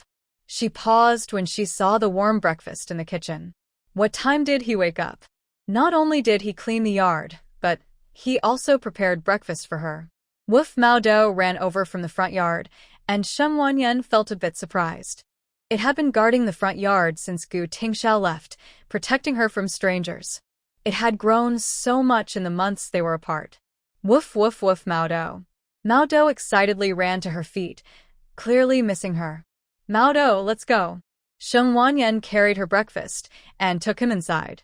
Although it was April, it was still snowing lightly in Ice City. Spring would probably come next month. Mao Dou eagerly followed her inside. While she had breakfast, it lay beside her, watching. Sheng Wanyan smiled at its bright eyes, wondering if it wanted to drink some spring water. I'll take you in a bit. Woof woof Mao Dou sat up excitedly, not only focused on her, but also glancing at her belly. It knew a little master was on the way and had been waiting for so long. Now that her belly was getting bigger, the little one would arrive soon. When that happened, it would definitely take her out to celebrate. Sheng Wanyan, having finished her meal, took the eager Mao Dou into the space. Mao Dou immediately headed for the spring water. As usual, it took a small sip and then ran back to find Sheng Wanyan. She was in the orchard picking grapes, planning to make wine with the many bottles stored in her space for Grandpa Sheng. She also needed to send some back to Kyoto when the postal worker came early next month. Sheng Wanyan had to translate 10 whole books, which was no easy task. She went to the storage room and brought out a toy ball for Mao Dou, who happily played with it on the ground, running around the house having a great time. Sheng Wanyan didn't mind it. Mao Dou was already very familiar with the space and could find its way back anywhere. Sheng Wanyan spent the whole day in the space, even having meals there. When she was home alone, she had no worries and just started eating hot pot. She took out her favorite ingredients: beef, tripe, kelp sprouts, vegetables, shrimp, and duck. She also picked some cucumbers and spinach from the garden. Seeing the meat and vegetables in her storage, along with the various poultry and wild animals in the space, made her head spin. She hadn't planted anything yet because there was already too much in the space. If she started planting, she wouldn't know when she would finish eating the vegetables, so she hadn't harvested the last batch. The continuously breeding poultry, cattle, sheep, and fish were multiplying too. Even though the space was large enough, seeing so many living things made her anxious. But if she put them in storage, there wouldn't be enough room. She wasn't worried about the orchard. She could pick as much fruit as she wanted, and it wouldn't go to waste. But she was concerned about the living creatures. If they kept multiplying, her space would turn into a farm. Although it wouldn't be much different from a farm. Sheng Wanyan thought about it and decided that once it opened, she would start a store to sell the meat and vegetables from the space. She could open a supermarket and have her parents help her manage it, paying them a higher salary each month. As a daughter, she had the ability and the money to support her parents. She could even give them a share of the business, but the problem was that the Sheng family had a new heir. The future of the Sheng family. Her parents had more than just her as a child. It wasn't that she was being stingy. It was about money, which is the most influential factor in relationships. In the face of money, everything can be set aside. Even couples can change completely under the influence of power and money. Moreover, Sheng Wanza was the true heir of the Sheng family, not her. Her duty was to honor her elders. Human hearts are the hardest to understand, especially since Pan Yu, as a mother, wants the best for her child. She felt the same way. That's the love of a mother. She couldn't guarantee that Pan Yu wouldn't change in the future, but if she let Pan Yu feel there was an opportunity at the start, if things changed later, it would only get worse. There are still Grandpa Sheng and Grandma Sheng who can maintain equality among their children, but the equality between grandchildren and step-grandchildren may not be upheld. To put it bluntly, if one child has the surname Sheng and the other has the surname Gu, they will always be different. Even if I become a grandmother in the future, I can't guarantee that I will be perfect and fair. If I have a grandson, I will naturally want to plan more for him. So, it is necessary to take precautions in advance. At dinner, Grandma Sheng brought over the pig's trotter soup she made. If her granddaughter wasn't coming to eat, she couldn't just let it be. Grandma, why are you here? You silly girl, how can I not come when I haven't seen you all day? Sheng Wanyan smiled when she heard this and helped Grandma Sheng sit down. Grandma, let's eat together. Seeing her granddaughter eating alone with meat and eggs on the table, Grandma Sheng felt relieved. At least this girl wasn't neglecting herself while pregnant. If she didn't eat well now, she might not have the chance later. Life can't always be this easy. I'm not eating. I have food cooked at home. Drink some of this soup. It's good for your health. Sheng Wanyan smiled and accepted it, pouring some into a bowl and returning the bowl Grandma Sheng brought. Grandma, stay and eat a little with me. Grandma Sheng looked at her with annoyance, saying, Eat, eat, eat. Does food at home not cost anything?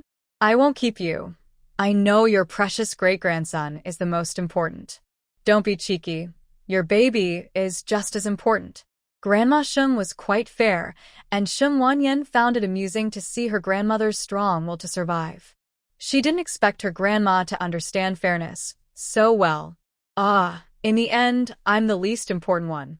Grandma Sheng rolled her eyes at this and took her bowl home.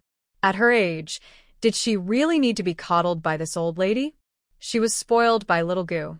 Sheng Wanyan watched Grandma Sheng leave in a huff and shook her head with a smile. Her grandma was not a simple person. Her way of handling things surely had its own background. Since Grandma Sheng chose to live a life of anonymity, she must have her own reasons. Letting go of her past self was quite an achievement. In those war-torn times, all one sought was to live. As younger generations, they should not seek the truth, but rather provide comfort and support for her thoughts and decisions. Sheng Wanyan sighed, patted the edamame's head, and took out some dog food from her space for it. After finishing her meal, she went to take a shower in her space, joking that bathing outside would require heating water and carrying it back and forth. She realized it was silly to create trouble for herself while being heavily pregnant.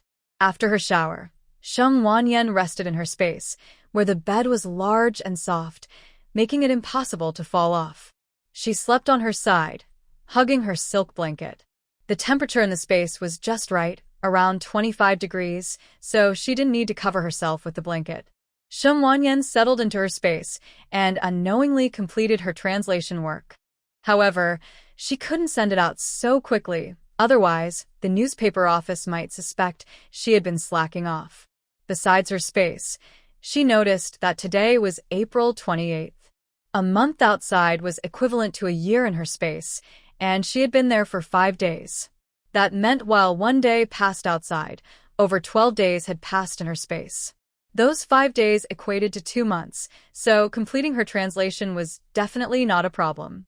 Sheng Wanyan relaxed and decided to send it out next month. She took out 10 bottles of peach blossom wine from her space and, early in the morning, set out with the wine, along with some support money for her parents-in-law and 20 pounds of fine grain. When Commissar Xie saw her carrying the load, he offered to help. Comrade Sheng Wanyan, are you sending something? He asked. Yes, I'm sending things to my in-laws, she replied. Don't trouble yourself, Commissar, he said. It's no trouble. I'm going that way, she insisted, so she asked him to help carry her things. Originally, she planned to ask her grandparents for help, but since Commissar Xie offered, she didn't need to. She planned to bring a bottle of wine to his home later as a gesture of appreciation. Thank you for your help, Commissar. He waved his hand, saying it was no big deal. At the army gate, a postal worker rode up on a bicycle with 2 large military green bags attached. Sheng Wanyan handed her items to him and asked him to send them to Kyoto. Since the package was a bit heavy, she knew there would be extra charges for the excess weight. Without hesitation, she paid the postal worker directly. The post office worker was very willing to help the military wives, and Sheng Wanyan even gave him 2 candies, happily patting his chest to promise his assistance. "Thank you for your help. You're too kind." The post office worker placed the packages in the guard room and collected some items from other military wives that needed to be sent out. After confirming nothing was missing, he packed everything into a large bag and rode his bicycle back. Sheng Wanyan supported her lower back with her hand and slowly walked home. It was the time when everyone was leaving for work or going grocery shopping, and people offered to help her when they saw her. Sheng Wanyan smiled and declined, saying it was just a basket and not heavy, not wanting to delay anyone from getting to work. "I can carry this basket myself, so don't worry about me. You all go to work, roll call is coming up." Seeing she was fine, the soldiers hurried back to their team to assemble. Sheng Wanyan returned home and took out 7 bottles of peach blossom wine from her space, giving 5 bottles to Grandpa Sheng. The other 2 bottles were for Commissar Xie's family. She carried the 2 bottles of wine and some edamame next door. Knock, knock, knock. Aunt Xie was washing dishes and cleaning when she heard the knocking and quickly put down her work to open the door. Seeing it was Sheng Wanyan, she welcomed her in to sit and chat. "Aunt, I won't go in. This wine is what I brewed myself. I brought it for you to taste." Sheng Wanyan handed her the wine, but Aunt Xie hesitated to accept it. In these times, everything is precious, especially wine. "Aunt, this is my homemade wine. It's not worth much. Please take it and try my skills." Although Aunt Xie was good with words, she couldn't resist Sheng Wanyan's sincere gaze. "All right, I will definitely give it a try." Great. "If you have any feedback, let me know." Aunt Xie had to accept it. After all, it was the wife of the regiment commander offering it, and refusing would seem ungrateful. She was surprised to learn that the regiment commander's wife could brew wine. But remembering that Grandma Sheng used to work at a winery, it made sense. After giving the wine to Aunt Xie, Sheng Wanyan went home, politely declining Aunt Xie's invitation to stay a while. She rarely woke up this early and was already feeling sleepy. If Aunt Xie knew she was going home to sleep, she would surely call her lazy, as she had never seen anyone who could sleep as much as Sheng Wanyan. Although feeling sleepy during pregnancy is normal, it's unusual to only eat and sleep. What's the difference between this and a newborn baby? Aunt Xie noticed she looked tired and stopped insisting she come in to sit down. She advised her to come to her if she needed anything.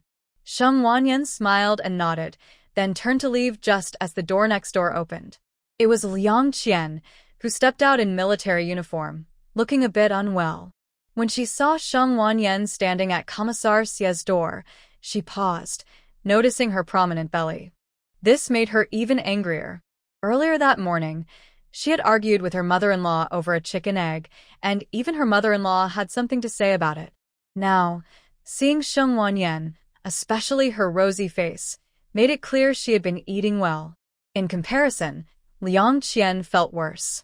If it weren't for Sheng Wanyan's interference, her life would be her own. How could this woman, who took something from others, have the nerve to stand there? Seeing her first thing in the morning was truly unfortunate. Sheng Wanyan sensed her resentment, but ignored her since they weren't close. She simply turned to leave without giving her a second glance. Liang Qian felt dismissed, and suddenly thought she was being looked down upon. How dare she look down on me? Fuming, Liang Qian rushed to block her path, her face twisted with anger. Sheng Wanyan, Why are you avoiding me? what? Feeling guilty? Of course, you took someone else's husband. How can you face me directly? Sheng Wanyan saw her fierce expression and instinctively protected her belly. Liang Qian's gaze fell on her belly, her face turning red with anger. That illegitimate child. Comrade Liang Qian, please speak respectfully. Aren't you the one who covets someone else's husband? Sheng Wanyan's words hit Liang Qian like a slap. Liang Qian gritted her teeth, glaring at her. You stole my man and got pregnant. How dare you? When Sheng Wanyan heard her insult her child, she slapped her back. Smack. Sheng Wanyan used all her strength. Her child was legitimate, so why should anyone call them illegitimate? Liang Qian, in disbelief, covered her face, shocked that she had been hit. She was the daughter of a chief of staff. Did Sheng Wanyan really think her father wouldn't cause trouble for her? You shameless woman! How dare you hit me? Just wait. I will make you pay. Liang Qian was angrily trying to come at her, and Sheng Wanyan quickly stepped back 2 paces. Mao Do saw Liang Qian charging and immediately bared its teeth to bite her. Seeing such a large dog coming at her, Liang Qian was instantly frightened and ran away, getting 5 meters away. Help! Sheng Wanyan is going to hurt someone.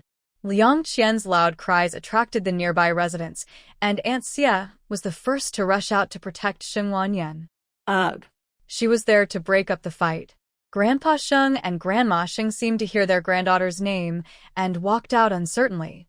Pan Yu, being young, clearly heard that someone was arguing with her aunt and hurried out to see what is happening. Sheng Wanyan, I will not let this go. Just you wait. I'll have my dad deal with you. Liang Qian continued to insult her, and seeing so many people come out, Sheng Wanyan quickly pressed her lips together, her eyes turning red. Little sister, what's wrong? Pan Yu ran fast and was the first to reach the scene. Seeing Liang Qian yelling, she felt a wave of frustration. This person already had issues with her in the art troupe, and now she was bothering her aunt too? Yenner, are you okay? Grandpa Sheng and Grandma Sheng were worried and quickly grabbed her hands, looking her over. Grandpa, Grandma, Ivy fine. Sheng Wanyan, you little brat. Hearing Liang Qian insult their granddaughter, Grandpa and Grandma Sheng's faces darkened instantly. What's going on? Why are you arguing? Exactly. Do we even need to think? Liang Qian has had a crush on Captain Gu for a long time. Onlookers began to discuss, and some noticed Sheng Wanyan's red eyes, realizing it was Liang Qian causing trouble. Sheng Wanyan wouldn't let her grandparents rush in to defend her. She quickly pulled them back. Moreover, she wouldn't let Liang Qian be the one to lead the situation. This person could only be her. Grandma, Grandpa. I came to bring something to Aunt Xia, and for some reason, Comrade Liang Qian came over to scold me, saying I took Ting Xiao from her. But everyone knows Ting Xiao and I are meant for each other. Last time in the auditorium, everyone was a witness. I don't know what I did wrong, but Comrade Liang Qian came to scold me, saying I took her things. And said. Sheng Wanyan bit her lip tightly, afraid to say the rest. Hearing this, everyone began to speak up for her. What's wrong with Liang Qian? Team leader Gu clearly explained the situation in public and firmly rejected the matchmaking. Exactly, everyone knows this. Now Liang Qian is married. And still can't forget team leader Gu? Oh my goodness, does that mean Captain Du married someone with a past? Everyone was throwing comments at Liang Qian. She even said I stole Ting Xiao and that my baby is illegitimate. And she also said. Sheng Wanyan couldn't finish her sentence, but everyone could tell it wasn't good. Yenner, don't be scared. Just say what you need to. If she's wronged you, we'll go to the leaders and get justice. Grandma Sheng held her hand, giving her confidence. She also said. She wants Major Liang to harm me. She just pushed me, but luckily Mao Do protected me. Gasp. Everyone gasped at this. Was this using power to bully? Can people really use power to bully others now? How can we common folks live like this? Sheng Wanyan's words resonated, and everyone started pointing at Liang Qian. Exactly. If this is how it is, what about us common people? Right. Our men risk their lives for the country, and the women at home are bullied. How are we supposed to live in the future? Hearing Sheng Wanyan, Liang Qian was instantly furious. Sheng Wanyan, what nonsense are you saying? Shut up. Pan Yu was angry. Everyone knew that Gu Tingxiao had been watching his sister-in-law closely. It took a lot of effort to marry her, and she was a witness to it. Liang Qian, how can you still be thinking about someone else's husband after getting married? Pan Yu wasn't one to back down and charged forward to confront her. Using power to bully? My brother-in-law and other men are out there risking their lives. Yet you bully my sister-in-law here. Do you have any respect for the soldiers fighting for the country? I'm telling you, if Major Liang dares to bully with power, I'll have my dad talk to the higher-ups. Everyone has their background. If the Liang family knew who Shen Wanyan's grandmother was, they'd be shocked. Pan Yu. Don't put words in my mouth. Can you honestly say my sister-in-law didn't speak the truth just now? Pan Yu raised her chin and looked at her, hands on her hips, with a look that said, I can't believe what you're saying. Liang Qian stammering made it clear to everyone what was happening. Shen Wanyan had not falsely accused her at all. Everything she said was true. It's hard to believe that such a beautiful girl could have such heavy thoughts. She was thinking about someone else's husband, pushing a pregnant national talent, and using her power to oppress others, leaving the soldiers feeling disheartened. Each of these actions was serious on its own. Commissioner Xie and the leaders rushed over upon hearing the news, and as soon as they arrived, they saw Shen Wanyan with red eyes. There was also Pan Yu, standing protectively, and Liang Qian, who looked ready to explode. What happened? As soon as Commissioner Xie and the leaders arrived, everyone immediately asked them about their husbands risking their lives for contributions while the military was being oppressive. Commissioner Xie and the leaders frowned tightly, and Aunt Xie quickly explained the situation to Commissioner Xie. Hearing this, Commissioner Xie and the other leaders' faces darkened instantly. Especially Chief Liang, whose face was so dark it seemed like it could drip water. This is outrageous. Chief Liang, Comrade Liang Qian. Chief Liang quickly stepped forward, and Liang Qian was startled by Commissioner Xie's shout. Captain Du arrived late and rushed back upon hearing that his wife had caused trouble. Does Chief Liang have such great power that she can harm a national talent? I've really learned something. It seems killing someone is that simple. Commissioner Xie squinted at him, and Chief Liang immediately saluted and explained. Commissioner, that's absolutely not true. My daughter was just speaking nonsense. Is that so? Your daughter is quite something. Chief Liang broke out in a cold sweat. The most powerful person in the entire military was Commissioner Xie. If anyone made a mistake, he had the authority to deal with anyone. Disrupting military morale, destroying military marriages, abusing power, endangering national talent.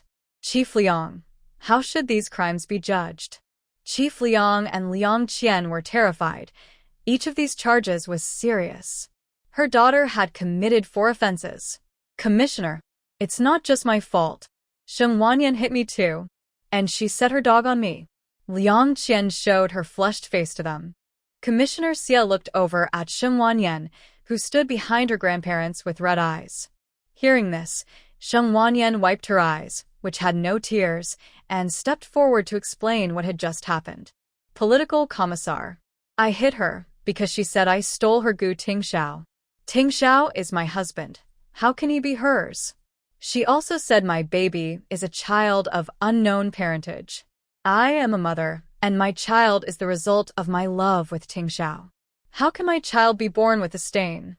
And the reason Mado bit her is that Comrade Liang Qian came to push me and try to harm my baby. So Mado rushed out to protect me. Shen Wanyan's tone was both wronged and strong. This is the strength of a mother.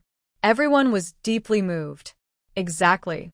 If anyone dares to call my child a child of unknown parentage, I will fight them.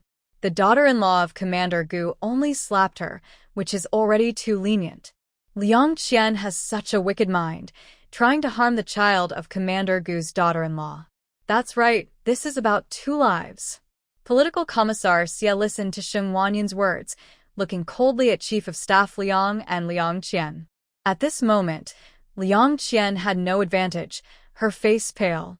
Commissar, Comrade Liang Qian also said she wants Chief of Staff Liang to harm me. I'm scared. I want to call my father-in-law's office. Shen Wanyan's words shocked Political Commissar Xie. If Commander Gu found out, Chief of Staff Liang's future would be ruined. But thinking about how Liang Qian wanted to harm someone, what was there to hesitate about? Political Commissar Xie glared at Liang Qian, seeing her pale face, with no sign of remorse. He was so angry that his head felt hot. Good job, really good job. I didn't know Comrade Liang Qian was so skilled at harming others. Commissar, Chief of Staff Liang looked at her in disappointment, wondering when his daughter became like this. He dedicated his life to the country, and the whole family contributed to the nation, yet he failed to raise his daughter well. Every incident with her was a disgrace to him. He told her not to marry Captain Du, but she insisted on marrying him. He advised her not to daydream, but she insisted on doing so. And now she is using her power to bully others and disrupt order. He devoted so much of his life. How could he have raised such a daughter? Bring me the disownment letter. Dad. Dad.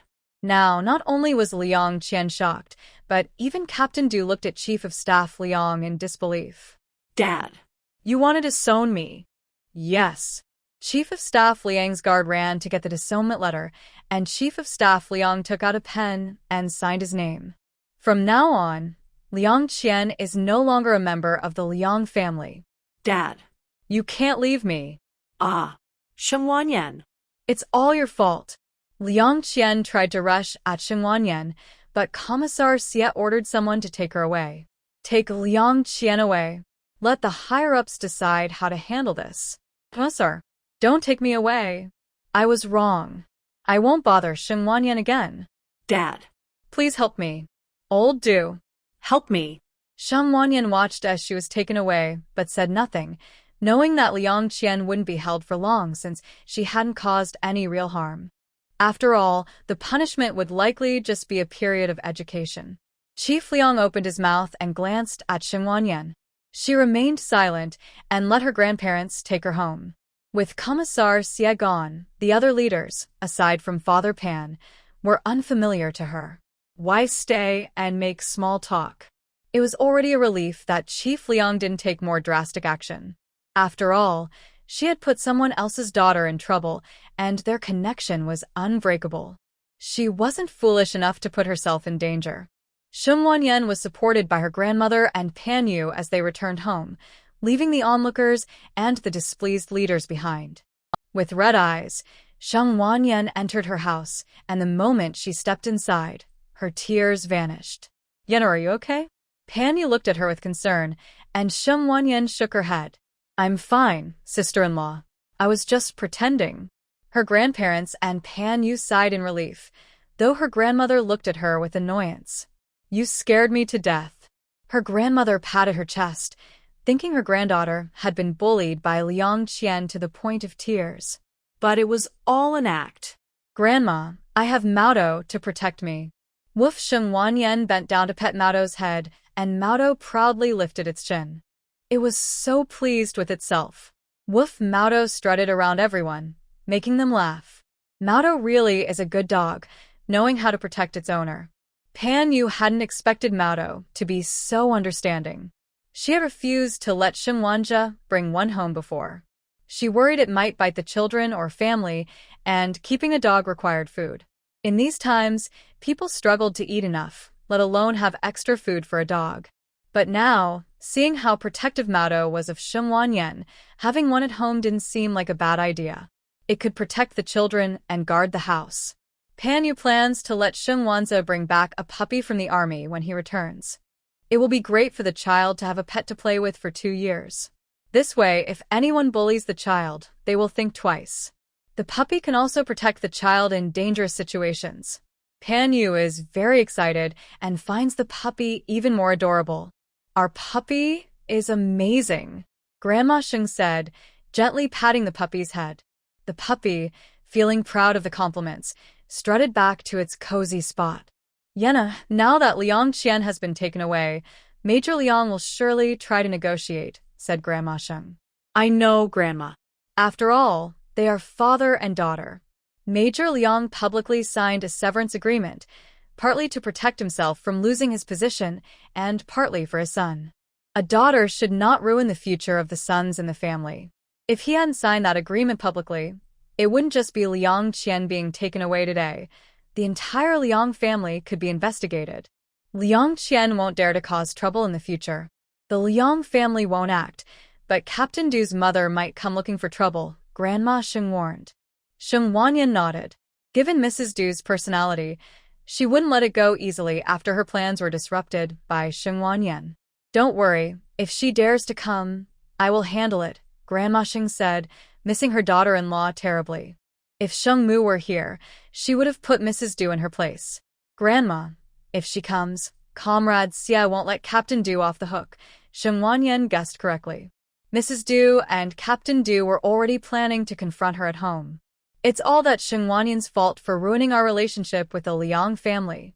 Major Liang has severed ties with Liang Qian. What will happen to your son now? Mrs. Du was very anxious. Without the Liang family's support, what good is having Liang Qian as a daughter-in-law? This is unacceptable. I'm going to confront that Sheng Wanyan right now, Mrs. Du declared angrily, but Captain Du stopped her. Mom. Don't go and cause trouble for me. How am I causing trouble? I'm just trying to get justice for you. Hearing her son's words made Mrs. Du furious. Without the Liang family, what would happen to her eldest and youngest son's jobs and futures? Now her second son was stopping her, showing no concern for his older brother and younger brother. Mom. If you go now, do you think Comrade Xia will let me off the hook? Don't forget, our family is in a tough spot right now. If you provoke Sheng Wanyan again, I might as well go home and farm. Captain Du shouted angrily, and it was the first time Mrs. Du had seen her second son so upset. Hearing about going home to farm scared her. Is it really that serious? Mrs. Du doubted, thinking it was just a small issue. Mom, don't forget that Sheng Wanyan is a national talent, and the leaders are watching our family closely. Hearing this, Mrs. Du got anxious. She couldn't go ask for justice since the in-laws had cut ties. Did that mean they just had to endure? What? What should we do? Mrs. Du paced nervously, and Captain Du thought for a moment and came up with a plan. Mom, Xiao Qian and her father are connected by blood. Her father publicly cut ties to protect my brothers from being affected. As long as Xiao Qian doesn't provoke Sheng Wanyan again, Major Liang will take care of her. Mrs. Du clapped her hands and relaxed her expression. You're right. They're still father and daughter. That won't change. Right now, my in-law is upset, but it will get better with time. Mrs. Du reassured herself, building her confidence. Son, should we find a way to get Xiao Qian out? Otherwise, others will gossip about our family. Mrs. Du's face darkened at this thought. Their family was being pointed at by everyone. If it weren't for Liang Qian's troublemaking, would things have turned out this way? Mom, this is someone the political commissar personally took away. How could we handle that? Captain Du admired his mother's wild ideas. Commissar Xia held the most power in the army. If he tried to intervene, it would only bring trouble from Commissar Xia. Then, should we just keep her there? Even if she cut ties with her father, without her, we won't have any connection to the in-laws. Mom, she will be fine. Liang Qian didn't cause any real harm. She'll just be kept for a while and given some advice. Really? Mrs. Du looked at him doubtfully, and Captain Du nodded. Yes, don't worry. Mrs. Du felt relieved upon hearing this. As long as she could come back, everything would be fine. If she couldn't return, how would their family stay connected to the Liang family? Son, does your wife really have another man in her heart? When Captain Du heard this from Mrs. Du, his face turned dark with anger. Which man can accept being cheated on? Especially with such a big betrayal. Seeing his expression, Mrs. Du understood everything. How could Liang Qian treat her son this way and look down on their family? Son, what kind of sin is this? Marrying a woman whose heart belongs to someone else. When Liang Qian comes back, I will definitely give her a piece of my mind. Captain Du felt a headache from his mother's shouting. Enough. If you confront Liang Qian, will the Liang family still respect us? Mrs. Du fell silent, quickly covering her mouth. Then I'll deal with it later. Mrs. Du was not an easygoing mother-in-law. Her previous daughter-in-law had been yelled at every day until she couldn't take it anymore and left. She tolerated Liang Qian because of her family background. But now, with her son cutting ties with Liang Qian, her patience was wearing thin. After all, the benefits were greatly reduced, and she didn't know if she could reconcile with her in-laws in the future. If they couldn't, what would happen to her eldest and youngest son's jobs? Her eldest son's family was supposed to take care of her in her old age, and she cherished her youngest son the most. In their customs, the eldest son's family is responsible for caring for the parents. If they can't, then it falls to the youngest son. As for the second son, he wasn't very useful, so no one was sad about him. But the problem was that the most successful one in the family was the second son, leaving Mrs. Du with mixed feelings. She could only think of ways to help her eldest son and his family. Mrs. Du awkwardly closed her mouth and began to instruct Captain Du's daughter to prepare dinner. "What are you doing? Not cooking at this hour? Are you trying to starve us? Do you want your father and me to go hungry?" Even with Liang Qian taken away, they still needed to eat. Captain Du heard his mother complaining and went back to his room with a headache. Before, when his first wife was still with him, their little family was warm and happy. Even with his mother's harsh treatment, they were still content. Captain Du couldn't help but remember his ex-wife's gentle and understanding nature and the joyful scenes of her cooking with their daughter. Du, the commander, shook his head, realizing he was overthinking things. Being gentle and understanding didn't help him advance in his career. His mother was right. Girls couldn't support him in old age and were a burden. He needed to have a son quickly. His son would be the grandson of Chief Liang, so he would surely benefit. Sheng Wanyan was at home eating, thinking about what had happened today. She knew that Liang Qian hadn't caused her any real harm, so the military wouldn't punish her too harshly. They would likely just give her some time for education, and when she got out, Liang Qian would probably behave for a while. Now that she was pregnant, there were many things she couldn't manage. If it weren't for Mao Dou today, she might have faced a serious situation. It seemed she needed to stay home for a while. Even if she had to go out, she would take Mao Dou with her. Sheng Wanyan was still a bit shaken, her hand on her belly, her eyes filled with a mother's determination. "Baby, Mommy won't let anyone hurt you." Since the military had its rules, she couldn't make Liang Qian disappear completely. But Liang Qian had connections, and she had them too. After lunch, Sheng Wanyan took Mao Dou and called the Gu family. After all, her baby was part of the Gu family. Why not use that connection? Phone calls in the military could be monitored, but she wasn't revealing any secrets, just reporting a situation. The call was answered quickly by the family's nanny. "Aunt Lin, it's Yenner. Are Grandpa and Grandma there?" "Yenner, the old general and the old lady are here." Grandpa Gu and Grandma Gu had just finished lunch, and Sheng Wanyan had timed her call perfectly. When they heard it was her, they immediately became attentive. Grandma Gu took the phone from Aunt Lin and asked lovingly, "Yenner, how are you feeling? Is Tingxiao on a mission?" Hearing Grandma Gu's voice made Sheng Wanyan feel relieved, and she answered her elder's questions obediently. "Yes, Tingxiao just left for a mission. I'm feeling fine." Grandma Gu sensed something was off in her voice. It sounded a bit sad. "Yenner, did something happen? Have you been crying? Is someone bothering you?" Grandpa Gu listened closely to the conversation between his wife and their granddaughter-in-law. "Grandma, I fine." "You say you're fine, but I can tell something's wrong." Grandma Gu didn't believe her. Young people today only share good news, especially from the third family. "Tell me what happened. Grandma will stand up for you." Sheng Wanyan smiled at Grandma Gu's strong words on the other end of the phone.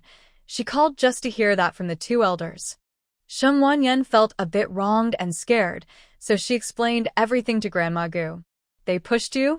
Grandma Gu's voice rose several notches, her tones suddenly explosive. Grandpa Gu, hearing her, immediately stood up and walked over to listen closely. "Are you and the baby okay?" "Huh?" "Yenner, are you and the baby all right?" "Grandma, I'm fine. I'm just a bit scared." On the other end of the line, Sheng Wanyan repeatedly assured Grandma Gu that she was okay. "Mao Dou protected me, and both the baby and I are fine." Hearing her repeated assurances, Grandma Gu finally sighed in relief. As long as they were okay, that was what mattered. "You're saying that's the daughter of Chief Liang?" "Yes, but Chief Liang publicly cut ties with her." Grandma Gu spat in disbelief on the other end. "Pa, Chief Liang sure ran away quickly. When his daughter made a mistake, he immediately distanced himself from the Liang family. If the Liang family hadn't raised her this way, Could that Liang Qian be so bold? Grandma Gu looked down on the Liang family for raising such a troublemaker, and now that trouble had come back to them, they simply cut ties. Wasn't that just abandoning a child and running away? Grandma, I don't even dare to go out. Ting Xiao isn't home, and I'm afraid something might happen if I go out. And if Liang Qian comes out, I'm scared. Sheng Wanyan's fears were clear, and Grandma Gu understood immediately. Grandma Gu glanced at Grandpa Gu. After all, how the military handled Liang Qian's case had to follow the rules. Grandpa Gu never used his position to do anything against the rules. But he could still apply pressure. Sheng Wanyan didn't mean for Grandpa Gu to break any rules. She just hoped he could firmly address the Liang and Du families. Another reason was that Chief Liang would definitely be involved in handling Liang Qian's situation, helping her get out quickly. Grandpa Gu took the phone. Yenner, I will handle this. Don't worry. You won't suffer in vain. You are my grandson's wife. Don't let anyone bully you. Sheng Wanyan nodded at Grandpa Gu's words. I believe you, Grandpa. Grandpa Gu and Grandma Gu were also worried about her being alone, considering their age. Let me ask your mom to take care of you. Sheng Wanyan hoped someone from home could come, as she truly felt overwhelmed on her own. Will it be okay for mom to take leave? And Tinjing is getting married soon. Gu Tinjing's wedding was in July, and since Gu's mother had a special job, being away for too long might not be possible. Don't worry about that. I will arrange things for your mom's work. Now that you're pregnant, and with Ting Xiao's recent situation, the family is also concerned. When Tinjing gets married, your dad and others will be there. It's all manageable. Sheng Wanyan didn't say much more. With Grandpa Gu making arrangements, she would just wait. Take care of yourself during this time and don't go out. After what happened with Liang Qian, Grandpa Gu was worried there might be another incident. Okay, I understand, Grandpa. Grandma Gu, seeing their conversation was over, quickly took the phone to chat a bit more. Yenna, you must take care of yourself. If I had known, I wouldn't have let you return to the army. I would have taken care of you in Kyoto. Be careful until your mom arrives. Sheng Wanyan obediently responded to Grandma Gu's words, agreeing to everything. Seeing the time, she realized it was about time to end the call. The listening soldier saw her come out, opened his mouth but didn't dare to ask more. Did he just hear the name of Grandpa Gu? There couldn't be another Gu Ronglong in Kyoto, right? He seemed to have discovered an incredible secret. The team leader was actually the grandson of the old general. Oh my! The soldier silently lit a candle for Major Liang, hoping he could withstand the Gu family's anger. Gu family in Kyoto. Grandma Gu hung up the phone, looking worriedly at Grandpa Gu. This is really too much. You say Yenner is one of our Gu family, and we can help her. What about those without any background? Won't they be bullied to death? Grandma Gu's words made Grandpa Gu and the family's guards look uneasy. This was indeed a harsh reality. Grandpa Gu instructed his guard, Uncle Hu, to call Gu's father and explain the situation. Put pressure on them and keep an eye on Liang Qian's punishment. The atmosphere in the military needs to be properly managed. When Commissar Xie received a call from Commander Gu, he was so shocked that he lost his composure. Hearing Commander Gu's anger and shouting on the other end, Commissar Xie couldn't help but rub his ears. Darn it! Is my daughter-in-law being bullied by you all like this? The Liang family is taking advantage of their power. My daughter-in-law is pregnant, and they are treating her this way. I will definitely investigate the conduct within your military. I want to see if you really are abusing your power. Commissar Xie, how do you manage your subordinates? Commissar Xie could only awkwardly assure that he would definitely handle this matter well and not let Comrade Sheng Wanyan suffer even the slightest injustice. The military would certainly improve and correct the current atmosphere of abusing power. Humph, that sounds nice. My daughter-in-law developed a hemostatic drug that has benefited so many people. Isn't it true that the sons of the Liang family used my daughter-in-law's medicine on their missions? Commissar Xie nodded vigorously on the other end of the call. Indeed, it was true. Currently, all military units in the country are using Sheng Wanyan's hemostatic drug, and the country seems to be planning to export it for foreign exchange. Yes. Commander, they are indeed using it. Commander Gu let out a cold snort. They used my daughter-in-law's medicine to save their son's life, yet the daughter wants to harm my daughter-in-law. This Major Liang is really something. What a Major Liang who serves the country and the people.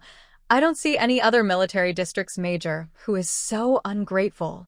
Commissar Xie was sweating profusely.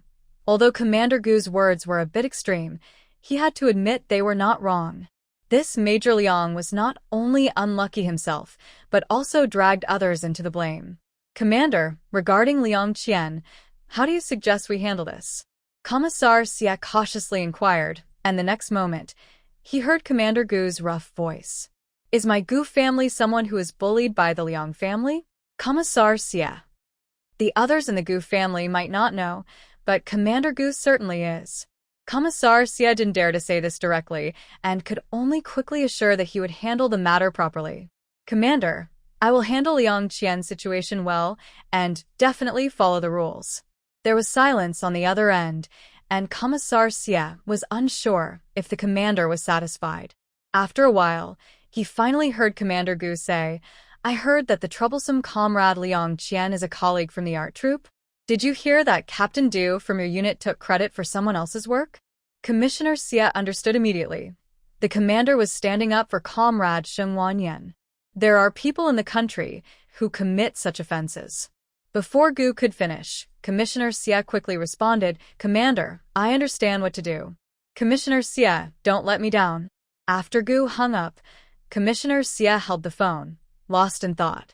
He felt that the commander would not let the Liang family off easily. After all, he was not afraid of causing trouble. What Commissioner Xie did not know was that after hanging up, Gu made a call to the sons of Chief of Staff Liang's military unit. You bullied my son's wife, so I will make things difficult for your sons. Who's afraid of whom? Everyone has someone backing them. The Liang family, caught off guard, was in shock. It's all Liang Qian's fault. A few days later, Chief of Staff Liang learned that his eldest son's promotion had been suppressed. His second son received a stern reprimand from higher-ups, and his third son was exhausted from intense training.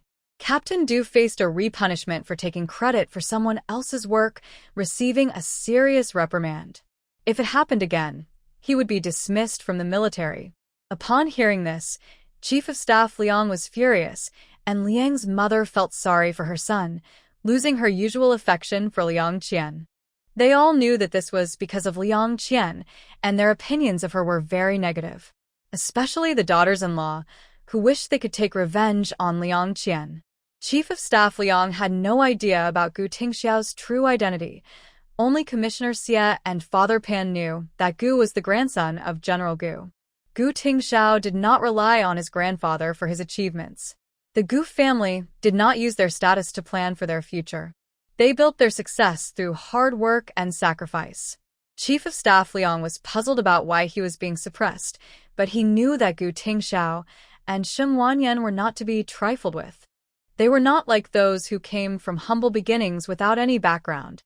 Chief of Staff Liang's bodyguard rushed in with news about Liang Qian.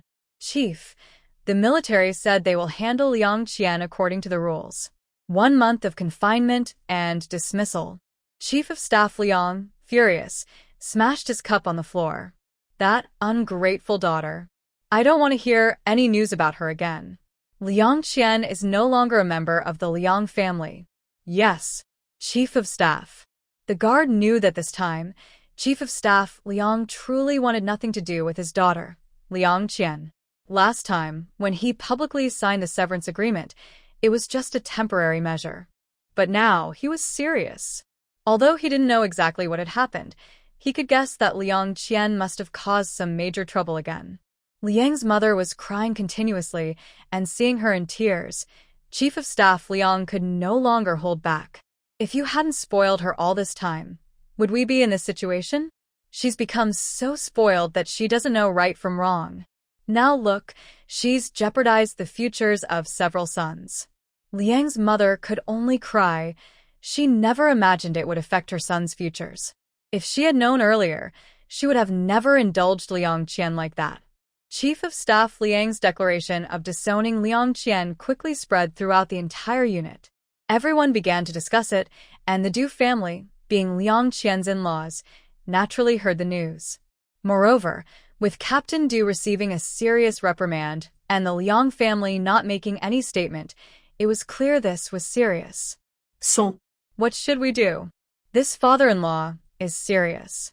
Captain Du was also anxious. He had been reprimanded, and if it happened again, he would be forced to leave. Mom, we need to keep a low profile for a while. If anything else happens, we might have to leave. Hearing this, Mrs. Du immediately stopped her loud complaints. Son, you should divorce Liang Qian. As soon as Mrs. Du said this, Captain Du immediately refused.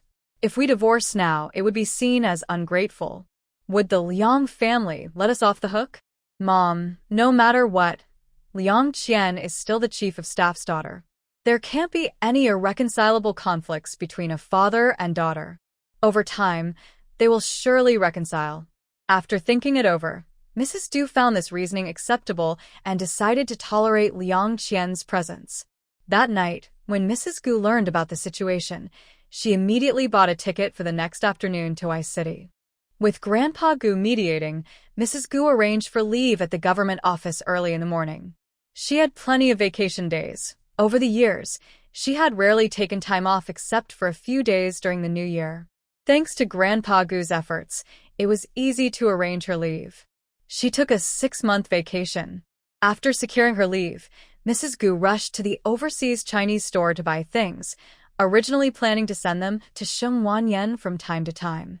Unexpectedly, with this situation, she could only hurriedly prepare a few items. Later, she would ask her eldest daughter-in-law to help buy some necessary things to send over. Mrs. Gu's decision to go to I-City to care for Shengwanyan was accepted by the whole family, but Wang Chunmei had objections. Because Wang Chunmei has 1 month left until her due date, Mother Gu directly abandoned her to take care of Shengwanyan. How could she bear this? Mother Gu left, and who will take care of her during the postpartum period? Mom, you're going to take care of my sister-in-law. What about me? Aren't I your daughter-in-law? Mother Gu replied coldly, No, I don't have you as a daughter-in-law. As for your postpartum care, don't you only care about the Wang family? Let the Wang family arrange someone to take care of you. After saying this, Mother Gu packed up a lot of things she bought along with her own luggage. If it weren't for the fact that Mother Gu wouldn't be back for half a year and wanted the family to have a meal together, Wang Chunmei thought she wouldn't even be able to come to the courtyard. Wang Chunmei was so angry at Mother Gu's words that her chest was heaving. She glanced at Gu Tingo, but he didn't pay her any attention and was instead playing with Gu Jingjing. Since the last incident, Gu Tingo's attitude towards her had changed completely. He wouldn't give her any money or let her speak about family matters, and now, during such an important time as her postpartum care, he didn't even defend her. Moreover, he had moved into Gu Jingjing's room and wasn't staying in the same room with her. Aside from being cautious about her pregnancy and not wanting her to go to the government cafeteria to get food, he didn't come near her room at all. Tingo, say something. Gu Tingo lifted his eyes to glance at her. Mom is right. You can ask your mother-in-law to take care of you. What did you say? Gu Tingo didn't want to deal with her and went with Father Gu and Brother Gu to see Mother Gu off at the station. With all her bags, Wang Chunmei watched them leave, unable to regain her composure for a long time. Is the Gu family abandoning her? None of the things Mother Gu bought were for her postpartum care. They were all for Shengwanyan. It seemed as if the child in her belly had nothing to do with the Gu family. Did Mother Gu want her child to hate her in the future? Or was she planning to let her mother take care of her? Wang Chunmei felt anxious, thinking about how to win back Gu Tingo's heart. She knew that Gu Tingo wouldn't divorce her in the next 2 or 3 years since her child needed a mother. But what about a few years later? Would Gu Tingo still tolerate her? Wang Chunmei looked around and turned her gaze to Gu Jingjing, who immediately ran to stay with sister-in-law Gu. This ungrateful child, who used to flatter Shengwanyan, is now trying to win over sister-in-law Gu. No matter how much she flatters them, it won't change her situation. So what's the point of pretending? Jingjing, come here to mommy. Gu Jingjing played with the new bunny toy her dad bought her, ignoring Wang Chunmei's words. Having spent a lot of time with Grandpa Gu and Grandma Gu, she was very confident now. I'm not going to Mom. I want to find Great-Grandma. Gu Jingjing knew who her support was, or rather, she knew who her mother was afraid of. She left Sister Gu's embrace and ran to sit by Grandpa and Grandma Gu. With them around, Wang Chunmei didn't dare to get angry and could only leave quietly. Grandma Gu gently patted Gu Jingjing's head, saying, "This little girl is quite clever." Gu Jingjing smiled at Grandma Gu, thinking this was something Great-Grandma taught her. She is teachable. Gu Jingjing happily ran to her room to get her drawing book and pencils, sitting quietly to draw. She was 5 years old now and no longer slept with her parents, instead sleeping in the room that used to belong to Gu Tingo and Wang Chunmei. Her mother had given her that room, and as for Gu Tingo and Wang Chunmei, well, Wang Chunmei wouldn't be sleeping there. Gu Tingo could come back on his own. After all, Wang Chunmei was not allowed. The next day, Sheng Wanyan received a telegram about her mother going to Ice City. Gu Tingxiao and Sheng Wanze were on a mission, so she asked Father Pan to help with picking up her mother.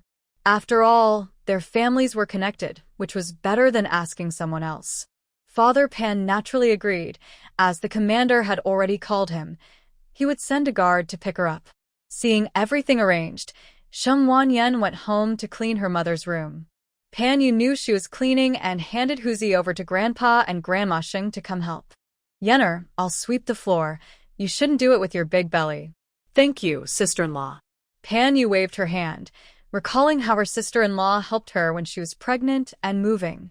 It was only fair to return the kindness, as her sister-in-law cared for her, and she wanted to do the same. There's no trouble among family. Pan Yu worked quickly, cleaning the dust off the floor, wiping the wardrobe with a clean cloth, and tidying the bedding. She also laid out a mattress, which was actually a quilt made by Sheng Wanyan. After all, the bed was so hard that sleeping on it would make your bones stiff. It was uncomfortable without something soft underneath. Once Pan Yu finished helping, Sheng Wanyan gave her some apples to take home. "Make sure to eat more since you're pregnant." "Sister-in-law, I have enough at home. My mother-in-law will bring plenty as well. When the time comes, if we can't eat it, it will go bad."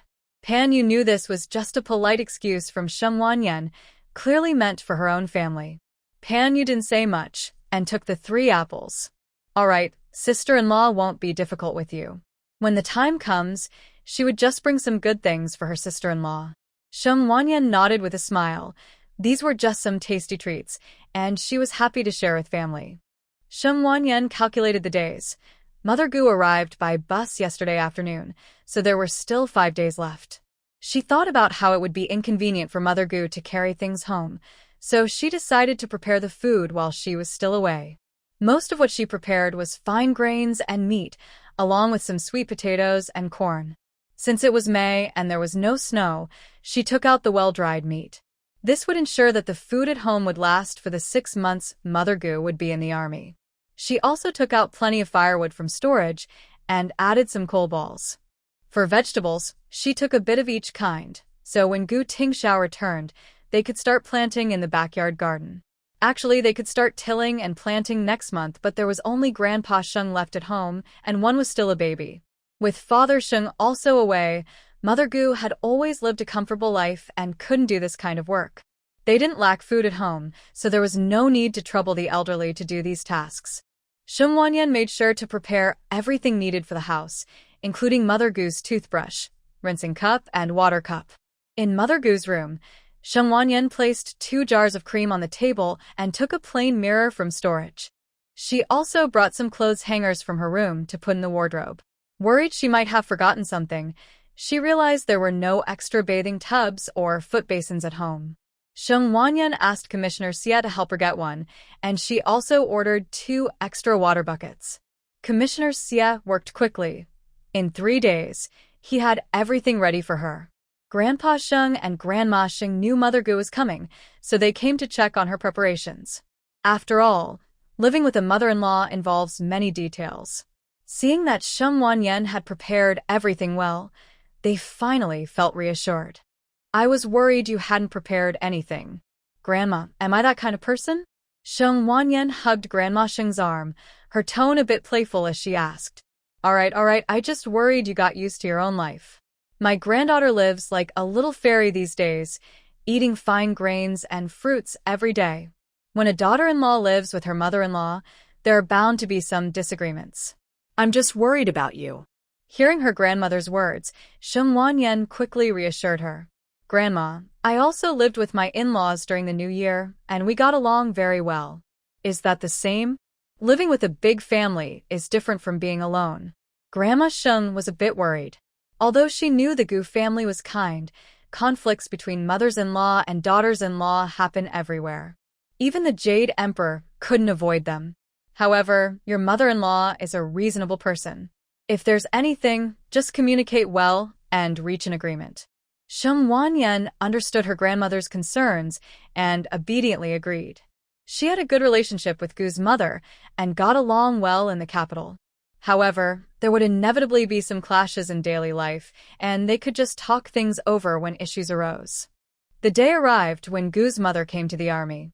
She arrived at 2 p.m., just in time for dinner at 6 p.m.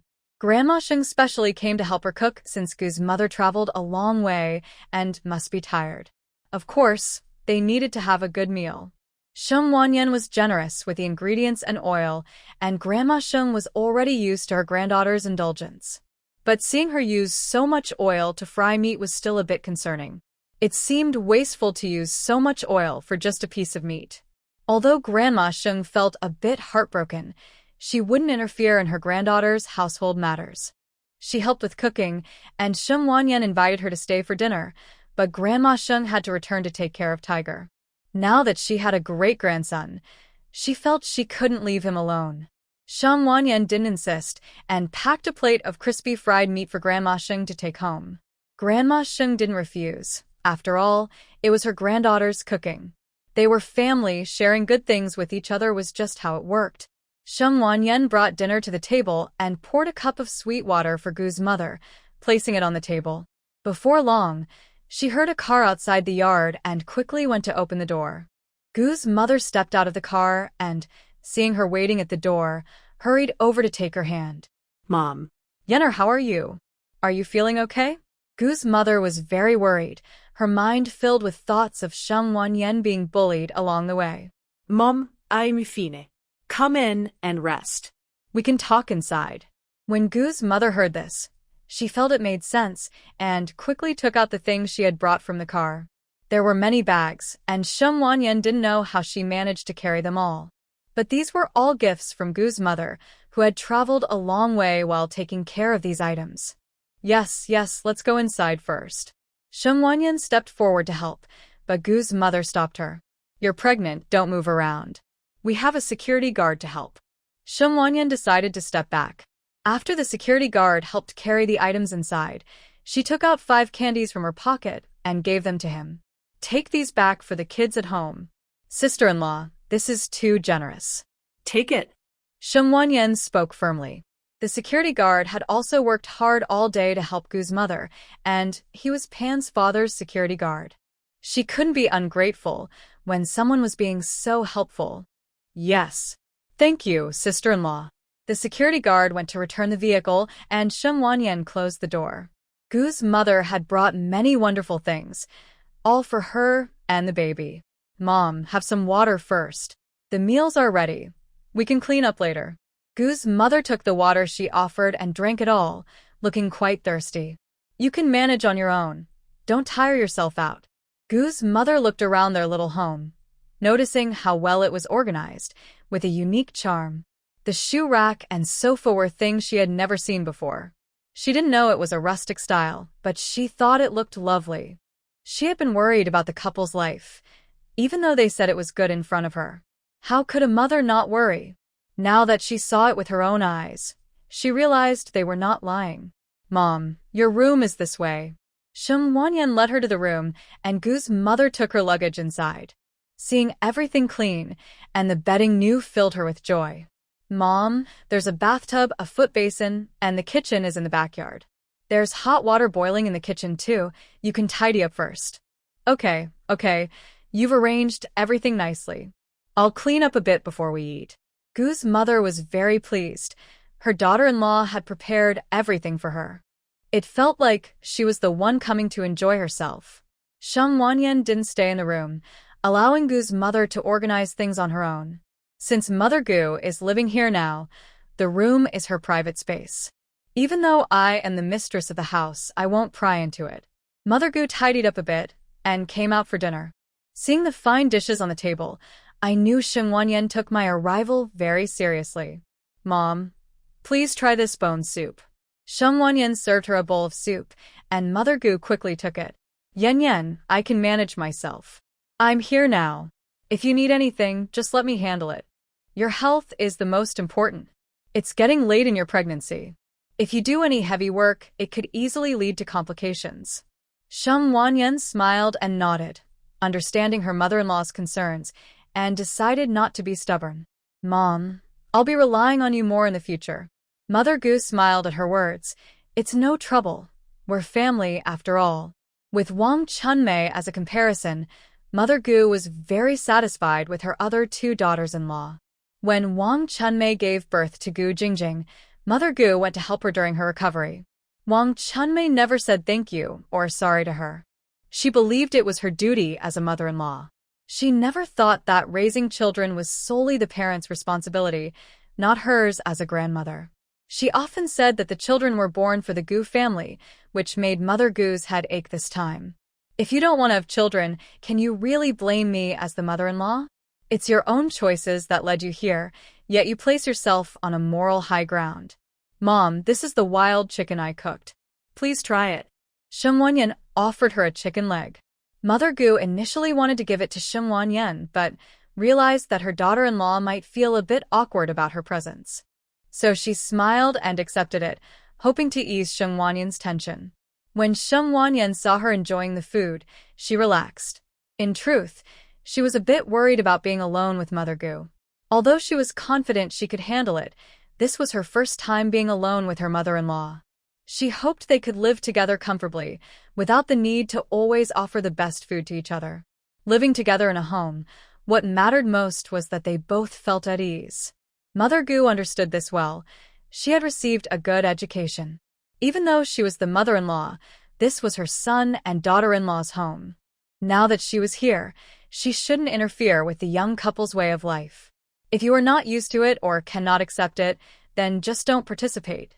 As long as I have my 3 meals a day and ensure that both I and Sheng Wanyan stay healthy, that's enough. I won't express my opinions on anything else. They can do whatever they want. I can also maintain my own lifestyle. After dinner, Gu's mother volunteered to wash the dishes. Mom, I can do it today. You've traveled a long way. Go take a shower and rest. Gu's mother agreed and didn't insist, as she was also quite tired. She followed Sheng Wanyan to the kitchen and admired the new kitchen. Yan, this kitchen is really convenient. Mom, if you like it, come stay here often. Hearing this, Gu's mother realized that Sheng Wanyan enjoyed living with her. I'll come visit you whenever I can. I can't leave Beijing for my whole life. Sheng Wanyan nodded. For Gu's mother, Beijing was her home.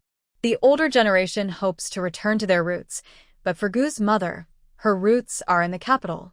Gu's mother took water into the bathroom to shower and also brought 2 buckets of hot and cold water for Sheng Wanyan.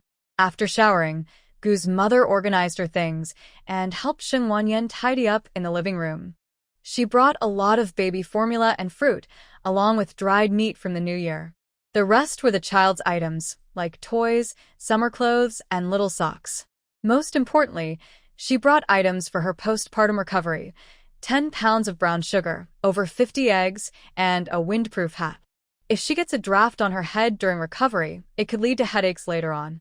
Gu's mother brought everything she could think of, and if she forgot anything, she would send a telegram back for Gu Dajia to prepare it. She gave the food to Sheng Wanyan, and the other items needed to be cleaned and dried in the sun tomorrow. Yan, put this meat in the cellar. Sheng Wanyan went to get a flashlight and led her to the cellar in the backyard. Gu's mother climbed down and was amazed to see the high stacks of grain in the cellar. There were also hanging meats. They wouldn't have to worry about food for months. Gu's mother hung the meat up and climbed back out. You prepared so much food? Before coming, she had worried that Sheng Wanyan, being pregnant, might find it hard to go out for groceries. It turned out her worries were unnecessary. Most of it is from last year, and some was bought through connections. Gu's mother nodded. As long as the young couple had everything arranged, that was all that mattered. Sheng Wanyan told her where the washroom was and prepared a toothbrush and towel for her. The mother-in-law and daughter-in-law finished getting ready and then took a rest. As for Liang Qian's situation, they could discuss it tomorrow. There was no rush. Since she was here, she wouldn't let Sheng Wanyan be bullied again. If she allowed others to mistreat Sheng Wanyan while being present, she wouldn't deserve to be the hostess of the Gu family. The next day, when Sheng Wanyan woke up, Gu's mother had already made breakfast. Sheng Wanyan's kitchen cabinet was locked, but she gave Gu's mother a key to use freely. Gu's mother prepared a nutritious meal, having previously cared for 2 pregnant daughters-in-law. With some experience, she knew what Sheng Wanyan should eat at this stage. She made millet porridge, scrambled eggs, stir-fried bok choy, tomatoes sprinkled with sugar, and some side dishes. A nutritious breakfast was ready. These were all rich in vitamins, and Gu's mother had put thought into it. "Yenner, eat more," Gu's mother said, giving her most of the eggs, and Sheng Wanyan did not refuse. After breakfast, Grandpa and Grandma Sheng arrived, as they needed to visit their in-laws who had come from afar. Just as Gu's mother was about to go over, she saw the 2 elders approaching. Gu's mother smiled and greeted them. "In-laws, how are you?" "I was just about to look for you," they replied. "I am very grateful for your care of Yenner during this time," Gu's mother said, making Grandpa and Grandma Sheng feel very comfortable. Although Sheng Wanyan was their granddaughter, it was different to have their in-laws recognize their efforts. "You're too kind. We are all family, aren't we?" "Yes, yes, yes. In-laws, you and sister-in-law should come over for dinner tonight," Gu's mother said, as it was natural for her to extend the invitation. Would they really go to the elders' house for dinner? Grandpa and Grandma Sheng naturally agreed, as they should enjoy a good meal since they were already there. "Then we will gladly accept," they said. Gu's mother nodded with a smile, and after arranging the dinner plans, they went inside to chat. Gu's mother brought out some sweet soup and cut 2 apples, one for Sheng Wanyan and one for Grandpa and Grandma Sheng. "Now that the in-laws have a great-grandson, your faces look so much healthier." When Gu's mother saw Grandpa Sheng and Grandma Sheng looking so happy, she knew they were living well. "Of course, with a great-grandchild in the family, I feel like I can live even longer," Grandma Sheng said. She had never imagined she could have 4 generations together, and now that the family had hope, everything felt different. Once a person has more to care about, they become reluctant to leave this world. Grandparents, you should really enjoy the joy of family. Later, we'll need to watch the great-grandchild grow up and get married. Then we can enjoy 5 generations together. Gu's mother knew how to make the elders happy, and soon Grandpa Sheng and Grandma Sheng were smiling widely. "We'll take your good wishes to heart." Hearing about 5 generations together made Grandma Sheng very happy. Just thinking about that scene felt joyful. Sheng Wanyan was eating fruit and listening to the elders chatting back and forth. Seeing her granddaughter getting along well with Gu's mother made Grandma Sheng feel relieved. After chatting for a while, the 2 elders decided to leave. They still needed to work on their garden. Working on the garden? Is it time to plant seeds? Gu's mother had also worked in the fields when she was young, as Kyoto used to be mostly farmland. "Yes, it's the perfect time to grow vegetables. We can save them for the new year. The weather here is very cold. It's not easy to go out in winter." Gu's mother thought for a moment and said, "Grandparents, wait for me. I'll help with the garden work too." Grandpa Sheng, Grandma Sheng, and Sheng Wanyan were surprised by her words. Did they hear her right? Gu's mother wanted to help with the garden? "What's wrong? Do you think I can't do it?" Seeing their expressions, Gu's mother understood their surprise. There was nothing strange about it. Before she got married, Kyoto was not much different from the countryside. When I was young, Kyoto was still farmland, and every family had fields. I'm quite familiar with gardening. I actually miss it after all these years. After saying that, Gu's mother went to the shed and came out with a hoe. Seeing her enthusiasm, Grandpa Sheng and Grandma Sheng didn't stop her. If she couldn't manage, they would help. Originally, Grandpa Sheng and Grandma Sheng planned to work on the garden together with Sheng Wanyan's family. After all, they could handle this little work slowly and surely. Now that Gu's mother was eager to help, it certainly made things easier. Mom, you should change into some work clothes, Sheng Wanyan reminded her, as Gu's mother was still wearing a long dress. Gu's mother thought it made sense and asked Grandpa Sheng and Grandma Sheng to wait for her at the door. Parents-in-law, I'm going to change my clothes. Let's meet at the door later. Grandpa Sheng and Grandma Sheng nodded and went home to get their tools. Sheng Wanyan watched Gu's mother leave with the tools and even waved goodbye. Before leaving, Gu's mother reminded her to rest well at home and to wait for her to return to work in the backyard. Sheng Wanyan returned to her room to translate. She had just sent out 10 books she had finished translating a few days ago. In a month, she would have some good income again. When Gu's mother arrived at the community garden, many people were curious about her. Grandma Sheng had become familiar with the other military wives and neighborhood women. After introducing everyone, they started asking Gu's mother about things in Kyoto. Kyoto was too far for them, so they could only learn about the place they longed for from others. Gu's mother shared some interesting facts about Tiananmen and the Forbidden City, which piqued everyone's interest. They all looked at her with admiration, but they knew they couldn't afford to live there. Now, the military wives and neighborhood women knew that Gu Tingxiao was from Kyoto. They had thought he was just a city person.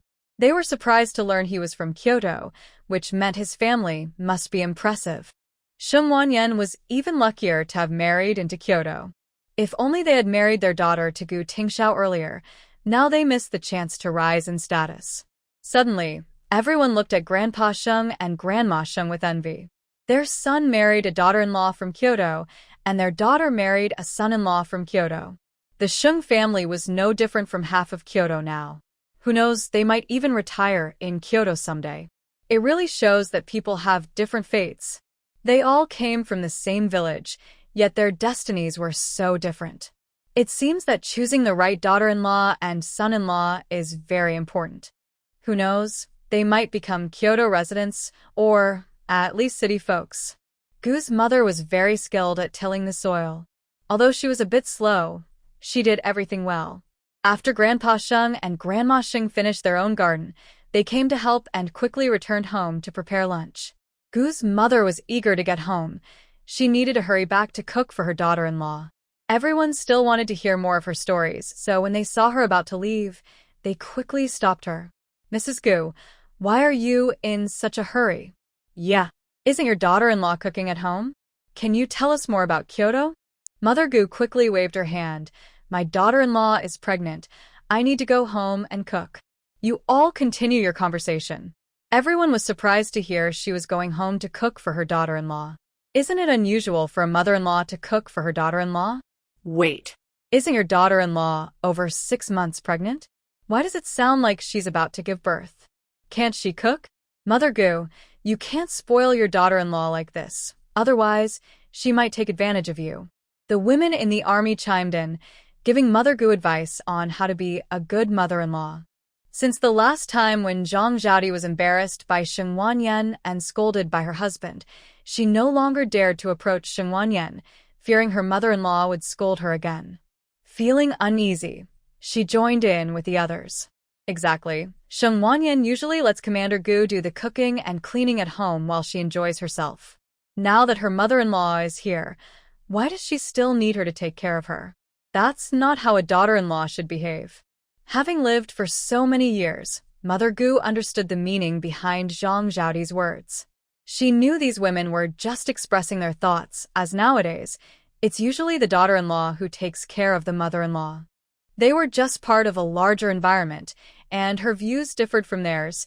She just needed to handle it on the surface. A young military wife making such sarcastic remarks was simply envious and trying to create trouble for her daughter-in-law. How ridiculous! Her daughter-in-law gifts her watches, cosmetics, clothes, and shoes. Who has a daughter-in-law as devoted as hers? Does she really think she's a bad mother-in-law and can't see her daughter-in-law's goodness? My son, as a husband, should love his wife. That's only right. If he didn't care for her, I'd kick him out of the house. Not to mention how devoted my daughter-in-law is to her elders. She bought me a beautiful wool coat for the new year. Look, this watch was a gift from my daughter-in-law. Mother Gu showed off her watch on her left wrist, proudly displaying it to everyone. Seeing this, everyone turned green with envy. What daughter-in-law would be as generous as Shengwan buying a watch for her mother-in-law? Don't even get me started on how devoted my daughter-in-law is. With such a good daughter-in-law like you, who is having a tough time being pregnant, I must take good care of you. Everyone felt a bit envious, wishing their daughter-in-law would treat them so generously. They wouldn't mind cooking for her, or even bringing her warm water for her feet. Seeing the time on her watch, Mother Goose suddenly exclaimed, "Oh no! I have to hurry home. You all keep chatting." She grabbed a hoe and left with a confident stride. Zhang Zhaodi, hearing how generous Xingwan Yan was to her mother-in-law, secretly thought she was foolish. Buying such nice things for her mother-in-law wouldn't make her appreciate her as a daughter-in-law. She couldn't even afford a watch for her mother-in-law. How could using Captain Gu's money to please his mother be considered filial? With a frown, Zhang Zhaodi went home, realizing that every time she confronted Xingwan Yan, she ended up suffering. Yet, she couldn't help but envy Xingwan Yan's life, knowing from their first meeting that it was a life she admired. But why should Xingwan Yan have it so good? Did city folks really think they were better than everyone else? Zhang Zhaodi gritted her teeth, thinking about the gap between her and Xingwan Yan, remembering how she had been scolded by her mother-in-law and her husband because of Xingwan Yan only fueled her resentment. When Mother Gu returned home, Xingwan Yan was already in the kitchen preparing lunch. She had just finished kneading the dough to make noodles for lunch. Seeing her busy, Mother Gu quickly pushed her out of the kitchen. "Why are you still kneading dough?" "Mom, I can handle this little task." Mother Gu disagreed. She had to cook for herself when she wasn't at Xingwan Yan's place, but since she was there to take care of her, she wanted her to rest and focus on her pregnancy. "You go rest, I'll take care of it. Just sit and enjoy some fruit." Seeing Mother Gu so determined, Xingwan Yan decided not to worry her by going back into the kitchen. Instead, she went to her room to get some yarn, thinking she could knit some winter clothes for the baby while she had the time. After cooking the noodles, Mother Gu set the table for their meal. Eat well, and then rest. Noticing that Xingwan Yan was still sitting after finishing her meal, Mother Gu knew she wanted to wash the dishes. It was just 2 bowls. She could wash them herself. All right. Xingwan Yan was feeling tired too. She had spent the morning translating and was quite exhausted. After yawning a few times, she quickly fell asleep in her room. After cleaning up the dishes, Mother Gu noticed the yarn on the sofa and tidied it up. With nothing else to do, she returned to her room to rest, needing to prepare dinner for that evening. As soon as Gu's mother woke up, she began busying herself in the kitchen, first making chicken soup. She took out all the ingredients for tonight's meal to wash and chop when she heard a knock at the door. When she opened it, she found Pan Yu standing there, holding a carp. "Aunt Gu, long time no see." Pan Yu had met Gu's mother a few times when she was little and later moved to I-City with her parents. She remembered seeing her during the New Year celebrations in the courtyard. Since her younger sister married into the Gu family, they had seen each other often, especially since the wedding had been almost a year ago. Xiao Yu, come in, come in. Gu's mother welcomed her inside and poured her a glass of water.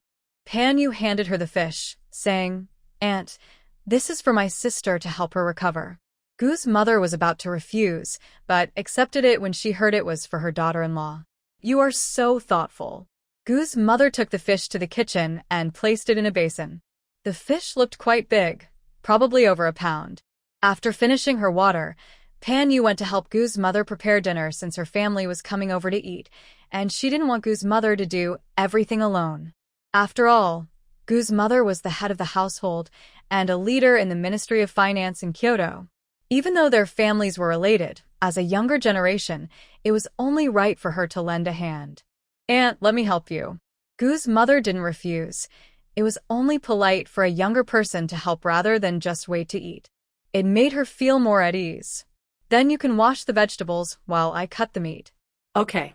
The kitchen was bustling with activity as they prepared dinner, while Xingwan Yan continued to sleep soundly, unaffected by the commotion. When it was time to eat, Gu's mother went to wake her. Instead of entering the room directly, she knocked on the door. Hearing the sound, Sheng Wanyan woke up, groggily staring at the ceiling. "Yana, it's time to eat." "Okay," she replied. Seeing that she was awake, Gu's mother went to bring the dishes to the table.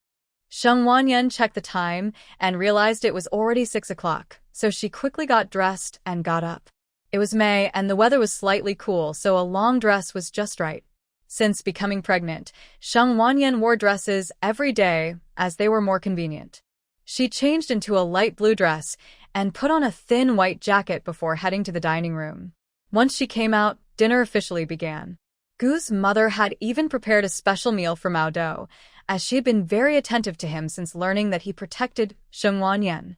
"This is a great contributor to the family, so we must treat it well." Mother Gu prepared some bones and soft corn porridge, making sure the porridge was especially tender. Mao Do is happily eating. He is a dog that isn't picky. Grandma Sheng brought over Huzi, who was playing with a small drum in the crib. Since it's just family eating, there aren't many rules. Everyone chatted happily while eating. Sheng Wanyan loves soup, having a bowl before and after the meal, which is very comforting.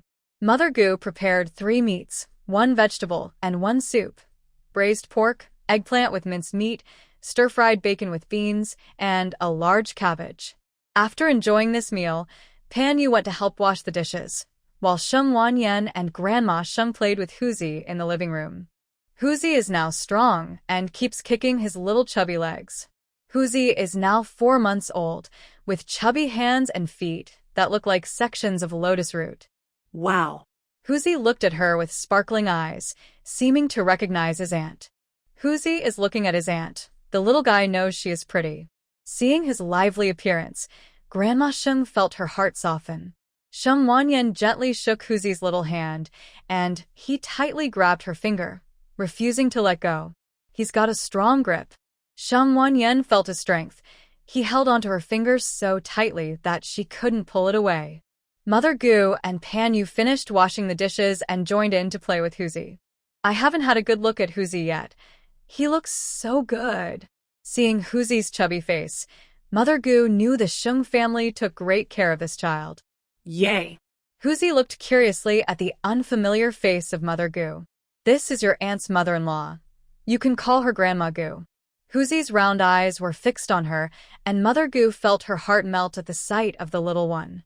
Just thinking about having a grandson or granddaughter in a few months made her very happy. Soon, she could hold a little bundle of joy to show off. Thinking of this made her smile unconsciously, and her elegant demeanor became even more charming. Mother Gu is so happy.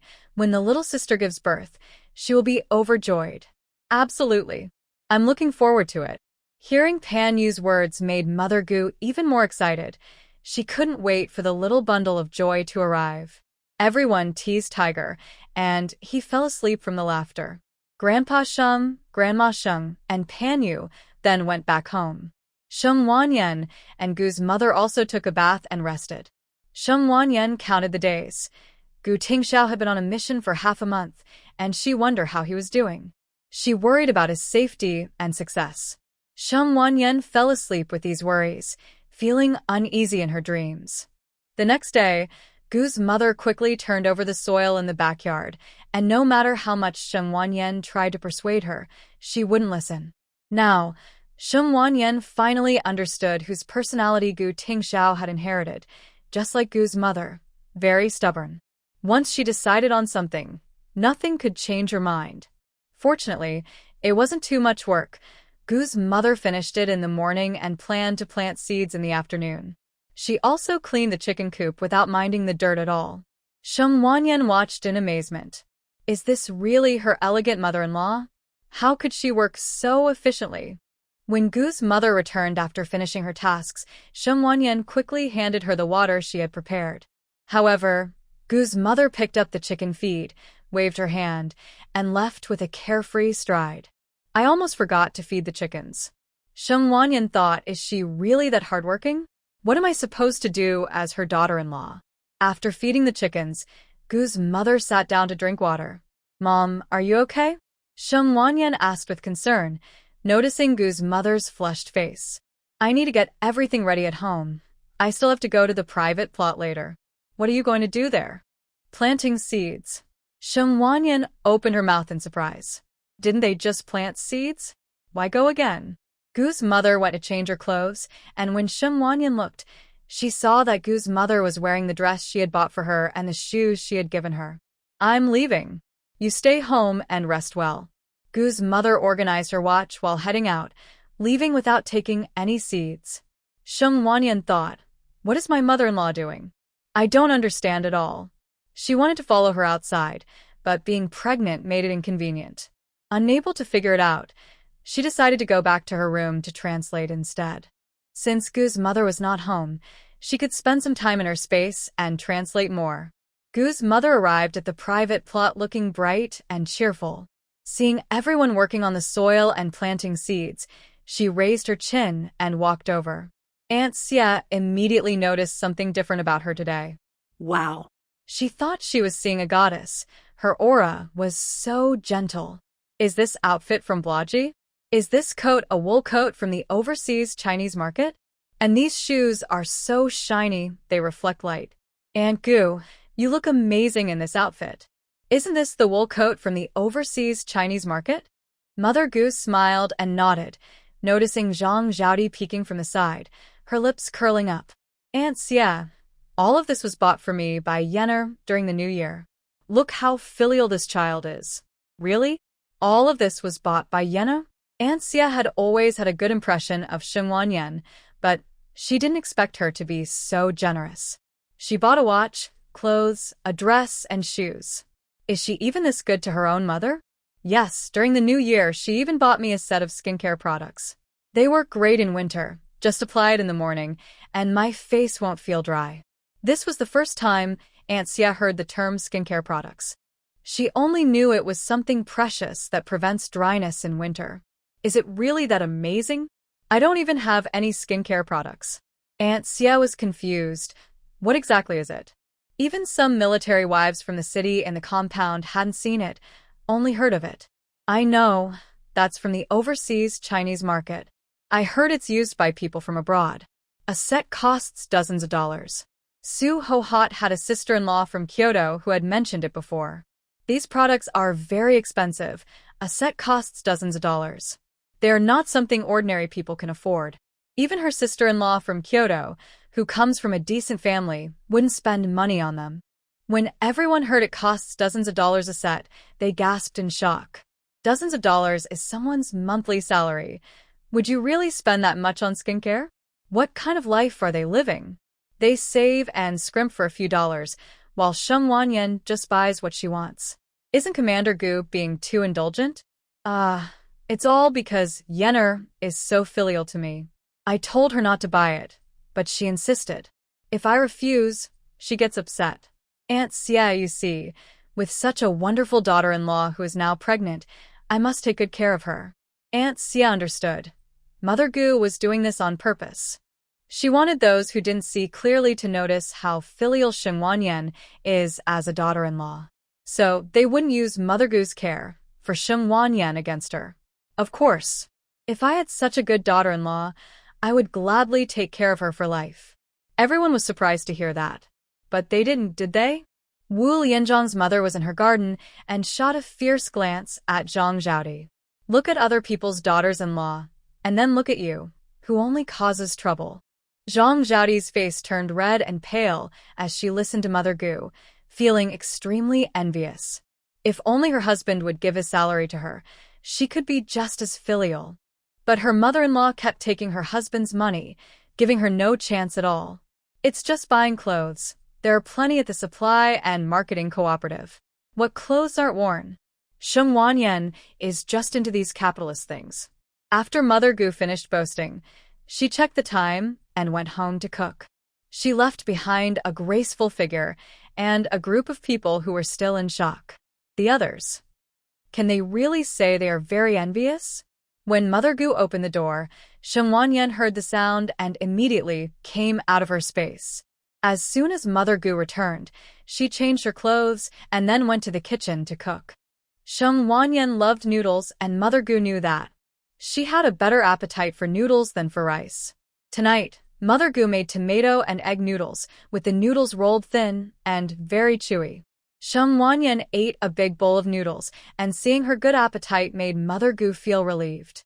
After eating, Sheng Wanyan went to knit a sweater for the child, using different colored yarn to create a small chrysanthemum. Mother Gu was surprised and wondered how her daughter-in-law could do everything. Seeing the small chrysanthemum, she curiously asked a couple of questions. "Are you knitting for the child?"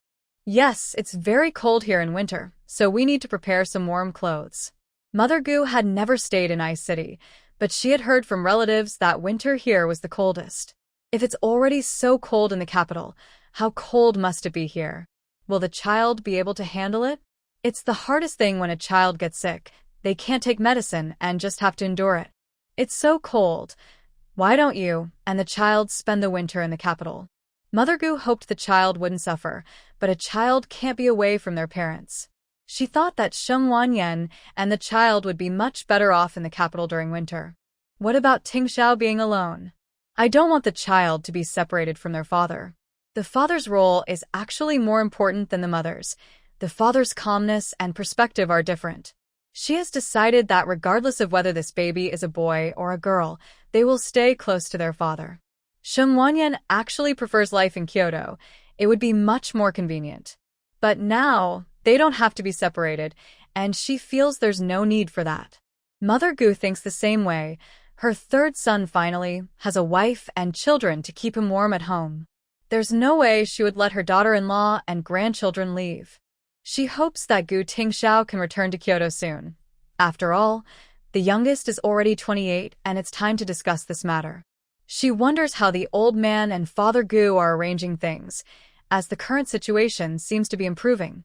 Perhaps in a few years, it will be a different scene. As long as you two have discussed it, that's what matters. Sheng Wanyan knows that the college entrance examination will resume in 2 years, and she will definitely return to Kyoto with her child for it. So, 2 years is not a big deal. What matters most for a child is the presence of their parents. She doesn't believe that children should rush to learn various skills or grow up too quickly. Childhood should look like childhood. Happiness is the most important thing, as it is the most carefree time of a person's life. Mom, we will go back eventually. Sheng Wanyan reassured Mother Gu, especially since Mother Gu doesn't want to worry about the fourth household anymore. Living with her eldest brother's family means she doesn't have to stress too much. So now, her focus is on the third household, hoping it can thrive and ideally return to Kyoto. Mother Gu agrees. After all, the old man and Father Gu won't keep Gu Tingxiao in Ice City forever. The youngest is capable, and it's only a matter of time before he returns to Kyoto. The two women chatted for a while, and Sheng Wanyan finished a small sweater. She made a light yellow sweater with a small pale yellow chrysanthemum at the corner. It's delicate and cute, bringing joy just to look at it. Mother Gu admired the exquisite little sweater, holding it up to examine it closely. You really have skilled hands. Mother Gu also knows how to knit sweaters and is quite good at it, but her craftsmanship isn't as refined as Sheng Wanyan's. When I'm bored, I can only focus on things like this. Mother Gu smiled, realizing her third daughter-in-law is quite humble. She knows about her translation work since her position makes it easy to find out. But only the two elders and she and Father Gu are aware of it. However, Mother Gu is unaware of Sheng Wanyan's work in pharmaceuticals, as that is highly confidential. After all, we need to ensure the safety of Sheng Wanyan. The country rarely has talent in this area, and we cannot afford any problems. Moreover, Sheng Wanyan is only 22 years old and has a bright future ahead. If she can develop a hemostatic drug today, she can create something else tomorrow. The next day, Sheng Wanyan woke up around 10 o'clock. Her mother, Gu, did not wake her up for breakfast. She let her sleep in, as rest is important. When Sheng Wanyan woke up, Gu was not home, and one of the water buckets was missing. She must have taken it to water the garden. Sure enough, Gu returned shortly with the bucket and immediately asked if Sheng Wanyan had eaten breakfast. Mom, I already ate. Once Gu knew she had eaten, She felt relieved and decided to relax in the small pavilion in the yard, enjoying the breeze. The weather in Ice City was nice, with a gentle breeze during the day and a coolness at night, which felt very comfortable. There were 2 lounge chairs at home, and Sheng Wanyan lay on one with her mother, looking up at the clear blue sky while their pet, Mao Do, slept nearby. Gu cut up a pear and brought out a radio to listen to. The 2 enjoyed their leisurely time, eating pear slices and listening to the radio broadcasts. After lying there for an hour, Gu checked the time and saw it was already noon, so she went to the kitchen to prepare lunch. She wanted Sheng Wanyan to come inside to avoid getting cold, but turned to see that Sheng Wanyan had fallen asleep. Gu went inside to grab a small blanket and covered her to keep her warm, then turned off the radio before preparing lunch. Sheng Wanyan loved resting in the small pavilion. It was even more comfortable than being indoors. The daily life of Sheng Wanyan and her mother-in-law had settled into a routine. Besides eating and watering the garden, they mostly relaxed in the pavilion, either knitting or translating. One night, Gu went to the bathroom and heard some muffled sounds coming from Sheng Wanyan's room. When she went in, she found Sheng Wanyan struggling with leg cramps and trying to endure the pain. Since that incident, Gu would check on her at night and help massage her legs. Why don't you call for me? This cramp is uncomfortable, but it's your problem to deal with. Sheng Wanyan felt embarrassed to ask her mother-in-law for a foot massage, as it was quite awkward. She was shy about such things, and Gu understood her feelings, so she tried to help ease her discomfort. It's nothing serious. Just call me if you need anything. Mom, you've taken care of many daughters-in-law before. There's nothing to be embarrassed about. Sheng Wanyan nodded, feeling a bit warm inside. Half a month passed without her noticing, and it was time for her checkup. Early in the morning, Mother Gu packed everything and accompanied her to the hospital. At the hospital, they ran into Mother Pan, who warmly led them to the office of the obstetrics and gynecology director. Mother Pan and Mother Gu knew each other. They weren't close before, but now that they were relatives, they chatted naturally. Sheng Wanyan went through the usual checkup, this time with Mother Gu by her side, and the director provided some good advice. Have you had any cramps while sleeping? Sheng Wanyan nodded, mentioning that she often experienced cramps at night. You need to take calcium. You can eat milk powder, eggs, meat, fish, walnuts, and peanuts. It's best to eat some seafood and make soup with shrimp shells, but avoid cold seafood. Mother Gu noted everything down. She knew what was safe to eat. The baby is very healthy, and the mother is doing well too. The pregnancy is now 7 months along, so you need to take good care. Make sure to come for checkups on time. Okay, doctor. Mother Gu made a note to strictly follow the doctor's advice. My daughter-in-law is doing okay, right? The gynecologist felt reassured seeing how much Mother Gu cared. Is this your mother-in-law? Yes. The gynecologist rarely saw a mother-in-law so concerned about her daughter-in-law. Usually, they only ask about their grandchildren. They never ask about the health of the pregnant woman or if there are any dangers. After checking Sheng Wanyan multiple times, the gynecologist couldn't help but admire her good fortune. Her husband was attentive, and her mother-in-law cared. The mother's health is great. The main thing now is to ensure she gets enough calcium, which is good for the baby's bone development. Okay, thank you, doctor. Mother Gu felt relieved to hear that Sheng Wanyan was in good health. You're welcome. Remember to come for checkups on time. Mother Gu and Sheng Wanyan nodded and left the hospital. After dropping Sheng Wanyan off at home, Grandpa Sheng and Grandma Sheng arrived, carrying a pound of meat that Aunt Pan had asked them to bring. When she was pregnant, her sister-in-law often helped her with nourishment, and she understood that her sister-in-law did this for the sake of the 2 elders. But her sister-in-law also cared for her as a sister-in-law, and she couldn't forget that. How did it go? What did the doctor say? Everything is great. You don't need to worry. Grandpa and Grandma Sheng felt relieved, and Mother Gu saw that they were there, so she asked them to look after Sheng Wanyan. She rode her bicycle to the supply store to buy shrimp. Gu's mother has been here for over a month and is already familiar with the area, so Sheng Wanyan is not worried about her getting lost. Why is your mother-in-law in such a hurry? She went to buy shrimp. The doctor said she needs more calcium and should drink some shrimp shell soup. Shung's grandma couldn't help but feel grateful that Gu's mother takes such good care of her granddaughter. Whether it's because Sheng Wanyan is a good daughter-in-law or because of the baby in her belly, Gu's mother is very attentive. As a grandmother, Shung's grandma feels thankful for this. Your mother-in-law is a good person. You should be very filial to her. Grandma, I know. Sheng Wanyan understands that while Gu's mother is soft-hearted towards the fourth branch of the family, she has not treated her harshly. It's more accurate to say that Gu's mother is soft-hearted towards Gu Tingo. After all, her younger son and eldest grandson are very important to her. As long as Gu's mother does not let the fourth branch harm her family's interests and treats her own children well, that is enough. Now, Gu's mother is not only good to her children but also takes great care of her. As a daughter-in-law, she will surely repay this kindness in the future. In this era, even in later generations, not all mothers-in-law are as caring as Gu's mother. As long as Gu's mother loves her own children, it doesn't matter if she favors the fourth branch. Now that they have separated their households, Gu Tingxiao's career is supported by Gu's father and won't be affected much. However, favoritism towards her own children is a different matter. By the way, this meat is from your sister-in-law. She asked me to bring it to help you regain your strength. Sheng Wanyan accepted it without hesitation, knowing that this was Pan Yu remembering her help during her pregnancy. Grandma, please thank my sister-in-law for me. Sheng grandma nodded. After sitting for a while, she and Sheng grandpa left when they saw she needed to rest. Once they were gone, Sheng Wanyan had lunch. Gu's mother had prepared lean meat porridge in the morning, and there was still plenty left. Sheng Wanyan heated it up and fried 5 eggs, saving half for Gu's mother.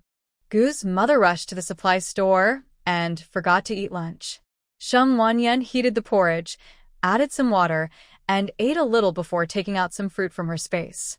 Fruits like strawberries are rare in this era, so she didn't dare to offer them to Gu's mother. She could only prepare some common fruits that Gu's mother wouldn't question. When Gu's mother returned in the afternoon, she remembered she hadn't eaten lunch and also forgot to cook for Sheng Wanyan, so she hurried into the kitchen to prepare a meal. As soon as she saw the kitchen stove warming the eggs and porridge, she knew Sheng Wanyan had taken care of things herself. Gu's mother ate a little and started preparing the shrimp she had bought, separating the shells from the meat. The shrimp meat was for steaming, while the shells would be used to make soup with tofu. This time, Gu's mother not only bought shrimp but also plenty of vegetables and meat. She spent her own money since she hadn't separated her finances yet, while the other 2 daughters-in-law had used family money during their pregnancies. It wasn't fair for Sheng Wanyan to be treated differently. Sheng Wanyan was resting in her room, and Gu's mother didn't disturb her as she prepared dinner. Calculating the days, the youngest son should be back in about half a month, and she wondered how his mission was going and if he was safe.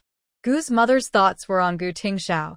It's often said that a mother worries for her child far away, and it was true. Sheng Wanyan woke up around 4 o'clock, knowing Gu's mother was back, so she went to sit in the small pavilion to relax.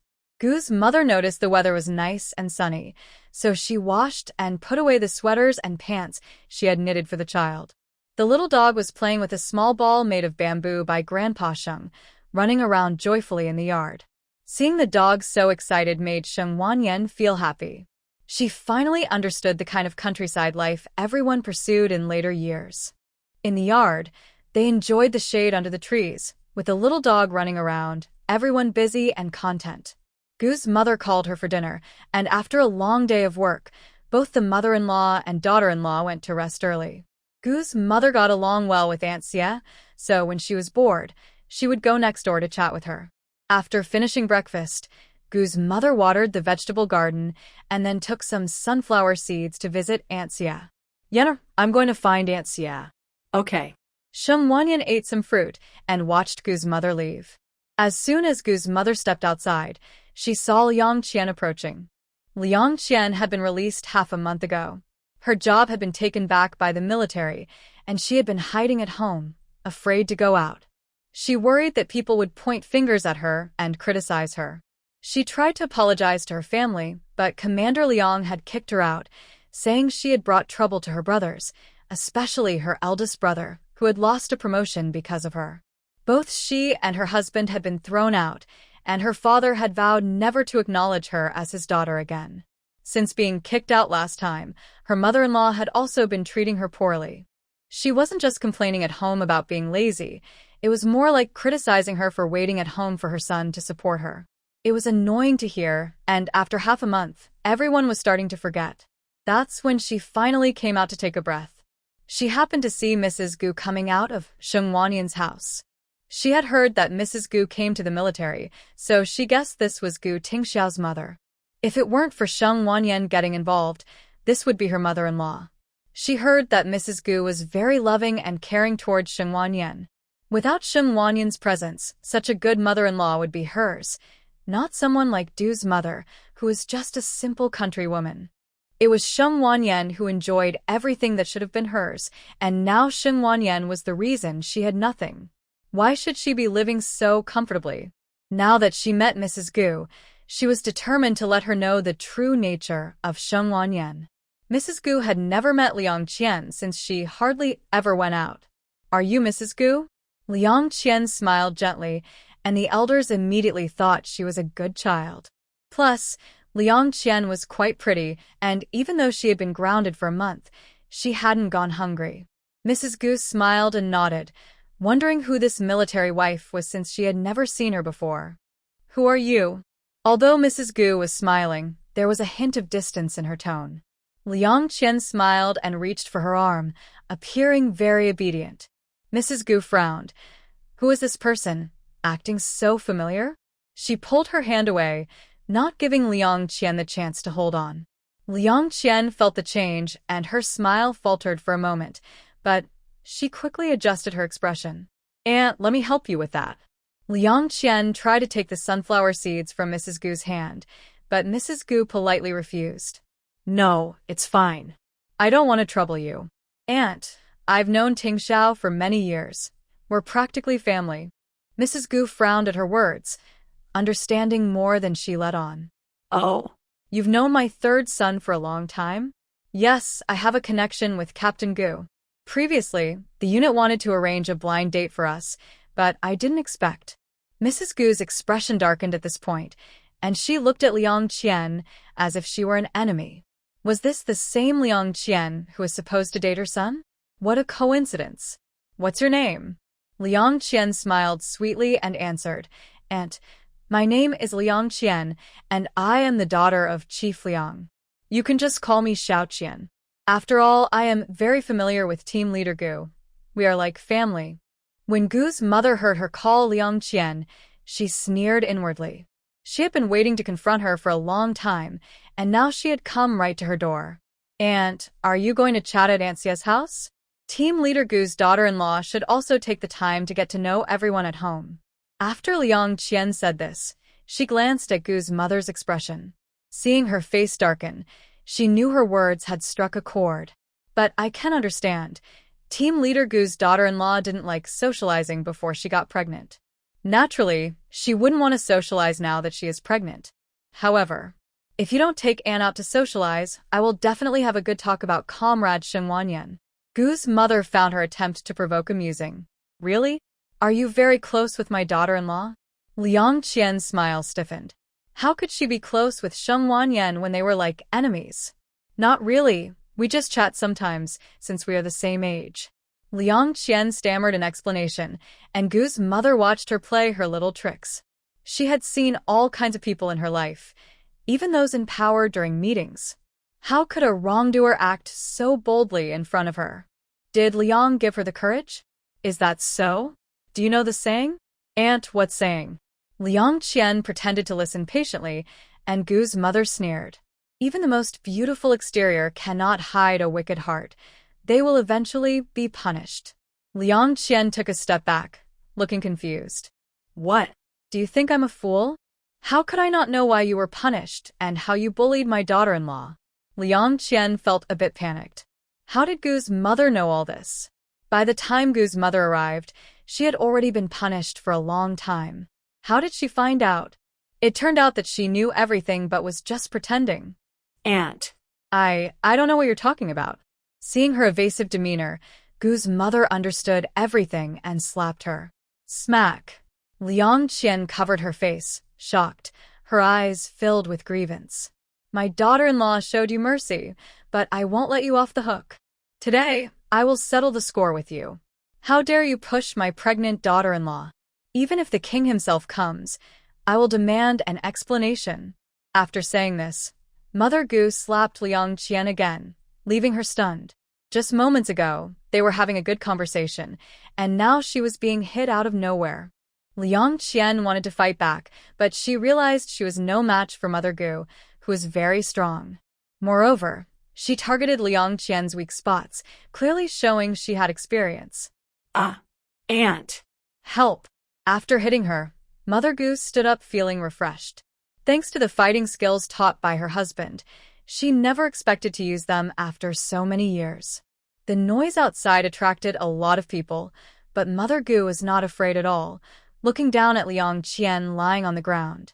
If I find out you dare to bully my daughter-in-law again, it won't end simply. If there's another time, I will make the Liang family go bankrupt, and I won't carry the Wen surname anymore. Everyone understood that Mother Gu was here to vent her anger. Sheng Wanyan came out upon hearing the commotion and couldn't help but laugh at the 2 slap marks on Liang Qian's face. Commissioner Xie rushed over, feeling a headache coming on when he saw the scene. Not again with Liang Qian. What happened? Liang Qian quickly complained to Commissioner Xie, saying that Mother Gu hit her. Commissioner. Mother Gu smiled at Commissioner Xie, making him feel uneasy. Who would dare to provoke the wife of the commander? Especially when she was smiling at him, her eyes clearly threatening. This is my first visit to your unit, and this comrade comes up and tries to take the sunflower seeds from me. I was planning to take them to your house to chat with your wife. Everyone knows what happened. She just took them from me as if she had never eaten before. I had no choice. She took my things, so I naturally had to get them back. It's inevitable that I lost control of my strength during the struggle. Commissioner Xie. I can't believe this. Now he understood where that mischievous little guy, Gu Tingxiao, learned his tricks. Logically, the commander, being such a rough person, shouldn't have that kind of influence. Now he knew. Father Gu. Thank you. Comrade Liang Qian. What's going on? How can you take someone else's sunflower seeds? Haven't you ever eaten before? It's not like that. Commissioner, it's not what you think. Liang Qian couldn't believe that Gu's mother could twist the truth like that. Did she really think Liang Qian was the kind of person who would steal sunflower seeds because she couldn't afford food? Alright, Comrade Liang Qian, you just got out of confinement and you're causing trouble again. What? Do you want to be confined once more? Hearing this, Liang Qian's face turned pale. That confinement place was unbearable. There were no windows, and she had to sit in a dark room all day, suffering both physically and mentally. Just thinking about it scared her. She never wanted to go back there again. Enough, Comrade Liang Qian. Next time, try not to be so desperate. The onlookers were surprised that Liang Qian would actually steal someone else's sunflower seeds. If her family had something good to eat in the future, would she just come over and take it? Alright, everyone disperse. Gu's mother snorted coldly and took Sheng Wanyan home. Aunt Xie ran straight to Sheng Wanyan's house to gossip with Gu's mother, saying that Gu's mother was quite something. My goodness, did Liang Qian really steal your sunflower seeds?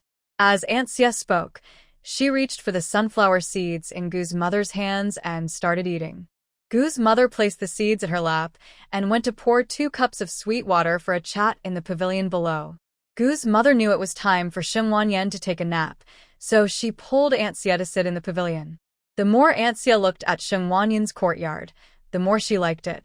That little pavilion was so comfortable. She thought she should have one made for her husband too. Gu's mother was trying to gather information since this military camp was Aunt Xie's territory, and many times Aunt Xie knew more than she did. Seeing them chatting in the pavilion, Sheng Wanyan went back to her room to sleep. In her dreams, Sheng Wanyan felt uneasy and even dreamed that Gu Tingxiao was lying on the ground covered in blood. She woke up in fright, sitting on her bed and gasping for air. After a while, she calmed down, constantly reassuring herself that dreams were often the opposite of reality. At dinner, Sheng Wanyan looked a bit unwell and Gu's mother noticed immediately. Yenner, are you feeling unwell? Gu's mother was worried. Why did she look so pale? Mom, I'm fine. I just had a bad dream this afternoon. Shim Wanyan seemed a bit low on energy. Gu's mother opened her mouth, wanting to say something comforting. Her own husband was also in the army, and when he was on a mission, she often had dreams about something happening to Gu's father. They say couples share a bond. If something happens to one, the other can feel it. Seeing that Shim Wanyan had a dream, Gu's mother felt a bit worried about Gu Tingxiao as well, unsure of how he was doing. But now I can only stay at home, and my daughter-in-law must be safe. Otherwise, if my son comes back and something happens to his wife and child, it would be devastating. Mother Gu saw Shim Wanyan take a few bites and then put down her chopsticks, trying to comfort her. Wanyan, you're pregnant now, so you must eat. If you don't think of yourself, you should think of the baby in your belly. No news is the best news. Shim Wanyan nodded. She understood these truths, but her heart felt tightly gripped. Wanyan, no matter what, you and the baby must be well. Dreams are often the opposite of reality. Reality is what matters most. As someone who has been through this, Mother Gu understood Shim Wanyan's feelings. Being pregnant, the third daughter-in-law must not get stuck in a dead end. Mom, I understand. Shim Wanyan picked up her bowl and ate heartily, knowing that worrying wouldn't help. Taking care of herself and the baby was the priority, even if something did happen to Gu Tingxiao. Taking care of herself and the baby would lessen the burden on the family. Seeing her take this to heart, Mother Gu felt relieved. However, it was clear that Mother Gu was also struggling to eat, her thoughts drifting elsewhere. Since Shim Wanyan had that dream, the atmosphere at home had become much heavier, but neither the mother-in-law nor the daughter-in-law expressed their worries openly. One thought of being the pillar of the family and taking care of her daughter-in-law, while the other focused on caring for the baby and waiting for Gu Tingxiao to return. Life continued as usual, but by the third month of Gu Tingxiao's mission, he still hadn't come back. Mother Gu felt anxious. It had been delayed for a month, possibly due to the difficulty of the task or something else happening. Shim Wanyan's belly was now over 8 months along, and if Gu Tingxiao didn't return soon, he would miss the birth of their child. To keep her mind off Gu Tingxiao, Shim Wanyan found things to do every day. Mother Gu noticed that Shim Wanyan was spending much longer on her translations than before and never seemed to take a break. Mother Gu understood that Shim Wanyan was trying to distract herself, so she went to ask Aunt Xia for updates. Aunt Xia didn't show any signs that Commissioner Xia was home, which meant there must have been some delays. Grandpa Sheng, Grandma Sheng, and Pan Yu were also a bit worried, but that's how missions go. No one can guarantee time. No news is the best news. Gu's mother had nothing to do, so she took the child's things out to wash them again with hot water for disinfection. She either harvested the grown vegetables or replanted them. Unknowingly, Gu's mother had been there for 2 months since her last actions.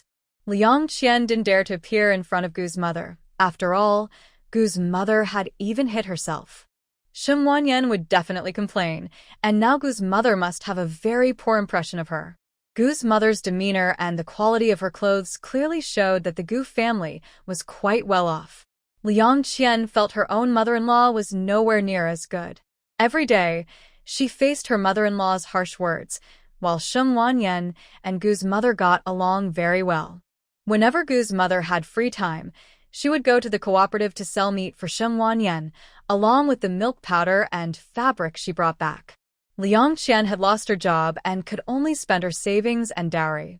However, she loved to dress up and compare herself with others, and she never stopped buying pastries, which was quickly depleting her savings. Moreover, all of Captain Du's household expenses went to his mother, and the Du family had not split yet, so she received not a single cent. Captain Du's mother kept the money and was unwilling to use it for household expenses. Every day, they only had vegetable flatbreads and wild greens, with no meat in sight. When she talked to her husband about it, he seemed much more impatient with her than before. He even said that her mother wouldn't harm him, as she was saving money for their future child. Liang Qian was furious. Why were they all so thoughtless? Just as she was about to say more, Captain Du pulled her away to have a son. By the end of June, Sheng Wanyan was 2 months away from giving birth. Her belly looked like a big balloon, and she couldn't see her feet when she looked down. During this time, Gu's mother took great care of her. She remembered everything the doctor said during the checkups and followed the advice diligently. Sheng Wanyan was extremely grateful for Gu's mother. Without her care in these 2 months, she might not have managed well. It was good that Gu Tingxiao returned on time, but now that he wasn't, she felt lost without Gu's mother as an elder in the house. Gu's mother was like a calming presence for her. At least she had someone to share her worries with. But she knew that Gu's mother was also struggling inside. Sheng Wanyan took a deep breath, feeling very suppressed. She didn't ask Gu Tingxiao to rush back. She only wished for his safety. He has his responsibilities, his helplessness, and his longing. So, I will protect my family and let him go on his way smoothly. Yenner, look at what your sister-in-law sent. Come and see. Sister Gu sent a big package because the Gu family knew Sheng Wanyan was about to give birth and prepared many things. This little drum must have been bought by your grandmother. And these diapers were definitely made by your grandmother herself. Look, there are little hats and socks too. Seeing all these items, Sheng Wanyan realized the Gu family had put in a lot of effort. This tank made of bullets is definitely made by your dad. If it's a girl, how can she play with a tank?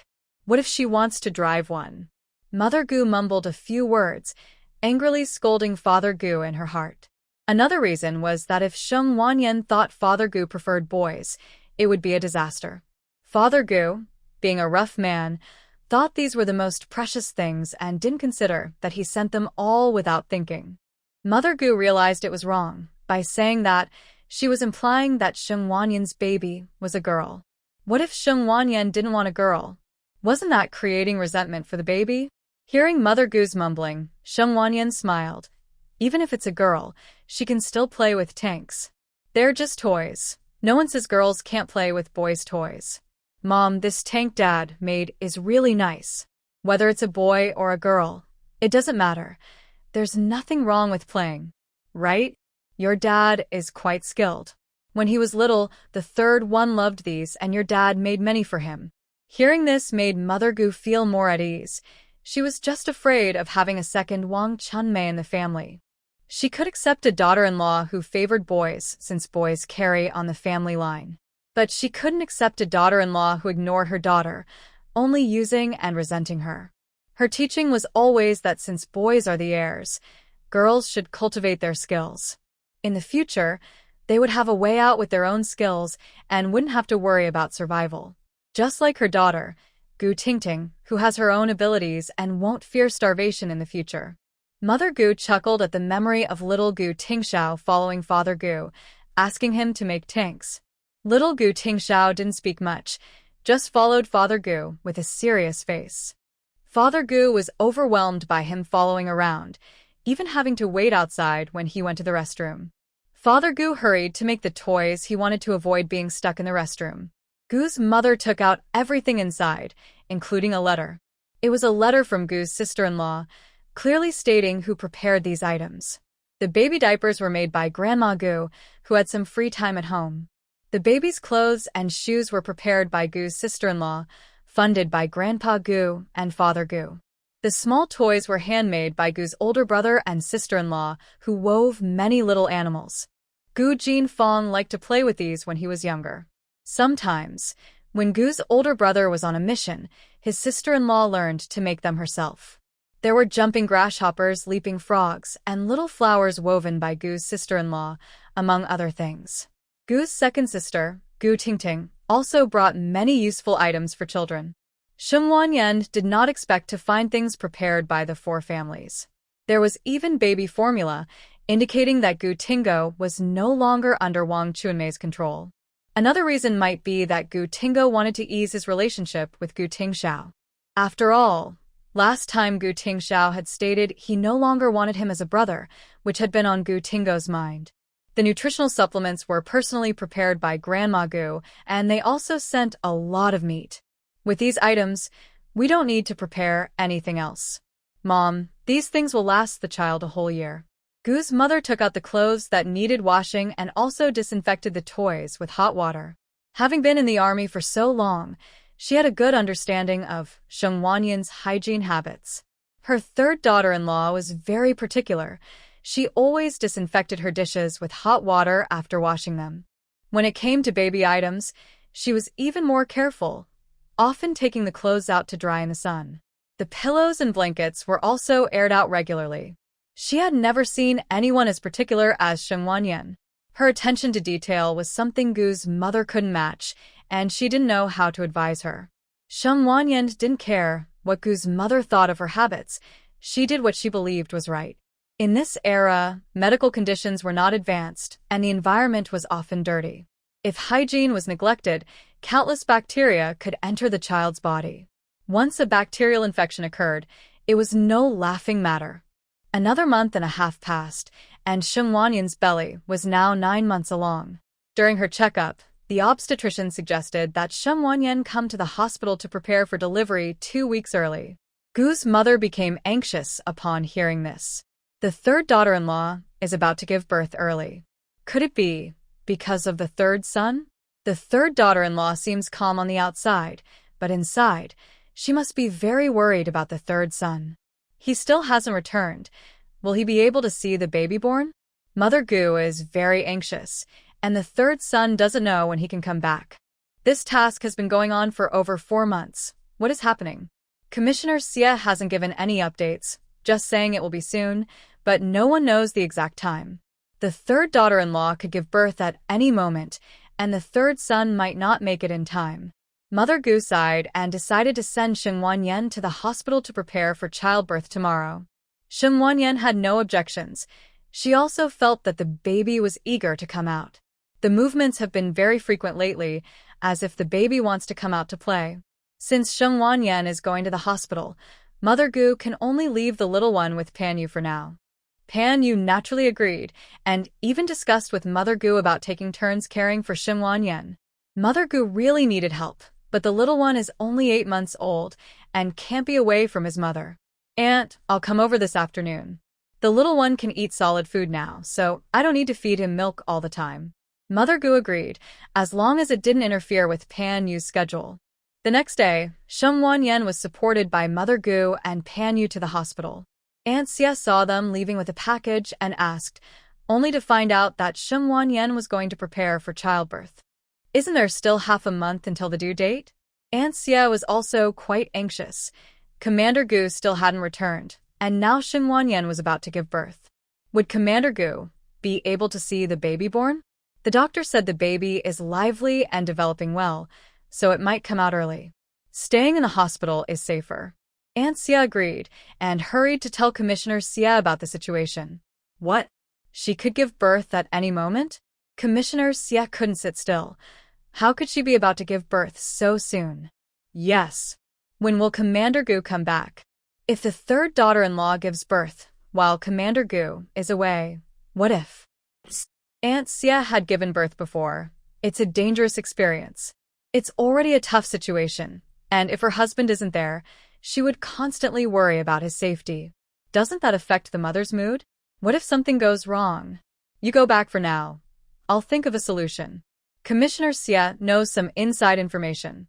He only knows that the mission is nearing its end, but he cannot guarantee when he will return. After so many years sharing a bed, Aunt Xie understands this well. If she needs to find a way, it means things are uncertain.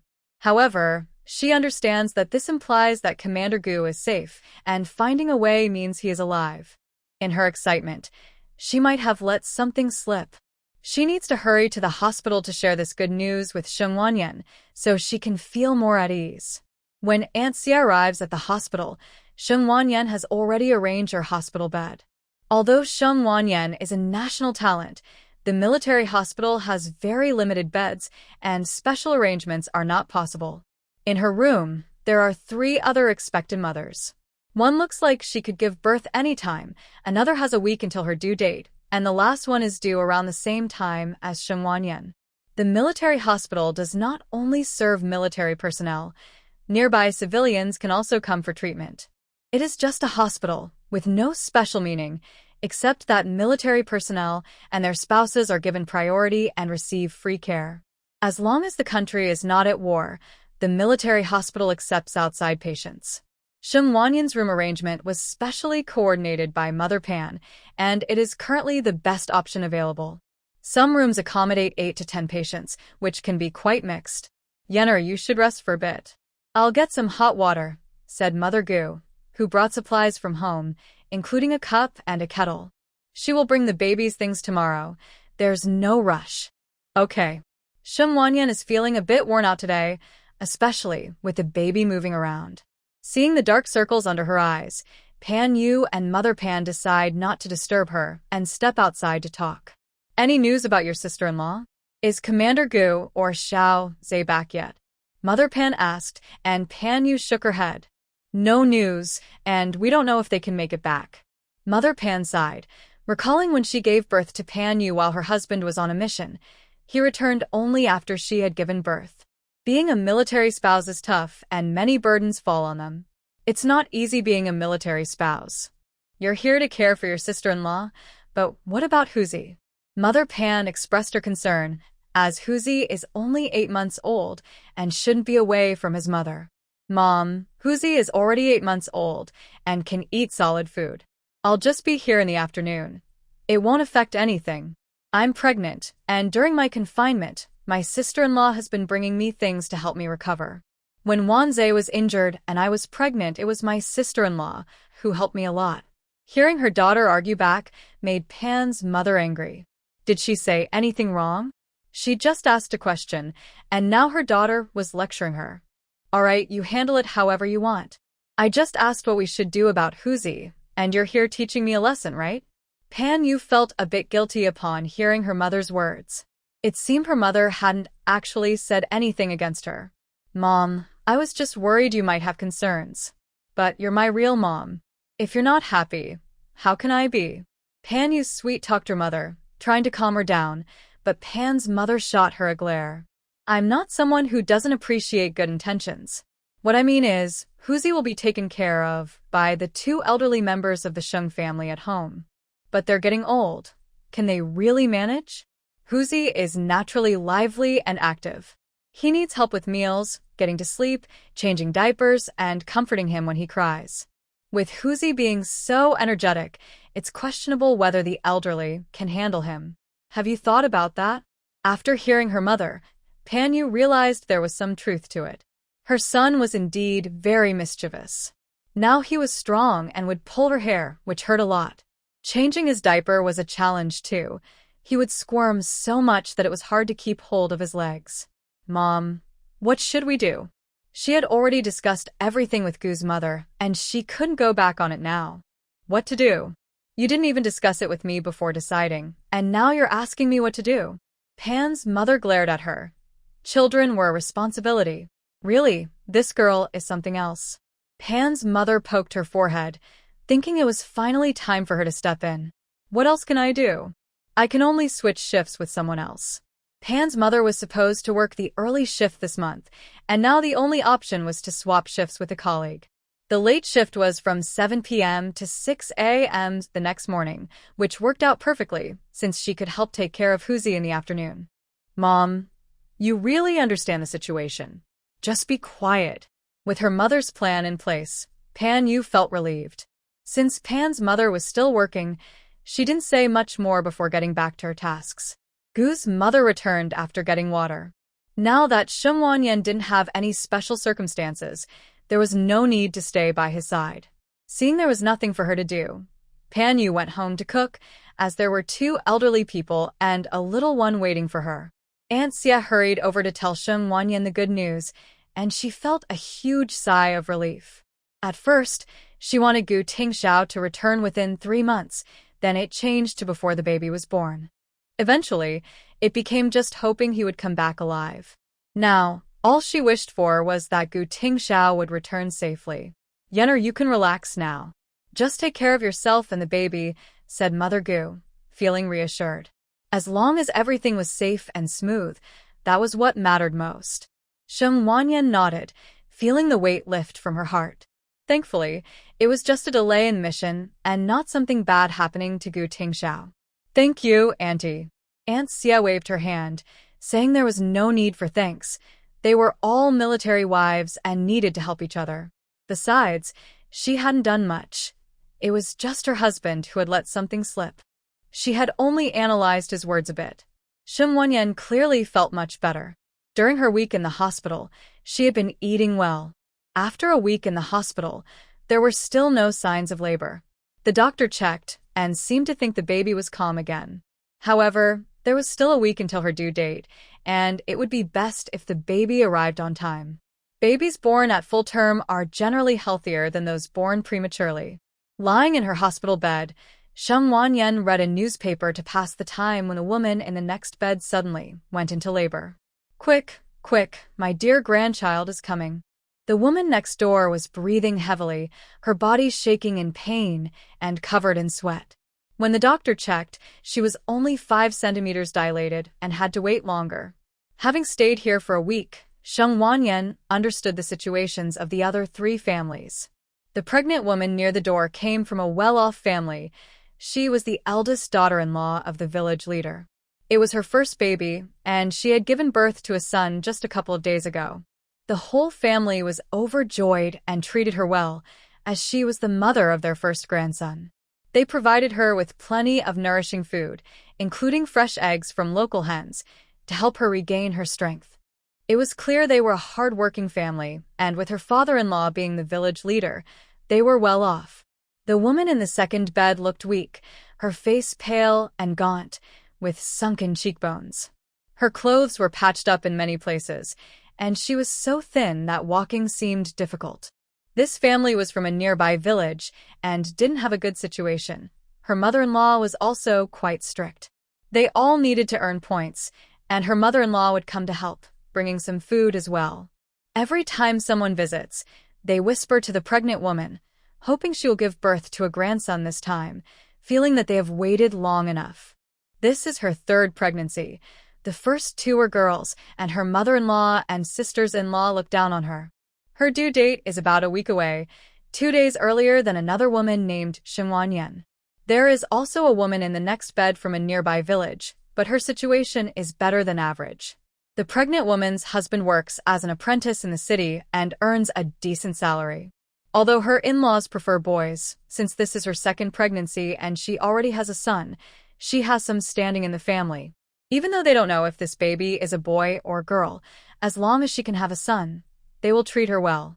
Today, her water broke, and the family is excitedly hoping for another boy. Shen Wanyan notices the commotion from the family next door and knows it won't quiet down anytime soon.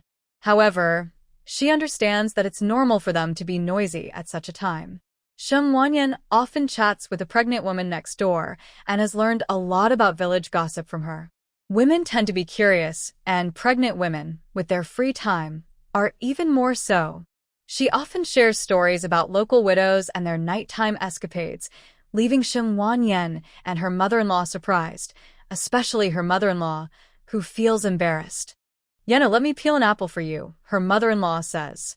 Shen Wanyan nods, feeling a bit hungry. Her mother-in-law peels an apple for her, but since she can't finish it all, she shares half with her mother-in-law. After they finish, Pan Yu comes over, and her mother-in-law goes back to her duties. Pan Yu brings some seeds and pastries, but Shen Wanyan, having just eaten an apple, can't take more. Sister-in-law, you eat. "I just had a meal. This is for you. Keep it for later when you're hungry," Pan Yu insists. She isn't stingy with the pastries, knowing Shen Wanyan often feels hungry and eats several meals a day. Resting in the hospital isn't as comfortable as home, and in the afternoon, Shen Wanyan often gets woken up. When she wakes up, she looks for food, and Pan Yu and her mother-in-law always prepare something for her. "Ganner, do you want to take a break?" Ah. "It hurts." Just as Pan Yu finishes speaking, they hear a loud cry from the next bed. Is the woman in the next bed going into labor? Shen Wanyan nodded. It seemed there would be no afternoon nap today, so she decided to chat with Pan Yu instead. "Sister-in-law, any news?" Shen Wanyan's question was clear to Pan Yu, who quickly shared the latest updates. Pan Yu had checked with her father and learned that Gu Tingxiao and the others had completed their mission and returned. I don't know the details, but the mission is finished. Since the mission was complete, there was nothing her father couldn't share.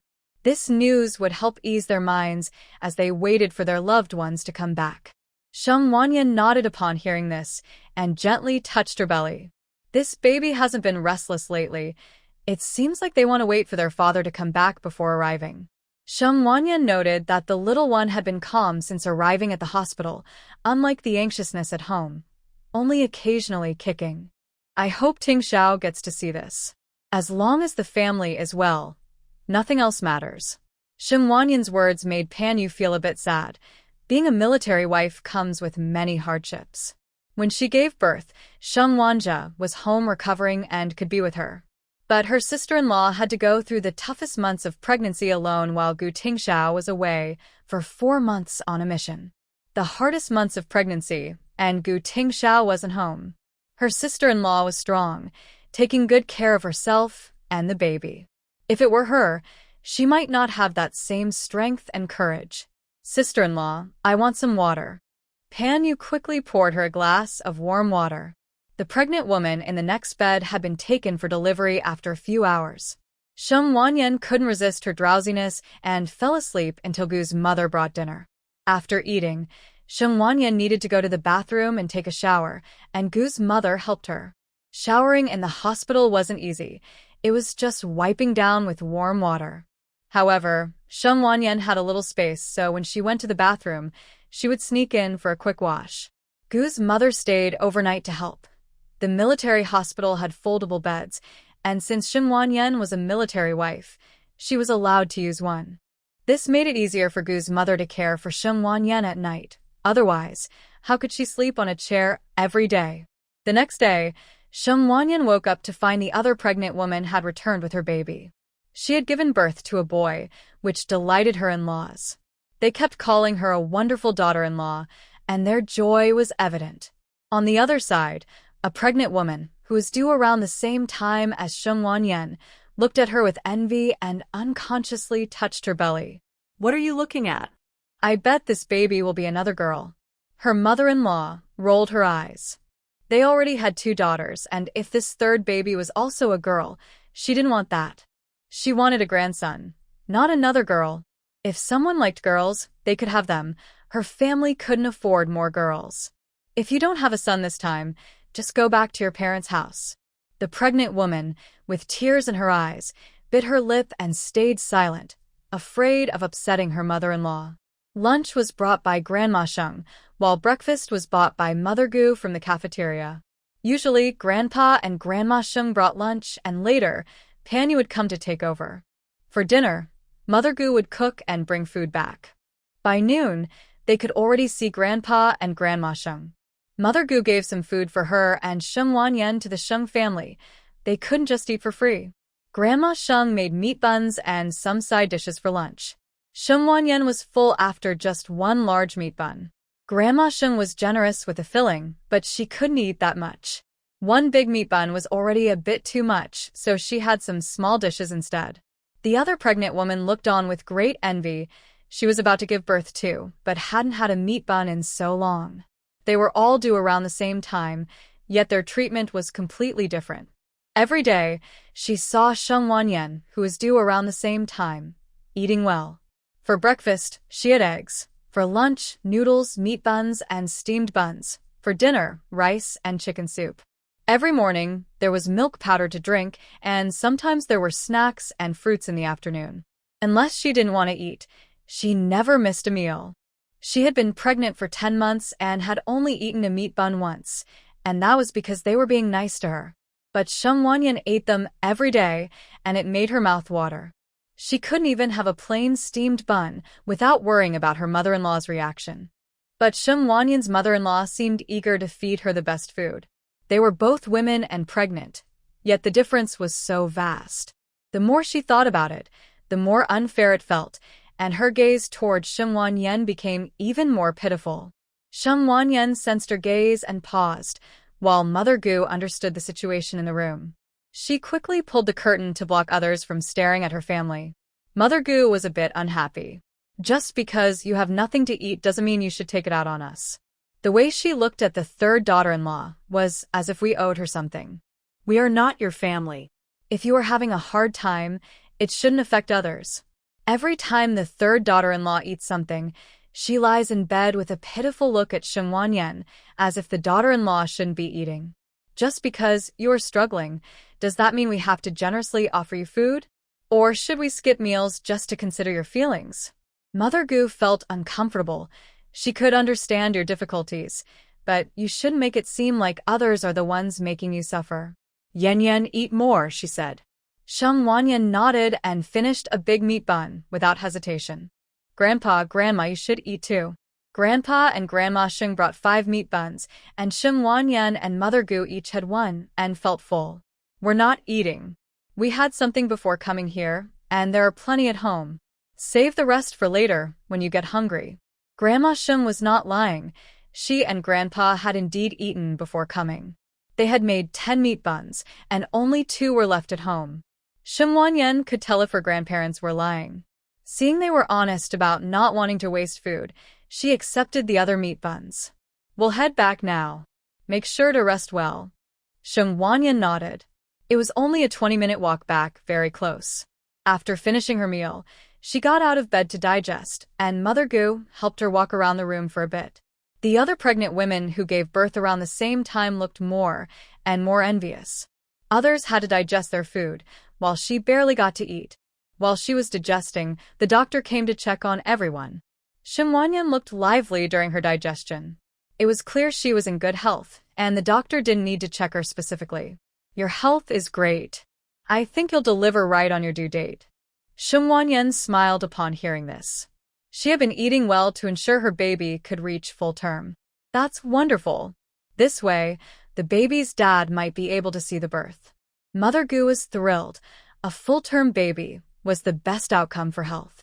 Besides, if it was a little later, their third child might make it back in time. The doctor, knowing Shen Wanyan was a military wife with her husband on a mission, smiled and offered some comforting words. It will happen. Thank you, doctor. After the doctor finished checking everyone in the ward, Shen Wanyan finished her meal and rested. 5 days passed, and Shen Wanyan was expected to give birth the day after tomorrow. That day, besides Shen Wanyan, another pregnant woman went into labor and was taken to deliver. In the middle of the night, after giving birth, the ward was filled with shouting and crying. Another disappointment. Wah wah wah. Why are you crying? What good are you? A hen that can't even lay an egg. The woman who shared the due date with Shen Wanyan had another girl for her third child. Now her mother-in-law was complaining, and the man sat silently, with a dark expression. This useless thing, we spent so much money in the hospital. Get out of here tomorrow. We don't want this child. Take her back to your family. How can you stay in the hospital when you can't even have a boy? If it weren't for her son thinking this baby would be a boy, he wouldn't have insisted on bringing his wife to the hospital. Otherwise, why would she spend so much money here? Now, all their savings were gone, and they ended up with another disappointment, which made her heart ache. In the middle of the night, the ward was filled with women who had just given birth and Shen Wanyan, who hadn't yet. The noise woke them all up. Shen Wanyan was about to give birth in a couple of days and felt uncomfortable. How could anyone rest with all this shouting at night? Can't they speak quietly? Shen Wanyan frowned and woke up, taking a deep breath. She pulled back the curtain to see what was happening outside. The ward was filled not only with pregnant women but also with children, making it impossible to sleep. Are you not going to rest? Does anyone else need to sleep?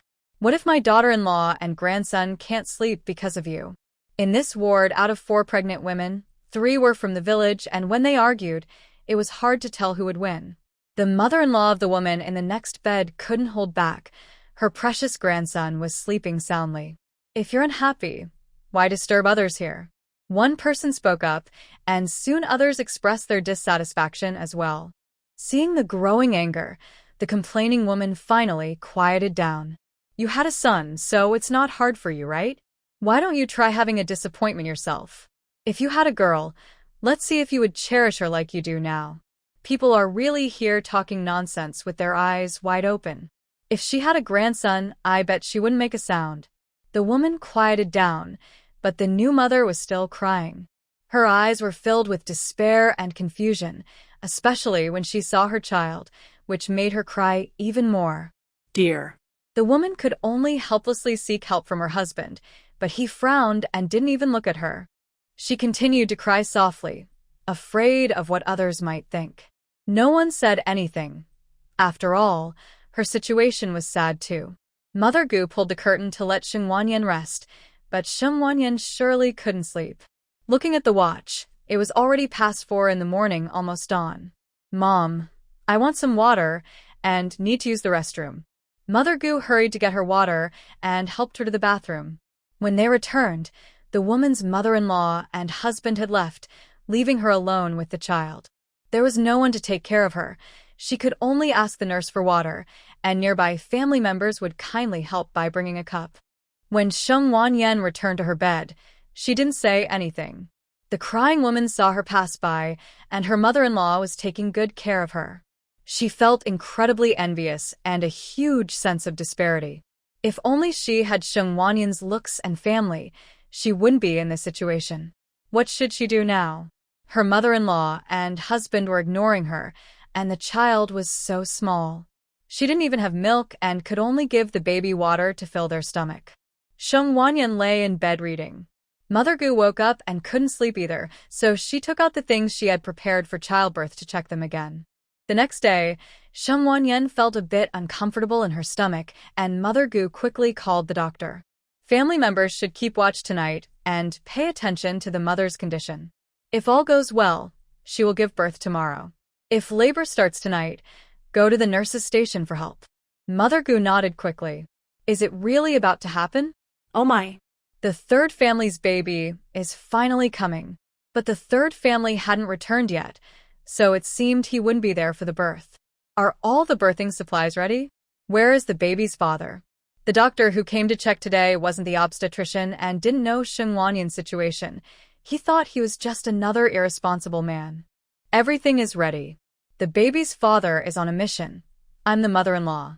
The doctor nodded, realizing he wasn't an irresponsible man after all. Keep a close watch on the mother's condition and call for help if needed.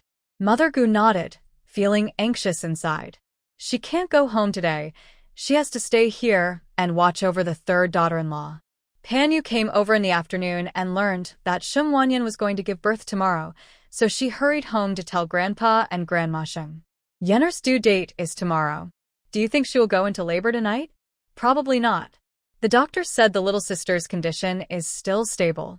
Even though Pan Yu said this, Grandpa and Grandma Xing were still worried and went to the hospital. Seeing that Xing Wanyan was in good spirits eased their minds a bit. Dear in-laws, please sit down. No trouble at all. I brought you dinner. Grandma Xing knew that Gu's mother wouldn't go home, so she brought dinner for them. Thank you for your kindness. Gu's mother didn't expect her in-laws to be so thoughtful, especially since she was busy and worried about dinner. Yenner, make sure to eat well. Are you feeling unwell? Xing Wanyan smiled and shook her head, saying she felt fine now. Grandma, I'm okay. Xing Wanyan ate well and had a good appetite. The better her appetite, the more relieved the elders felt. Eating well would give her strength for childbirth. In the early morning, a military vehicle drove in, bringing back soldiers who had been on a mission. Xing Wanza and Gu Tingxiao returned to the courtyard, and Grandpa and Grandma Xing were overjoyed to see them. Xiao Gu. Grandma Xing hurried out to check on them, barely recognizing them. They looked like they had just returned from a refugee camp, with stubble on their chins and dark circles under their eyes. Their clothes were covered in dirt, and their exposed skin had wounds. Gu Tingxiao had a cut on his forehead that looked like it had been scraped. Grandma Xing couldn't tell what had caused the injury, but she knew their journey had been tough. After confirming for a moment, she finally recognized them, and her worries were lifted. Grandpa, Grandma. Gu Tingxiao called out and quickly headed home. He rushed back for his wife. Xiao Gu, Yenner is at the hospital preparing for childbirth. Upon hearing this, Gu Tingxiao quickly tossed his bag to Xing Wanza and drove towards the hospital. Sheng Wanzi caught it, knowing that Gu Tingxiao had been worried all the way back, fearing he wouldn't make it in time. Now that he was in the car, his speed reached its peak, almost bouncing him around. His back was sore from the bumps, but he was determined. "Grandma, did my sister give birth?" "No, the doctor said tomorrow, but I'm worried it might start tonight." "Mom, I'm going to the hospital to check." Sheng Wanzi felt a bit worried too, and Grandma Sheng quickly stopped him. "With that smell, do you want to suffocate Yenner? Go tomorrow. Yenner hasn't seen Xiao Gu for a long time. Don't disturb them. Xiao Yu has been worried about you for so long. You should go in and see her." Sheng Wanzi nodded and went in to see his wife and son. Sheng Wanyan felt uneasy in the middle of the night, with her stomach hurting in waves. It felt like she needed to use the bathroom, as something was flowing down her legs. Sheng Wanyan woke up and quickly called out to Gu's mother, who was dozing on a chair. "Mom." Sheng Wanyan's voice trembled. Her water had broken. Gu's mother woke up and, seeing her surprised expression, knew something was wrong. Seeing the wet blanket, it was clear what had happened. "Your water broke. I'll call the doctor." Gu's mother hurried to the nurse's station to get help. Pan's mother was on duty that night and rushed over immediately. "Your water broke, and you're only 2 centimeters dilated. We can only wait. Put a pillow under her. Prepare some food, so she has energy." Gu's mother nodded. She had prepared snacks and wouldn't let Sheng Wanyan go hungry. "I'll notify the doctor." After Pan's mother checked her, she quickly went to find the doctor, worried that Sheng Wanyan might give birth at any moment. Gu's mother comforted her as Sheng Wanyan cried from the pain. "It hurts so much. Mom, it hurts." Sheng Wanyan felt pain all over her body. Her legs felt weak. Gu's mother was anxious but could only comfort her. "Take it slow, take it slow. Don't rush. The doctor will be here soon. Don't panic. You need to conserve your strength." Sheng Wanyan understood but felt as if she had been beaten, every part of her aching. She could only take deep breaths, enduring the pain while waiting for the doctor. After a while, Sheng Wanyan began to feel a bit better, slowly getting used to the sensation. "Mom, I'm hungry." Gu's mother took out some snacks for her to eat, and the doctor arrived shortly to check on her. Sheng Wanyan's water had broken for over an hour, and it would still be a while before she gave birth. "You'll need to wait a few more hours. Family should take the baby's things to the nurse for the delivery room." Gu's mother quickly handed the items to the nurse, while Sheng Wanyan lay on the bed, drenched in sweat. She didn't want to move at all, feeling like her body wasn't her own anymore. Now that she is 3 fingers dilated, the pregnant woman needs to eat more to keep her strength. Mother Gu quickly nodded. Sheng Wanyan could only wait in her situation, but fortunately, after a while, the pain eased a lot. The pain came in waves, unlike at first when it was so intense that she could hardly breathe. "Yan, if you're tired, you can take a nap." Sheng Wanyan nodded. She was very tired, but the cramping in her belly made it hard to sleep comfortably. Seeing her resting, Mother Goose stayed by her side. She took out a dry towel to wipe the sweat off her body, making her a bit more comfortable.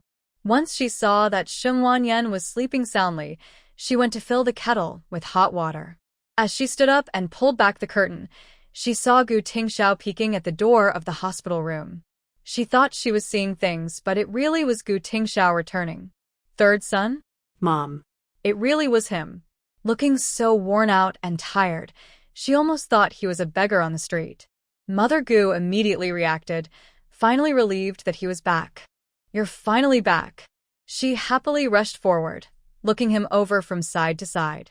Gu Tingxiao's focus was solely on his wife, his eyes constantly looking inside. "Mom, how is Yan?" Yes, Yan's water broke, and she just fell asleep a little while ago. She could give birth at any moment. I need to see her." Gu Tingxiao nodded and hurried to check on Sheng Wanyan. Seeing her frowning even in her sleep, making sounds of discomfort, he knew she was not well. Gu Tingxiao sat beside her, not daring to blink as he watched her. For the past 4 months, he had been worried about his wife, afraid he wouldn't be there when she needed him most. He wished he could teleport back. He rushed back, fearing he would miss her giving birth. Fortunately, he returned just in time, so she didn't have to face everything alone. Otherwise, he would have hated himself. In her sleep, Sheng Wanyan felt as if someone was watching her. When she opened her eyes and saw Gu Tingxiao, she couldn't hold back her tears. Tingxiao. Her voice was choked with emotion, her eyes filled with tears. Wife. I'm back.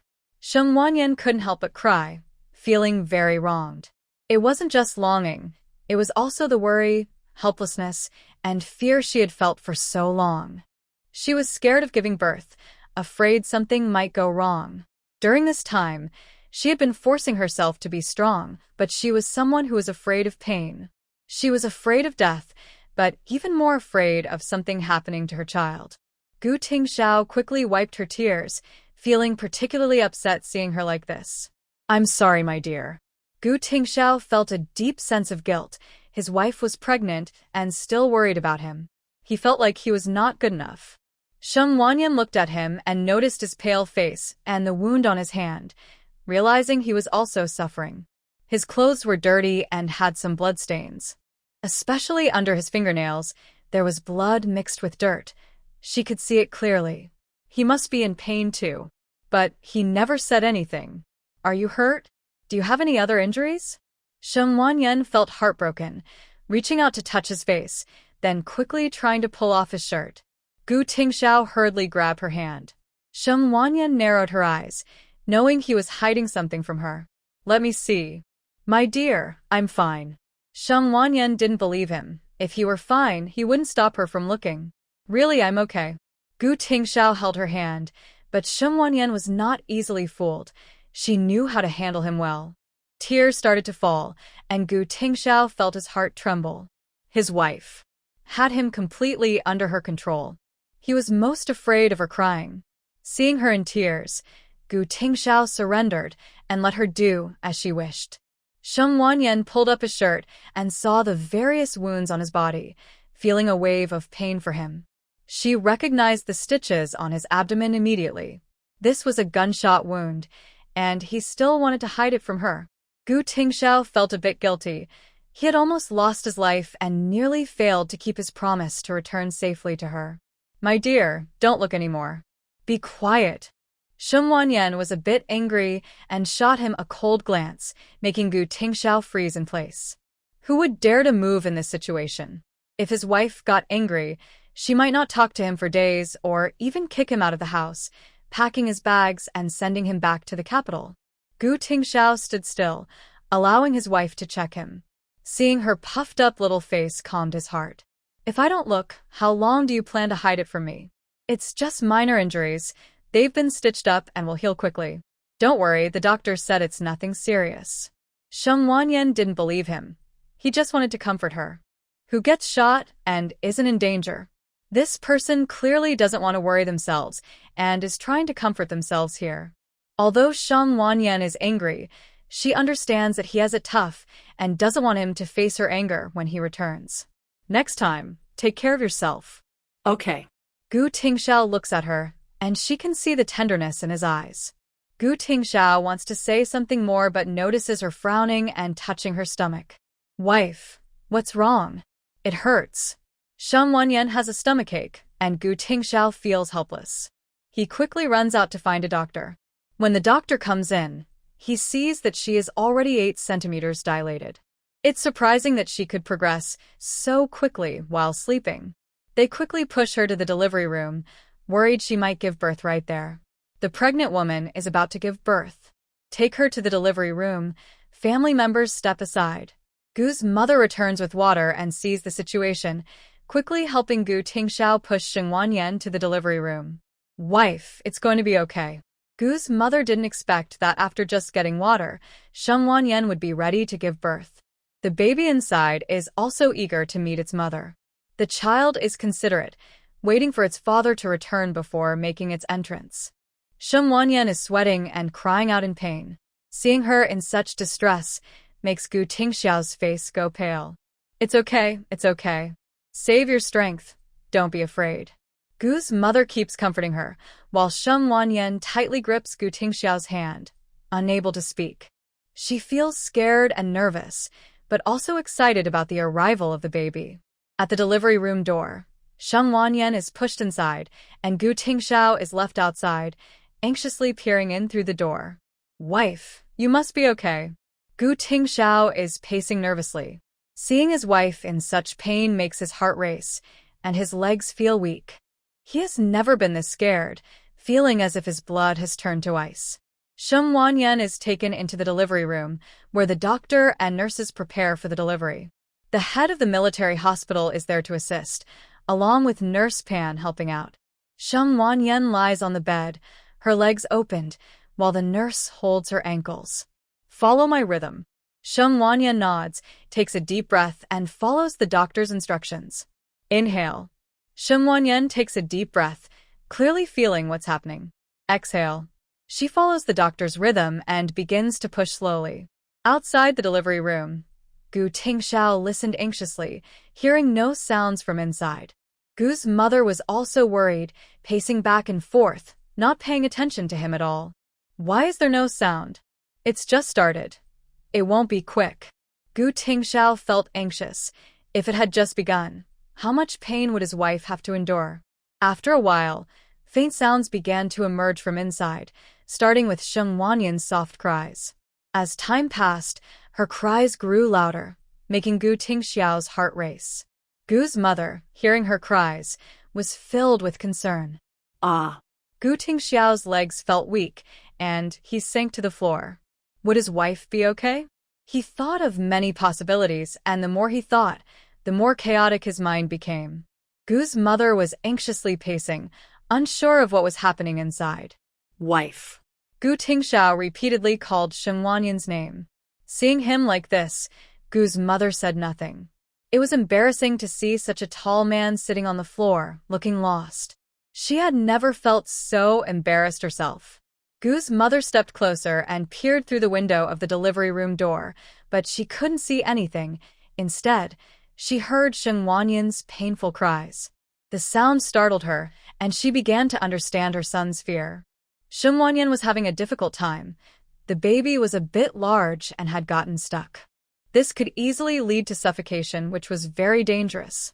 The baby's head is stuck. Push harder. Sheng Wanyan held her breath and used all her strength to deliver the baby. Ah. Gu's mother outside was terrified, wondering if everything was all right. After a moment, silence fell inside, leaving Gu Tingxiao feeling lost. Why is there no sound? Gu's mother didn't know how to answer. How could she know? Just wait a bit longer. Then, a baby's cry filled the air, and Gu's mother realized the baby was safely born. Wah wah wah. Gu Tingxiao was stunned. Was that the sound of a baby crying? Before long, Pan's mother came out holding the baby, and Gu Tingxiao quickly got up from the floor. How is it? How is Wanyan? Gu's mother rushed to ask about the situation, while Gu Tingxiao hurried over. Mother and daughter are safe. Congratulations. Gu's mother let out a big sigh of relief. As long as they were safe, that was all that mattered. When Gu Tingxiao heard the words mother and daughter safe, he couldn't help but tear up, a single tear rolling down his cheek. Seeing the baby in Pan's mother's arms left him unsure of what to do. He felt both nervous and scared, hardly daring to breathe. This was his and Yenner's child. From now on, he and Yenner would share an unbreakable bond. The baby weighs 6 pounds. In this time, a baby of that weight was quite rare. Pan's mother wanted Gu Tingxiao to hold the baby, but he quickly refused. I'm dirty. Is Yenner okay? When Gu's mother heard his refusal, she couldn't help but take the baby into her arms. The baby was a bit rosy, but the shape of the eyes was just like the third daughter-in-law's. She wondered if, when the baby opened her eyes, they would be as bright and round as her mother's. Even at birth, the baby had delicate features, clearly a beauty in the making. As she grew up, many would come to seek her hand in marriage. Gu's mother couldn't see much else. All newborns looked somewhat similar. But she thought the nose resembled the third son's, both being quite straight. Everything is fine. Once we finish here, we'll take her to the recovery room. Gu Tingxiao nodded, but he still felt uneasy not being able to see them. Give me the baby. I'll hold her inside. We'll bring her out with Yenner later. Reluctantly, Gu's mother handed the baby to Pan's mother, wishing she could hold her a bit longer. Pan's mother took the baby inside, and after the final checks, they brought Sheng Wanyan out. Gu Tingxiao saw Sheng Wanyan being wheeled out, her pale face on the hospital bed. His heart felt tight. He vowed never to have another child again. One child was enough for him and his wife. If raising a child meant facing such difficult challenges, what would happen if something went wrong? Wife, how are you? Sheng Wanyan smiled and shook her head. She had been very scared that the baby wouldn't come out. It was dangerous for the head to get stuck, especially in this time without the right technology. She feared the worst. Thankfully, everything went smoothly, and the baby was born safely. There was nothing better than that. I'm fine. As soon as Sheng Wanyan said this, she fell asleep. She was extremely tired. Giving birth in this time was truly a struggle. Seeing her close her eyes, Gu Tingxiao thought she had fainted. He quickly called for a doctor, and the doctor, seeing his worried expression, could only explain patiently. The mother is too tired and has fallen asleep. Let's take her back to the ward to rest. Once the doctor said this, Gu Tingxiao felt completely relieved and followed the nurse to push Sheng Wanyan back to the ward for some rest. Sheng Wanyan had her episode in the middle of the night, and by the time she gave birth, it was already morning. With Gu Tingxiao there, Gu's mother could also relax. She needed to go back and prepare some food for Sheng Wanyan. Gu Tingxiao came directly to the hospital after finishing his task without resting at all. Seeing him sitting by the bed, watching Sheng Wanyan, Gu's mother knew he wouldn't be going back anytime soon. Third son, I'm going back to cook some suitable meals. You take care of Wanyan and the baby. Gu Tingxiao nodded. He would naturally take good care of his wife and daughter. If the baby wakes up, give her some warm water first. Wanyan doesn't know when she will have milk. Some mothers start producing milk around 7 or 8 months, but Sheng Wanyan showed no signs at all. Gu's mother was worried that Sheng Wanyan might not have milk, so she suggested drinking more pig trotter soup for nourishment. If there's no milk, we can use formula. Gu Tingxiao agreed, and although Gu's mother didn't fully approve, there was no other choice. At this point, all she could hope for was that the baby would have enough to eat. After all, formula is not as good as breast milk. Without it, the baby's immunity could suffer, and it would be hard for them. All right, you take care of them. I'll go make a call home. After saying this, Gu's mother left. Staying longer would only frustrate her son. Once she was gone, Sheng Wanyan and Gu Tingxiao had their own space. Gu Tingxiao watched Sheng Wanyan for a while, then looked at the baby lying in the crib. The baby was so small that he felt like he could break her with just a touch. With her tiny hand resting on her cheek, she slept very soundly. Gu Tingxiao remained still, gazing at the two of them, seemingly unable to look away. He felt an immense sense of satisfaction. He never expected to become a father, and this moment felt so real. At first, he only saw the baby as just a baby, but now he was slowly coming to terms with the overwhelming joy in his heart. He felt a new sense of responsibility as a father, a feeling he couldn't quite put into words. Initially, he always thought he wasn't doing enough for his wife and wanted to work hard to provide her with a better life. Now, he wanted his child to have the best living conditions and to create the best environment for her. All of this required his continuous effort. Gu Tingxiao held Sheng Wanyan's hand and whispered softly, "Thank you, my wife." The news of Sheng Wanyan giving birth to a girl has reached Grandpa and Grandma Sheng. Everything was fine yesterday. How did she go into labor in the middle of the night? Grandpa and Grandma Sheng hurried to the hospital to check on her, and Pan Yu even brought along Huzai. Huzai is now 9 months old and can be taken out to play. He can even stand up by holding onto the edge of the bed. He also calls out for Dad, Mom, and his grandparents. Although he doesn't pronounce the words clearly, the family understands him. His voice is sweet and cute. When the family heard him, they were so happy that they wanted to give him the best things in the world. When the Sheng family arrived, Wanyan's baby was resting and didn't make much noise. Seeing her resting, they gathered around the crib to look at the baby. Sheng Wanzi saw it was a girl and felt very envious of Gu Tingxiao. A girl is like a warm, cozy coat, not a chilly leather jacket. How lucky is Gu Ting to have a little girl as his first child. Oh, what a sweet little thing. Grandma Sheng was overjoyed. Now she has both a great-grandson and a great-granddaughter, making her very happy. Huh? Huzai looked confused, pointing at his baby sister in the crib, his eyes full of wonder. This is your sister. Huzai, you need to protect her, do you understand? Wanza looked at him seriously, but Huzai didn't understand, and just found his sister interesting. No. Yes, she's your sister. Pan Yu corrected his pronunciation, but Huzai, being only 9 months old, struggled to speak clearly. No. She's your sister. No. Seeing that his mom disagreed with his words, Huzai got anxious. All right, I can't teach you how to say it. Let your dad teach you. Pan Yu handed Huzai to Sheng Wanza, but Huzai didn't have a strong impression of him and struggled to escape his hold, his eyes turning red. Sheng Wanza frowned and warned him with a glance when he saw Huzai about to cry. Huzai was so scared that he quickly held back his tears. Why is this person so scary? Huzai felt wronged, but didn't dare to argue. He knew this stern man was his long-lost father. If he cried, he might get a spanking. Seeing Huzai's expression made Wanza want to laugh. The little guy was quite clever. Wanza held him while looking at the baby, and Grandpa and Grandma Sheng's eyes never left them. Gu, do you want to go home and rest for a bit? Gu Tingxiao was still covered in dirt, with a face full of wear and tear. No, let's wait until Yan wakes up first. If Yan wakes up and doesn't see him, she would be very sad. Grandma Sheng didn't insist further. She could see how much her grandson-in-law cared for her granddaughter. She was initially worried that Yan's having a daughter might upset the Gu family and affect the couple's relationship. Now that she saw Xiao Gu still loving her granddaughter so much, her worries eased. Women in this era face many difficulties, and a small mistake could lead to great trouble. Fortunately, her granddaughter chose the right person. Grandma Sheng couldn't help but admire Sheng Mu's insight.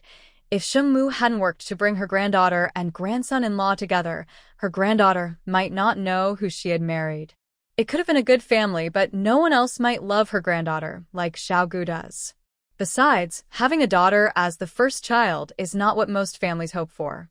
Thanks to Sheng Mu's sharp judgment, their family's life is getting better and better. Then you should eat something. I brought some buns. Gu Tingxiao nodded. He had been on a mission for a long time and hadn't eaten or slept well. As soon as he returned, he rushed to the hospital without a moment's rest. Now that things had finally settled down, he finally had some time for himself. Gu Tingxiao was very hungry and ate 5 buns to fill his stomach. Seeing him eat so eagerly made Grandma Sheng feel sorry for him. He had been through a lot too. Meanwhile, Gu's mother was at home preparing food for Sheng Wanyan and called Commissioner Xie to inform Gu's father. Old Gu, the third son's wife, has given birth. Gu's father jumped up when he heard this. Finally, the third son had a child, and he was going to be a grandfather. Really? Boy or girl? Girl. A beautiful girl. Gu's father laughed heartily. A girl is wonderful. Great. Girls are caring. Gu's father, a rough man, didn't have deep-rooted ideas about boys or girls. As long as they are raised well, any child can be good. Besides, there could always be a second or a third child. Who knows what the future holds? Tell the family. I need to go to the hospital. Okay. How is the third son's wife? All good, safe. Hearing this, Gu's father felt relieved. The safety of both mother and child was the best news. As long as they are safe, I'll go home and tell the elders. Gu's father was eager to share this joy with others. Gu's mother hung up the phone, and Gu's father quickly asked the guard to drive them home. This class was impossible to continue for the day. Grandpa and Grandma Gu were very happy to hear this. Their third child finally had a baby. Is mother and daughter safe? Both are safe. Grandpa and Grandma Gu felt relieved. 3 months ago, Wang Chunmei also gave birth, so the family welcomed 2 new members recently. They were overjoyed, but Grandma Gu felt annoyed thinking about Wang Chunmei's behavior today. Wang Chunmei had a boy, and Grandpa and Grandma Gu wanted to see their great-grandson. However, Wang Chunmei made some sarcastic remarks. Angry, Grandpa Gu decided not to see the great-grandson and told them not to come home and be an eyesore. They didn't need this one great-grandson. Although the Gu family had few children, they were not a family without boys. Just because Wang Chunmei had a boy, she shouldn't act like she was above everyone else. She thought she had a place in the Gu family and that no one would dare to challenge her. Wang Chunmei merely complained that Gu's mother didn't take care of her during her confinement, and now that she had a boy, the child might hold grievances against the Gu family in the future. The Gu family didn't provide money or help for her confinement, and she complained about their favoritism, saying no one from the Gu family cared for her. Wang Chunmei asked her mother for help during her confinement, but her mother said she was too busy with things at home. Now, only Gu Tingo was there to take care of her. Since Gu Tingo had to work, he could only ensure her meals, but he couldn't help with anything else. Wang Chunmei was unhappy and accused the Gu family of favoritism, feeling that they didn't value her for giving birth to a boy. Gu Tingo was very annoyed by her complaints, and they had a big argument before things calmed down. He was naturally happy that she had a boy, but thinking about her previous actions left a thorn in his heart. This thorn was stuck in his heart and wouldn't go away. One day, it would explode. It just needed something to trigger it. Gu's mother knew that Wang Chunmei had a boy. The family mentioned it in a letter. But Gu's mother didn't care at all and hadn't sent anything back. Since they had separated, she didn't care whether it was a boy or girl. Besides, she had 3 sons, and except for the youngest, the other 2 families only had 1 child each. Naturally, she would treat the 3 families differently. Just because Wang Chunmei had 1 more child, she wouldn't treat her like a saint. As for her grandson, she loved him, but having a mother like Wang Chunmei was a drawback. Gu's mother had her own ideas. She would love her grandson, but she still didn't want this daughter-in-law. When Gu's mother arrived at the hospital, Sheng Wanyan was already awake. Gu's mother had prepared some light meals, including rice porridge and brown sugar water. It wasn't the right time for heavy food. She needed to recover gradually. After the doctor finished the checkup, Gu Tingxiao fed Sheng Wanyan a little. After all the trouble she had been through, she was naturally hungry and finished everything. Sheng Wanyan was full, but the little one was not. Suddenly, the baby started crying, and Gu's mother hurried to check. Seeing that the baby hadn't pooped, she realized the baby was hungry. Yan, I think the baby is hungry. Sheng Wanyan felt very full and knew she had milk. Mom, give me the baby. I want to try feeding. Okay. Gu's mother had been waiting for her to say that, as she didn't expect much from Gu Tingxiao. If it doesn't work, let the 3rd one help you. After saying this, Gu's mother left, and Sheng Wanyan felt her face turn red at her mother-in-law's words. Gu Tingxiao's eyes lit up at his mother's comment, but unfortunately, the baby only needed a little time to get fed. The baby had been hungry for a long time, and now that he finally got to eat, he drank eagerly. He didn't need much instruction. He figured out how to eat on his own. Sheng Wanyan glanced at Gu Tingxiao, who was watching intently, and felt nervous under his eager gaze. You, turn around. Gu Tingxiao swallowed hard and quickly turned away, fearing he wouldn't be able to resist if he kept watching. Sheng Wanyan had plenty of milk, and the baby was full after just one side. She pulled her shirt down and asked Gu Tingxiao to take the baby. The baby fell asleep shortly after, and Gu's mother came in again. How is it? Is he full? Sheng Wanyan nodded, and Gu's mother felt relieved. By the way, have you decided on the baby's name? Let Grandpa choose the formal name. We'll pick the nickname. Gu's mother was delighted to hear this, as the names of the Gu family children were always chosen by the elder. Moreover, regardless of whether it was a boy or girl, the second character in the name was always a homophone or had a similar sound. Great. I'll call your grandpa to let him know. Sheng Wanyan and Gu Tingxiao thought about the baby's nickname, and Gu Tingxiao suggested several. How about baby? Little flower. Little bud. Little grass. Sheng Wanyan thought, is he hoping for a daughter who will grow up to hate him? Mother Gu was the first to disagree. In the big yard, there were many little flowers and grasses, and when called, they all responded at once. Not only in the big yard, but even in this family compound, there were several with names like Little Flower and Little Grass. No, if we call, there will be too many. Sheng Wanyan thought for a moment. The child was born just before dawn, symbolizing vitality. It was a new beginning, but she hoped the child would grow up healthy and have a smooth life. This child was her treasure, unique and irreplaceable. Let's call her Yi. Yi. Sheng Wanyan and Gu Tingxiao said it at the same time, their eyes meeting in a shared expression of love. Yi. Sheng Wanyan nodded, and Mother Gu mumbled the name, finding it easier to say the more she repeated it. Yi. Yi. Good, it's easy to remember. Does it have a meaning? Mother Gu asked curiously, and Sheng Wanyan smiled as she looked at her sweetly sleeping child. Unique treasure. Mother Gu glanced at Sheng Wanyan and then at Gu Tingxiao, suddenly smiling.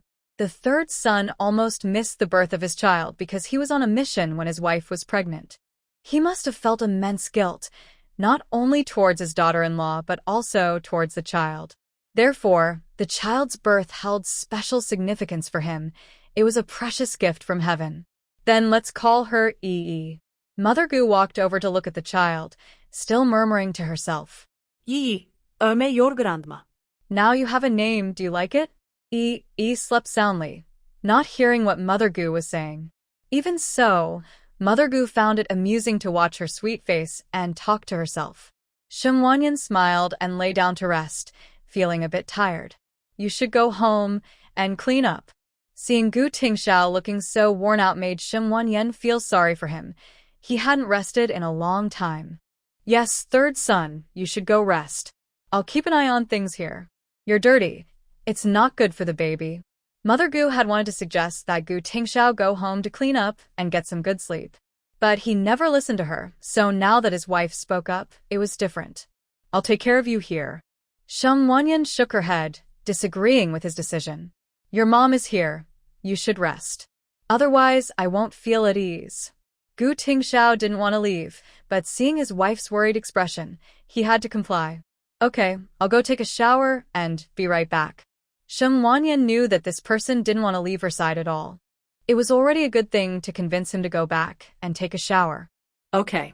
Sheng Wanyan smiled and nodded. Gu Tingxiao glanced around to make sure everything was fine before hurriedly leaving.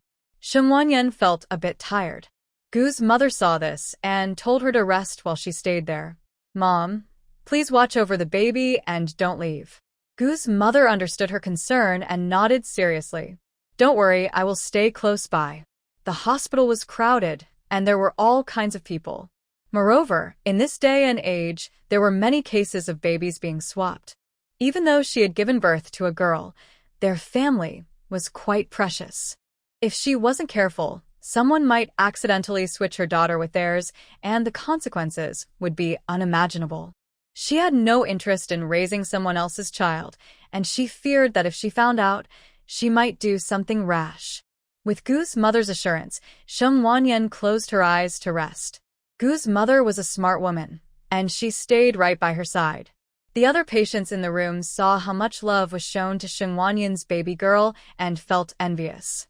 Especially another new mother in the ward who had also given birth to a girl. Seeing how much attention Sheng Wanyan's baby received made her feel even more envious. The new mother looked sadly at her own frail daughter, wrapped in a blanket with several patches. Then she glanced at Sheng Wanyan's baby, who was wrapped in a beautiful blanket without a single patch. The way the family treated their granddaughter was heartwarming, especially the grandmother's affection. The more she looked, the more pain she felt for her own child. She felt useless for not being able to provide a good life for her daughter. If it had been a boy, she wouldn't have to suffer like this. The new mother, who had also given birth to a girl, wiped her tears. Ever since her in-laws found out she had a girl, they had stopped visiting her. She was in the hospital, unable to leave due to her condition, but her in-laws refused to pay for her medical expenses. She had no money, and the doctor wouldn't let her go. She couldn't even afford to eat, let alone provide milk for her baby. Unlike Sheng Wanyan's child, who had the best of everything. The new mother felt more and more envious as she looked at her weak child, only able to give her water to quench her hunger. Gu's mother quickly pulled a curtain to block others from watching their situation. Before long, the baby woke up crying. She had soiled her diaper. Shang Wanyan also woke up, and Gu's mother moved the baby's bed closer to her. After fetching a basin of water and mixing in some warm water, I tested the temperature. I took out a towel to clean the baby and put on a fresh diaper. This towel was specially bought by Grandma from a store, soft and gentle, as the baby's skin is delicate and needs care. The little one really likes to be clean and doesn't want to be dirty at all. The baby only made a small mess, but then started crying loudly. "All right, I've cleaned you up." Shang Wanyan wiped away the baby's tears, and the baby pouted but then smiled and continued to sleep when she heard her mother's voice. Shang Wanyan found it amusing that her daughter was already so particular about cleanliness right after being born. She thought she was born on August 28th, a Leo, but she acts like a Virgo. It seems that zodiac signs aren't always accurate. Every child has a unique personality. Gu Tingxiao cleaned himself up and came over, followed by Xingwanza, who was carrying some pastries. Grandma was just going back to cook and reminded Gu Tingxiao of a few things before leaving. "Third son, if the baby cries because she's hungry or needs a change, you have to come for her. If she needs a change, make sure to clean her properly. Yenner just gave birth, so she can't hold the baby all the time." Gu Tingxiao nodded. He wouldn't let his wife do all the work. After a while, the little one started to cry softly when she got hungry. Shang Wanyan noticed that the baby's cries were different. A loud cry when she needed a change and a soft, pitiful cry when she was hungry. "Bring the baby here." Gu Tingxiao felt a bit lost. He had never held a baby before and didn't know how to do it properly. Sheng Wanza, seeing this, decided to teach him. He had carried his own son a lot when he was little.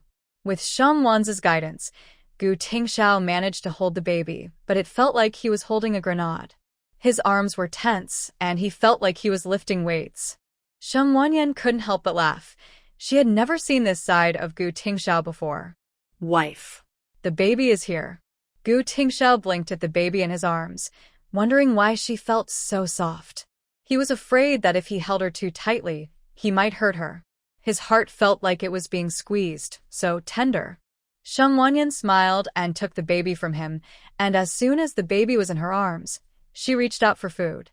Sheng Wanja went outside to keep watch. He wasn't suited to stay inside right now.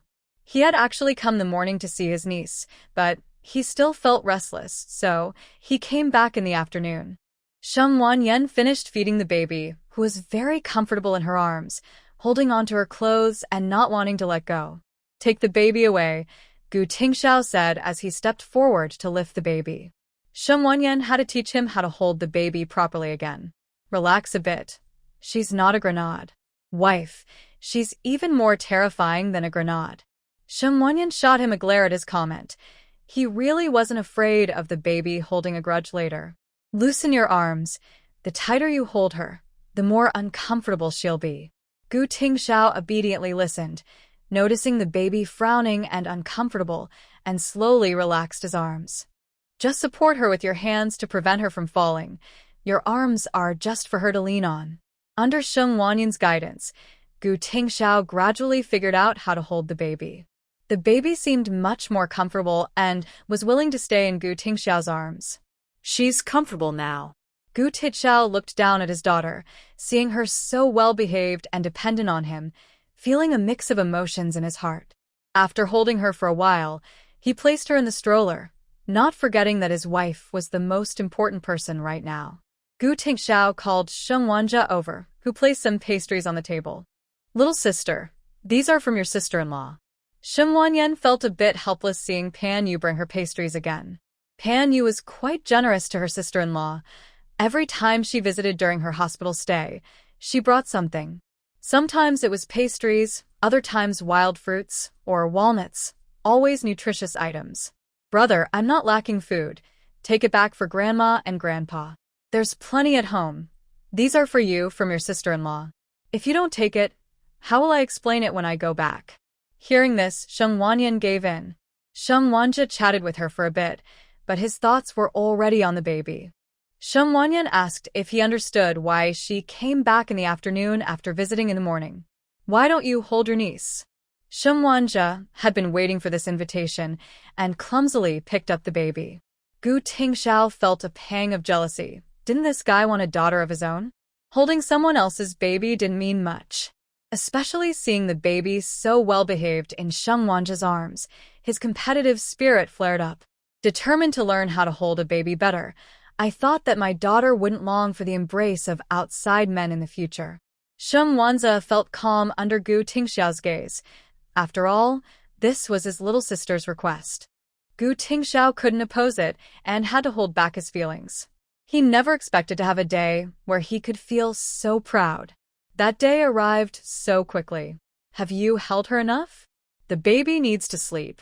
Hearing Gu Tingxiao's slightly jealous words, Sheng Wanza looked down at the drowsy Yi and reluctantly placed her in the stroller. Yi's crib was made very comfortable by Gu's mother, who had brought a small blanket to put underneath. Gu Tingxiao pulled the stroller closer to him to prevent Sheng Wanza, who seemed like he wanted to steal the baby. He gently patted Yi's little hand, and she quickly fell into a deep sleep. Sheng Wanza felt his heart melt at the sight. The little girl was so well-behaved, eating and then sleeping. Unlike that troublesome boy at home, who would tear the house apart after eating. After sitting for a while, Sheng Wanza decided to leave, fearing that watching any longer would make him feel uneasy. How long is your vacation? Gu Tingxiao had some time off after returning from his mission, as he needed to recover from his injuries. Getting shot is no joke. He needed to take care of himself, or the wound could get infected. I'll return in about 2 months, once I'm healed. Sheng Wanyan nodded, glad he could rest. The doctor arrived shortly after to check on her. When the doctor pressed on her abdomen, Sheng Wanyan felt as if her soul was about to leave her body. It hurts. Gu Tingxiao was alarmed. Why should she still be in pain after giving birth? Wife. Sheng Wanyan held his hand tightly. The doctor pressed for a while before releasing the pressure, helping to clear out any complications. Sheng Wanyan rolled in pain on the bed, and Gu Tingxiao quickly wiped the sweat from her forehead. The patient needs to be mentally prepared for this abdominal pressure in the following days, the doctor explained, but Sheng Wanyan was too exhausted to fully listen. Family members should help the patient stay clean. Gu Tingxiao helped clean up the mess and changed her into fresh pants and sheets. How are you feeling, my dear? Sheng Wanyan was too tired to speak. She finally understood the fear that mothers felt about this abdominal pressure. Does it hurt a lot? I'm sorry, my dear, for making you go through this. Sheng Wanyan shook her head, but just thinking about experiencing this pain again tomorrow drained her energy. I'm so tired. Sheng Wanyan's eyes were red, and Gu Tingxiao noticed that his own eyes were also starting to redden. Wife, close your eyes and rest. I'm right here. Gu Tingxiao kissed her forehead, feeling a deep pain in his heart. If he had known it would be so hard, he wouldn't have wanted children. Sheng Wanyan fell asleep from exhaustion, and Gu Tingxiao stayed by her side without leaving. When Gu's mother came and saw Sheng Wanyan sleeping soundly, she didn't disturb her. Third son, you should eat something first. Let Wanyan rest a little longer. Gu Tingxiao nodded, tidied up the loose hair around Sheng Wanyan's face, adjusted the blanket, and then went to eat. When Sheng Wanyan woke up, Gu Tingxiao was feeding her. Gu's mother had prepared a light meal today since she couldn't have heavy food. Knowing that she loved noodles, Gu's mother specially made her egg noodles. The other patients in the ward looked on with envy. Their families were doing well, but they couldn't have such fine food every meal. Sheng Wanyan was lucky to have married into such a good family. Having a daughter seemed to bring her even better treatment than having a son, leaving the other families in the ward astonished. Is this normal? Has the world changed? In fact, the world hadn't changed. It was just that the Gu family didn't treat their daughter-in-law harshly. Sheng Wanyan couldn't eat any more after half, so she let Gu Tingxiao finish the rest. With Gu Tingxiao around, Gu's mother didn't need to stay overnight. She just needed to bring meals during the day and prepare 3 meals for the family. By the way, I just called your grandfather. The old man has already thought of names. If it's a boy, he will be called Gu Jinmin, and the fourth family used it for their boy. If it's a girl, she will be called Gu Jinsheng or Gu Jinchao, which would be perfect for Yi. What do you think? Which one do you like? Sheng Wanyan really liked both names. Jin means present, and Sheng means musical instrument. They perfectly matched her expectations for Yi, and even in the future, these names would be unique and not common. These names are gentle and elegant, just right for Yi. Gu Jinchao has a bit of an ancient charm. In ancient times, only princesses would dare to have such grand names. But this name sounds a bit like a boy's name, and one might not know if it's for a boy or a girl, which worried Sheng Wanyan that Yi might be confused later. However, the name is indeed very charming. Let the child choose for herself. Sheng Wanyan felt both names were good, reflecting the family's hopes and blessings for Yi. When Gu's mother heard this, she thought it was a good idea to let the child choose. Both names were nice, but she actually preferred Gu Jinchao. However, the name seemed a bit too grand for a girl. She worried that such a big name might be too much for her to handle. But then she thought, as the great-granddaughter of General Gu and the granddaughter of Commander Gu, how could she not handle it?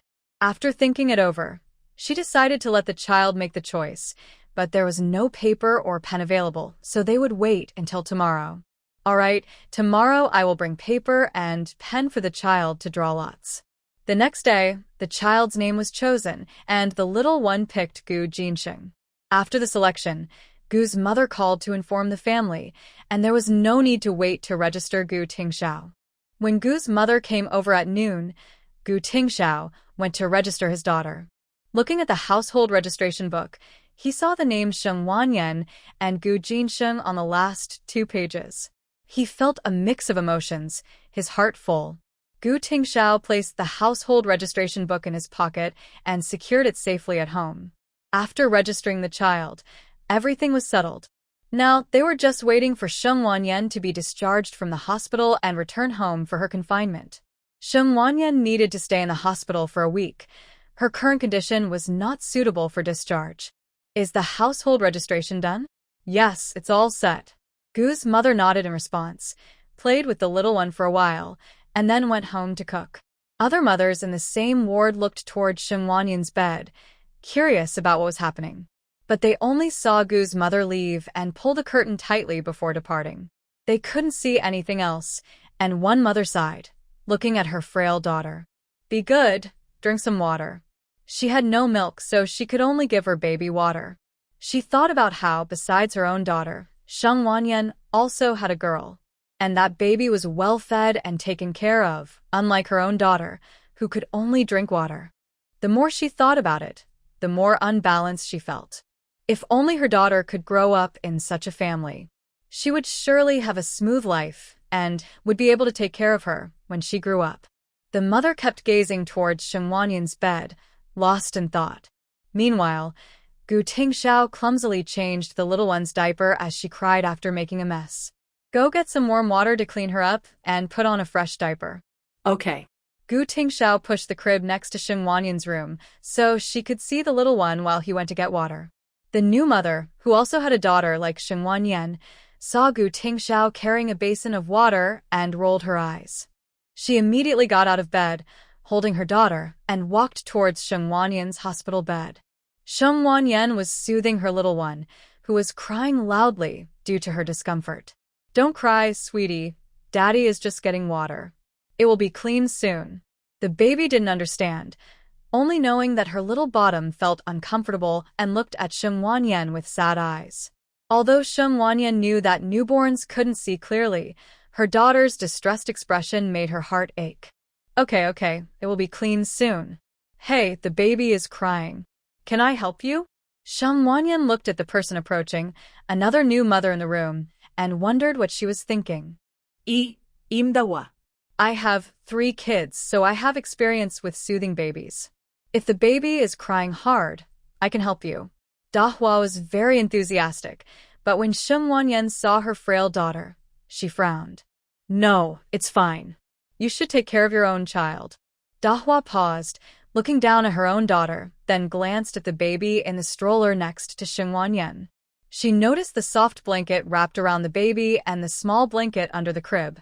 From a distance, she had thought this family was well off, but up close, she realized just how luxurious it was. A little girl was using a blanket as a cushion. What kind of family was this? The diapers on the table looked brand new, and there were also milk powder and formula. These were all things she had never seen before.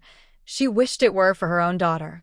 On the table, there was a stack of new diapers, without any patches or stains. "Don't worry, I can help you." After saying this, Dahua placed her child at the foot of Sheng Wanyan's bed and tried to reach for the baby to soothe her. Sheng Wanyan frowned and quickly moved to block her action. In her haste, she pulled something and felt discomfort, making her frown deepen. "I said no. Can't you understand?" Dahua felt a bit hurt by the rejection and tried to explain herself. "I'm just trying to help. It's not good for a baby to cry like this. It can hurt their throat." Sheng Wanyan took a deep breath, wondering if this person was out of her mind. "Your baby is crying too. You should be more concerned about your own child's throat." Dahua is very concerned about Sheng Wanyan's child. She wants to build a relationship with Yi to better carry out her plans. But is Sheng Wanyan so cautious because she senses her intentions? That can't be true. She hasn't shared her thoughts with anyone. "It's okay, sister. I'll comfort her soon," Dahua said. "I'm just worried because your child is crying so much. It breaks my heart to hear it," Yi replied. Sheng Wanyan's expression darkened. She thought, "You don't care that your own child has been crying hoarse lately, yet you're worried about someone else's child?" She wasn't naive. She could see through Dahua's intentions. Yi was crying hard, and Sheng Wanyan, feeling weak, didn't have much strength left. "I can take care of my feelings. You should focus on calming your daughter," she said. "And by the way, you haven't bathed in days. My daughter isn't used to that smell." After saying this, Sheng Wanyan ignored whether Yi was dirty and took the child into her arms, not giving Dahua any chance to get close. She held the child protectively. Seeing Sheng Wanyan so alert made Dahua frown, and she could only take her own child back home. When Gu Tingxiao returned with water and saw his clean, loving wife tightly holding the child, he felt a bit tense. His heart sank, and he quickly approached her. "Wife, what happened?" he asked. Sheng Wanyan was not in a good mood. She had just given birth and was sensitive and unstable. She didn't want anyone but family to touch her child. She felt that Dahua had bad intentions and was up to something. She quietly shared what had just happened with Gu Tingxiao, and his expression instantly turned cold. She knew her own situation and that she wasn't strong enough to protect her child right now. Thankfully, Gu Tingxiao was back. Otherwise, what would she have done if something happened? "Do you think she wants to switch children?" Gu Tingxiao thought the same, but didn't want his wife to worry. He comforted her for a while. Sheng Wanyan was upset, and tears fell from her eyes. She felt anxious. Gu Tingxiao wiped her tears and held her close to help her relax. "Don't be afraid. I will stay by your side at all times," he promised. "When your brother arrives, I'll talk to him about having someone else here to help watch over things." Sheng Wanyan nodded. She knew she was too anxious, but now that she was a mother, she didn't want her child to face any danger. She would do anything to protect her child. But now, Yi has a bit of a cleanliness obsession. Whenever she needs to go, Gu Tingxiao has to fetch water, and he can't be in two places at once. He can take care of one thing, but not the other. Besides, Gu Tingxiao also needs to use the restroom, and during those times, it's easy for someone to take advantage. Gu Tingxiao held her for a while to comfort her and help her calm down. "I'm here. I will protect you." Sheng Wanyan held Yi in Gu Tingxiao's arms for a bit, and once her emotions settled, she handed Yi back to him. Gu Tingxiao carefully changed Yi's diaper, doing it very attentively for the first time. He vowed to use the gentlest touch possible while taking care of his daughter. Once Yi was changed, she comfortably fell asleep. Gu Tingxiao went to dress Sheng Wanyan in clean clothes, making sure both mother and daughter were taken care of before he stopped. After what had just happened, Gu Tingxiao was even more protective of Yi, waiting for Gu's mother to come before he went to the restroom. When Gu's mother brought food and learned about the situation, She was furious, wanting to confront that woman. It was so obvious that even a dog could see she was scheming.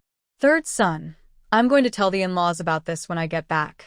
Gu's mother was determined and shot a fierce look at Dahu before heading home. She thought about the idea of switching daughters and dismissed it immediately. The identity of the Gu family's granddaughter couldn't be taken by someone with different blood. When Gu's mother returned, she rushed to the Sheng family and exaggerated the day's events. Grandpa and Grandma Sheng were so angry they felt dizzy, trembling with rage. Xiao Zhe, you stay at the hospital with your sister until she is discharged. Pan Yu was shocked. How could that woman even think of switching the child to the Gu family? Even if it were her own child, she wouldn't dare consider such a plan. That was the Gu family, after all, with the founding general as the elder. Pan Yu felt a bit scared. Such things happened often in this era.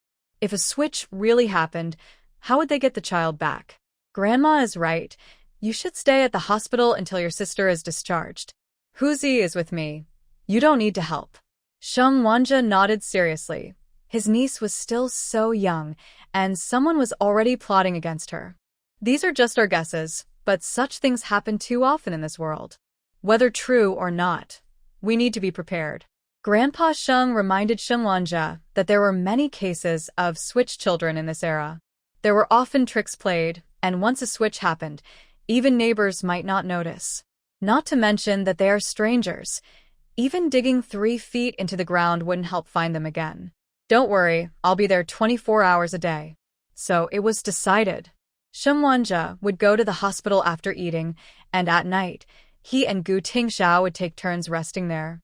Dahua furrowed her brows at the situation with Sheng Wanyan. Why were there suddenly 2 men guarding her at night? And both were soldiers. How could she carry out her next plan? Dahua couldn't find any opportunity, nor could she get close to Sheng Wanyan's child. Whenever she tried to approach, she was met with the cold stares of the 2 soldiers. Their gaze terrified her, making her too afraid to take a step closer. She thought she might find a chance in the middle of the night, but when she secretly pulled back Sheng Wanyan's curtain, she was met with a pair of chilling eyes, as if they were out for her life. Gu Tingxiao walked over, his eyes fixed on her neck, filled with menace. She felt as if this person wanted to kill her, to snap her neck. What are you doing here at midnight? And no, I took a wrong turn on my way to the bathroom. Dahua quickly ran back to her bed, her heart racing as she patted her chest to calm down. Just now, she felt like she was on the edge of death, about to drown. Sheng Wanyan's man was too frightening, really too frightening. It seemed she couldn't accomplish this herself. She had to think of another way, while Sheng Wanyan was still in the hospital. Dahua thought of her snobbish mother-in-law. If this situation could bring great benefits to her family, her mother-in-law would definitely help. If she succeeded, her position in her in-law's house would be secure. The next day, Dahua figured out a way to send a message to her mother-in-law, asking her to come to the hospital. At first, her mother-in-law was unwilling to come, but seeing the potential benefits, she reluctantly agreed to visit the hospital. Dahua took her mother-in-law to the restroom and secretly shared some of her thoughts. Gu Tingxiao couldn't possibly believe she just took a wrong turn to the bathroom. One bed was near the door, and the other was at the back. There was no way she could have made a mistake, especially with the panic in Dahua's eyes, which Gu Tingxiao noticed clearly. He kept quiet. Some things just needed time to unfold naturally. The new mother in the bed next to Sheng Wanyan was ready to go home, and the mother near the door had already been discharged. The woman next door happily said goodbye to her son, as Sheng Wanyan was her gossip topic while staying here. Sheng Wanyan politely responded, but didn't say much. Since the last time Dahua held Yi, Sheng Wanyan has been very attentive to Yi's care. She was completely focused on this and didn't think about anything else. Gu Tingxiao understood her worries and stayed by the side of the mother and daughter at all times. Sheng Wanza sat on a nearby bench, his gaze coldly fixed on Dahua. Dahua felt like there was a tiger beside her, ready to pounce. She glanced at her mother-in-law, who seemed to know what was going on, seeing Gu Tingxiao changing the little girl's diaper. After thinking for a moment, she smiled and walked over to chat with Sheng Wanyan. "Dear, Your man really cares for you. In my life, I've never seen a man serve his wife like this in the countryside. City folks really have good thoughts. Men are so considerate. Sheng Wanyan nodded at the woman's words, but didn't say much. Little sister, have some fruit. Sheng Wanzi peeled an apple for her. Sheng Wanyan only ate half and saved the rest to share with Gu Tingxiao. Sheng Wanzi knew his sister's appetite. If she ate a whole apple, she probably wouldn't want dinner later. He also didn't hesitate and finished his portion quickly. The woman saw them eating apples and licked her lips, thinking she had never eaten fruit in her life. Opportunities to see fruit were rare, let alone taste it. Is this an apple? Sheng Wanyan politely nodded, continuing to eat her apple, without speaking. Oh, I've never seen such a precious thing in my life. So this is what an apple looks like. I've learned something new. Dear, it must taste great, right? Sheng Wanyan looked up at her, and could tell what she was thinking by the way she licked her lips. It's okay. My in-laws care for me and gave me the only fruit in the house. The woman didn't believe this. She saw how well her daughter-in-law was treated every day. Plus, she had seen her mother-in-law often giving her fine food, so how could there be only one fruit? Your in-laws really value you. I see you and my daughter-in-law are about the same in your delivery days. Both are costly. The woman quickly stopped herself, almost saying too much. She heard from her daughter-in-law that this family does not dislike girls and treats them like treasures. Having only girls is also a kind of fate. How about we become godparents? What do you think, daughter? Sheng Wanyan and Gu Tingxiao remained silent. They knew that Sheng Wanyan would not let others take advantage of her. There's no need to become godparents for no reason. Daughter, you don't understand. If we become godparents, the child will have more companions in the future, right? Plus, you'll have another family to rely on, which gives you more support. I don't need anything extra. I just have more sons. The old lady stood tall, her tone filled with pride. In this era, having more sons meant being valued more by others. No need, I have my dad and mom and an older brother. I don't lack family. As for having more companions for the children, we already have plenty of kids at home, so that's not a problem. Sheng Wanyan never thought about finding a companion for her daughter to grow up with. What friends her daughter makes and who she meets will be her own choices in the future. As long as it's not illegal or immoral, Sheng Wanyan won't interfere too much.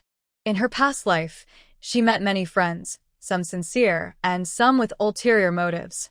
She encountered all kinds of people and has long since become indifferent to it. Good friends will support you, while bad ones will help you grow. Both have their benefits. The type of friends a child has is part of their experience at that age. In the end, only a few will stay by your side, and as someone who has been through it, she won't limit her child. The old lady truly did not expect Sheng Wanyan to be so straightforward. Becoming godparents is not a big deal. Moreover, it would benefit Sheng Wanyan in many ways, so she was surprised by her lack of interest. The old lady could only chat about everyday topics with her. As they talked, Gu's mother came to bring food and eagerly started chatting with her. Anyone who didn't know would think she was Sheng Wanyan's mother-in-law, given how warmly she welcomed her. Gu's mother had her own judgments. After a polite conversation, she found an excuse to end it. Big sister, my daughter-in-law needs to eat. You should hurry and buy food for your daughter-in-law too. Let's chat again next time. After Gu's mother finished speaking, she began to take out the food she brought, and the old lady could only go along with her. Dahua saw her mother-in-law return and looked at her with eager eyes.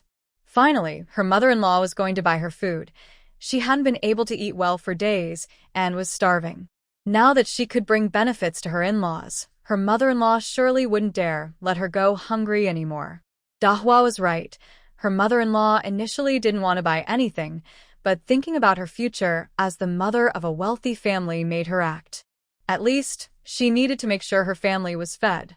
Dahua noticed her mother-in-law's unwillingness to buy food for her and couldn't help but smile. Indeed, this plan was bringing Dahua a better life. Gu's mother pulled the curtain, and Gu Tingxiao took a basin to wash the dirty diaper of his precious daughter in the bathroom. Dahua had only seen Gu Tingxiao looking messy after returning from a mission and never imagined he could look so handsome. However, his cold expression made her too afraid to speak to him. Even to glance his way felt intimidating. Yet, seeing such a cold person selflessly caring for his wife made her think of her own husband, who lay at home doing nothing and didn't even care for her during childbirth. This comparison gave Dahua a different perspective on Gu Tingxiao. Perhaps he only appeared cold but might actually be easy to talk to? She felt a flutter in her heart, blushing as she watched his tall figure leave. If she could have an unclear relationship with such a man, wouldn't her future be bright? After all, he was a soldier, and just by observing Sheng Wanyan's daily meals, it was clear he earned a good salary. He might even be an officer. Sheng Wanyan had no idea that another woman was thinking about her man, but even if she did, she wouldn't feel threatened. Gu Tingxiao was someone who barely spoke to anyone other than her. His own mother often felt frustrated by his bluntness, let alone other women. Moreover, she had never relied on a man for her living. If one was not obedient, she would simply find another. Gu Tingxiao. I just washed a diaper and my wife is gone? After washing the diaper, Gu Tingxiao returned to find Dahua eating and cautiously glancing at him. He still wore his usual expressionless face, but Dahua felt a desire to win him over. After Sheng Wanyan finished her meal, it was time for Yi to eat. Gu's mother had not taken her eyes off Yi since arriving at the hospital. As soon as Yi woke up and looked like she was about to cry, Gu's mother quickly picked her up. Good girl Yi, are you hungry? Seeing this, Sheng Wanyan asked Gu's mother to hand Yi to her. Knowing she was going to nurse, Sheng Wan just stepped outside to wait, as per their usual routine. Gu's mother understood that Sheng Wanyan didn't like being watched while nursing, so she stepped out as well. Gu Tingxiao helped her put on her clothes while she breastfed, staying close to ensure she felt supported and cared for. She fed the baby carefully, taking breaks to avoid discomfort. After feeding, she let the baby rest on her for a while to prevent spitting up. Once the baby was full, she was calm and content, and neither Sheng Wanja nor Gu's mother could make her cry.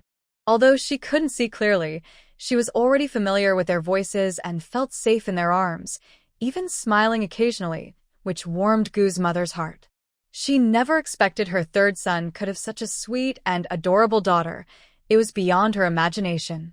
Gu's mother realized it was thanks to her daughter-in-law, as the baby clearly inherited Sheng Wanyan's traits. If she had taken after Gu Tingxiao's personality, she might have been cold and expressionless. Just the thought of it gave Gu's mother chills. She didn't want to go through that again. Raising a son like Gu Tingxiao was already a challenge. Fortunately, her third son married Wanyan, or she wouldn't have this lovely granddaughter. After spending some time with Yi, Gu's mother reluctantly went home when she saw Yi had fallen asleep. With Sheng Wanja around, Gu Tingxiao could easily take a shower or use the restroom. He quickly washed up after eating, eager to return and care for his wife. Sheng Wanja watched his newborn niece with envy as she slept peacefully, thinking about how his own child, Huzi, always shouted when he saw him, which raised his blood pressure. No matter how much he disliked Huzi, he knew he had to endure it since they were family. If he couldn't, the elders at home might not tolerate him either. The next day, Panyu took Huzi outside for some fresh air. Huzi was shouting pretty at home, and Panyu understood he wanted to visit Yi. Frustrated by his antics, she brought him to the hospital. Before leaving, she picked some wild fruits from the mountains, which Sheng Wanyan loved. While everyone thought they were just wild fruits, only Sheng Wanyan knew their true nutritional value. In the future, they could be worth a lot, even more than meat, and she wasn't foolish. Sheng Wanja cleaned up and encouraged them to eat and chat. Huzi was thrilled to see his sister awake. He wanted to reach out and touch, but Tiger was too strong, and Panyu quickly stopped him. Sister-in-law, the baby isn't that fragile. If Tiger likes his sister, he can touch her a little. Sheng Wanyan saw that Tiger was also happy. After all, children are family, and it's normal for them to be close. Hearing Sheng Wanyan's words, Panyu held Tiger's hand and gently guided it to touch Yi's little face. Tiger found it very interesting and stared at Yi, who completely ignored him and made a little noise before going to sleep. Seeing that his sister was not paying attention to him, Tiger felt wronged and looked at his mother with red eyes. Pan Yu found it amusing. The little guy really liked his sister. Your sister is going to sleep. When she gets a bit older, she can play with you. Tiger looked at his chubby belly, then at his slightly red skin and thin appearance. That made him happy again. As long as she wasn't ignoring him, he was fine. Pan Yu sat with Tiger for a while, worried about the germs in the hospital, and then took him home. The doctor came to check on Sheng Wanyan, and after 4 days since giving birth, she was recovering well. You can go home in a couple of days to rest. Sheng Wanyan nodded. She didn't want to stay in the hospital because she didn't like the environment. Every day, she was overwhelmed by various smells. She hadn't recovered this quickly until before Sheng Wanzi came to the hospital. She would sneak some spring water to drink while Gu Tingxiao was in the restroom. That's how she recovered a bit faster, but she was careful not to drink too much, afraid the doctor would notice something. She didn't dare challenge the doctor's knowledge in this area. Doctors love to explore unusual cases. Who knows what answers they might seek? Thank you, doctor. Nearby, De Hua and her mother-in-law were anxious. Why was she being discharged so soon? In the past 2 days, they hadn't had any chance to get close to the baby, let alone switch the babies. Whenever they approached Sheng Wanyan's room, they were met with 4 cold eyes staring at them, scaring them away. They thought Gu Tingxiao was hard to deal with, but it turned out that Sheng Wanzi, Sheng Wanyan's brother, was also difficult. Whenever Gu Tingxiao wasn't around, Sheng Wanzi would sit beside the crib, watching closely. It was hard to wait for Sheng Wanzi to step away for a moment, but he always waited for Gu Tingxiao to return before leaving. When Gu Tingxiao came back, he was even more vigilant, never leaving even a step. There was no opportunity at all, and they were completely blocked from making a move. The aunt was a bit anxious. If they waited for Sheng Wanyan to be discharged, they would have no chance left. These past few days, she had specifically made sure her daughter-in-law ate and drank well, hoping to fatten her up. This way, the child would look similar in size to Sheng Wanyan's, avoiding any suspicion. After several days of careful feeding, she had finally gained some weight, and now they just needed an opportunity. Dahua exchanged a glance with her mother-in-law, and they both had the same thought. They needed to resolve this matter in the next couple of days. Otherwise, there would be no chance left. That night, Gu Tingxiao went to take a shower. Dahua saw the look exchanged with her mother-in-law and followed him out. When Gu Tingxiao finished his shower and came out, he saw Dahua leaning against the wall, breathing heavily. I'm sorry, I'm not feeling well. Could you please help me? Seeing her like this, Gu Tingxiao immediately went to call the nurse without thinking. Dahua felt anxious that he wouldn't help her. She was deliberately trying to delay his return to the ward. Of course, she had her own motives, hoping to stir some feelings in Gu Tingxiao. As he went to call the nurse, Dahua quickly grabbed his hand. Gu Tingxiao turned slightly, but she only caught the edge of his shirt. Gujeje, infine. I just need to rest for a moment. Gu Tingxiao, hearing this, turned to leave. If she was fine, why was she acting like this? He still needed to go back and help his wife. Oh no! Seeing him about to leave, Dahua dramatically clutched her chest and sat down on the floor, blocking his path. Gu Tingxiao frowned as Dahua looked up at him with teary eyes. Gu Gij, I have some discomfort in my chest. Could you please help me with a massage? As she spoke, her eyes sparkled with meaning that any normal man would understand. While saying this, she began to unbutton the top of her shirt. Meanwhile, in the other part of the ward, the aunt glanced at Sheng Wanzi, who was holding a child. She rolled her eyes and pinched her granddaughter's thigh, causing the baby to cry loudly. Why is she crying? Is she hungry?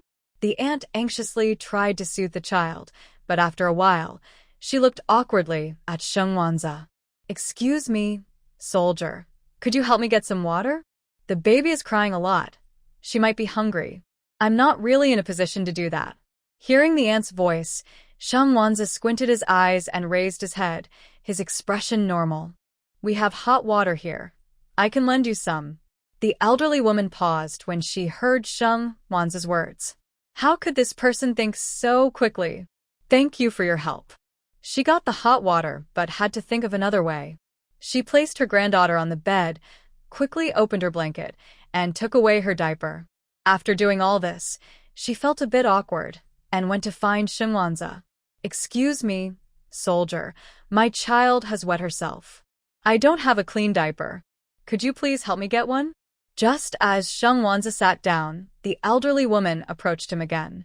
"It's not convenient for me. I still need to take care of my niece." Oh. "This will be quick. I can help keep an eye on her." The elderly woman took his words, but she didn't know that although Shengwanza seemed honest, he was actually quite clever. Shengwanza stood up, and the elderly woman felt happy, thinking an opportunity had come. He looked around their hospital bed and raised an eyebrow at the patched cloth on it. "Isn't there a few diapers on your daughter-in-law's bed? Didn't you see those?" The elderly woman's face stiffened when she heard him, and upon looking back, she indeed saw several diapers. These diapers were collected by Dahua and had been carelessly placed on the bed without being put away. The elderly woman was so frustrated that she felt dizzy. This person was more trouble than help. She frantically thought of something to say, but could only stammer without making sense. "Really? I'm old, and my eyesight isn't good anymore. Young people have better eyesight." After saying this, the elderly woman returned with a dark expression. Upon seeing her crying granddaughter, she became even angrier. Crying. All this child knows how to do is cry. Gu Tingxiao watched the woman on the floor with a cold gaze. "Do you think we don't understand your thoughts and your mother-in-law's?" Dahua paused at his words, looking at him in disbelief. "You." "Gugo, what are you talking about?" Gu Tingxiao looked coldly at her neck, making Dahua shrink back in fear. "If you dare to have any thoughts about my daughter, I will break your neck." Gu Tingxiao spoke about killing so casually, as if he didn't care at all. Upon hearing his words, Dahua quickly covered her neck, her lips trembling. Gugu, you must be misunderstanding." Dahua tried every way to defend herself, but Gu Tingxiao didn't believe her excuses at all. "I have no relation to you. I'm not your brother." Dahua bit her lip tightly, suddenly realizing that this man was truly only gentle with Sheng Wanyan. Gu Tingxiao finished speaking and turned to leave, glancing back at the pale-faced girl. "Also, with your looks and figure, you can't compare to my wife at all." Gu Tingxiao's eyes were filled with sarcasm, and the girl felt a chill from his mocking gaze. After he left, she looked down at her first unbuttoned button. Below that were her ill-fitting clothes with several patches and a shoe with a repaired hole. Her skin was dark, and her hands were rough and unattractive. Her chest was very small, like that of an underdeveloped girl. The girl trembled as she touched her face, which felt very rough. She thought of Sheng Wanyan, whose skin was fair and smooth even during pregnancy. Though she had gained weight, her face remained exquisite, and she carried herself with great elegance. After giving birth, she had advantages that made the girl feel worlds apart from her. Feeling overwhelmed, the girl crouched down, covering her face and crying hard. She was a woman too, and she envied Sheng Wanyan's life. Both were daughters-in-law, yet one was valued by her in-laws while the other was mistreated. This huge gap made her feel so unfair. As a mother of daughters, why did one live a life of comfort while she could barely afford food? The girl cried in despair, wondering why life was so unfair. She just wanted a better way to live, not to spend her life in the countryside, being oppressed by her mother-in-law, working hard just to survive. But why was she not given that chance? She was clearly more suited to be a daughter-in-law, a good wife, even a good mother, a good woman. But why did good families insist on finding pampered daughters-in-law from the city? Her heart was filled not only with resentment, but also with shame. To be publicly insulted by a man, especially one with his own motives, was unbearable. If others found out, how could she face anyone? Moreover, Gu Tingxiao knew her plans, leaving her with no chance to change her situation. What if she couldn't have a son? How would she live with 3 daughters? She had hoped that one daughter would succeed, so even if she never had a son, someone would care for her in her old age. But now, everything was gone. All opportunities lost. Gu Tingxiao returned to the hospital room, feeling a cold tension in the air. He confirmed in his heart why tonight's situation was happening. Gu Tingxiao went to see his daughter and recognized her as his child when he saw her eyes, which were just like his wife's. He changed his daughter's diapers and cleaned her up every day, so he had already memorized her features. Gu Tingxiao pulled the curtain, and Shen Wanyan noticed his bad mood and felt worried. What's wrong? Gu Tingxiao set down what he was holding and sat down. Did anything happen in the ward just now? With me here, nothing could happen even if someone wanted it to. Shen Wanzi raised his chin. He was keeping a close watch and wouldn't let anyone take his little niece away.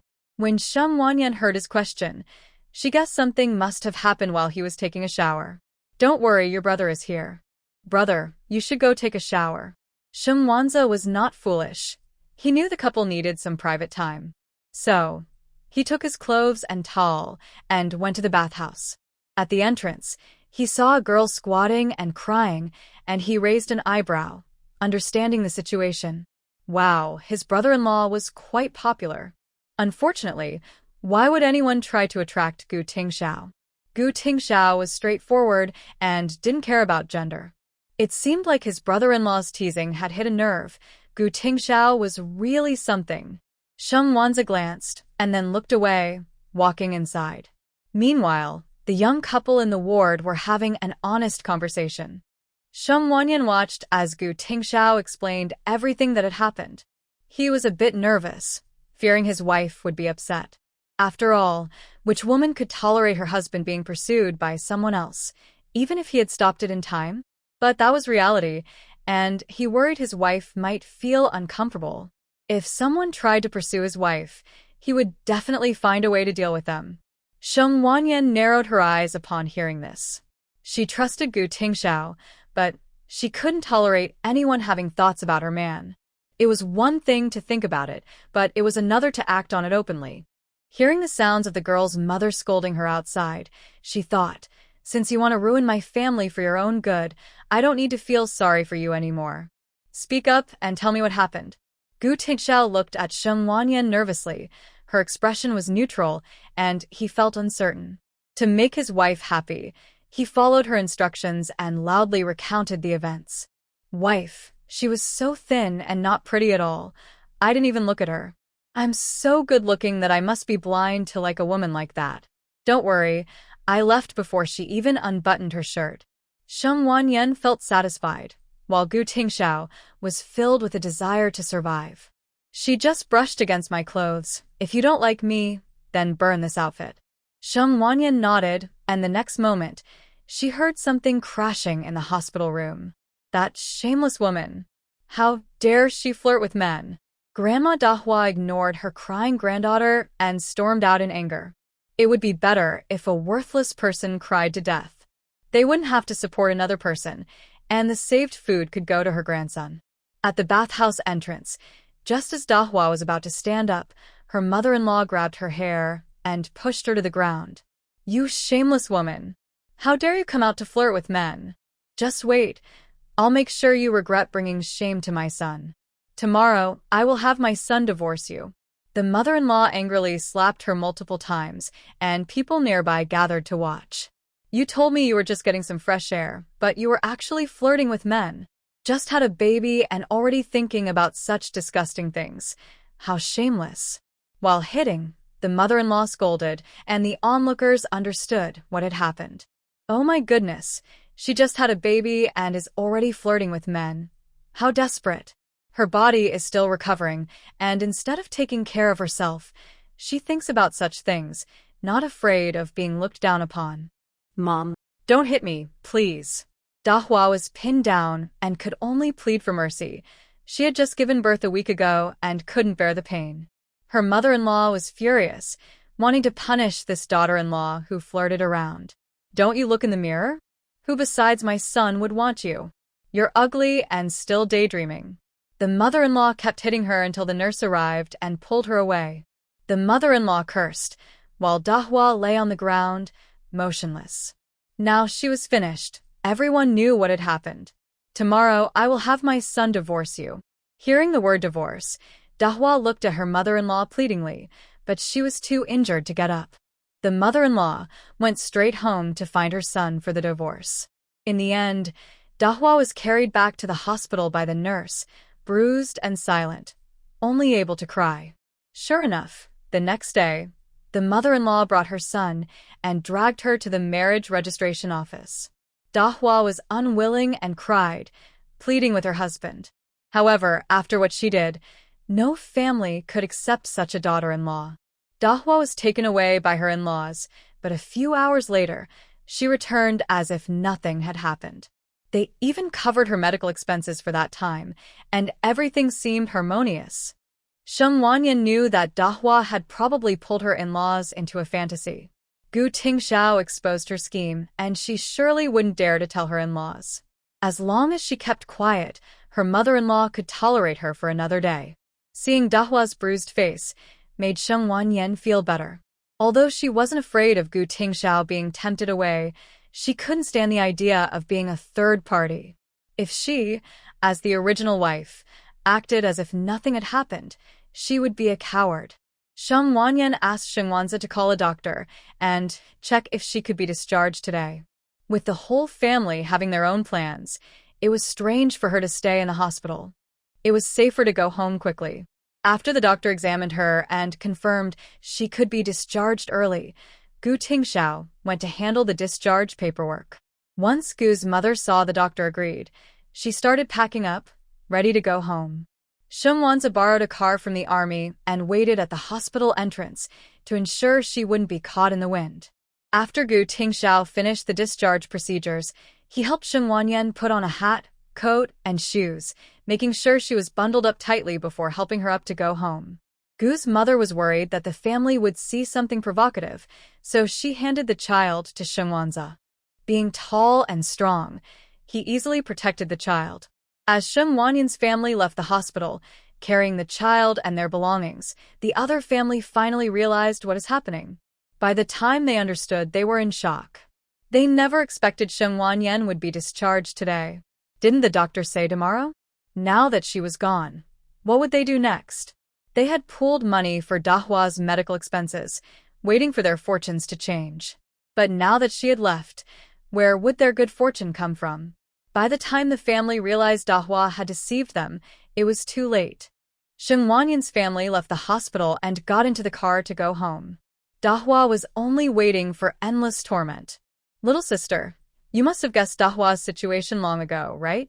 Sheng Wanzi's words went unchallenged by Sheng Wanyan, as it was clear she already knew the outcome. You know they won't get a divorce. They will all help Big Flower for their own benefit. Choosing to leave the hospital today is part of your plan. Sheng Wanyan raised an eyebrow at Sheng Wanzi's accurate analysis. Brother, you already know, so why ask? Sheng Wanzi, being a clever fox, could easily see through Sheng Wanyan's trap. But I'm curious, how did you know that Big Flower's in-laws would help her pay the medical bills? Sheng Wanzi could guess that Sheng Wanyan arranged for Big Flower to be beaten by her mother-in-law. He could also understand the drama of the divorce, but he couldn't figure out how his sister knew that Big Flower's in-laws would help. Mother Gu, holding Yi, answered the question for Sheng Wanyan. Big Flower's mother-in-law is harsh, and even her husband hasn't cared for her. If the man in the house is like that, the others are probably similar. With such a selfish mother-in-law, how kind do you think her sons will be? Mother Gu explained Sheng Wanyan's trap and plan step by step, without missing a word. Most likely, the sons in that family are only looking out for their own interests, and Wanyan has caught on to this. Divorce is a family matter, so everyone will get involved. Naturally, Big Flower will try to unite everyone to save her marriage for her future. A group of selfish people will surely express their intentions when they see such a big benefit. And Wanyan will take advantage of the situation when everyone is tempted by the benefits to leave the hospital. If things don't work out and there are no benefits, plus medical expenses to pay, how could that family let Big Flower go? Sheng Wanzi's mouth dropped open. How did his sister come up with all this? What if they decide to get divorced again later? Shouldn't that make them want a divorce even more? After the divorce, Big Flower would still live a simple life if she remarried. As for the divorce, don't even think about it. As long as the money isn't paid back, those selfish people won't let Big Flower leave. If they can't come up with the money, They'll have to work to pay off the debt. With this situation, how could she have a good life at her in-laws? Wanyan has already figured out her mother-in-law's character and set the trap. Wanyan, am I right? Mother Gu looked at Sheng Wanyan, who nodded in agreement. Sheng Wanza was so shocked he couldn't speak. He wondered how many tricks his sister had up her sleeve. Indeed, women can be tough. Look at his younger sister, such an artistic person, but when she gets angry, she can be fierce. So, when did you set the trap? Mother Gu was also curious. She had seen many knowledgeable young women in her circle. None could compare to her daughter-in-law, Sheng Wanyan, who had both the delicacy of a woman and the boldness of a man. She also possessed strategies and wisdom that many men lacked. Before Tingxiao came back from his shower last night, she had guessed what might happen when Gu Tingxiao went to shower, so she had prepared a plan to catch him off guard.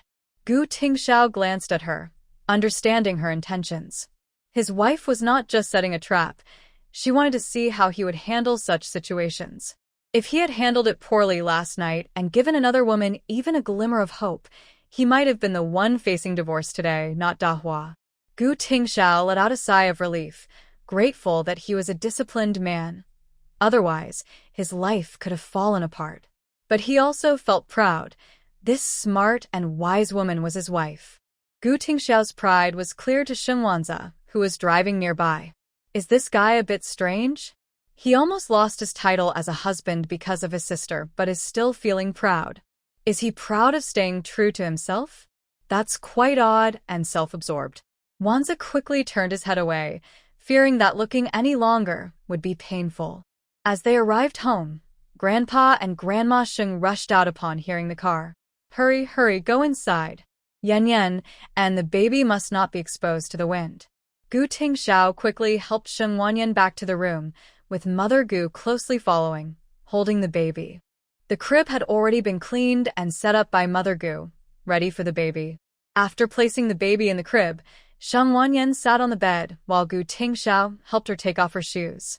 He encouraged her to lie down and rest. It was best for her to avoid sitting for too long during her recovery. If a woman doesn't take care of herself during this time, she may suffer later. During this period, her husband should be there to support her, as this is the most challenging time for a woman. Sheng Wanyan lay on the bed, ensuring all windows were tightly closed, with gaps filled with newspaper. Once everything was arranged and the house was lively, Grandma Sheng chatted with her for a while, reminding her about postnatal care. Have you been okay in the hospital these past few days? Grandma, Ivy fine.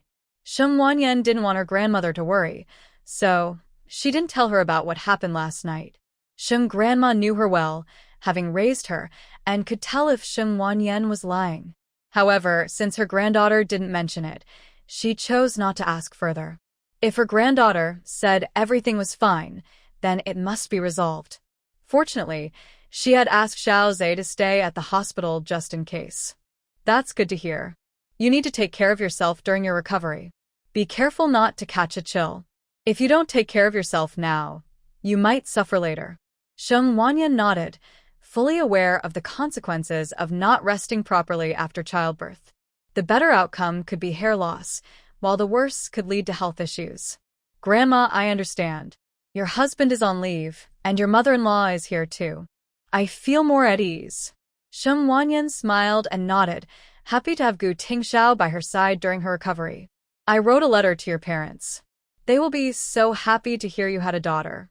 Especially her father, who had asked Gu's father to buy a doll before Pan Yu gave birth. Unfortunately, Pan Yu had a boy, so the doll was no longer needed, and her father had to bring it back home. Yenner, did your mother-in-law say anything about you having a daughter? Sheng Grandma was a bit worried. After all, the Gu family had 3 sons, and only Gu Tingxiao didn't have a child. In this era, having a son was important, and she feared Sheng Wanyan might have a hard time in her in-law's house. Grandma, she didn't say anything. My mother-in-law is very happy. You've seen how much she cares. That said, Sheng Grandma, having lived so long, understood some things. She knew that while Gu's mother didn't express it openly, she likely hoped for Gu Tingxiao to have a son to support them in their old age. Otherwise, once married, it wouldn't make sense for her to have her parents living with her, right? However, since this was Sheng Wanyan's first child, even if it was a girl, her in-laws wouldn't outright reject her. But if the second child was also a girl, that might change things. Grandma, don't worry about that. Gu Tingxiao and I can manage, especially since the Gu family has divided their assets. Children come as they are. Whether boy or girl, they are still my children. Sheng Wanyan understood her grandmother's concerns. In this era, not having a son could lead to being looked down upon. Even in later generations, many families still favored sons over daughters, a deeply rooted belief that she couldn't change. She doesn't care what others in the family think. She just wants to be a good mother. You seem to be carefree, but your younger siblings might look down on you. Although Grandma Sheng didn't interact much with Wang Chunmei, she knew that Wang was jealous when Gu Mu prepared a new house for Gu Tingxiao at their wedding. She was aware of these things. Otherwise, Sheng Mu wouldn't have tried to undermine Gu Mu back then. Even small matters caused trouble, and now her granddaughter had a daughter, while she had a son. She could easily guess how much those younger siblings looked down on her. Grandma, I don't care what she thinks of me. But Yi must not be bullied. She didn't care if Wang Chunmei respected her. She didn't rely on her for support. Wang could create trouble for herself, but if she bothered Yi or said things that made Yi doubt herself, then this mother wouldn't stand by quietly. I'm relieved to hear you think that way. Adult matters shouldn't involve the child. Grandma Sheng worried that when Yi returned to the capital, Wang Chunmei might look down on her. She feared Wang would say inappropriate things in front of Yi, leaving her with a shadow in her heart. Grandma, that's natural. If she were a narrow-minded person, she wouldn't have cared so much about Gu Jingjing in the capital. The child did nothing wrong, so she wouldn't target her. If there's a problem, it should be addressed with the person involved. Seeing that she understood, Grandma Sheng didn't say more and went to check on her great-granddaughter before happily returning home. After Grandma Sheng left, Gu Tishao tidied himself up before entering the room, fearing germs. Wife, are you hungry? Sheng Wanyan shook her head. The meals Gu Mu made for her were without oil or salt, and she had been eating them for a week. She felt like her mouth was too bland. Since the weather is nice, when you have time, go to the supply and marketing cooperative to buy some food to stock up. It's early September, and in a month or two, it will start snowing in Ice City, making travel difficult. Although the food at home is enough to last through winter, it's better to prepare more. Okay, I still have more than a month of vacation, so I'll prepare more then. Gu Tingxiao knew his wife didn't like going out in winter. Last year, she only went out for checkups. Wife, you should rest and not worry. I'm here to take care of things at home. Gu Tingxiao felt sorry for her as he saw her worrying right after coming home. Sheng Wanyan nodded and asked Gu Tingxiao to bring her a book so she could read while lying down. This month, she planned not to take on any translation work, as she had already informed the newspaper in the capital. After discussing with the newspaper for a while, they decided to reduce the number of translations to 3 per month. Once she finishes her postpartum recovery, she will continue translating. It was difficult for the higher-ups, as there is a severe shortage of talent in this area. They were eager to have someone with such a vast vocabulary do more work. However, everyone understood that she had just given birth and needed to care for her child. Moreover, she is the granddaughter-in-law of General Gu, so even if some people disagreed, they wouldn't dare to speak up. The child born to Sheng Wanyan is the great-grandchild of General Gu, and anyone who dares to oppose might face the old general's wrath. The higher-ups had no choice but to assign some complex translations to Sheng Wanyan. Since there wasn't much time, they could only strive for excellence. Sheng Wanyan officially started her postpartum confinement life, spending her days either resting or nursing the baby. Sometimes, in the middle of the night, when the baby needed to be fed, he would cry. Sheng Wanyan struggled with her sleep quality, having to wake up to nurse. Gu Tingxiao rubbed his forehead, worried that if this continued, his wife wouldn't recover well. Wife, why don't we give the baby formula at night? Gu Tingxiao suggested, seeing how exhausted Sheng Wanyan was from getting up. He worried that she wouldn't be able to handle it. The baby is still so small, and his stomach is delicate. He can't handle formula, Sheng Wanyan replied. She knew Gu Tingxiao cared for her, but she had enough milk and didn't want to deprive the baby.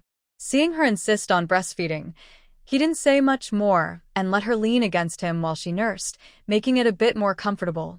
After she finished, Gu Tingxiao encouraged her to rest while he took care of putting the baby to sleep. When the baby cried, he moved the crib to the living room and waited until the baby was settled and asleep before bringing it back to the bedroom. Seeing Sheng Wanyan sleeping peacefully, he finally relaxed. With Gu Tingxiao as a supportive partner and his efforts to ensure Sheng Wanyan's sleep quality, her health gradually improved and her complexion was noticeably better than right after giving birth. Gu's mother often made pig trotter soup and chicken soup, which Gu Tingxiao brought in for her to drink. Sheng Wanyan could only manage to drink half before finding it too greasy and lacking flavor. Gu Tingxiao didn't push her, and after she finished half, he helped himself to the rest. As he sipped the bland soup, he realized just how plain his wife's diet was. After trying to drink it once, I couldn't take it anymore, let alone my wife having this for every meal. Wife, I will ask the doctor tomorrow if we can add a little salt. Okay. Sheng Wanyan knew that it was actually okay to add salt during the postpartum period, but only in small amounts. However, Gu's mother did not think so, fearing that salt might have side effects and affect breastfeeding. In this day and age, everyone does the same during the postpartum period. Having meat at every meal is already quite luxurious for Sheng Wanyan. Gu Tingxiao couldn't bear to see his wife suffer. He didn't care how others did it. His wife was not like anyone else's. He had his own ideas about how to treat her.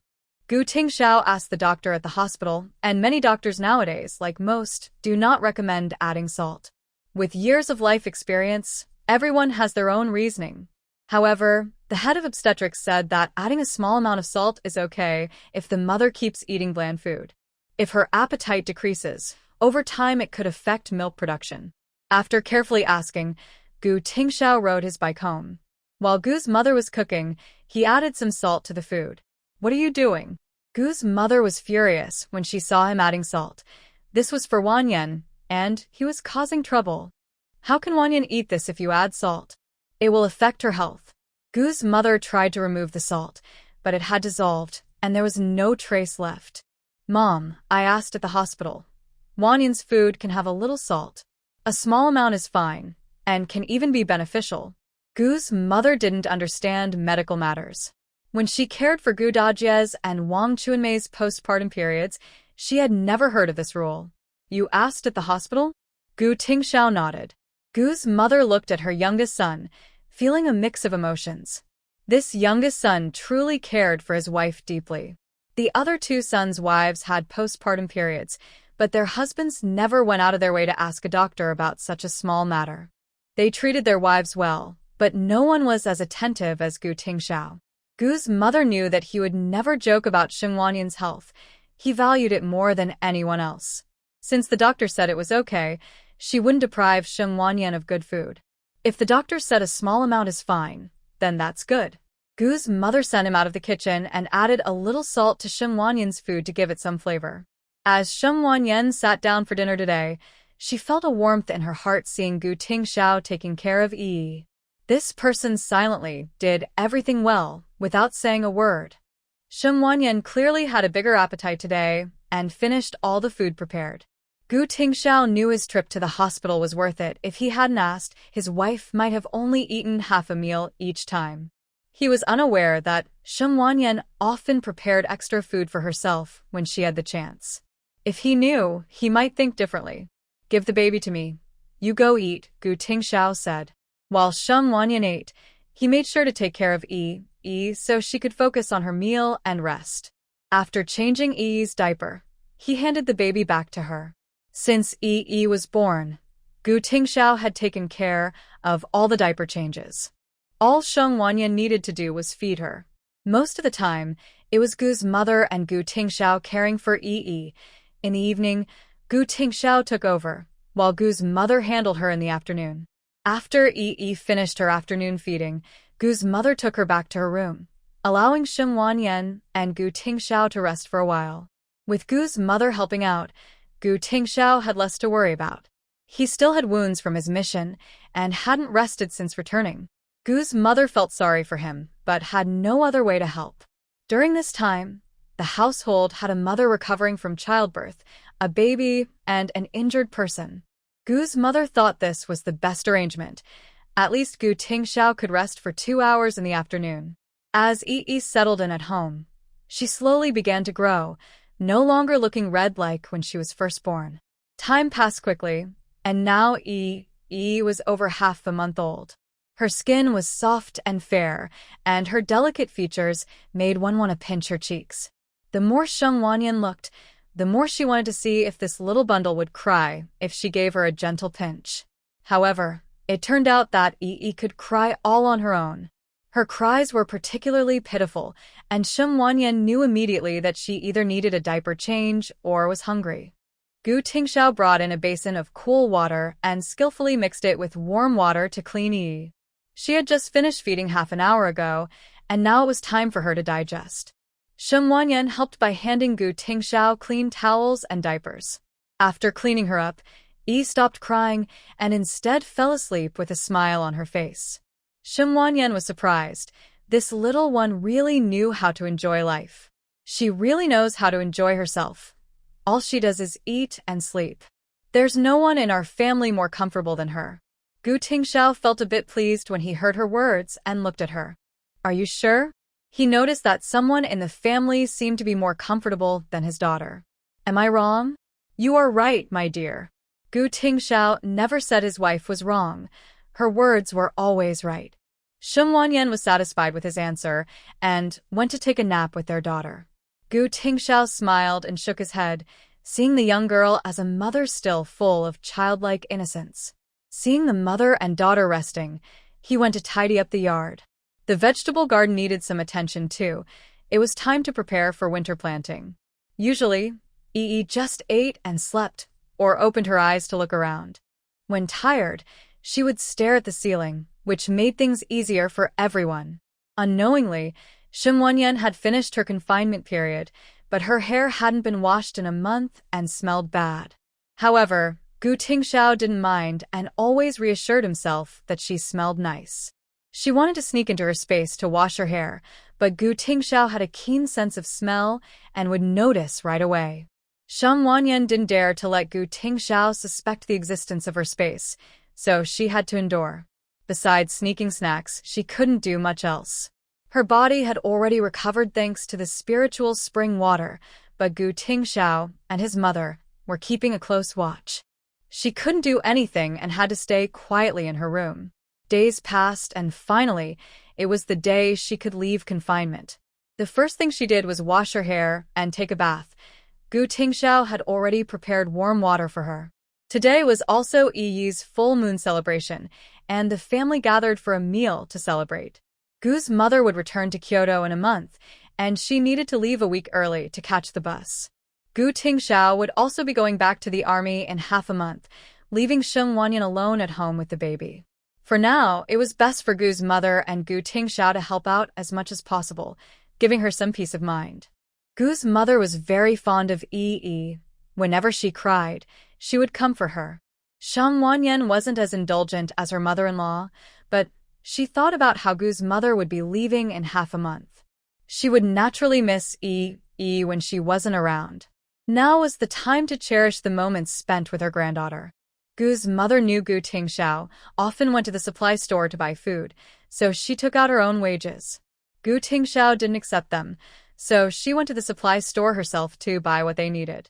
Having stayed in Ice City for so long, they had been relying on the supplies from the third brother's family.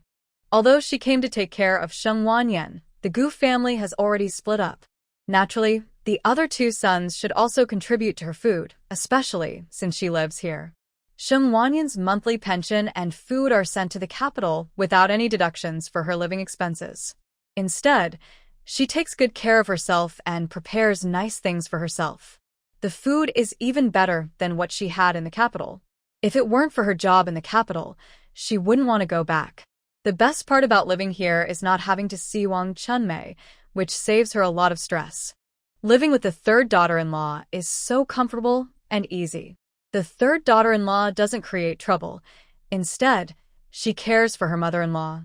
If she had to take care of Wang Chunmei during her postpartum period, She would probably complain about the food every day. She knows how the fourth family lives. It's not as comfortable as the third family. Now that the fourth family has another child, they must be even more cautious. Gumu wants to help the fourth family, but she worries that Wang Chunmei will take it for granted. If she stops helping, Wang Chunmei might think she's stingy. Thinking about Wang Chunmei's attitude makes Gumu angry, especially since Jingjing is suffering the most. With Wang Chunmei having a boy, Jingjing must be having a hard time in the fourth family. After all, Wang Chunmei is her biological mother, and Gumu can't support Jingjing forever. The eldest family might not be willing to help, especially since they are now relying on the eldest family for support. Having another child in the house always brings inconvenience and burden. Plus, since Jingjing is in the courtyard, Wang Chunmei often comes in under the pretext of checking on her. Each time, she makes unreasonable demands, and over time, the eldest daughter-in-law might not be able to tolerate it. But if Jingjing stays with her parents, she will definitely suffer. Gumu feels uneasy and decides to keep Jingjing with her for now, waiting until she is older to figure out a better arrangement. If the fourth son hadn't married Wang Chunmei, there wouldn't be so many problems. They might have been living harmoniously and happily. Gumu feels a pang in her heart thinking about it. Thankfully, they have split up. Otherwise, she can't imagine how chaotic things would be now. The third daughter-in-law and the fourth family might create even more trouble together. Living with Sheng Wanyan for the past 6 months has made her understand her character. She doesn't provoke trouble and isn't afraid of it. She does things based on her own happiness and won't let anything make her feel wronged.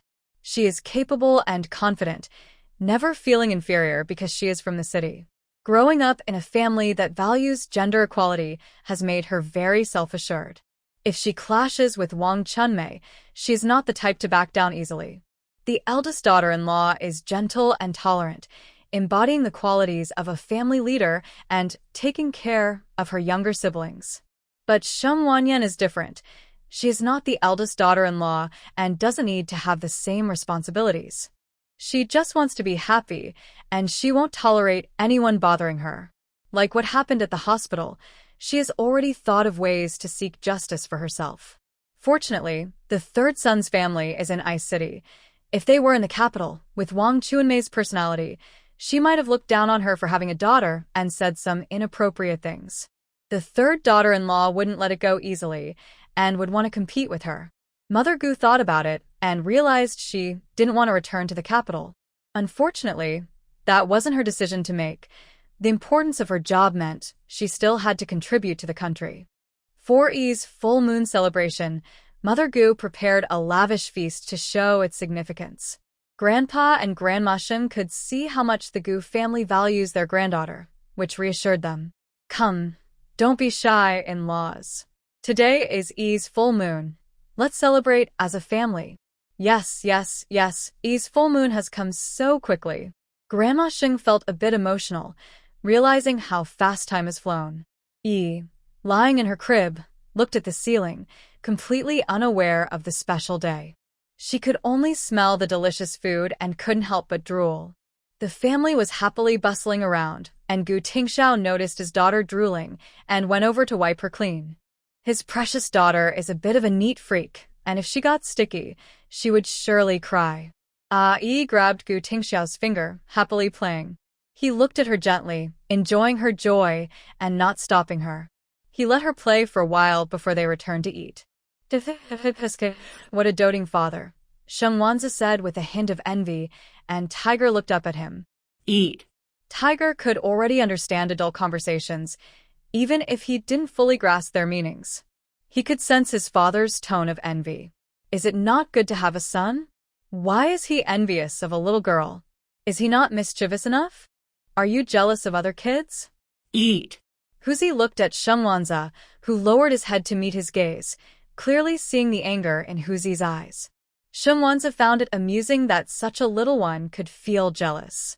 He brought the egg close to Huzi's mouth, but just as Huzi opened his mouth to eat, Sheng Wanzi moved the egg away. Huzi looked shocked as he watched Sheng Wanzi put the egg in his own mouth and enjoy it. Unable to hold back, Huzi pointed at him and started crying. Grandma Sheng saw Sheng Wanzi stealing food from the child and was both angry and amused. She scolded Sheng Wanzi and then fed Huzi a good amount of egg custard to calm him down. "You're an adult, yet you're stealing food from a child." Grandpa Sheng couldn't bear to watch. As a father, how could he act like this? He wondered where Sheng Wanzi got the nerve to behave so shamelessly.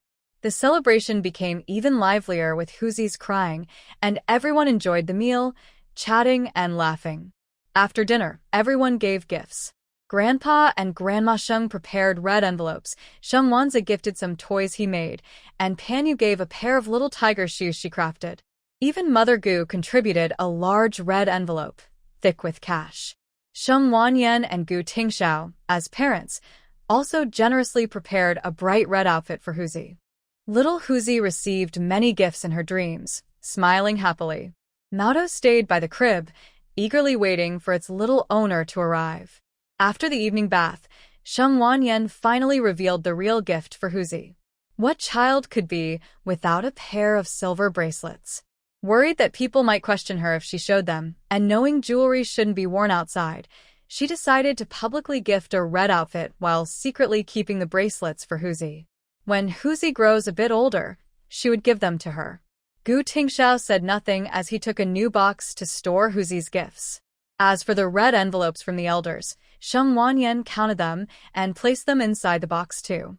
Grandpa and Grandma Sheng each gave 9.99, a very lucky number. Mother Gu gave 33, which explained the thick stack. Sheng Wanyan didn't consider this money for herself. It was meant for Huzi.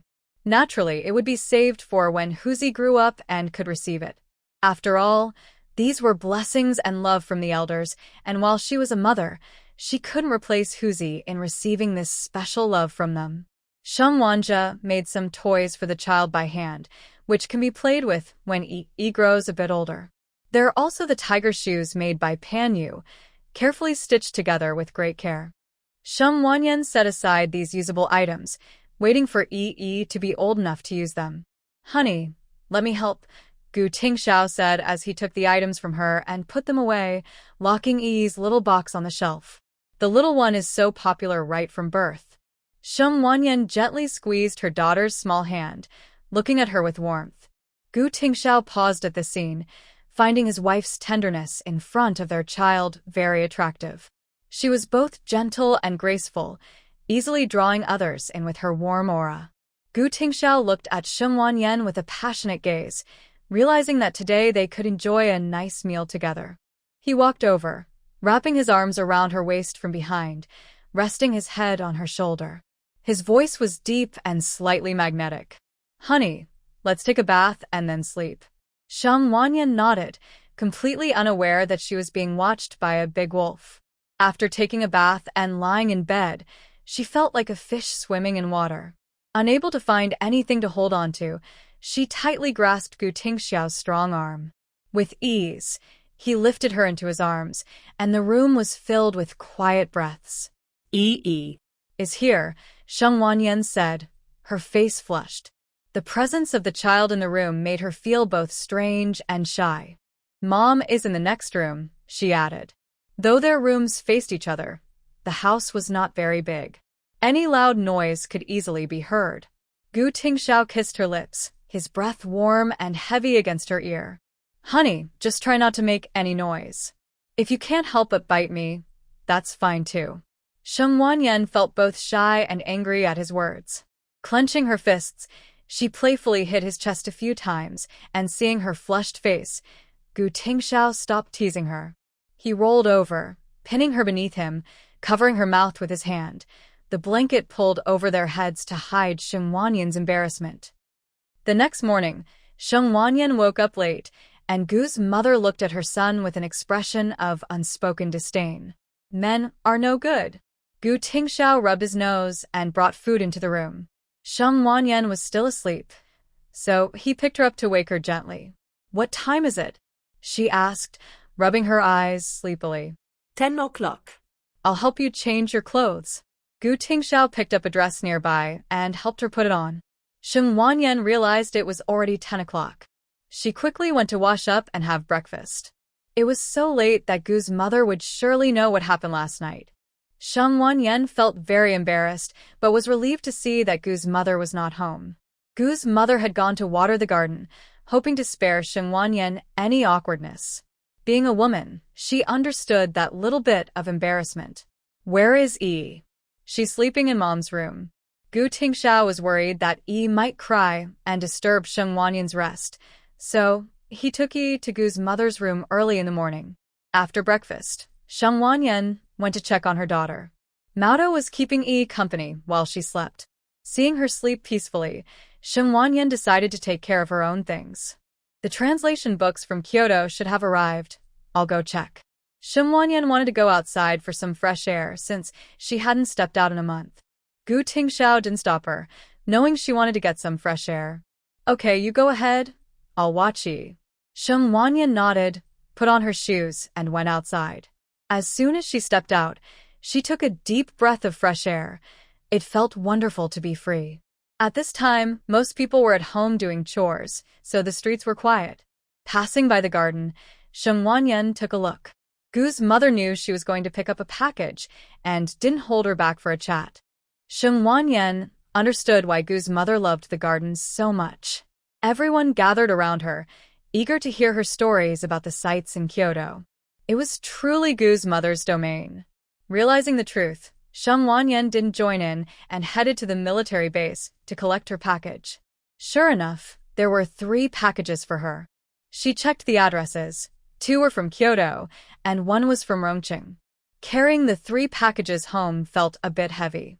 The young soldier knew that Sheng Wanyan had just given birth, and Commander Gu cared for his sister-in-law. If they knew she was carrying so many things, they would surely be concerned. So, he quickly stepped forward to help her carry the packages home. Thank you so much. Don't mention it, sister-in-law. Gu Tingxiao heard the noise and came out, seeing the 3 big packages being brought inside. The young soldier quickly ran away upon seeing Commander Gu. Sheng Wanyan was about to offer him a glass of water, but only caught a glimpse of him leaving. Why was he running so fast? Why are there so many things? Family sent quite a bit. Sheng Wanyan opened the package, which contained books sent by the newspaper and the payment for the translation from 2 months ago. She asked Gu Tingxiao to take these items into the room and put them away, then open the other 2 packages. The packages from Kyoto were sent by Grandpa Gu, Grandma Gu, and Gu's father. Knowing that Sheng Wanyan had a daughter, they bought many items and clothes for girls. When preparing for the baby, they had chosen colors suitable for both boys and girls. Now that they knew it was a girl, they bought several pink and red outfits and blankets. Grandma Gu also prepared a lot of nutritional supplements for Sheng Wanyan to help her recover. Sheng's parents from Rongqing also sent some nutritional products along with clothes and toys for the baby. Sheng's father was especially happy to know it was a girl and sent a doll that he had asked Gu's parents to buy. Without a granddaughter, he was just as happy to have a granddaughter. When Sheng Wanyan saw the doll, she smiled, as it resembled her daughter Yi a bit. Yi had delicate features and bright eyes, and now at 1 month old, she was fair and looked just like a doll. Sheng's mother felt sorry for her daughter and sent many things that Sheng Wanyan needed, including some meat for her to eat. Sheng's parents originally wanted to take time off to visit, but it was a busy time for all the factories. Sheng's father couldn't leave, and it wasn't safe for Sheng's mother to come alone. They would have to wait until the new year. Reading the letter made Sheng Wanyan feel warm. Now that she was a mother, she understood how successful and fair her parents were. In this era, their educational philosophy was truly effective, and their children could see their efforts. Even though Sheng Wanyan knew her family cared more about Sheng Wanja, they never treated their daughter unfairly. They gave equally and never made their daughter pave the way for their son's future. In this era, there were too many cases of selling daughters for profit, just to use the money to marry off their sons. Even in later generations, there were very few parents who could do the same. Mom and Dad are thoughtful, Gu Tingxiao said, noticing the items sent by Sheng's parents and feeling their care for Sheng Wanyan. Yes, Sheng Wanyan sighed, missing her parents a bit. I will send some meat and grains to my in-laws tomorrow for them to have during the winter. Shum Wanyan nodded and instructed him to send some items to the three elders in Kyoto as well, especially since their family wouldn't be returning to celebrate the new year and couldn't be there with them. Also, send some meat back to Grandpa and Grandma and my dad. Grandpa and Dad love to drink, and we have a lot of homemade peach wine in our cellar. Send back 10 bottles. Shum Wanyan treats both families equally. What her parents have, the Gu family will have too. She is a daughter and a daughter-in-law. Everyone has their biases. No one can compare to one's own parents, but she will not show favoritism in material things. She won't let her in-laws feel that she only cares about her own family. Okay. Gu Tingxiao felt warm inside, hearing his wife's plans. She always thinks of others. The care packages sent back will only increase, and she keeps the two elders in mind. When buying things, she ensures that both her family and his family receive equal shares. From time to time, she sends back good items to help nourish the elders. He notices it all. He knows that by marrying him, his wife takes on the family's responsibilities and honors their elders. But he always understands that it is her parents who raised her. He never expects her to treat his parents as her own. He just wants them to get along. Honoring parents is his duty, not hers. His wife is married to him, not to the Gu family. She only needs to take care of their small family. The responsibility lies with him as the man.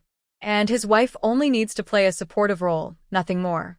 Gu Tingxiao organized everything and went to the cellar to get 5 pounds of cured meat. They also had plenty of malted milk powder at home. He took 2 cans of that as well, but Shum Wanyan looked at the items and felt it wasn't enough. The clothes bought for the elders were all good quality and must have cost a lot. Shum Wanyan went to her room and brought out 20 apples, dividing them into 2 portions. She loves fruit, and Gu Tingxiao and his mother often buy it from the supply store, so they had quite a bit saved up. Pack some eggs, too. They had plenty of eggs at home. The 2 hens lay 1 egg each every day. They don't eat eggs at every meal, so they had saved up quite a few. Take 20 in 1 portion. Gu Tingxiao nodded and followed her instructions. Whatever his wife says goes. The couple packed everything for the elders, and soon their baby, Yi, started crying. Shum Wanyan quickly washed her hands and went to check. Yi woke up, ready for her feeding. Gu Tingxiao went to prepare lunch, while Shum Wanyan held Yi and fed her. Once Yi had her fill, she stopped crying and drank heartily. After feeding, Shum Wanyan let her rest on her shoulder for a while to prevent any spitting up. After eating, Yi didn't want to sleep and kept waving her little hands in the air. Shum Wanyan placed her on the bed and gently shook a small gong, the sound reaching Yi's ears. Curious, Yi looked around, trying to find the source of the sound. Shum Wanyan let her play by herself while she watched to make sure she didn't eat anything. Shum Wanyan paid attention to Yi's round little head, thinking it was so cute. After playing for a while, Shum Wanyan told her to lie on the pillow and let out some gas. Shum Wanyan heard her daughter pass gas several times and looked up, surprised at how stinky it was. Once Yi finished and moved her little hands and feet, she was having a great time. When Grandma Gu returned to cook, she saw Gu Tingxiao in the kitchen and didn't want to interrupt. Instead, she went to find her precious granddaughter. Upon entering the room, she saw Yi looking around, and her heart melted.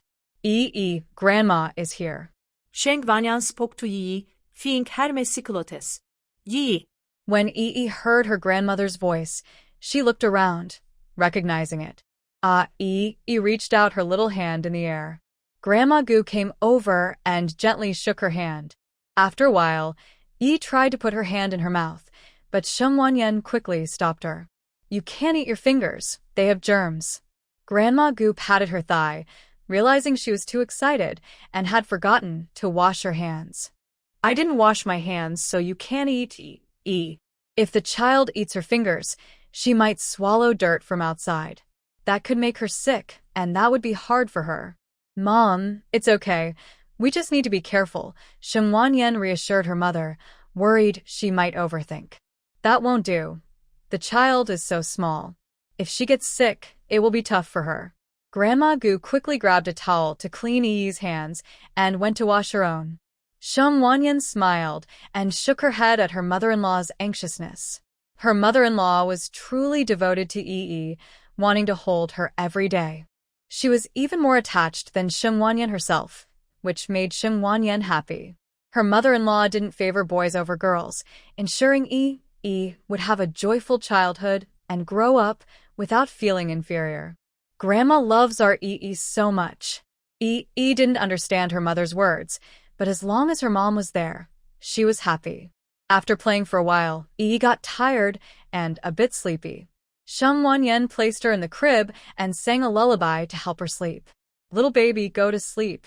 In her mother's gentle singing, Yi fell asleep soundly, her small hand resting by her ear, looking very obedient. Sheng Wanyan made sure she was comfortable before covering her with a small blanket and stepping outside. "Is Yi asleep?" Gumu asked as she saw her come out. Yi usually got sleepy at this time. Yes, she just fell asleep. Gumu nodded, and Gu Tingxiao brought out lunch. The family enjoyed a meal and then took a nap. The next day, Gu Tingxiao went to the city to send a package and returned with many things. Day by day, little Yi grew and gained weight. Soon, it was time for Gumu to return to Kyoto. She was reluctant to leave Yi, but she had to go because there were many things waiting for her in Kyoto. At 1.5 months old, Yi didn't understand that her grandmother was leaving. She thought they were just playing a game.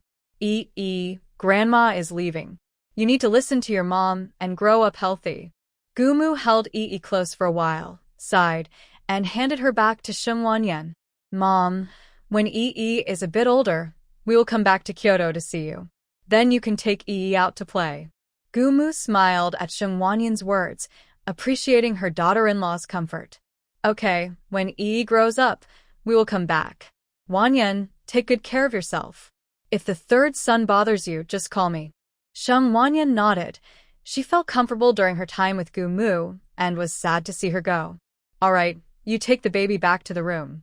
Don't let her catch a cold. It was late October, and Ice City was getting cold. In another 10 days or so, it would start to snow. Sheng Wanyan nodded as Gumu carried her luggage, along with the food Sheng Wanyan had prepared for her, some supplements and new clothes for the elders at home. The clothes were made by Sheng Wanyan herself, simple yet elegant, and Gumu cherished them. Mom, please be safe on your journey. Take good care of Yi and yourself.